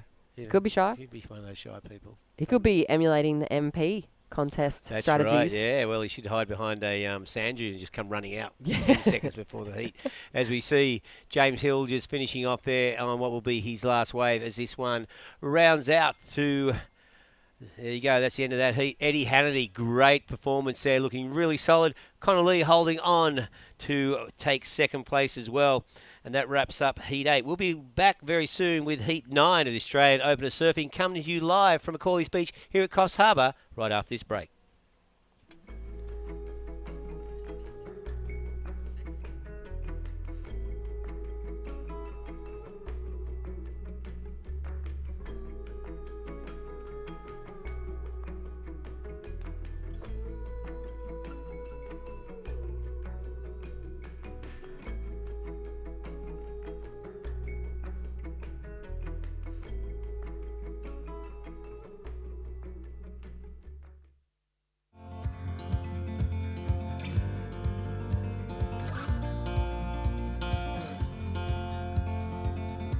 got love that we'll never need to hide.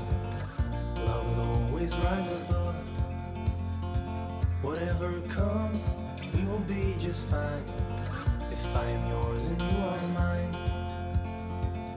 Take my hand and let's fly away to another galaxy. Hold me close, I want to feel your love. Together we are free. Just be with me. Just be with me. Just be with me.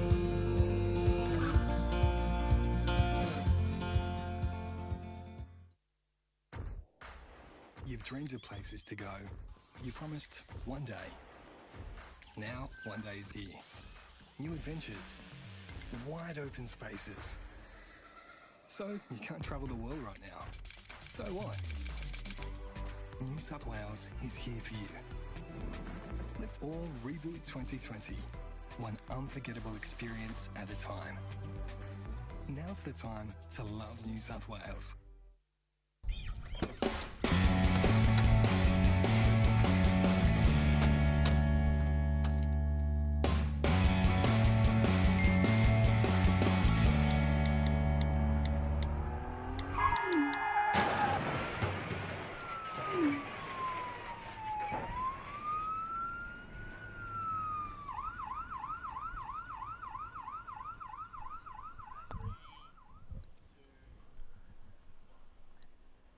Welcome back, live action here from the afternoon of the Australian Open of Surfing at Coffs Harbour. We did just see beautifully constructed heat number 8, being taken out by Eddie Hamilton and Connor Lee. Now we're into heat number 9.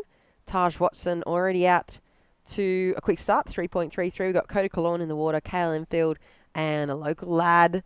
Resurgence into the competition, Jake Sharp, and 17 minutes on the clock here. It is round 2, and we'll cross on down to the last heat winner, Eddie Hamilton. Congratulations, incredible heat for you. Thank you. Yeah, felt very nice. Yeah, I was quite nervous before it, looking at the waves, but I got one good little pointer before I went out, stuck to it, and it worked. So. Yeah, it was such a well-constructed heat strategically, and you just looks like a different level of energy and sharpness to your surfing. Is that something that you've been working on? No, you kicked off the season in China for that QS. Is it something that you're just really focusing on here and for your QS campaign? Oh yeah, big time. So like the last one at Gerringong, before that I had a shocker in Cronulla, and I took a good opportunity to self-analyse about headspace before going out doing a heat, and like working on like being confident and trusting in your ability. And last 2 comps, it's working. So yeah, just backing myself 100%, and yeah, that's pretty much it. Yeah, it seems to be working very well for you. And correct me if I'm wrong, but I was saying that you're also part Egyptian. Yes, I am. Yeah, exactly. Yeah. So is that still in the conversation, perhaps having an Egyptian surf team now that we're coming into the Olympic era of surfing? That's actually funny. I'm so I got a bit of a mix of I'm full half Slovakian. German's like that's like a quarter of me, but I'm a Slovakian citizen. So at the start of at this year, I was contemplating whether I should go after it, like to surf for Slovakia, but I don't know. I just made the call to stick with Australia. So, but yeah, no, I'm very proud. I like being Egyptian. My grandfather absolutely loves it when I brag about it. So yeah. Oh, good. And have you got anyone at home tuning in as well? Have you got the grandfather and your support network? Yeah, my dad is 100% watching right now. So hi, Dad. And yeah, maybe some mates here and there tuning in. So hi all. Stoked I could surf for you.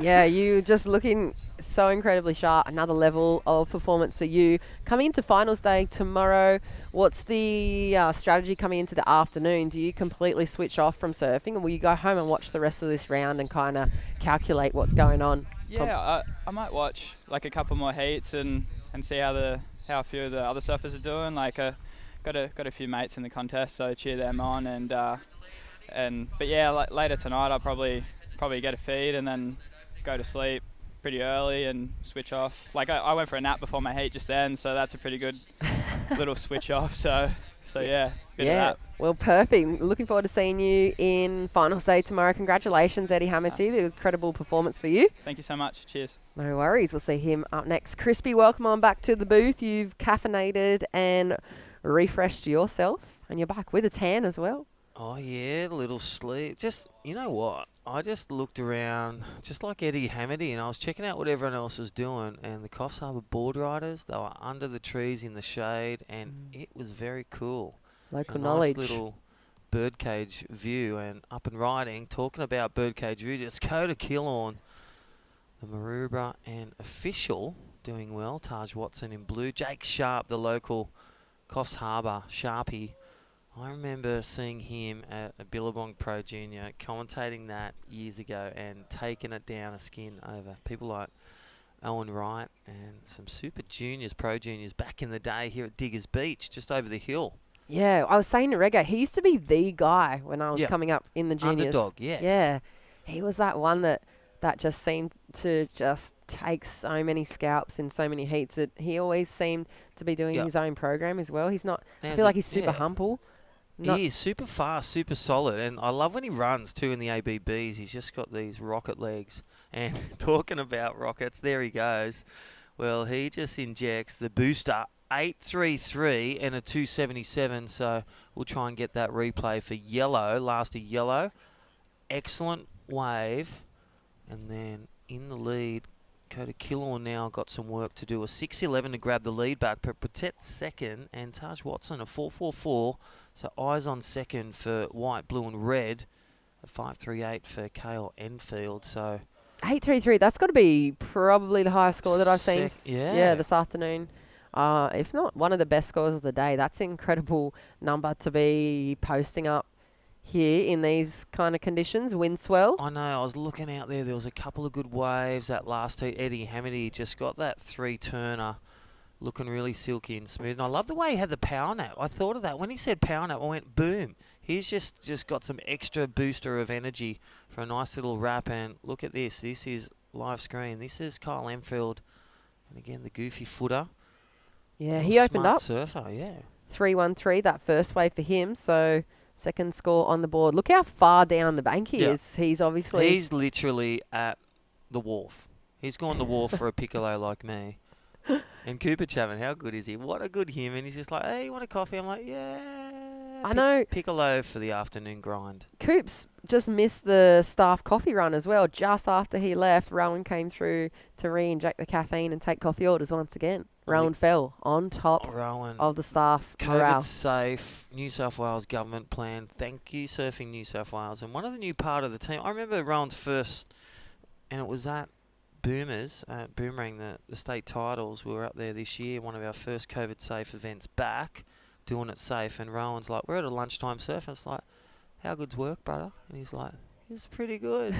Yeah. But he's working and earning his stripes now. And there is heat leader, just under priority, just chopping up one. And there's, well, what we call that, what's the time? It's the totem time. It's dolphin time. So 2:35, the porpoise pool, out the back. I love when the locals just, they're under the trees, the turtles are released, and now the totem of the dolphin. Yeah, like you're saying, appears. Uncle Mark was saying that this morning. That's their local Indigenous group's totem for the sea here is the dolphin. So local lad Jake Sharp, maybe getting a nod from the environment and the community here. Waiting for that last score to lock on in for him. It was pretty quick, 2 hits on the forehand, I think, for the last ride of him. And we're just about at the halfway mark already in heat number 9. Yeah, halfway mark. No oranges, like a game of soccer. So a 6.0 for Kale. Surfer goes to second. The goofy footer, that last couple of turns, that was the good score. Coda Killorn, his left-hander, a 5.0. And then Taj Watson, a 4.07. So, you know, the fight over second spot, unless they're going to drop a big score, Jake Sharp just dropped a 3.4. So just that one turn for Sharpie. And I'll tell you what, next heat, we're going to roll all the way through, get as many heats all the way to heat 16, but we got some crackers coming up. And unlucky for someone, I grew up at 13 Ida Street, heat 13. Listen to this. This is where, you know, when the teacher and the pupil and the teacher and the student, Joel Vaughan, Australia representation at the Worlds. Jolie Vaughan versus Samba Man, super coach, super QS grinder for a decade, still going strong. Kais King, Mr. Invincible, high flying. He's in the heat. And then throw in there Peter Duncan, half tied, don't know where that is. It's Evans Head. He's super coach for Callum Robson. That is on heat 13 and the rest of the heats. They're kick-ons. Yeah, that's a good That matchup. is the afternoon. So heat 13 is my pick. For the top heat of the afternoon of action. Two students versus two teachers. Karate Kids versus Mr. Miyagi's. Yep.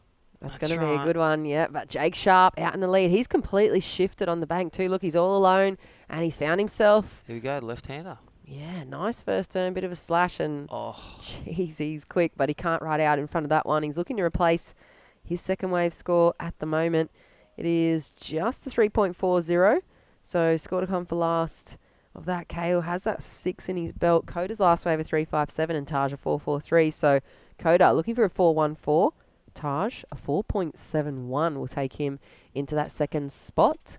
8 minutes on the clock. Coming up in heat number 10, Luke O'Connell, Callum Robson, Jao Jacks. I think he might be. Is he the Frenchman? Yes. Yeah, With the long hair. Yes, Oui, I oui. think. I Yes. think. Well, I think so. Well, He was eating excuse a me croissant this morning. if I was wrong. I saw him. Kyan Falvey as well. So. Yep. Kind from Cabarita, Kingscliff. And His then dad's here. heat number 11, Logan Steinwade, Yeah, the Taj big man. Turner. Oh, the big man Logan. Taj, Fletcher Kelleher, and Wesley Moraes. So big matchups for the second half of the afternoon. Yeah. Plenty of surfing. 7 more heats on the cards here. There's a little panned out view. Beautiful afternoon. The heat's now starting to subside. Here's Coda Cologne up and riding on the forehand. Nice open rail carve to start off things. Releases the tail a little with a mid-face slash. Looks to put the finishing touches on. His answer back. Sitting in third position. Looking for a 4.14. Ooh. What do you reckon? Let's look shortly at the replay. But there is heat leader Jake Sharp on a rare right. And just chop suing, nice little vert hit, and then carves back to the suds. Nice, stays in the pocket where the energy is, and then whips that one around so fast and so powerful. I love his surfing. It's still, it's timeless. Yeah, and here's This is Kale. rapid fire. Take it away. Yeah, answering straight back. It looks like maybe just 2 turns on offer there in the end of the section, but that surfing from Jake Sharp, I feel like his strategy was completely separate himself from this whole pack. You can see with the angle of the camera there, he's obviously down towards the south of the contest area, and he just has the freedom down there. I don't see why you wouldn't do it as a competitor. Just free yourself up if there's the potential to be getting 8s and 6s and whatever else he's about to lock in. And only 2 turns too. He gets 2 banging turns in. Like, he just demolished that right-hander, and he knows it well. A bit of local knowledge. He surfs all around here for many a year with the Coffs Harbour Board Riders and Pro Junior events and the QS events here at Coffs Harbour. And again, a big shout out to Surfing New South Wales, to Luke Madden and all the crew doing a marvellous job. Ethan Smith on the lens, like taking images, and all the work crew. And like, I love that one of our head judge, Kai Angle, he's come through from Foster. He's does the QSs, and then Tori on the World Surf League as well. So the talent pool of judges, former tour veterans, QS surfers, and they do the time and they grind out the scores. They don't give big scores unless they're well deserved, earned by the surfers, wave and rail, Yeah. right in that tight pocket. It's interesting because I feel like a lot of people that maybe don't get to see the faces of the officials that are behind the scenes sometimes think, oh, maybe it's just these couch surfer guys and girls that are here running the events, but it's not. Literally world champion longboarder, world-class surfers from all the towns up and down the coast that People put like together. Benny Dunn, Benny Dunn, former, like one of the most calculated surfers that was on tour for many a year. Drew Courtney, who was on tour for 2 years. So a talent pool, and people, state, regional, QS, national and worldwide experience. Yeah, it's incredible. And there you go. Jake Sharp replaces his second wave score, a 5.10. Yep. Goes into the bank, and he increases in lead. Incredible total at the moment for him. 8.44 required for Coda Cologne. His last wave of 4.53, sitting in second position. Kale needs the 3.54. Last wave for him. Second wave, sorry, was the 6. Last wave was a 2.6. And Taj needs a 5.11. His last wave, a 4.43. So just over 4 minutes on the clock. There we go, Taj getting another wave under his belt. And Jake looking really sturdy. I know he's got his support crew here as well. Of course, the board riders, like you said. Yeah, they cheers.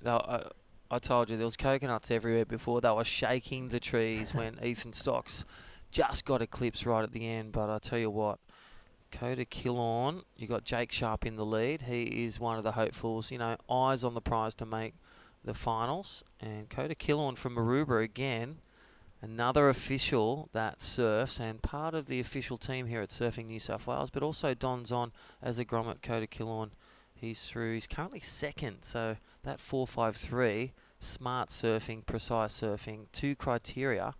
And even though he fell off his last turn, he got it enough done to get into second, and that is where the eyes are. 33 minutes remaining, but Cale Enfield's just dropped a score in. And, well, he needs a 7.44 to grab the lead, but it looks like he's gone into second. So, quick change.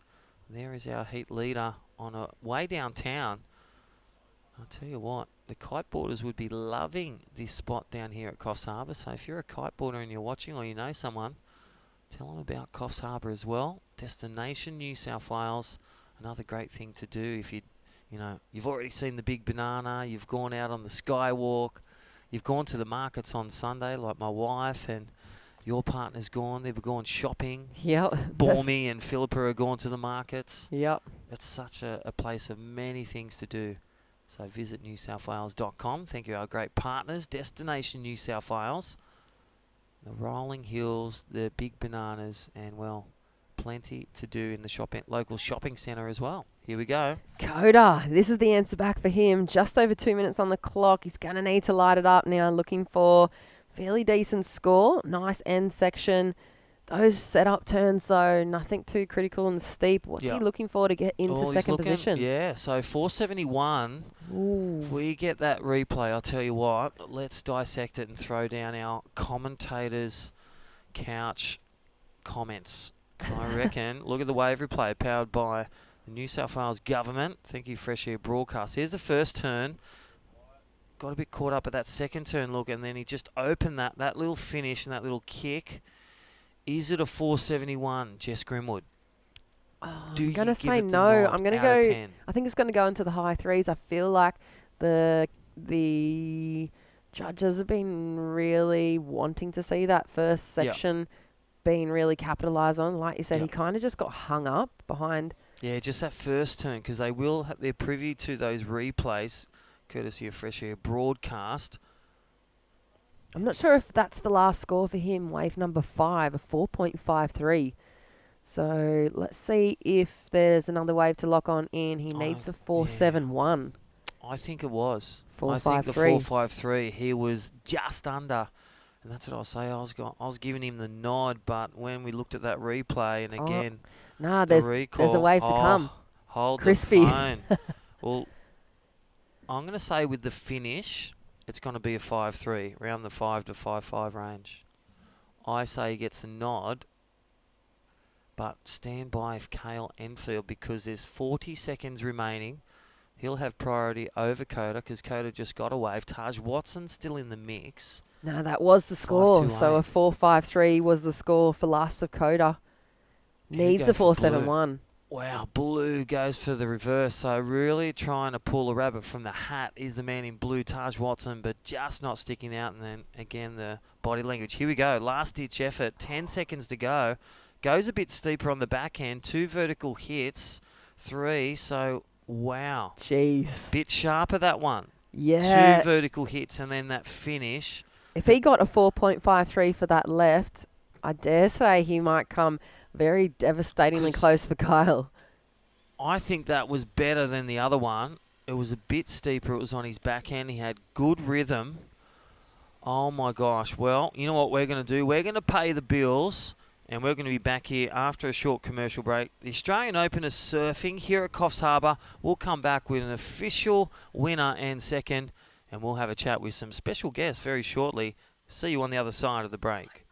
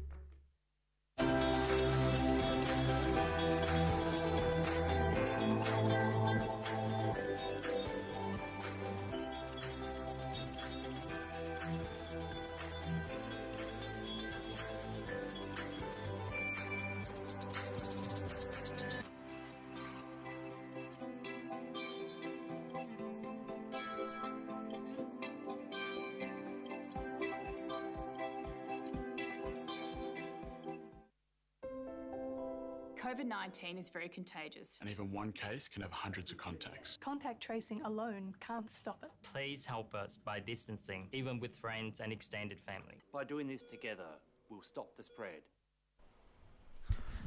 Well, welcome back. The Aussie Open, day one of the two-day event here at Coffs Harbour. And, well, Jess Grimwood has taken a short break. She's limped off and she's dirty because there was no Piccolo. And I've got with me back and live on screen, that is your winner for Coffs Harbour Board Riders. Jake Sharp, former Pro Junior winner. And he's taken down scalps like Owen Wright over the years. And he's still looking strong. He's got legs like Farlap, that kid. And he's still going strong for the ABB there through. And Cooper Chapman, welcome back. And thanks for the Piccolo. I asked for a macchiato. Did ya? No. Nah. Piccolo was good. Piccolo was good. Nah, good to be back in the booth. Jakey Sharp going mad in that last heat. 8.33, Yep. 5.10. Throwing back the clock. Feeling it very comfortable in his rash vest. And he went certainly downtown. Did you see him? He just went away from the crowd, so priority didn't matter. And he just built the house with a 8.33. Then went down and got some 5s and 6s. And he just had the killer score. So we'll be talking with him shortly. And let's just have a look at the final replay. So Coda Killorn, let's go back to Coda Killorns.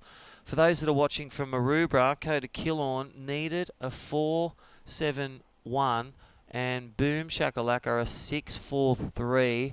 Got it done on his backhand. The last 10 seconds grab, got the score, moves on through to the next round to day 2. So wow. Another one of those snatch and nail grabs. biters. Every heat seems to be close right at the end. And right now, out there in the water, heat number 10, round 2 of the Open Men's, we have Luke O'Connell in the red, Cal Robson in the white, Joe Jacques in the yellow, and Kyan Falvey in the blue. He's just started off with a 0.3. Yeah, local grommet. So again, another local grommet thrown in the mix. We've had Fletcher Kelleher, we had Keenan Chip, we had now Kyan Falvey from Kingscliff, Luke O'Connell in red, Callum Robson, you know, Pete Dunks, Callum Robson, such a great trainer, great aerialist with his great sponsors, the Mad Hueys, and Joe Jacks, as we said, in yellow. This is anyone's game, Cooper, and heat 13. Oh my gosh. 2 coaches. Guess who those coaches are? Pete Dunk, Samba Man, versus Joel Vaughan, Caius King. Two of the guys that they must have coached over the years through a bunch of talent ID camps They up at know Surfing everything Australia. about each other. It is Miyagi versus Daniel Sun, and that is heat 13.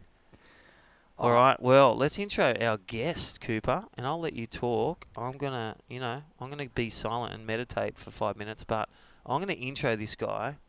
I reckon you should talk to them because they're my coach. They're my coaches, so I shouldn't be interviewing them. Okay, I'm gonna bring him up, but okay, this guy, after we hear from Jake, we're gonna bring on from Surfing Australia, lead strength and conditioning, Jeff Workin, and just before that, we got a winner.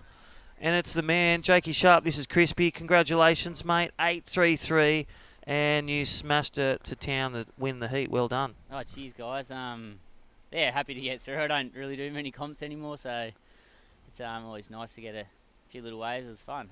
And tell us about, myself and Jess have been talking about, remember at Diggers you took a few wins in the Pro Juniors over some big scalps back in the day. Yep. What were some of your memorable moments with events such as these? The Aussie Open or the Billabong Junior Series and Pro Juniors? Probably, yeah, I had a lot of good success, I guess, on the juniors. Get my best one is probably, I guess, beating Julian up at Hurley Burley, and he stayed at my house the other night, actually. But yeah, and then seeing the guys like that going and do the things they do, it's always sort of feels good that you were one day there matching it with them, but. Yeah, that is awesome, man. Especially at Diggers, I remember you won that one as well. That was such a special moment for you. Hey, what have you been doing? So what have you been doing 2020 COVID style? Nothing's really changed to me. Probably work's just gotten busier. Yep. Tradie, yeah. No one's travelling, so they're probably spending all their money on renovations, and yeah, just been busy at work and trying to get the odd surf here and there. How do you go with Coffs Harbour? How'd you go this year in the point score for Coffs Harbour Board Riders? You threw the ABB. What are you doing for the Prezzo? I started out well. I had a win, and then I think I missed 2, and then I went did one more, but yeah, probably not that great. I think Wink probably will get this year, I think. Yeah, I think he did a few bogus calls for your tradies to work on Saturday, maybe to get a few wins, and you didn't turn up. You turned up and no one's there. Yeah, maybe. Hey, tell us about, who's to look out for. What's your goal for this comp tomorrow? Maybe finals day. I don't know. I'll just heat by heat and see how I go. Well, all the best, Jake. Anyone to shout out to, brother? Probably my partner, Chelsea. Yep. That's about it, yeah. And my little dog, Hank. Nice, man. All right, good luck. Well done. Smashing it up out there, Jake. I love your style. Cheers. Speed, power, flow. You are critical. Great to have you here representing Coffs Harbour Board Riders and the locals. No worries. Cheers, guys. Bye. See ya. All right.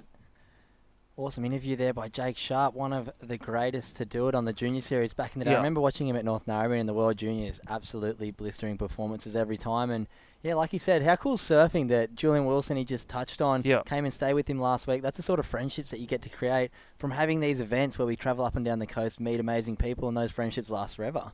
Totally. It's the surf community, as we saw with the Superheat this morning.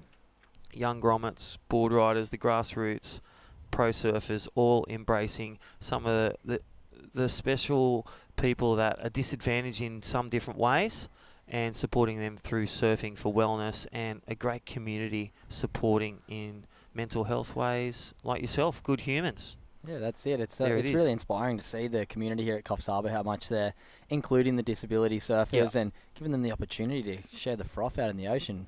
Right, I'm going to pass it over. Yeah, well, talking about disabilities, I've got a guy that helps with your disabilities, and his name, he's the workhorse. It's, Glenn Workman. Glenn W at surfingaustralia.com. He's going to come through. What does he do for you as an athlete? Quick one. Who's Glenn Workman to you, and Chloe, aerialist on the trampoline? Well, I only met Glenn about a week ago. He's new on board at Surfing Australia, and he's down here getting involved in the event and watching how we do it behind the scenes. So it's been a nice day showing him how it works in the judges' tent, and nice to have him here in the commentary booth. And I'll hand it over to him, and you can have a little chat to him. Awesome. Thank you, Cooper Chapman. And that is a wrap for Cooper for a moment. And I will have with me strength and conditioning. And, well, you can tell me about yourself, but welcome, Glenn Workman. And your email is glennw at surfingaustralia.com. Glenn, what's your job role and what's your history as well? Talk to us. My job role is Senior Strength and Conditioning Coach for Surfing Australia. Awesome. Hopefully I can, over time, get to young surfers and or their coaches and help them sort of realise their dreams through getting stronger and healthier, and be part of the community. That's so good. So good to have you here. Chris Marder, our CEO, has been here. We've got Chloe. We've got our Wellness and Pathway supporter, Michelle, here as well. So many people in different frameworks, the engine room of these athletes. So it's great to have you here. And just in a quick update, 13 minutes remaining. There is Kyan Falvey, one of the grommets.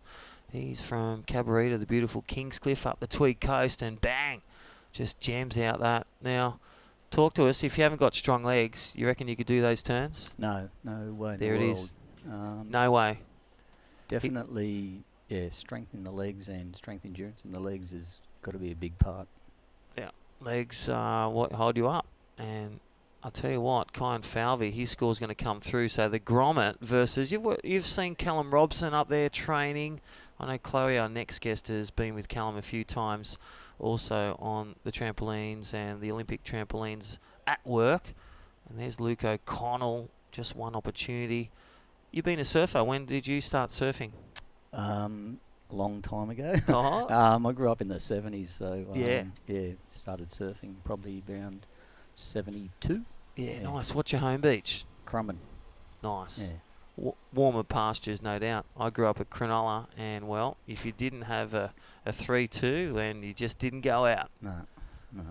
All right, so Callum Robson in the lead there. Kyan Falvey second. The grommet versus the QS Shredder and aerialist. And Joe Jacques, a 4.27. Luke O'Connell just getting that back up, just climbing the rungs for this one. So open men round 2, heat 10. What do you see with... let's go back a bit. What have you been doing the last 10 years? It was with the AIS, so working with what sports and what kind of athletes? I've worked, say, this is my 5th Olympic cycle, so Every 4 sports- years? Yeah, every 4 years. So that's 20, yep. Yeah, it was 16, 17 years. Yeah. Awesome. So swimming, a lot of water sports, so swimming, diving, rowing, kayaking, triathlon, and random one, tennis. Yeah. Oh, I love a bit of tennis, bit of Ivan Lendl. We talked about that yesterday at the OBB with Vorney. Bit of Ivan Lendl, Steffi Graf, through a bit of history. The German that you could never get. I think it was German. All right, so open men's. So back to it. We got 10 minutes and 40 seconds. Kyan Falvey, the grommet, has just taken the lead. And, well, what do you see with grommets? What's the biggest hurdle they have to climb when in the strength and conditioning in the gym, in your opinion, with young? I think it's a time factor. Like Yep. they've got to dedicate some time, and obviously if they're at school, you know, they're surfing before school or after school. So I think factoring strength and conditioning into an afternoon session 2 or 3 times a week, and judging when to take those opportunities, you know, because all they want to do is surf. Yeah, that's right. So just giving them that structure, and then saying, like, we've got Callum Robson out there. He's on the Talent ID pathway as well with the Aussies. Callum Robson, so someone who's 19, how do you deal with them differently? What do you do different? I imagine Callum would have had at least a year or 2 of strength and conditioning, so you could advance things to a bit more power-related exercises, which would help in his bottom turn, and then you could blend that in with some more strength endurance, which would sort of work down the line throughout the wave. Awesome. And then gets me to my next one, managing injuries, like people like Cooper Chapman. They're at that high level athleticism. You got Wade Carmichael or Sally Fitzgibbons for the female side. They get an injury. What's the support there look like from yourself? Working in conjunction with, say, the physio or the medical staff that they utilise, and then trying to blend the physio type aspect back into the strength conditioning area. So working hand to hand with those people to sort of get them back on the park, so to speak. Yeah, awesome. Well, I hope you enjoyed your job. You've been here for a week, and, well, we've been wakeboarding on the river, we've been surfing, and now we're at the comp having coffee at Coffs Harbour. Best job in the world, I get it told every day. Yeah, definitely the best job in the world. He ain't leaving, Chris Marta. He's here for life. We're going to sign some 10-year contracts. All right, well, back to the action. What I can tell you, Kyan Falvey, for all his dad's here, so all the family watching on Kyan, they are frothing. Nice little air rev, bit of innovation. Callum Robson second, so 13-1. So Jao Jacques in yellow and Luke O'Connor really have to reset with combo land. They're going to reset and get really a big score in the excellent range. How have you seen, and like you said, growing up in the 70s, what changes have you seen in competition or in surfing that have you seen have made big impacts to taking surfing where it is now, 2020? Oh, the first thing that comes to mind was leg ropes. We didn't have leg ropes when I started.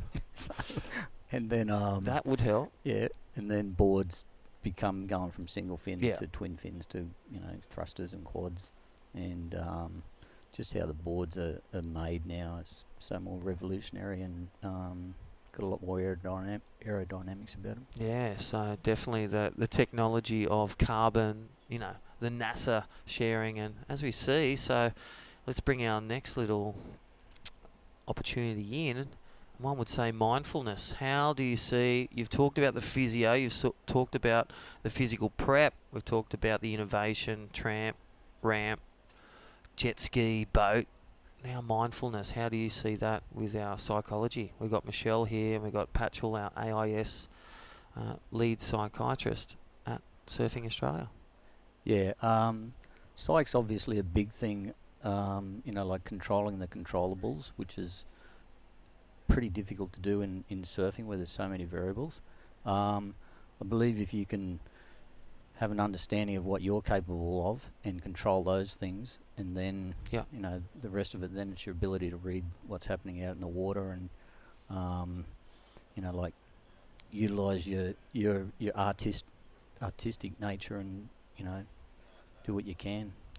Well, there is live action Callum Robson from Evans Head, Australia. The beautiful little half-tide moon.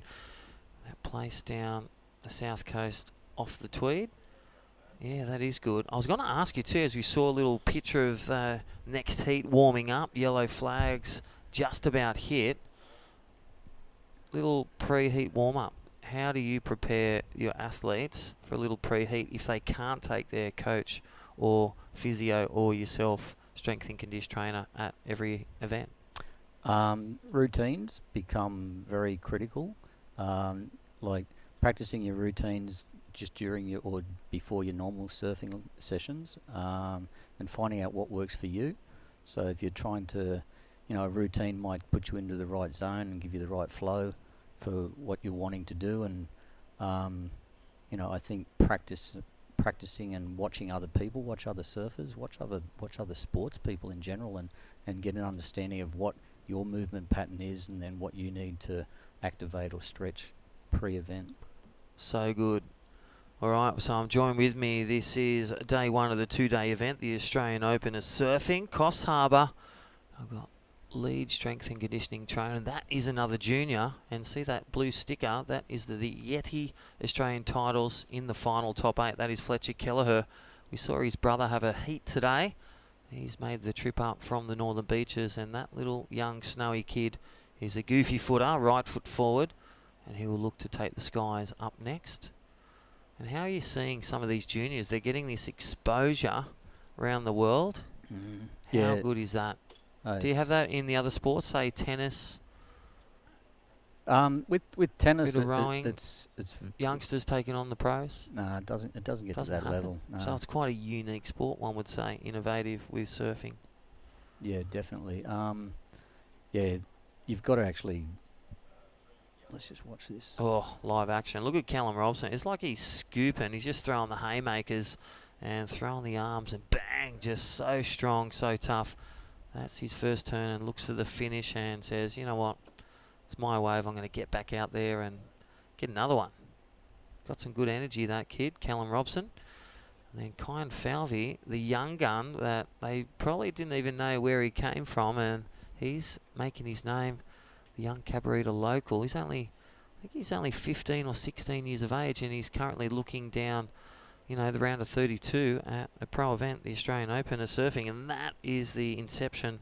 Thank you, Surfing New South Wales, and all the supporters of this event. That's the exposure these young Groms get against their heroes. Pretty good. All right, just a quick question before we wrap up this heat. Glenn Workman, any take-homes for surfers who don't do the gym? What's the one tip you got for them? Flexibility and understanding your body. Like you've got to really treat your body to treat yourself. Treat yourself to be able to surf to your best abilities. But flexibility. Yeah. And I do go back to controlling your controllables. Learn to understand that and be flexible. And that's a step in the right direction. I love it. Surfing is so unpredictable, unless you're Dylan Moffat, who is Mr. Unpredictable. He just does anything, anywhere, and gets big scores. And well, here's Jao Jackas going to town, and Coffs Harbour Town just down the road. The markets are closing, and he's probably going to drop in there, but that wave just didn't deliver the coping to get the big score to hit Callum Robson's. These boys need a big score around a 7.5 to grab second, and looking at a 8.95 for Luke O'Connell in red. 2.5 minutes. What's your best? Have you ever gone in competition with board riders or been in a competition like a single fin or a mal in your surfing history when there was leg ropes or none? Yeah, just like state board riding when I was about 17, 18 in Queensland. Yeah. Was it fun? Yeah, good fun, yeah. Yeah, very good. All right, well, thanks for joining us. Around 2 minutes remaining. What's it like coming from different sports? What have you loved about transitioning and coming to surfing? Now it's going to be an Olympic sport next year, showcasing hopefully at Japan, and then at Tahiti in 4 years' time, 5 years' time. Coming from a lot of the sports that mine was so regimented and segmented. So as in, at every stroke rate, you knew your heart rate, you knew how much power you're producing, etc., etc. Surfing is more of an art, and it's more artistic. Yeah. And to be able to give a young kid more paints to paint with, be it through strength conditioning or flexibility or mindfulness, yeah, that'll allow him to be a better artist, which is what the go is. I love your description, because it's always the dance on the ocean that is the artistry of surfing. So many moving parts, yet such an art. Love Yes, it. absolutely. Glenn Workman. Well, it's been a pleasure having you. We've got the Mad Minute, and Kyan Falvey looks like he's going to run away with this heat. The Super Grom has taken day one with both hands and in the driver's seat of this heat over Callum Robson, the sharpshooter from Evans Head, Australia, in second. But Jao Jacques looks like he's only, well, needs an above average score and an excellent score required for Luke O'Connell. And that looks like game, set and match, unless the miracle mile happens. And this is Luke O'Connell's last roll of the dice. Now I dare say that will just run away with just a average to medium score, not the score required to move on through. So that will be a lesson learnt for those Jao and Luke O'Connor bowing out. And thanks for coming. Final thoughts? Anyone to shout out to out there online listening? No, I'm all good with that. You're humble, sure. You've got a fan club out there. Well, everyone online, I hope you've enjoyed it. This is Glenn Workman from Surfing Australia, our lead strength and conditioning prep. Is that your right title? Yeah. We'll call it that. Yeah, that's it. Thank you, Surfing Australia. Thank you, Surfing New South Wales. We'll pay the bills and be back to you shortly after a break.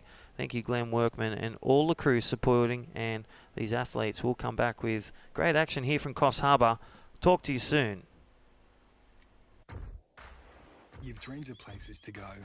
You promised one day. Now, one day is here. New adventures. Wide open spaces. So, you can't travel the world right now. So what? New South Wales is here for you. Let's all reboot 2020. One unforgettable experience at a time. Now's the time to love New South Wales.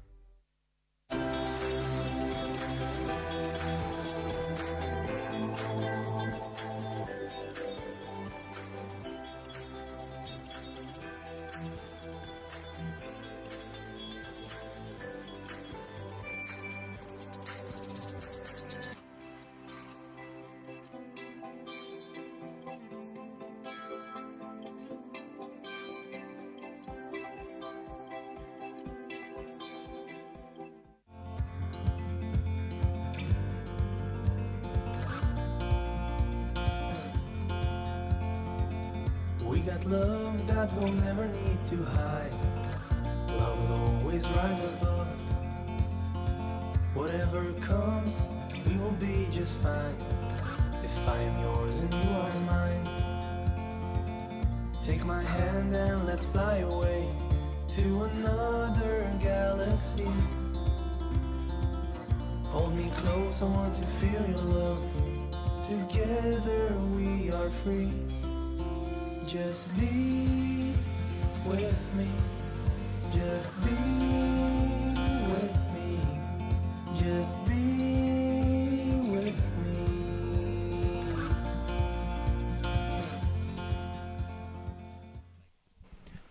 Well, welcome back to day one of the two-day event, the Australian Open of Surfing here at Coffs Harbour, presented by No Tex, No Rex.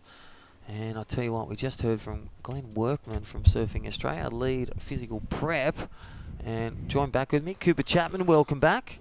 Great to be here, as always, with you, Crispy. How was Gleno? What a legend. I love that he was just himself. And I'll tell you what, I've had a surf with him this week. We've had a silent disco. We've been in the gym. We've done some leg work.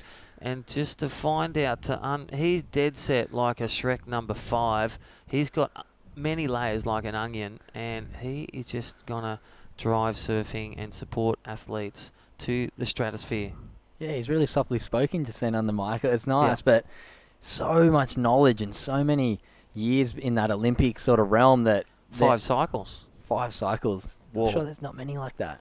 That is, and that's his experience, bringing from the AIS. He was telling me this week that started with one person and they had 20 athletes, and just the support for and the different variables, like you said. And I love that unpredictability, because you think of wind, waves, countries, waves breaking, and then you've got surfers that have injuries or different sizes, weights. There's so many unpredictables, and it was all about the gold, just what you can control. That was a key point, and just getting strong mind, body, spirit. I love that. Yeah, he's a very smart man. I've been lucky enough to spend a little bit of time with him the last week in the gym and just watching over, and so observant guys like that are really knowledgeable but tend to not say too much until they can really make, I guess, something that they just really critically think, and they're not going to give you advice unless it's the right advice. And he's really smart, and I could see just the way he's talking to you, he's so sure about what he knows, and he doesn't need to try and blab around and try and say he knows more than he knows, but he's been there, he's done it, and he's just going to bring a lot of knowledge into surfing from all those other sports. Well, talking about blabber around, this guy was frothing around, and kind Falvey, it's Crispy and Cooper Chapman. Congratulations, buddy, on a great win. Thank you. Hey, talk to us. What was your game plan going out there? Well, I saw a few rights in the heat before, and I just kind of snuck down the beach away from everyone. Got a few, picked off a couple, yeah. Mate, that's awesome. Now, talk to us about your support camp. Dad's out there filming you. Anyone coaching? What are you doing in your general week apart from school? Just surfing as much as I can. Dad's always there, filming and stuff, helping out, yeah. Yeah, nice. What about board riders? You in Cabarita? Oh yeah, Cabba board riders. Yeah, loving that. It's always fun, yeah. How have you found junior series pressure? You've gone through the Woolworths, the Pathway, board riders, junior series. You're in the pro juniors now. How old are you now? 15, 16? Yeah, 15. Yeah, 15. Now, going on to now, you go in a QS event like this, Australian Open to all levels. Yeah. What did that feel like taking a win? Oh, I thought I was going to do a lot worse, but yeah, surprised myself. Yeah, mate. Cooper Chapman here. I was very impressed by that last heat, going up against Cal Robson. I guess compared to you, a bit more of a seasoned veteran, and waxing him out there would have felt good. Cal's such a impressive surfer, and yeah, the couple scores you got out there tailed him up. Great to see. Yeah, pretty stoked. Thank you. Anyone to shout out to, brother? Oh, just Dad. Thanks, Dad. Oh, how and good's Mum. that? Gotta love Mum and Dad. Well, guess what, Kine? You are through to day 2, and that is top 32 finals day. So, well, what are you going to do tonight? Try to go to bed early. There you Get go, some good mate. sleep. Drink plenty of water, and well, Yeah. we'll stay tuned. We'll be back here, Australian Eastern Standard Time, 7 o'clock start. We'll see you tomorrow. So enjoy the win, enjoy the day, and we'll catch you next time. All right, see you later. All right, that was the winner of that last heat. Now I'm going to be joined by Surfing Australia's aerial awareness coach, Chloe.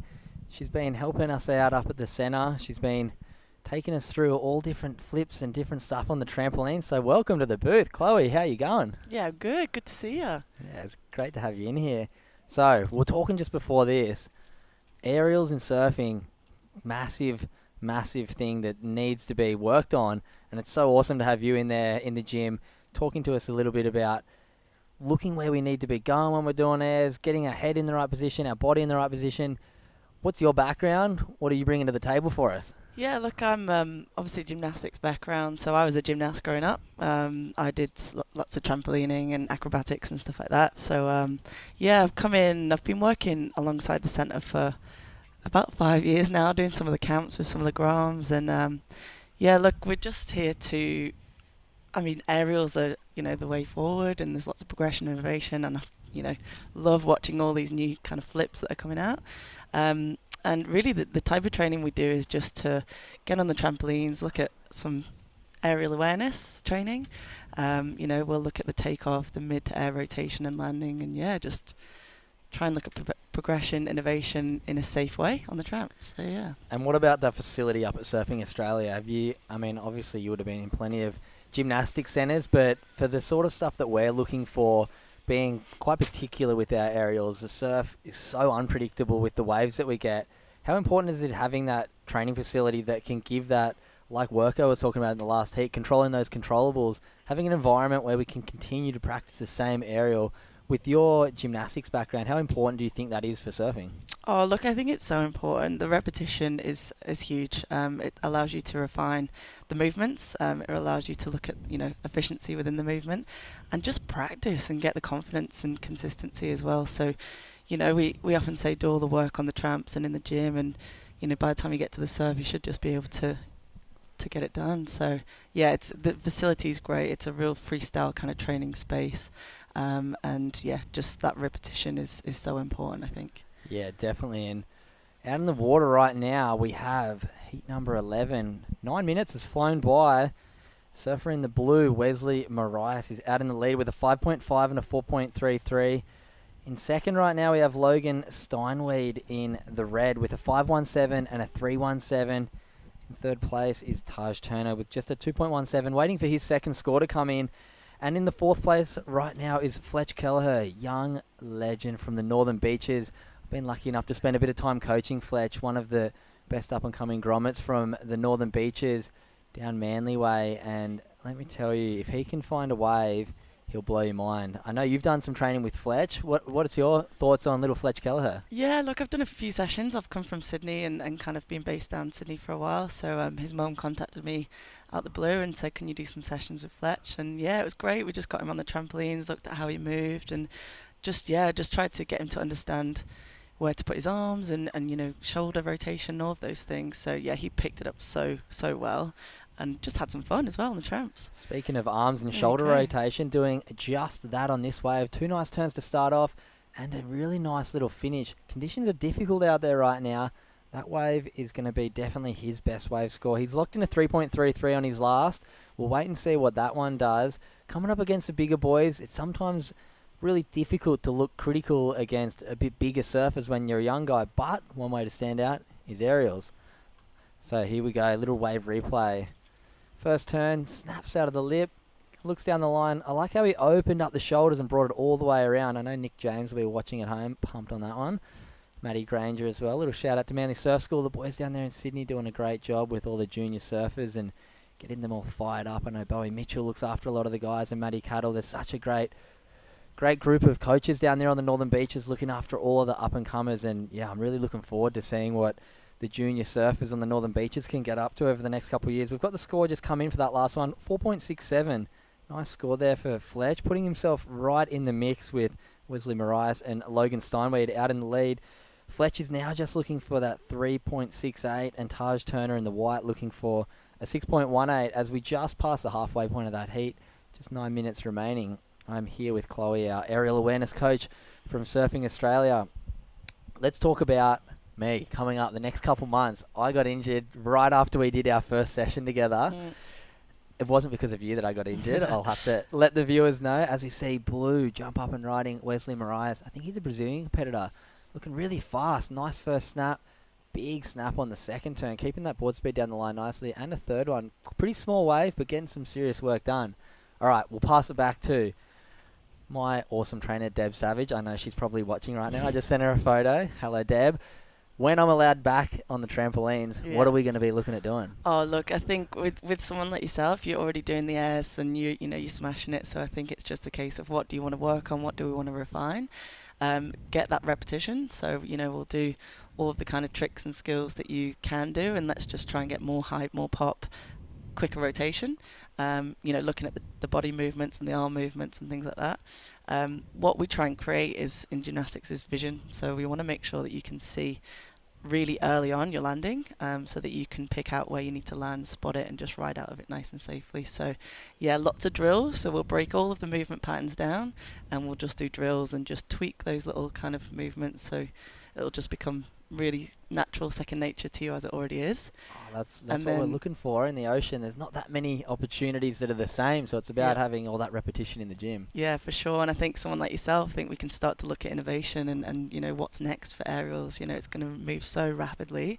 I'd love to see what this is going to look like in 5 years' time. So you're definitely the generation to push the limits for sure. Oh, I don't know if I'm the generation. I'm getting old, but these young guys out here like Fletch and a bunch of the other guys are definitely going to be doing some crazy stuff coming up. But yeah, I'm really looking forward to getting in the gym, getting on the trampoline, and then doing some jet ski stuff and really just having the opportunity to push the sport. And yeah, Surfing Australia has given us such a great platform with people like yourself, Deb Savage, Jason Patchell. The list goes on. There's so many support staff up there. Physio Paulie's always looking after us, keeping us all in shape. And yeah, it's so good to see Surfing Australia really putting in some time, funding and energy towards the future of Australian surfing and pushing us back to the top where we belong. So we see Fletch, just a little dribbly one there. He's going to be back out there trying to hunt down that score to put him up into second place. With just over 6.5 minutes remaining. Yeah. What are you seeing in surfing when it comes to aerials? That's your forte. Watching the World Tour, I'm guessing you put a bit of time into watching surfing now that you're coaching a few surfers when it comes to aerials. Who are the guys that you're looking at and you're getting inspired by to bring back to us Australian surfers? Yeah, look, I think I watch a lot of the free surfers and what they're doing, and they're just, really pushing the boundaries. I think, in terms of Australia, Julian Wilson and Owen Wright and Sally, just trying to get some airs in there and looking at how they can progress the sport as well, and I think that's inspiring the younger generations. But I look at surfing, I look at free surfers, I look at snowboard, skating, all the different freestyle sports. We can definitely be inspired by them all. You look at snowboarding 10 years ago and they weren't doing the triple flips that they do now. So I think surfing's got a great opportunity to just see what happens and push the limits for sure. Yeah, for sure. We just saw Blue finish off a nice little wave there. Crossing over to snowboarding, we used to have an awesome trainer at Surfing Australia, Dr. Jeremy Shepherd, and he's now coaching the Canadian snowboard team. He had a few Canadian snowboarders over at one stage when we were training, and I remember so clearly, and it's one of the best bits of advice I've got, and it crosses back over to what you were talking about, vision before. When you do those airs, spotting your landing so important, and I feel like in surfing, we're not quite going as high or spinning as fast maybe as snowboards or skateboards or even wakeboards, and our boards are bigger. Having that vision, though, is one thing that I think we're lacking in surfing, and having that time to spot our landing, and especially because our landing pad is different every time, unlike skateboarding, snowboarding, all of the other board sports generally don't have that changing environment when they land. Is that something why you think vision's really important? Yeah, for sure. The quicker you can see what's underneath you, the quicker you can adapt and change your body and maneuver your body to make sure that you're solidly landing. So, yeah, I mean, the hugest barrier here is the variables of the wave. But I think if we can build that aerial awareness and that vision, surfers can see and feel and just manipulate their body to make sure that they stomp those landings. So, yeah, there's a lot to it. As I say, we break down the takeoff, the mid-air rotation and the landing. And all of those different kind of components of the aerial play a part. And if we can get efficiency in each part of that, then yeah, that vision is huge, and you can look down the line and not just stomp it, but actually ride out of it and go into a combo. So for sure. And that vision's trainable, yeah? Yeah, for sure. Yes, plenty of drills we can do, but it's also, have you got enough time? Have you got enough speed? You should be coming out of the landing and be able to see everything, and then you just open out and stomp through. So yeah, it's lots of different elements to it. Yeah, it's just awesome that we're aware of it and having that capacity as an athlete to understand how many different little elements go into play. And any young surfers watching right now, I'm sure there's plenty tuning in all around Australia and all around the world. Just having that idea in your head of something that you want to do and knowing that there is all these different facilities and all these different coaches out there that can improve you. It's so important nowadays with support staff to have that team around you that can really help you grow as an athlete. As we see Fletch Kelleher, little backhand turn, that might be a bit of a junior mistake there, taking off on a small wave, coming towards the end of the heat. He doesn't need much, but I don't think that's going to be it. He only needs a 3.68. Taj Turner in the white looking for that 6.18. We'll do a bit of a heat update. Wesley Marias just locked in a 4.57, increasing his scoreline by just a little bit, pushing it a bit further out from the guys in second, third and fourth. He has a 5.5 and a 4.57, Wesley Marias in the blue. In the red, Logan Steinweed, bit of a slow heat, only 2 waves, 5.17 for his first, backed it up with a 3.17. That has him sitting in second. He only needs a 4.91 to move to the lead. Not unattainable, and it's definitely where he wants to see himself, jumping up into that lead going into the last 2.5 minutes of this heat. In third, we have Fletcher Kelleher, little grommet from down on the northern beaches, turning heads everywhere. He is looking for a 3.68. He's got that 4.67, a backup of a 3.33, knocking on the door, asking the questions, but he just hasn't had that wave. The last 2 waves, 2.8, 2.6, really trying to fight his way into the 3.68 that he needs at the end of this heat. With 2 minutes remaining, he's snuck away here. He might get a little opportunity. Let's see if Logan tries to sit down on him and control him and maybe bully him a little bit, as older competitors like to do on the Groms if they're in the lead and have priority. And in 4th place, we have Taj Turner, TT. He's only got a 2.17 and a 1.73. Quite a tricky heat here, but luckily nobody's run away with this one. He only needs a 6.18. One good wave can really do it. As we see here, Fletch Kelleher holding off Red. He doesn't need much. One little backhand turn. It's a nice looking wave. 2 little backhand turns. Getting the swivel going. He doesn't need much. Wasn't many impact turns there, but he did get 4 or 5 of them in. With 1:20 remaining. Oh, what's your take on it? What's Chloe's take on that wave? Needing a 3.68. We're allowed to talk about it. The judges can't hear us. What do you think? Yeah, look, he's obviously hungry for it. You can see, and yeah, he's really trying to fit in those turns. Yeah, I'd love to see a lot more attack in those turns, but yeah, it's tough in those trying small to stay waves. busy. 5 turns, 3.68. Oh, it's going to be close. I think the size of the wave and the size of the turns might cruel him, but we just saw the score. 3.83. Nice. Skin of your teeth, moved ahead. The Grommet taking it to Logan Steinweed out there right now. I was a bit confused what happened there with the priority. I thought Logan may have had priority. He must have paddled for one and lost priority. I feel like a brat, Jez. I feel like an absolute surf comp brat.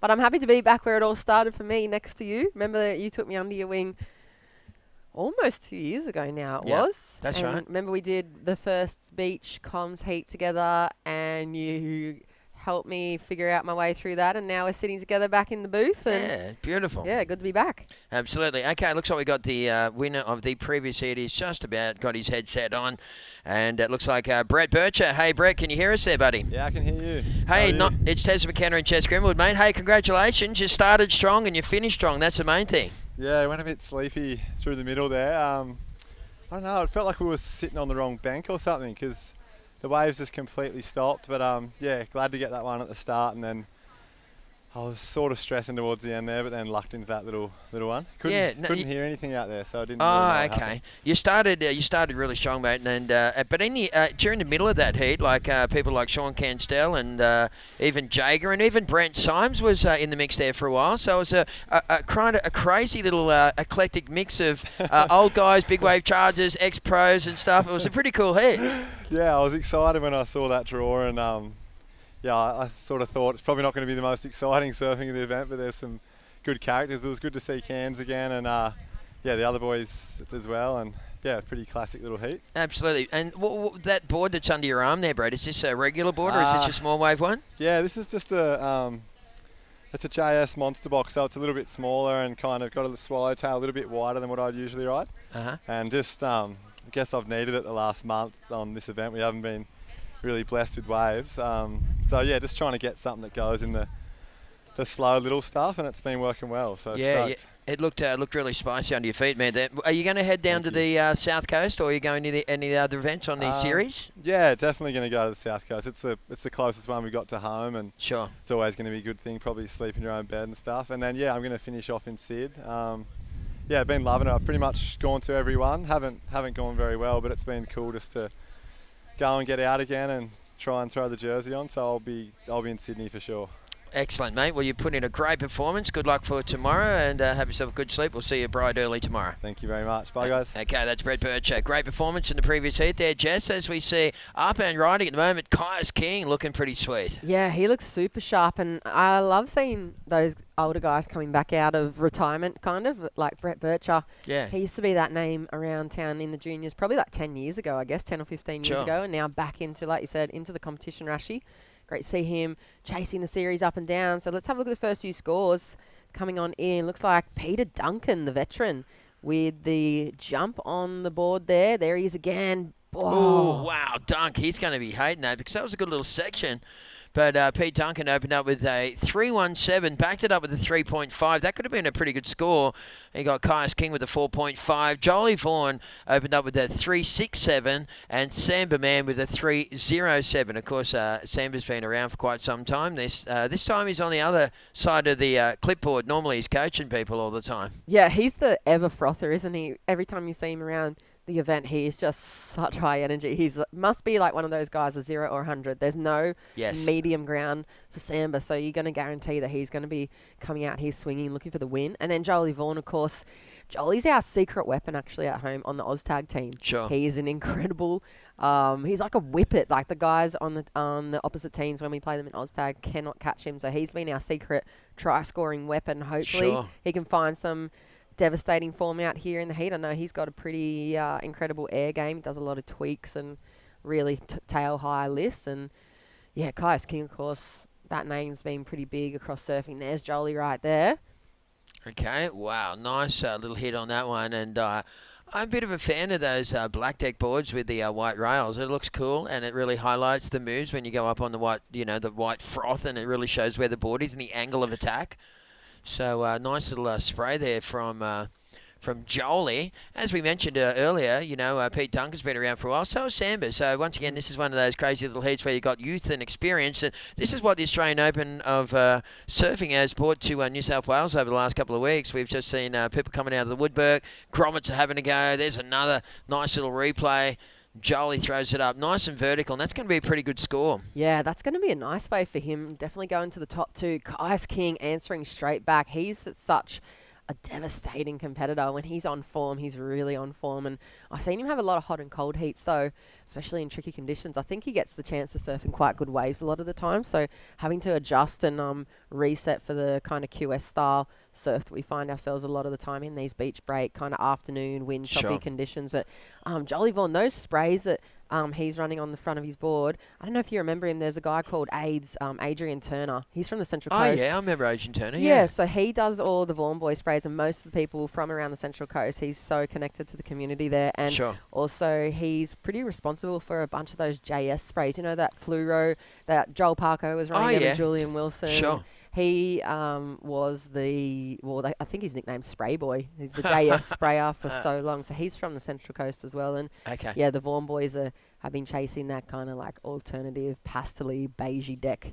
Yeah, I like it. It looks good, and it seems to go well for him as well. He's such a great surfer. So Jolie Vaughan, again, just looking really spicy on this one, jamming it up there.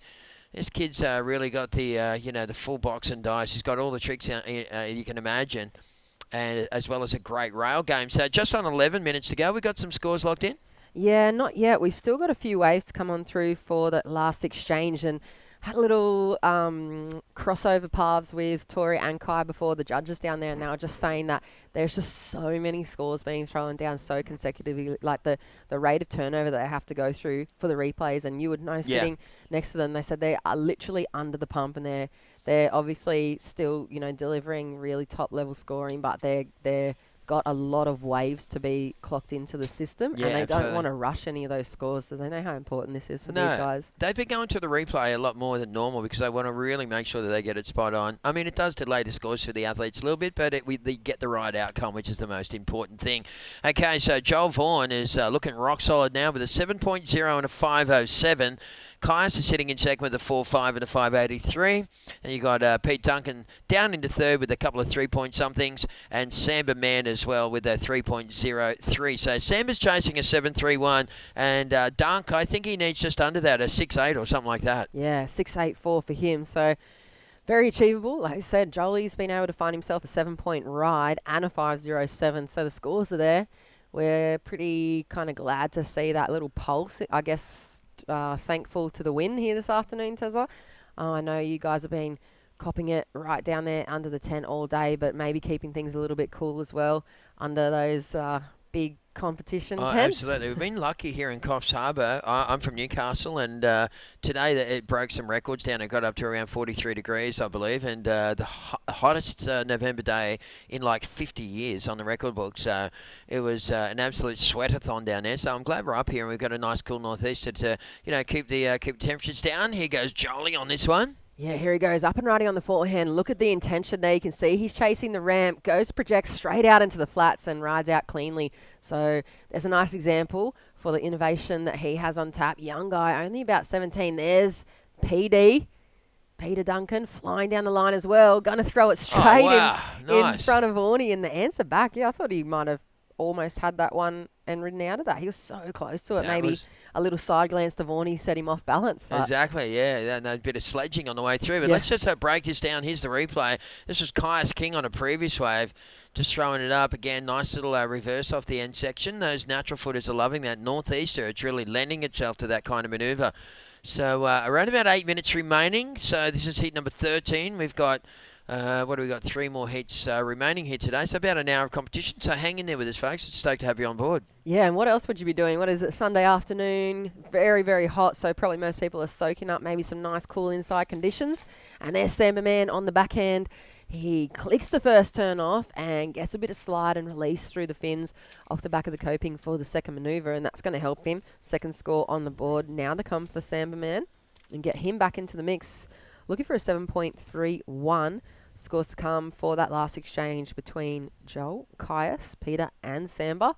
That'll reset the requirements and the positioning as well. I'm pretty sure that the onshores are probably keeping those sound waves away from the lineup there for those guys, so they're probably unaware pretty much of the situation. They have to kind of create in their minds what's happening. There's the frontside reverse from Joel. Kaiser's, I think, looked a little, he made it look a little easier. It was a little, perhaps a little smaller in projection. I think Joel could see the lip coming, so he projected a bit higher and a bit further out into the flats. And then if Peter Duncan had landed his one as well, that would have been 3 for 3. Yeah. And like obviously very similar turns. Like you said, the natural footer's looking to go into the wind and get out in front of that little ramp section that they've got on offer there. But yeah, good looking exchange from those guys. Absolutely. 6 minutes and 40 seconds left on the clock. Of course, there's still more to come, not just here today and tomorrow, folks, but the next event is stop down number 5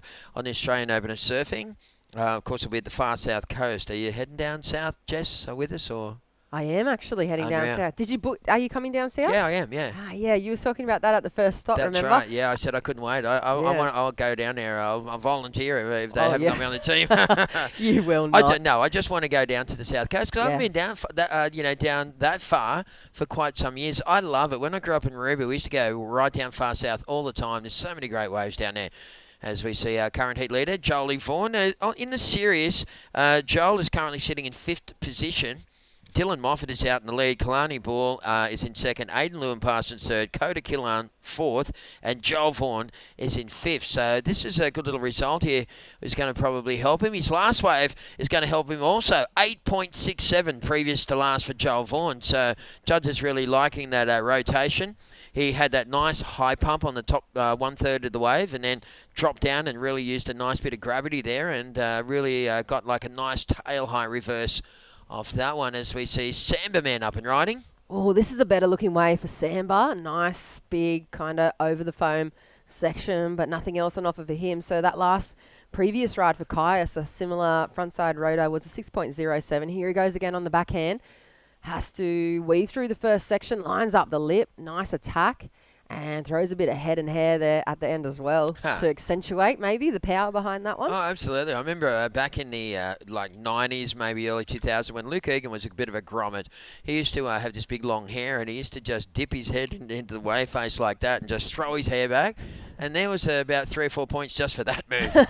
Yeah, it was just beautiful to watch. It was just a head dip with the hair, but it looked cool. It looked cool. I remember watching Occy. He'd always used to do that head flick back and check his spray. Yeah, what a classic, huh? Here he goes. Joel Vaughan finds another ramp. Huge tail high. Gets a lot of pop and lift through that section. Now, I mean, smaller section, smaller wave. Probably not as much speed, but that previous rotation for Joel was an 8.67.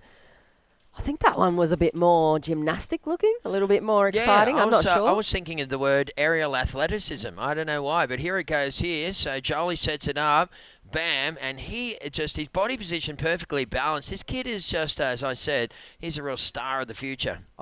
That's what I'm telling you. He's a secret weapon on the OzTag field and in a heat. And he came through, like I said, he's about 17 now. He's just gotten his P plates. And he kind of used to get he had this few years going through the juniors where he was getting gypped a lot in heats, and he thought he would be getting the scores, or everyone kind of thought he was earning the scores, and he'd always lose and come just 0.5 or 0.3 under the requirement. Sure. And now we've seen him turn up in this Oz Open series, and he rarely puts a foot wrong. Like you said, he's in that top 5, I think, of the he's seeding. Fifth, leading into this event. So he's been in great form. In fact, you can follow all the brothers on Instagram. It's Vaughny, I think, on Instagram. Oh, so that's their dad. That's Daddy Vaughan. Oh, is that Daddy Vaughan? Right, Yeah. posting the stuff about the kids. Okay, so gotcha. So he was controlling Huey. So Joel's youngest brother, Huey, I think he's about 14 now. Right. But Vaughny is Daddy Vaughan. He's also a lifeguard, and Sure. he's such an ocean man, and he's their number one supporter. And then there's Joel, who's the second youngest. Then there's Curtis, who I think he might be about 18 or 19. And then there's Zachy, who's a builder. Wow. Who's mid-20s now. Sure. And they're all ripped. They look identical. Yes. And they're such incredible surfers, and they're real humble guys, and they just live to be in their wetsuits all day. You have a look at that neck tan that all the Vaughan brothers have. It's the most pronounced neck tan you're going to see in surfing. What a classic. That's all time. Oh, they're a really lovely family, and well done to the Vaughans there for sure. Okay, last wave score for Jolie came in 8.27, so he's probably comboed the field now, just about. Yeah, he has. Yeah, okay, so it's a real battle for second right now. Kais King, that was him just momentarily. Samba, man, I'm not too sure. That thing's going to shut down. He's going to go for the old lobster dive. You saw a 2-bob watch there. And Pete Duncan also chasing an 8.41. Samba needs a 6.94. And we're down to the final couple of minutes in this one. Jeez, Jolie can't put a foot wrong at the moment. So just over 2 minutes, like you said, and it's comboed for that first position. It's become a battle for second. Caius looking pretty nice at the moment with that 11.90 total. His last wave was a 4.77. The previous rotation measured up against Joel's, that was a 6.07. So Samba and Peter, the Miyagis of the Karate Kid and the Miss Miyagi matchup here, on the ropes. That's a good line. I like that. Yeah, they're going to have to find themselves some extra energy and really look at him. You can see how alert Samba is there, like sitting up like a meerkat, looking around, kind of really going, how did that happen? And within 15 or 16 minutes, the boys have him comboed for that first position, and now he's got to try and find himself that 6.94. But I know he's got a pretty good air game on tap as well, hasn't he? He was ripping. I saw him at the shops last night, of all things, and I said, hey, what's up? And he goes, he's limping along. I said, you got a sore knee? And he goes, yeah, from running at the tag team. He said, I don't run. He goes, I started running, and he said, then I realised, oh, my knee's a bit sore, and I said, I got to keep running. It's for the team. And so he was limping around. He had a bit of a sore knee, but yeah, I mean, he's had such a stellar career over the years, and he's a classic grommet originally from Avoca, I think, on the Central Coast. Yeah, I think he was back in the day, and then he did that massive stint up on the Goldie. Yeah, he was always in the mix of the swells up there. Here he goes on the forehand, last chance. 40 seconds, he's out of there, so he's going to look for something else. Okay, so time's running out here for Samba and Pete Duncan. So the grommets, it's like the tails wagging the dog with the two young kids out in front. And here goes Jolie again, that time round. Just a nice little bit of variety. He has that much control over his surfboard, Joel Vaughan, and that much variety in his repertoire, and a lot of inventiveness and originality as well. It's cool to watch. Yeah, he's one of those surfers too that he's not just good on his thruster. He can literally get on any surf craft. I saw him on one of those hydrofoils. Is that what they're called? Yep. The foil The surfboards? foil, yeah. Yeah, he jumped on it first go, got into a couple of waves, pumped through. Did. Yeah, he's just one of those dudes that can't put a foot wrong. And there it is. Jolie Vaughan, impressive looking heat total for him. 16.94. Kais King. Moving on through to the next round. Commiserations, Samba and Peter Duncan. And stick with us. We've got plenty more action coming up in heat number 14 at the Australian Open of Surfing, Coffs Harbour, right after this. Beautiful.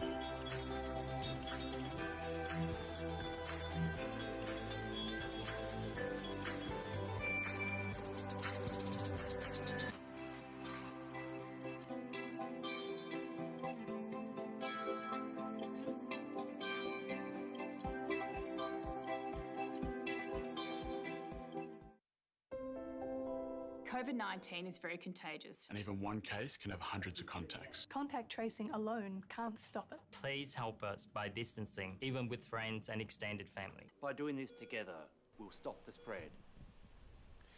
Welcome back to beautiful Macaulay's Beach here in Coffs Harbour for the Australian Open of Surfing. We're into Heat 14, Round 2 of the men's here, the Coffs Harbour Open.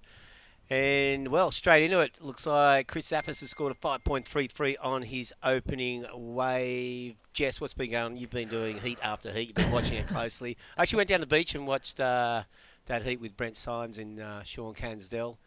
Do you know Red Dog from around the traps? Yeah, I remember Red Dog for many, many years, of course, and his brother, Kyle, I took on a Grombash trip for Surfing World many years ago. Same with Sean Cansdell. Took Sean to a trip to North Stratty, I think. Oh. And Photo trip for back in the day. Yeah, photo trip, yep. for Surfing World. That would have been 2002 or something like that. Wow. We used to have this thing called the Grombash, and we'd have this event at Avalon, and it was just send a bunch of surfers out. And it was judged by Damien Hardman, John Shamulka, Rob Bain, and Tom Carroll. And they just pick who they thought were the best surfers. And we'd take them on this massive trip and do big photo spreads. So we had... That's so cool. Yeah, it was guys like that. Ace Buchan was on the first one. Micro, Josh Kerr, Kirby Brown, Sean Cansdell. Yeah, so we'd take with master photographer John Frank. And they'd get some... The deal was, if you won it, you'd get the cover. Whoa. And so as a Grom? Yeah, as a Grom. Surfing World cover, and then massive, usually about a 12 to 16 page feature. They're still doing it with Blakey yesterday. He said, "Oh, this is blah blah. He was on the last Grombash trip." And I go, "Yeah, it was sick." And he'd go, "Yeah, Rego, he invented the Grombash." but I actually didn't. It was Andrew Kidman's idea. Oh, yeah. He did the... Kidman's around. He just shapes boards now. He's made lots of Made movies. films, yeah. Yeah, films. I've seen that film that Steph's in of his. Yeah. He did that one, and he did Glass Love, and what was the one him and John Frank did? It was a cult. Val Dusty experiment. Oh. Yeah. I've not seen that one. I'll Oh, have to haven't you? dust up on that. Oh, yeah. Andrew Kidman history. Yeah. Well, he was just one of those creative dudes. We've seen Shane Cadden. Shane, of course, his dad, Stuart Cadden, was at one stage one of the top Australian surfers. I think he won 1 or 2 Pro Juniors. And Shane Cadden's dad, Stuart, was the first surfer I saw do pig dog backhand tube riding. Ever? Yeah. He kind of invented it. Would you go as far as saying he invented it? There was an article on that recently online somewhere about who invented the pig dog. Well, he was the first surfer I saw doing it in Australia. And it was actually in the Pro Junior at North Narrabeen in tiny waves. Him and Barton Lynch were surfing it off for... and they were both pulling in. So there you go. Jeez, well, while we just reminisce on history, here's someone for future history. Joel Vaughan.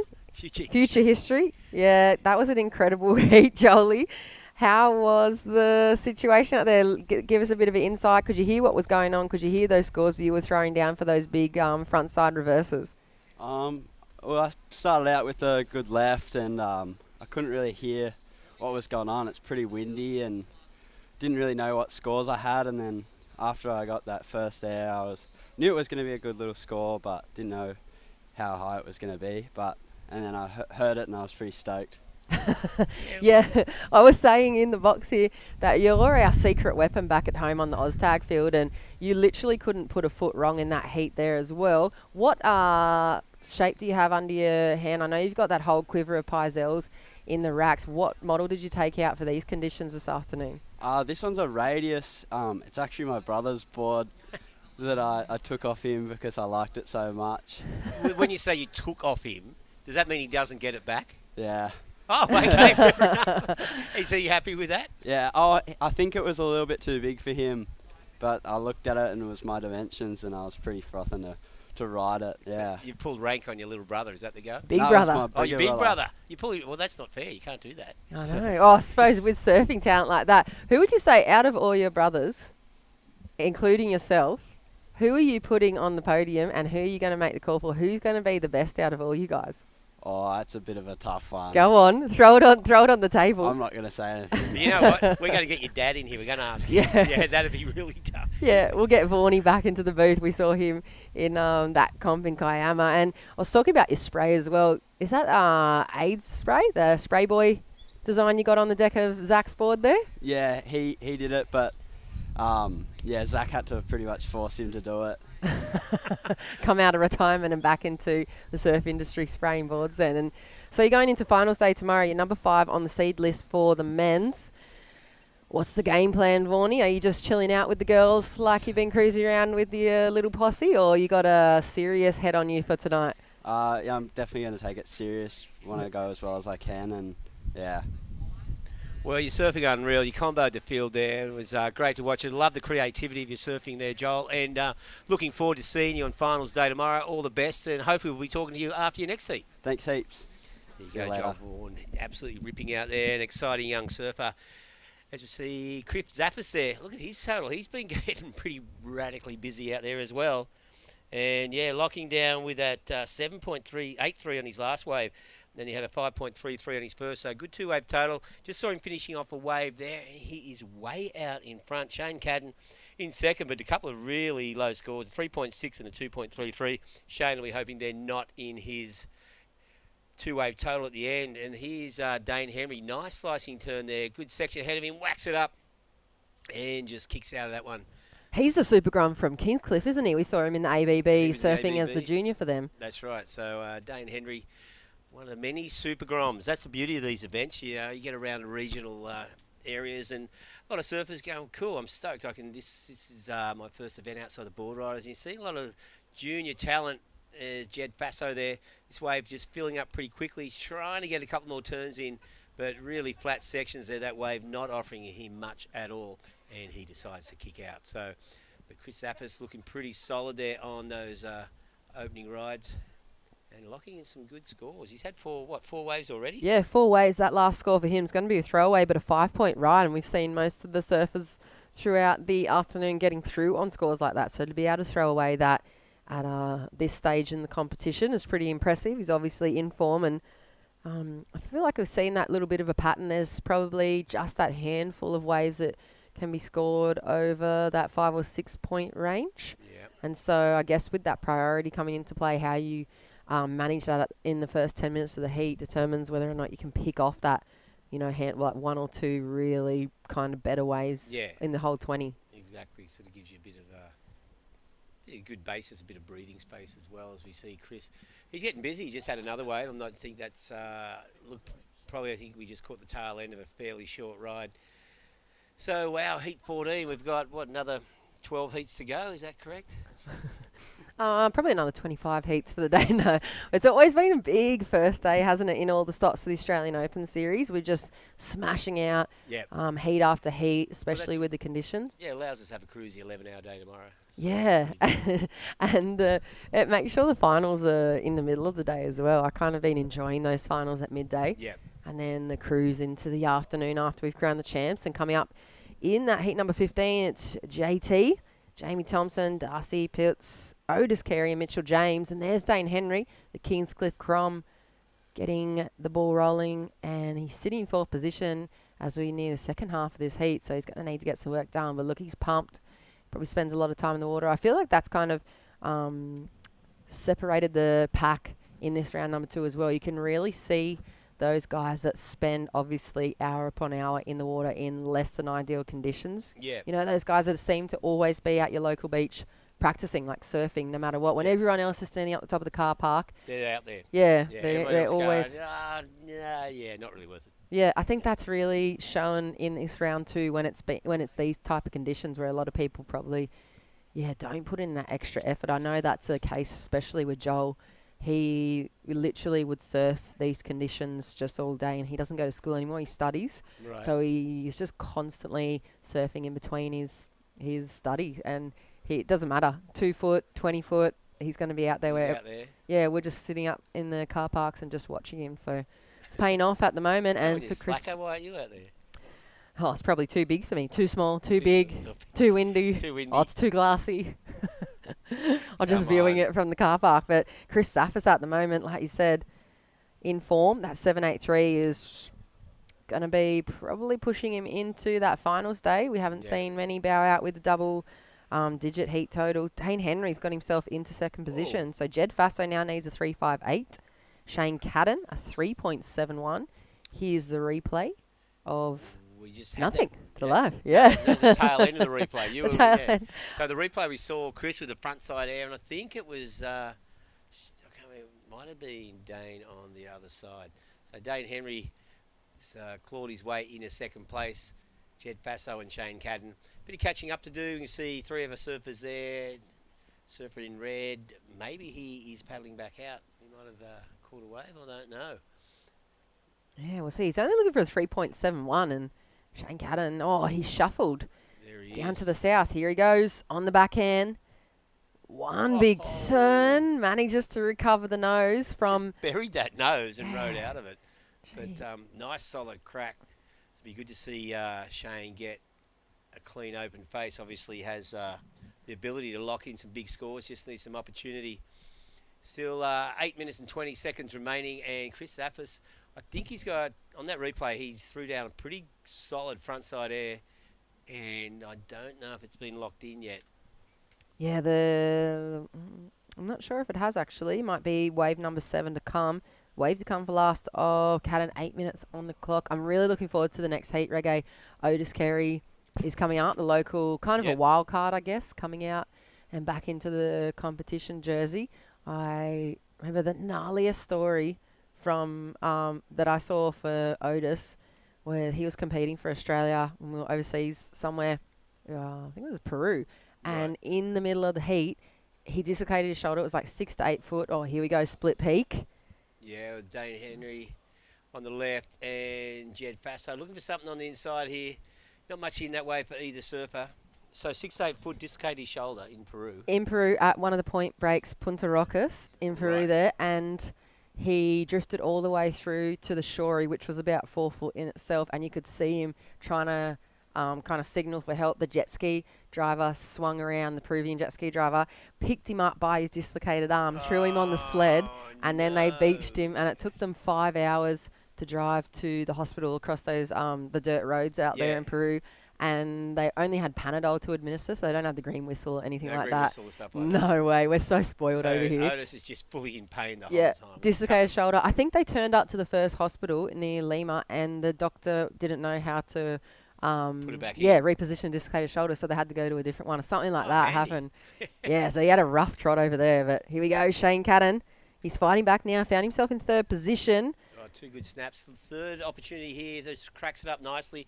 Oh, and a little bonus turn on the inside, looking really sharp out of the top. And again, well, Shane Cadden, that little inside runner, on his backhand, whacks up 4 good solid turns. Smaller wave, but what was he chasing there? Only 3.71, so if there's a point in each turn, that's 4 points. Surely. Whoa, the heat leader. Yeah, here we go. Chris Zaffis looking sharp on that rail as well. Looking really excited. Also chasing perhaps that little launch pad. Nice little release through the fins and a little extra tap for a little bit of a finish off exclamation mark, and he'll... Nice bit of acceleration out of every top turn there, and a bit of flair with the stylish hand jive going on. Yeah, he's looking to replace that 5.33, so probably looking pretty good on that last wave. Have a look at the replay. Bang. Yeah, looking the speed of this one.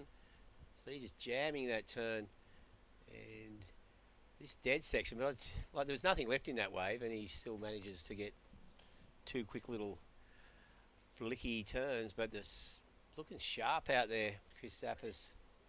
Shane Cadden, well, there you go. He's moved in a second spot. That last wave was a 3.93, so just scraped him in. Didn't get the 4.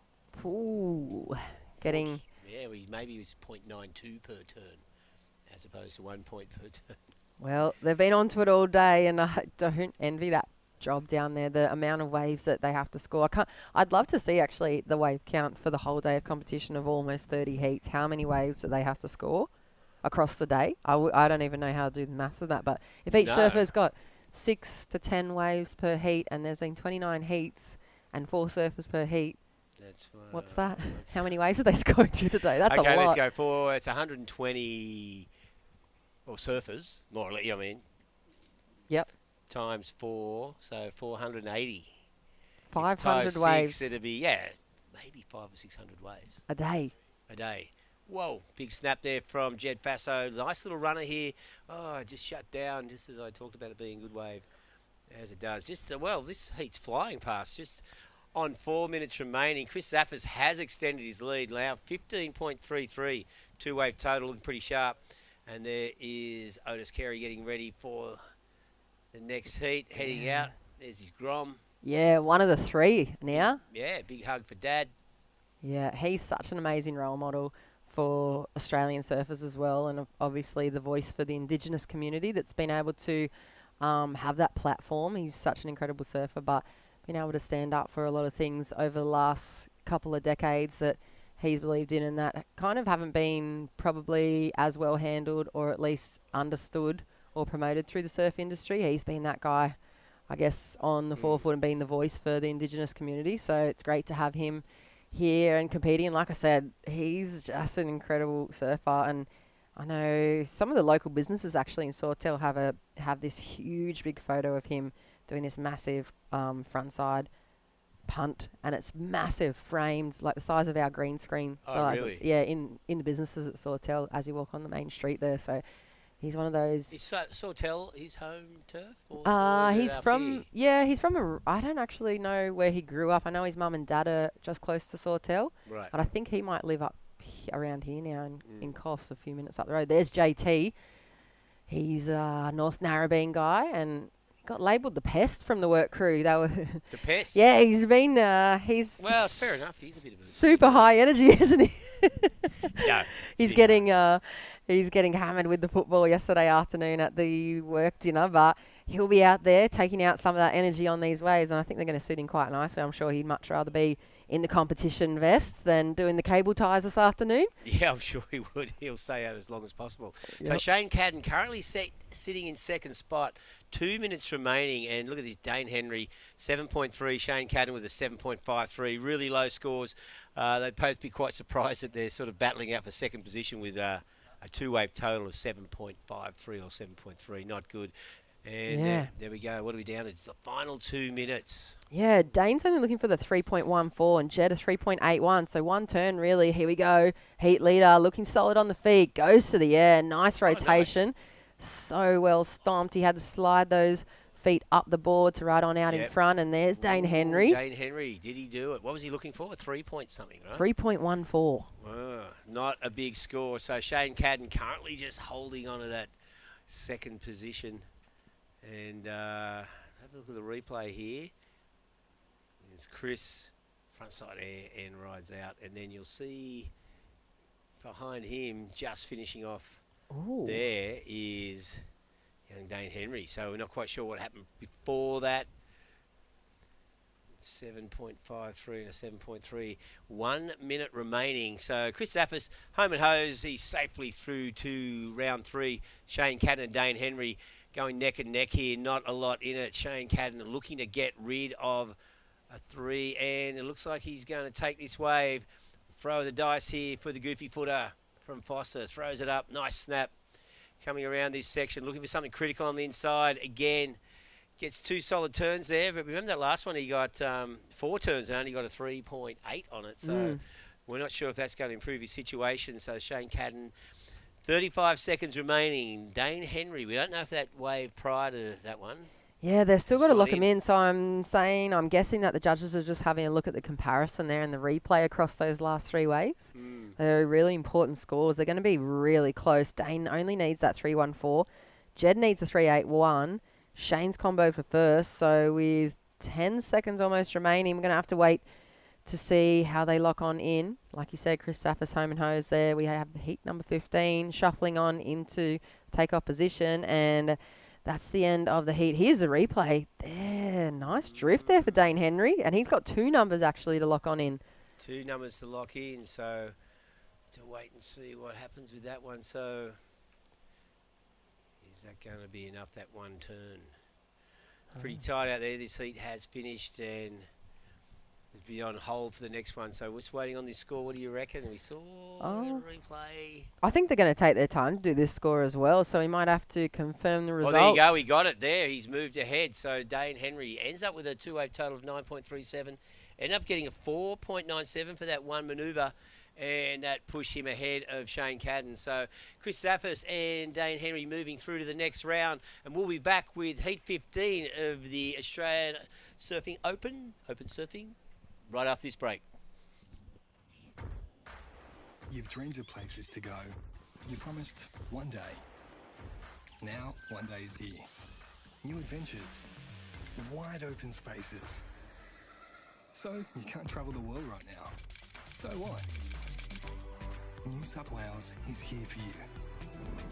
Let's all reboot 2020. One unforgettable experience at a time. Now's the time to love New South Wales.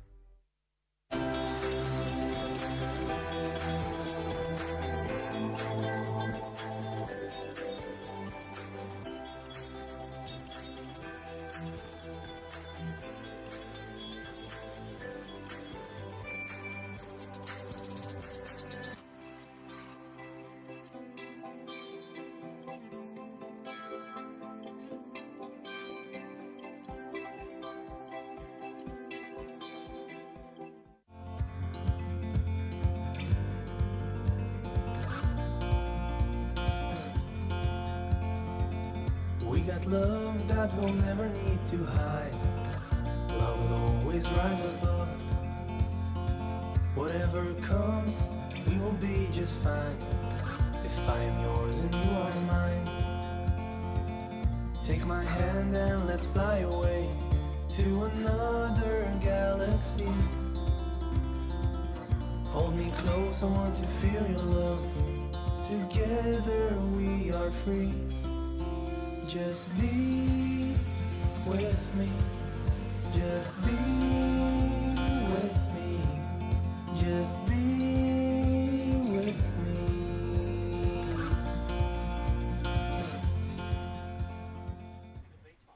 Welcome back. Live action with you for the Australian Open of Surfing, Coffs Harbour. We are into the second last heat of the day. Heat number 15, Open Men's Round 2. Jamie Thompson, JT from North Narrabeen, Darcy Piltz, Otis Carey, and Mitchell James in the water right there. And we saw a dominating display from the results of that last heat. Chris Zaffis posting an 8.27 on his final wave, and Dane Henry edging out Shane Cadden and Jed Faso for second position. Reggae Ellis has been a big day of competition, and a pleasure once again to be calling this instalment of the series with you. Will you be heading on to the next two events? I am. I'm off, yep, cruising down in Narooma next weekend and then back up to Northie the weekend after that. Busy time. Yeah, it is a busy time. Yeah, 4 events in a row. I haven't done that for a long time. Well, I'm going to actually go out on a limb and call you the godfather of commentary here. Because I call Dimmy my mentor. Your mentor? Yeah, or your mental? Well, my mental mentor. So, hey, big hello, Dimmy, if you're tuning in. I'm sure you are. He's recovering at home. And I know the crew's going to get back together next week. Of course, we have the memorial service for Shmoo happening next week, and all of the commentary and the industry people will be getting together. But yeah, I'm going to go out on a limb and say the godfather of commentary, Reggae Ellis. I'm not sure if I like the godfather of commentary, but I'll take it. Is it too intimidating for you? I guess you're quite a nice guy, aren't you? You're not that intimidating. No, I'm very intimidating. What are you talking about? Yeah, well, I suppose so. I'm just trying to think. Well, you know, Blakey, I've commentated with him for a lot. He's been around not quite as long as me. I think who else? Sean Doherty, been around forever. Oh, yeah. You know? He's written some good books too. I love that. Don't tell him that. Oh, no? Don't tell him. I remember when we were doing, Joe Turpel, when we were doing the search events, Joe would always introduce Sean for the morning show or something as one of Australia's great surfing writers. Yeah. I've read a lot of call her author. One of Australia's great authors. I go, what, he hasn't won the Miles Franklin Award. He did a book on MP. He's a published writer. That's right. That's the one I've read, the book on MP. Yeah, Sean's done quite a few. Yeah. He's became quite prolific. Yeah, because Sean, he was editor of tracks for 10 years straight. It was a bit of a record until Luke Kennedy's probably done the same. Prior to that, it was like you used to do 2.5, 3 years. They'd tap you on the shoulder and say, okay, time to motor on. Keep it fresh. Yeah, and then Sean, because it's basically it's like being a pro surfer with someone paying without the pressure and your boss paying all your expenses. So Sean, he'd go to Hawaii and cover the Hawaiian leg for 3 or 4 months. Yeah. Well, we have to be there. You got to see the prep and the post competition. Here's JT himself. Look at the energy. A lot of energy. Yeah, he takes that energy with him everywhere. He does. JT the pest. That's a bit harsh. He's such a clown. He's so funny. He keeps everybody on their toes. There's Mitch James spreading the wings. Nice first rail. Looking good. Yeah. 2 good solid turns there. Plenty of spray off that second turn. The judges love spray because they go, wow, that must have been powerful. Yeah, they do, don't they? Yeah. You can really collect some extra points if you're throwing a bit of extra water to the horizons. Yeah, well, it doesn't hurt. You can see Otis Carey sitting out there in the yellow singlet. So a couple of small scores there for Jamie Thompson and Darcy Pitts on their first wave. I think Jamie's got a second score to get locked in.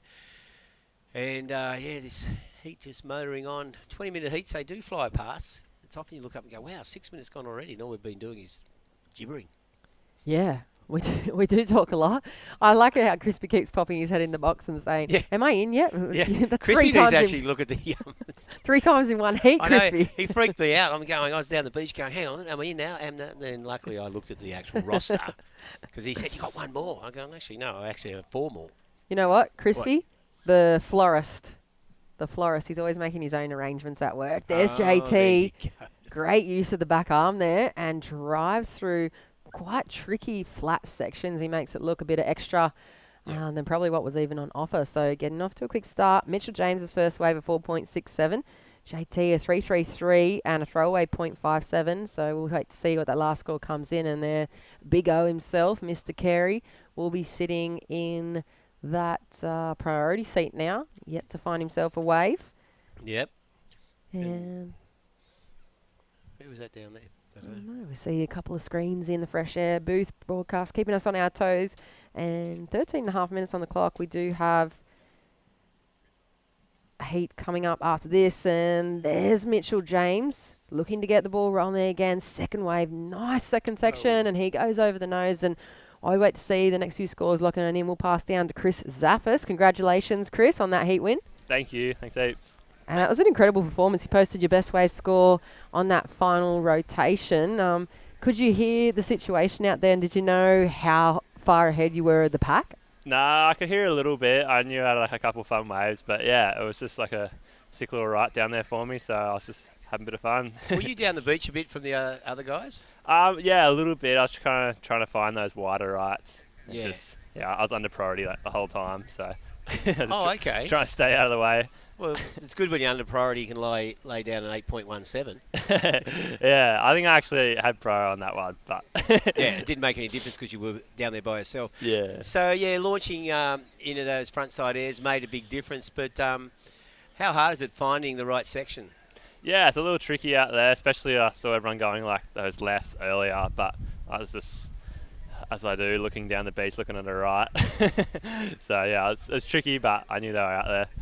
Yeah, and you're looking to go into that 2021 season back full force on the QS with this new invigorated format that they're going to be launching? Yeah, for sure. I'm looking really excited for that. Yeah, we haven't got heaps of details yet, but I know it's going to be pretty sick, and yeah, looking forward to doing the Challenger Series, like a little stint. And I think it'll be super fun. Yeah, and are you one of those guys on the QS? I'm not sure if you have to work to support yourself as well. You're one of those guys that has the trade in the back pocket that has to fund all your own QS campaigning? Yeah. I've been doing an apprenticeship the past 4 years, and I finished at the end of last year, so I'm a qualified electrician, and actually my sponsor, Zero Emissions Development, I also work full-time for them. Oh, so perfect. Wow, that explains the spark in his surfing. Yeah, there's the spark there. Chris Zaffis, the Sparky. Cheers, and I'm sure that the little injection into the purse, if you can get yourself into the money round, the finals tomorrow, is going to go well towards your campaign 2021. For sure. Always looking forward to that. Great. Well, good luck going into finals day tomorrow, and go and get out of the sun and relax. And Thank you very looking much. forward to seeing you in another heat win later. Cheers, guys. Thanks heaps. There you go. Some great surfing there from Chris. And then we see just on 11 minutes remaining and small scores. Looks like Otis has yet to take off. I'm just thinking probably the pressure on Otis, because he's a big name. Yeah. Yeah, and people go, okay, well, I want to watch Otis surfing, and he hasn't competed for quite some time outside of the occasional board riders. So just sitting there. You know, the best thing about Otis is that he doesn't think he's a big name. I think he's so humble. He's so quiet. I think he's naturally quite a shy guy. Yeah. And he's pretty softly spoken and just getting a few ways. Like, jeez. Yeah, well, it's all those photos of him busting huge frontside Yeah. hands that made him famous. And here he goes, Otis Carey on this right-hander. Just snaps it up. There you go. See? That's why he's a big name. Stuff like that. He makes that look so easy. You can see that's a class act above the rest at the moment. So he'll be posting his first score, JT. And, of course, I'm referring to JT with that super energetic approach to his work through in the most endearing terms, Reggae. I know think you are. he brings such a level of excitement. He literally keeps the contest directors on their toes all day. If they kind of let their focus lag and they can't keep him in line, they're going to pay for it. And here goes Otis's replay, sick rotation. He gets a little bit of a, what is that, a mute or a sloth grab in between the feet there. I'm not exactly across all the grabs and positions. I'll have to freshen up on that going into tomorrow, especially if we've still got some wind on hand. The grabs get a bit confusing. It's like inside rail, outside rail. Like I do a lot of snow events. Nightmare. Oh, you would be, because it's all... grab. No, my son goes, Dad, that wasn't a mute. You're embarrassing. Yeah. All this sort of stuff. And, and the tail and the front side. And then, you get a bit lost in the rotations. Because, it's a... How many times have they gone around? Yeah. Yeah, well, you try and do, that's 3 flat spins and 2 cork spins. That's a dub, 9, blah, blah, blah, confusion. Okay, 8-point ride there for Otis Carey on that open. I thought he'd get something like that. We saw Chris Zappis on his last wave was at 8.25. Had probably a little bit more height than Otis did, but Otis locking in that 8-point ride. So good score on one wave. He waited a while for that, so he caught that after the 10-minute mark, but Otis Carey now in a good situation, just needs to back that up with another solid score, because those other totals from Jamie and Mitch James, they're 2 waves. So if Otis can lock in a high 5, a 4-5 to a 6, he's home and host. Yeah, Right, exactly. Dare I say it, but I won't put the mocker on him by saying that. Yeah, not just yet. Still over 8 minutes on the clock. Final heat of the day coming up as well. It's going to be another big one. Jacko Baker, Jay Brown, Thomas Cavallo, and Geordie Taransky will be rounding off our day of action here, the first day. Interesting to see Jacko. He surfed really well last week down at Taroa in those little waves at Wary. He was unlucky not to get into the final. And he had Kalani Ball and Dylan Moffat going psycho. Neither of whom are here this week, I've noticed.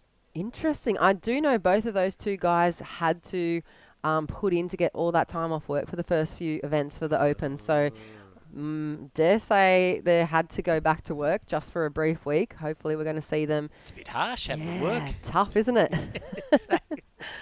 I know, the poor guys. And I love that. I think that really pushes those athletes. When you move out of the junior zone, when you see a lot of the guys being supported, and the girls, by their parents and perhaps mum and dad's credit card, and then it forces them to really sort themselves out. If they want to chase this dream of competition surfing, they pretty much have to support themselves. Unless you're in that topper echelon of sponsored surfers, there's such a rare few who really get paid completely the year round and make a full-time wage, and the rest of the guys have to actually go to work like the rest of us and get their training and their 30-plus hours of prep in around work. And there's Otis, second wave on the board for him, and that's not going to be a massive score, but I think it's going to create some more space. That last one for JT, similar to his 2 keepers already, the 3.6 and the 3.77. Yeah, JT's just trying to break through that, funny saying he's trying to break you through the 4s, so obviously you'd like to get something a little bit more solid. Difficult conditions out here this afternoon. This little northeast wind swell still hanging. He sees Mitch James. What's he got for us?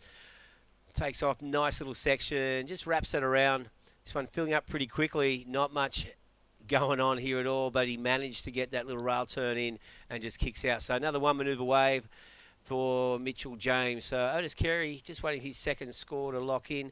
6 minutes and 14 seconds remaining in this second last heat of the day.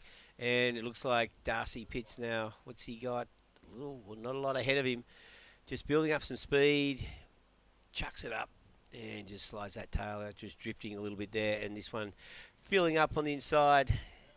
He's going to try and take it through to link up some sort of inside manoeuvre, but that does not happen. Yeah, he's chasing a 7.21, but he'll reduce that requirement. He only had a 0.57 at the moment on the board already, almost 15 minutes into this heat. So he's been pretty wave-starved, unfortunately, for the goofy footer. We'll wait to see what the last score locks in as. There's also a number to come for Mitch James. Last for JT, a 4-point ride. And still got a number to lock on in for Otis as well. So we'll give you a situation update. I think when you were talking about the snowboarding and commentating them and all the grabs and the style of competition you guys have, especially in the half pipe, we've seen a few events down at the snow. I feel like that's where surfing's kind of chasing into at the moment, where we're going to that wave pool style event, and it becomes like a run. Like when you're in is it the half pipes for the snowboards where they have 3 runs at the same course and they've got their set routine? Yeah, so they'll try and mix it up as two, like someone like Scotty James, Sean White, those top riders in the world. They'll mix it up, but the rotations get pretty gnarly, and those pipes are big. Yeah, they're 22 feet, and they're like concrete. And they're shit. Yeah, concrete. Yeah, they're pretty dangerous. There's been some pretty horrific stories over the years, of unfortunately some really major injuries. But you think they're 22 feet deep, and the top snowboarders and half-pipe skiers are getting, another 20, 25 feet out of the pipe. Yeah. So they are way up there, as we see. JT, nice turn, running down the line. Quick little cut back this one. Filling up again, but he's got a bit more of momentum going through to the shore break, looking to get a couple of little turns. Serious bit of jibe action there. Yeah, he's on the full QS grind at the moment in this afternoon heat. There's he used to be the big boy Jacko Baker, but he's a lean, mean fighting machine these days, Reggae. Yeah, he definitely, he's been working as a courier. So he's been running for the last 5 months. So he's been doing a lot of running. He's one of those couriers who parks his car 3 blocks down, sprints up so he can train while he's doing it. Hadn't he told you that story? No, well, I actually saw him. He didn't see me, but I saw him delivering stuff in my hometown. And he's from Newcastle, and he was all the way down on the Central Coast. Wow. And he went through the beach, and then he was delivering things. I was going, is that Jacko Baker? Wow, it was. So yeah. He's doing he must be covering the whole Central Coast, all the way from Newey down to Copacabana, maybe. Yeah, well, maybe he was just doing a sneaky little surf check. I don't know. But the training's working out for him because he's looking super lean and in pretty good form. I know he trains with the same trainers that Philippa trains with as well. I think it's Tripaz or something in Newcastle. So at the moment, Otis Carey, his second wave, that was a 3.27. There's another number to come for that last right-hander we saw of him. Yep. Last for Mitch James was a 3.67. He's in second. Score to come for JT. He needs a 4.35 to get back into second position. And Darcy's previous ride, a 4.20. Now looking for a 4.15. So that battle for second place is really on the cards at the moment. Yep. I think that last score for Otis is going to increase his lead. I think it's going to replace that 3.27. And there's Geordie Taransky as well. I think that's one of Otis's young fellas maybe on the shore. Groms on the shore. Yeah, it could be. I know the guy's just soaking up the action there and waiting for those last few scores. I think it's going to really kind of reassert the pack. And look, they're still just on that live heats app, just waiting to clock it in. So you know that the judges are looking at those replays.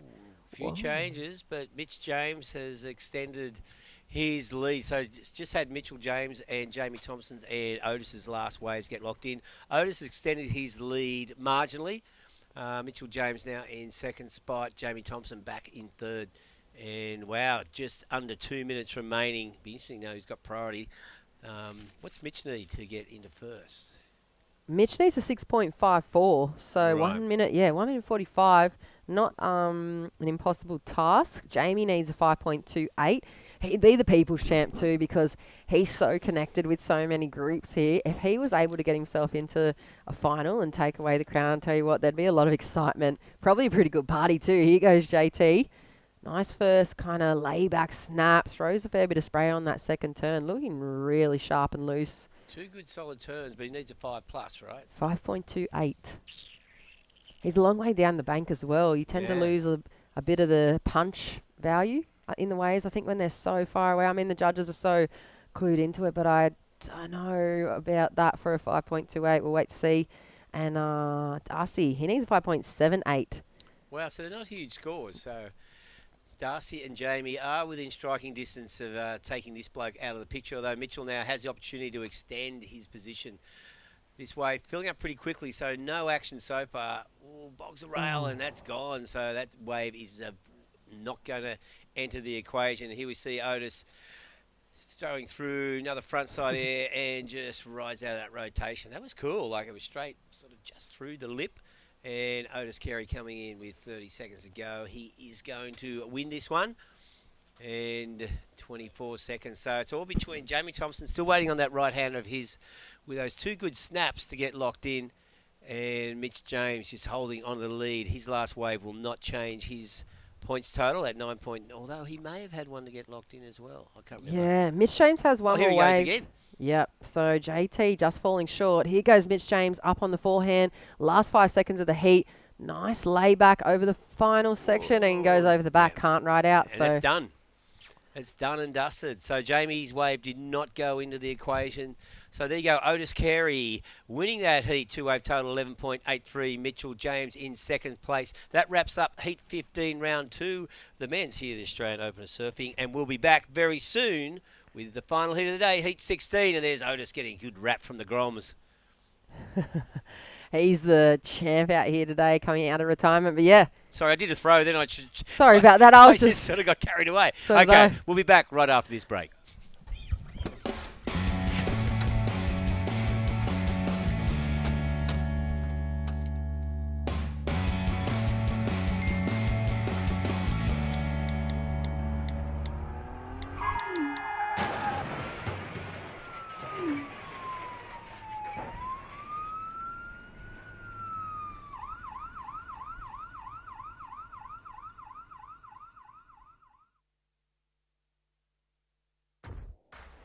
You've dreamed of places to go. You promised one day. Now, one day is here.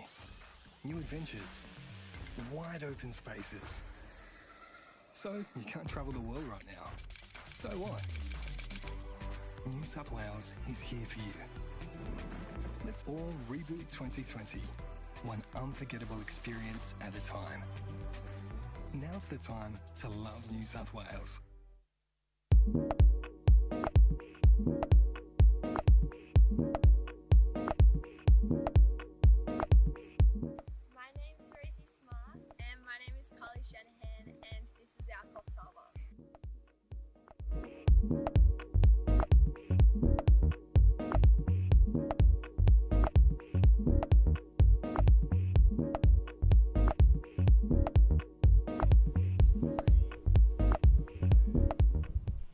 Welcome back. Live action with the last heat of the day here for the Australian Open of Surfing, Coffs Harbour Open. There's the champ from heat number 15, Otis Carey. And that was a great performance for him, going to the air, much like the last three heats pretty much in these conditions. And I'm joined back in the webcast booth. Fresh Air broadcast guys have been at it all day, and we welcome back Crispy into the booth. A very good afternoon, Crispy. Yes, welcome back. And last heat of the day, we are going to bring it home, Jess Grimwood. And I tell you what, hasn't disappointed. I loved, lucky for some, unlucky for others. Heat 13, highlight of the day. Oh, and also the you called it, grommet. didn't you? I did call it. That was one. The Miyagi's went down. The black belts went down. And, well, in flew Jolie Vaughan, highest combo of the day, 8.67, 8.27. Mm.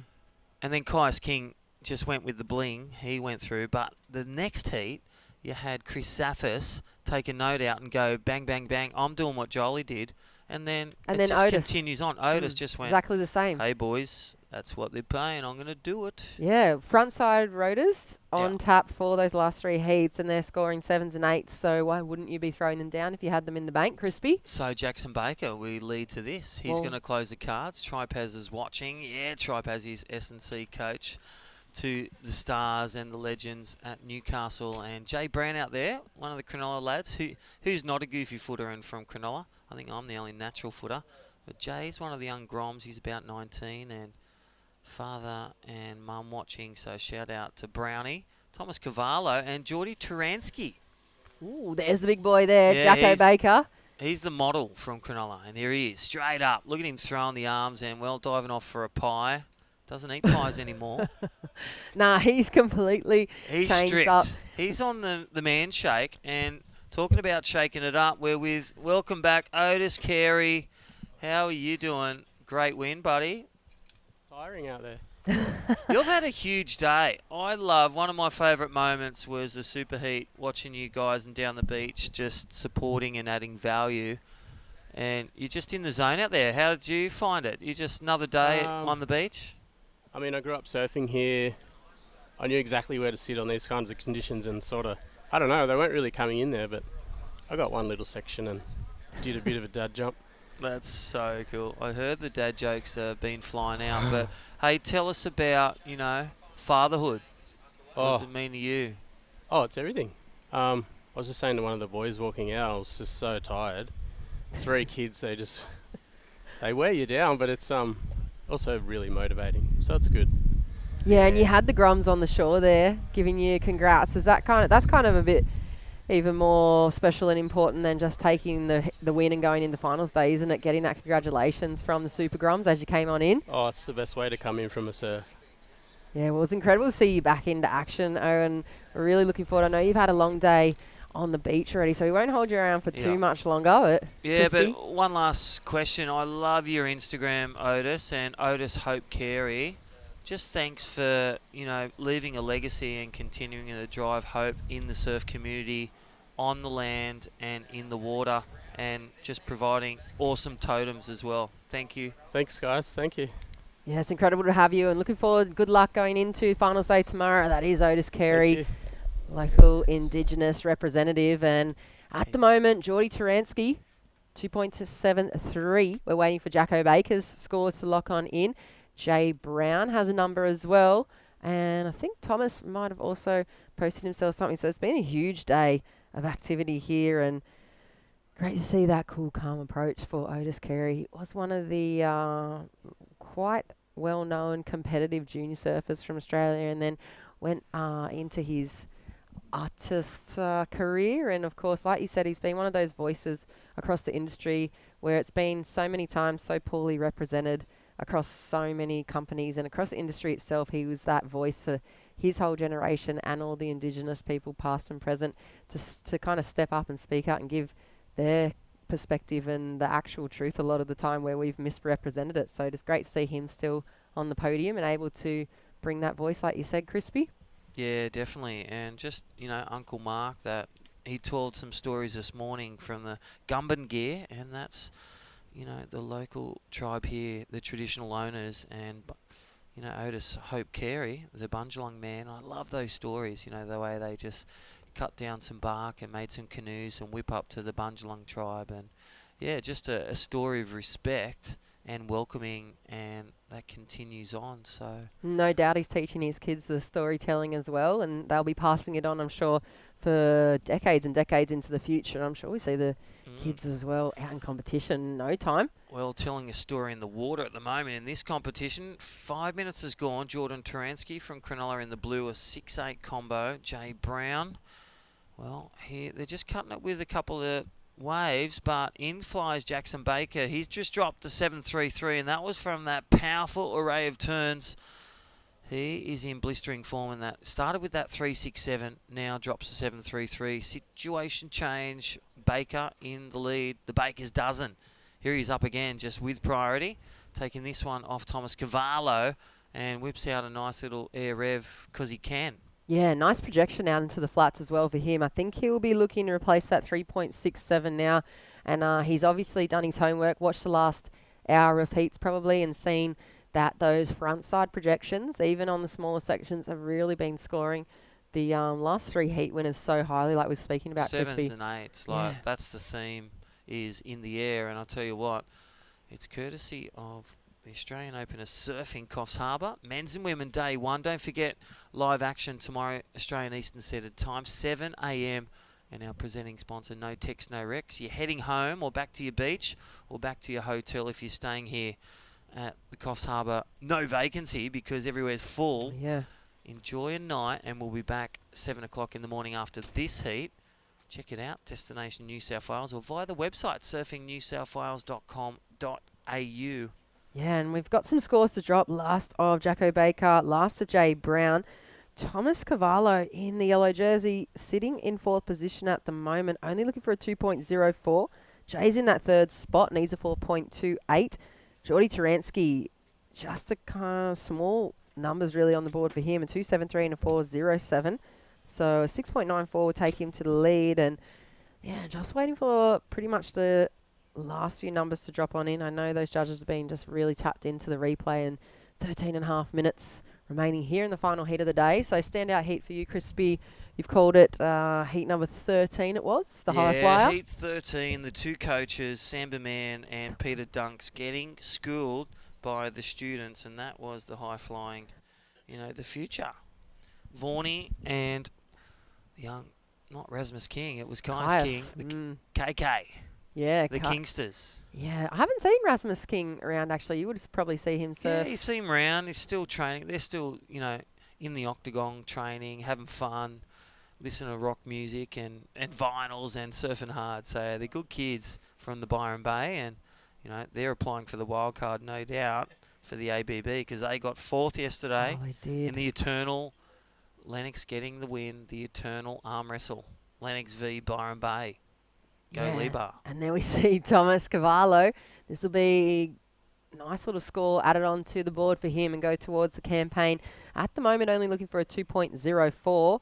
And safe to say that's going to put him up into 2nd position at least in this first half of the heat. We'll wait to see the reshuffle there. You can see the guys making a pretty hasty little move, maybe to reposition across for the next set. But yeah, that constant battle between those clubs up in your area. I liked the Taipan's acceptance speech yesterday, Crispy, where he said they always win this qualifier. That's their 3rd time in a row of winning that regional qualifier here on the North Coast. And then they get to the national final in the following year and they blow it. That's exactly what he said. Yeah, I love Woody.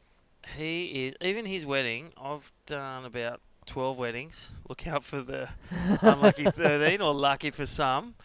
But his wedding was the pirate wedding. We all dressed up, and I talked pirate for an hour, and it was the most fabulous wedding with mermaids, with pirates, everyone dressed up.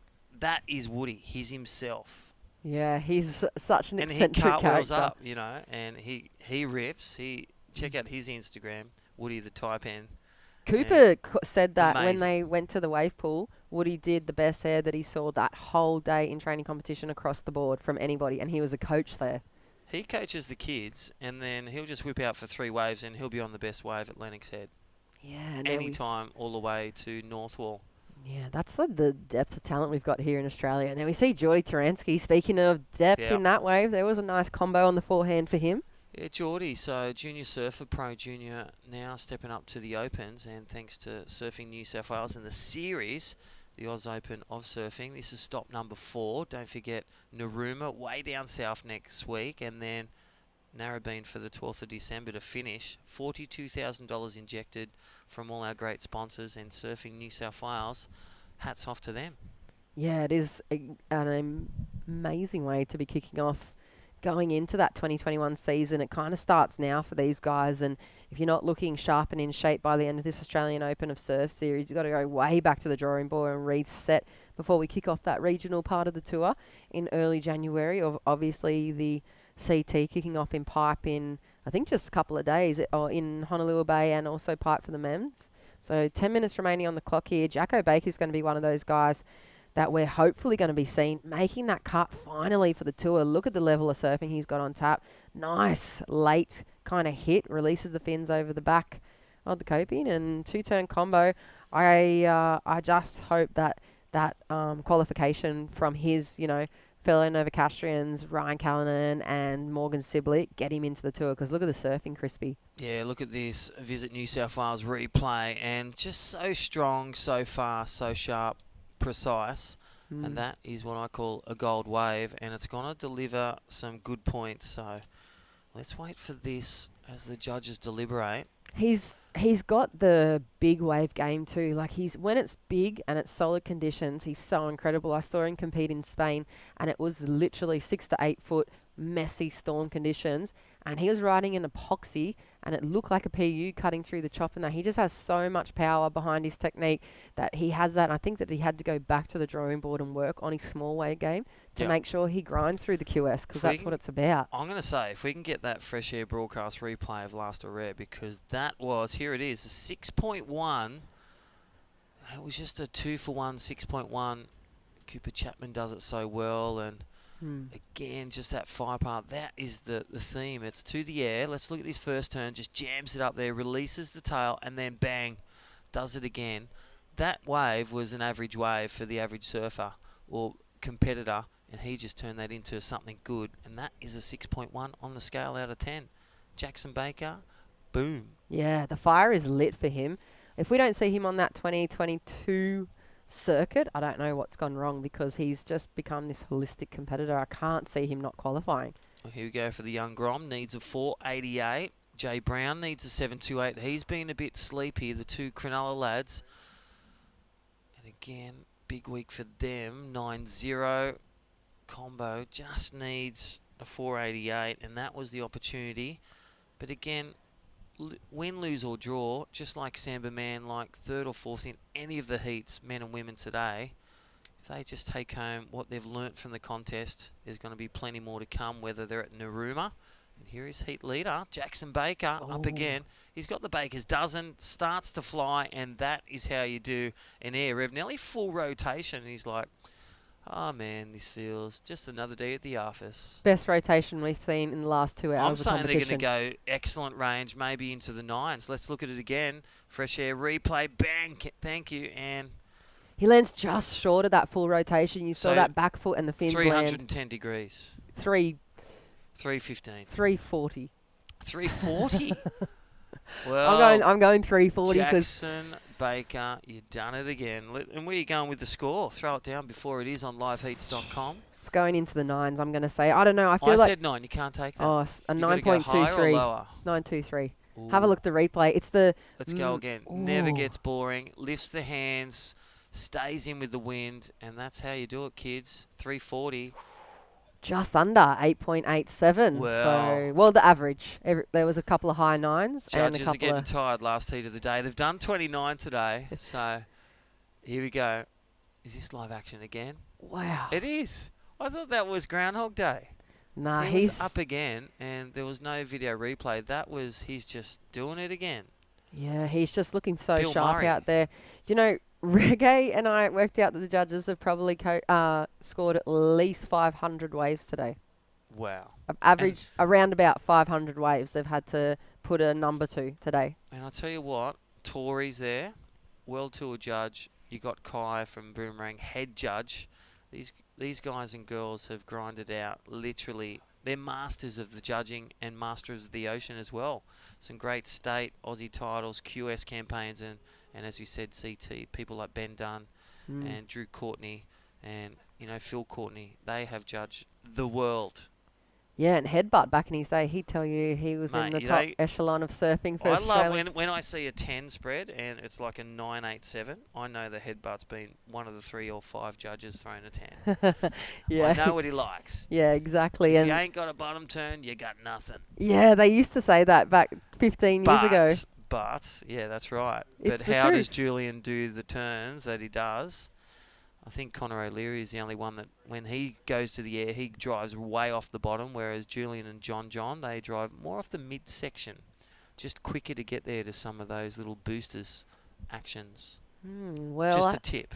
At the moment. Sometimes. Jacko's been taking all the tips from the last few heats, and he seemed to be able to capitalise 8.87 in that last rotation. Yeah. And a 7.33. He's looking pretty home and hose. Comboed the field at the just under the 5-minute mark now. So battle for second.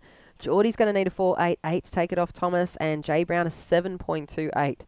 If you've been doing your homework, Crispy, and you've been listening to the last few heats and the beach announcers and watching the performances, Jay knows one rotation, front side or backside, is going to get him back into the mix and take over for Thomas. And that versus we've seen 2-3 turns all day, only posting around the 3, 4 or 5 mark. So, yeah, one rotation, that adaptation as a competitor that we saw True do so well throughout the event so far if you're able to do that, you're able to get yourself back into the game. Jay Brown going for the backside hit, looking for the second section, and just not really getting just any knocks opportunity. the wind out of your sails, you know, and I think that is when you know you need a big score, but there's not many waves there, and that is where you just got to realign and compose. Aim for the second, so 4.88 for blue and a 7.28 to go to second from fourth. So Thomas Cavallo, it's like he's just holding that second seat and holding that priority as well, whereas Jacko Baker, he's just in a league of his own. He is in first class while the others are still in line for economy. Great analogy, Crispy. We are into the final few minutes of today's action. It's been a massive first day of competition. This is the 29th heat on today's schedule. And at the moment, Jacko Baker from Newcastle is looking home and hose, comboed the field, and super solid on the feet. So it's the battle for second. It's been a great first day to kick off as well. We've enjoyed beautiful weather, sweltering conditions for the outside, and luxury in here for us, bringing you all the live action from Coffs Harbour, a beautiful stop, the most iconic spots and the best of Australia's surfers travelling up and down this east coast for the Australian Open to Surf Series. And it's just been an incredible instalment to what was probably a pretty flat year, I guess, for a lot of the athletes. They've had to kind of just dial back or taper off that training and look at resetting completely for the new season. So to have the ability to do even just a handful of events, and we've got this whole series now coming into Christmas time, and like you said, so much prize money injected, and the overall series champion for both the men's and the women will be taking that full accommodation sponsorship for the 2021 season. So that's an incredible prize to be offered up. And like we've heard from many of the competitors, they're all funding their own qualifying series campaigns for that championship tour spot. So to have that as a prize offered up to be the champ, that is a pretty good goal to set. And at the 2-minute mark here in this heat, Jay Brown's going to have to find himself an opportunity possibly to go to the air, if not go back-to-back with pretty 3 solid hits. I'm going to have to say with the judging scale, he's going to be looking for 3 sections, and they've been rare. So hopefully we see him go to the air in the last few minutes. Geordie Taranski's also going to need to get at least a section under his belt. Needs a 5.14 now because Thomas chipped away, increased his hold on second. Last wave for him was a 5.03. So Geordie needs a 5.14. Jay needs a 6.9. 1.5 minutes on the clock. Yeah, definitely. So Jay Brown could have whipped out. Like, just goes back to that start in the middle. Just a couple of banging turns. He'll be kicking himself. But again, stop 5 and 6 at the far north coast or the northern beaches, which is close to the Shire, to bang another couple of great results for him. Don't forget, check it out, surfingnewsouthwales.com.au. Don't forget, our presenting sponsor, No Tex, No Rex. And again, the Coffs Harbour Council have been amazing in their support. The Big Banana Fun Park, the Treetop Adventure Park, Coffs Harbour Skydivers, or the Solitary Island Coastal Walk, which is free. You just walk from, around here from Macaulay's all the way to the beautiful Diggers, and it's a great 15-20 minutes walk. And the Solitary Islands is an amazing view, even from the high tops. I dropped a buddy home yesterday, and the view from some of the hills is amazing. And look at that, he's coming in there, Jacko Baker. He's called it. Oh, no, he's getting a shory.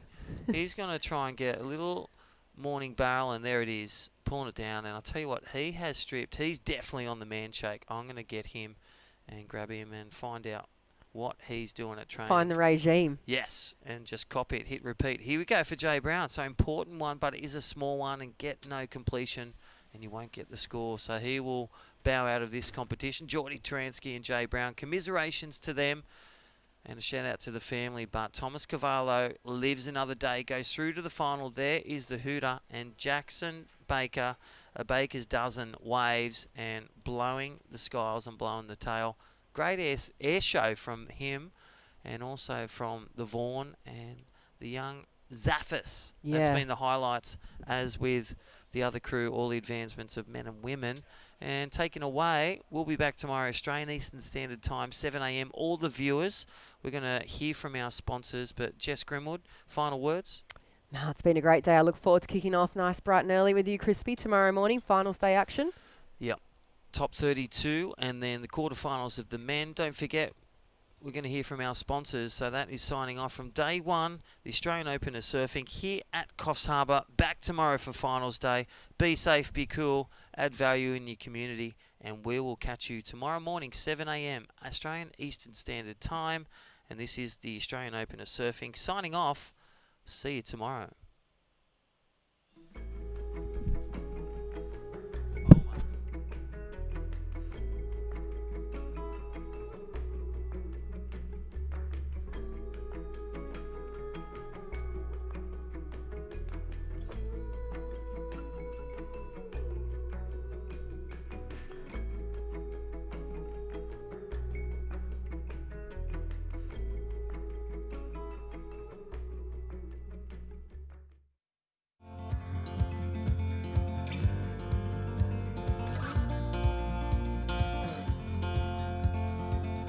We got love that we'll never need to hide. Love will always rise above. Whatever comes, we will be just fine. If I am yours and you are mine. Take my hand and let's fly away to another galaxy. Hold me close, I want to feel your love. Together we are free. Just be with me. Just be with me. Just be with me.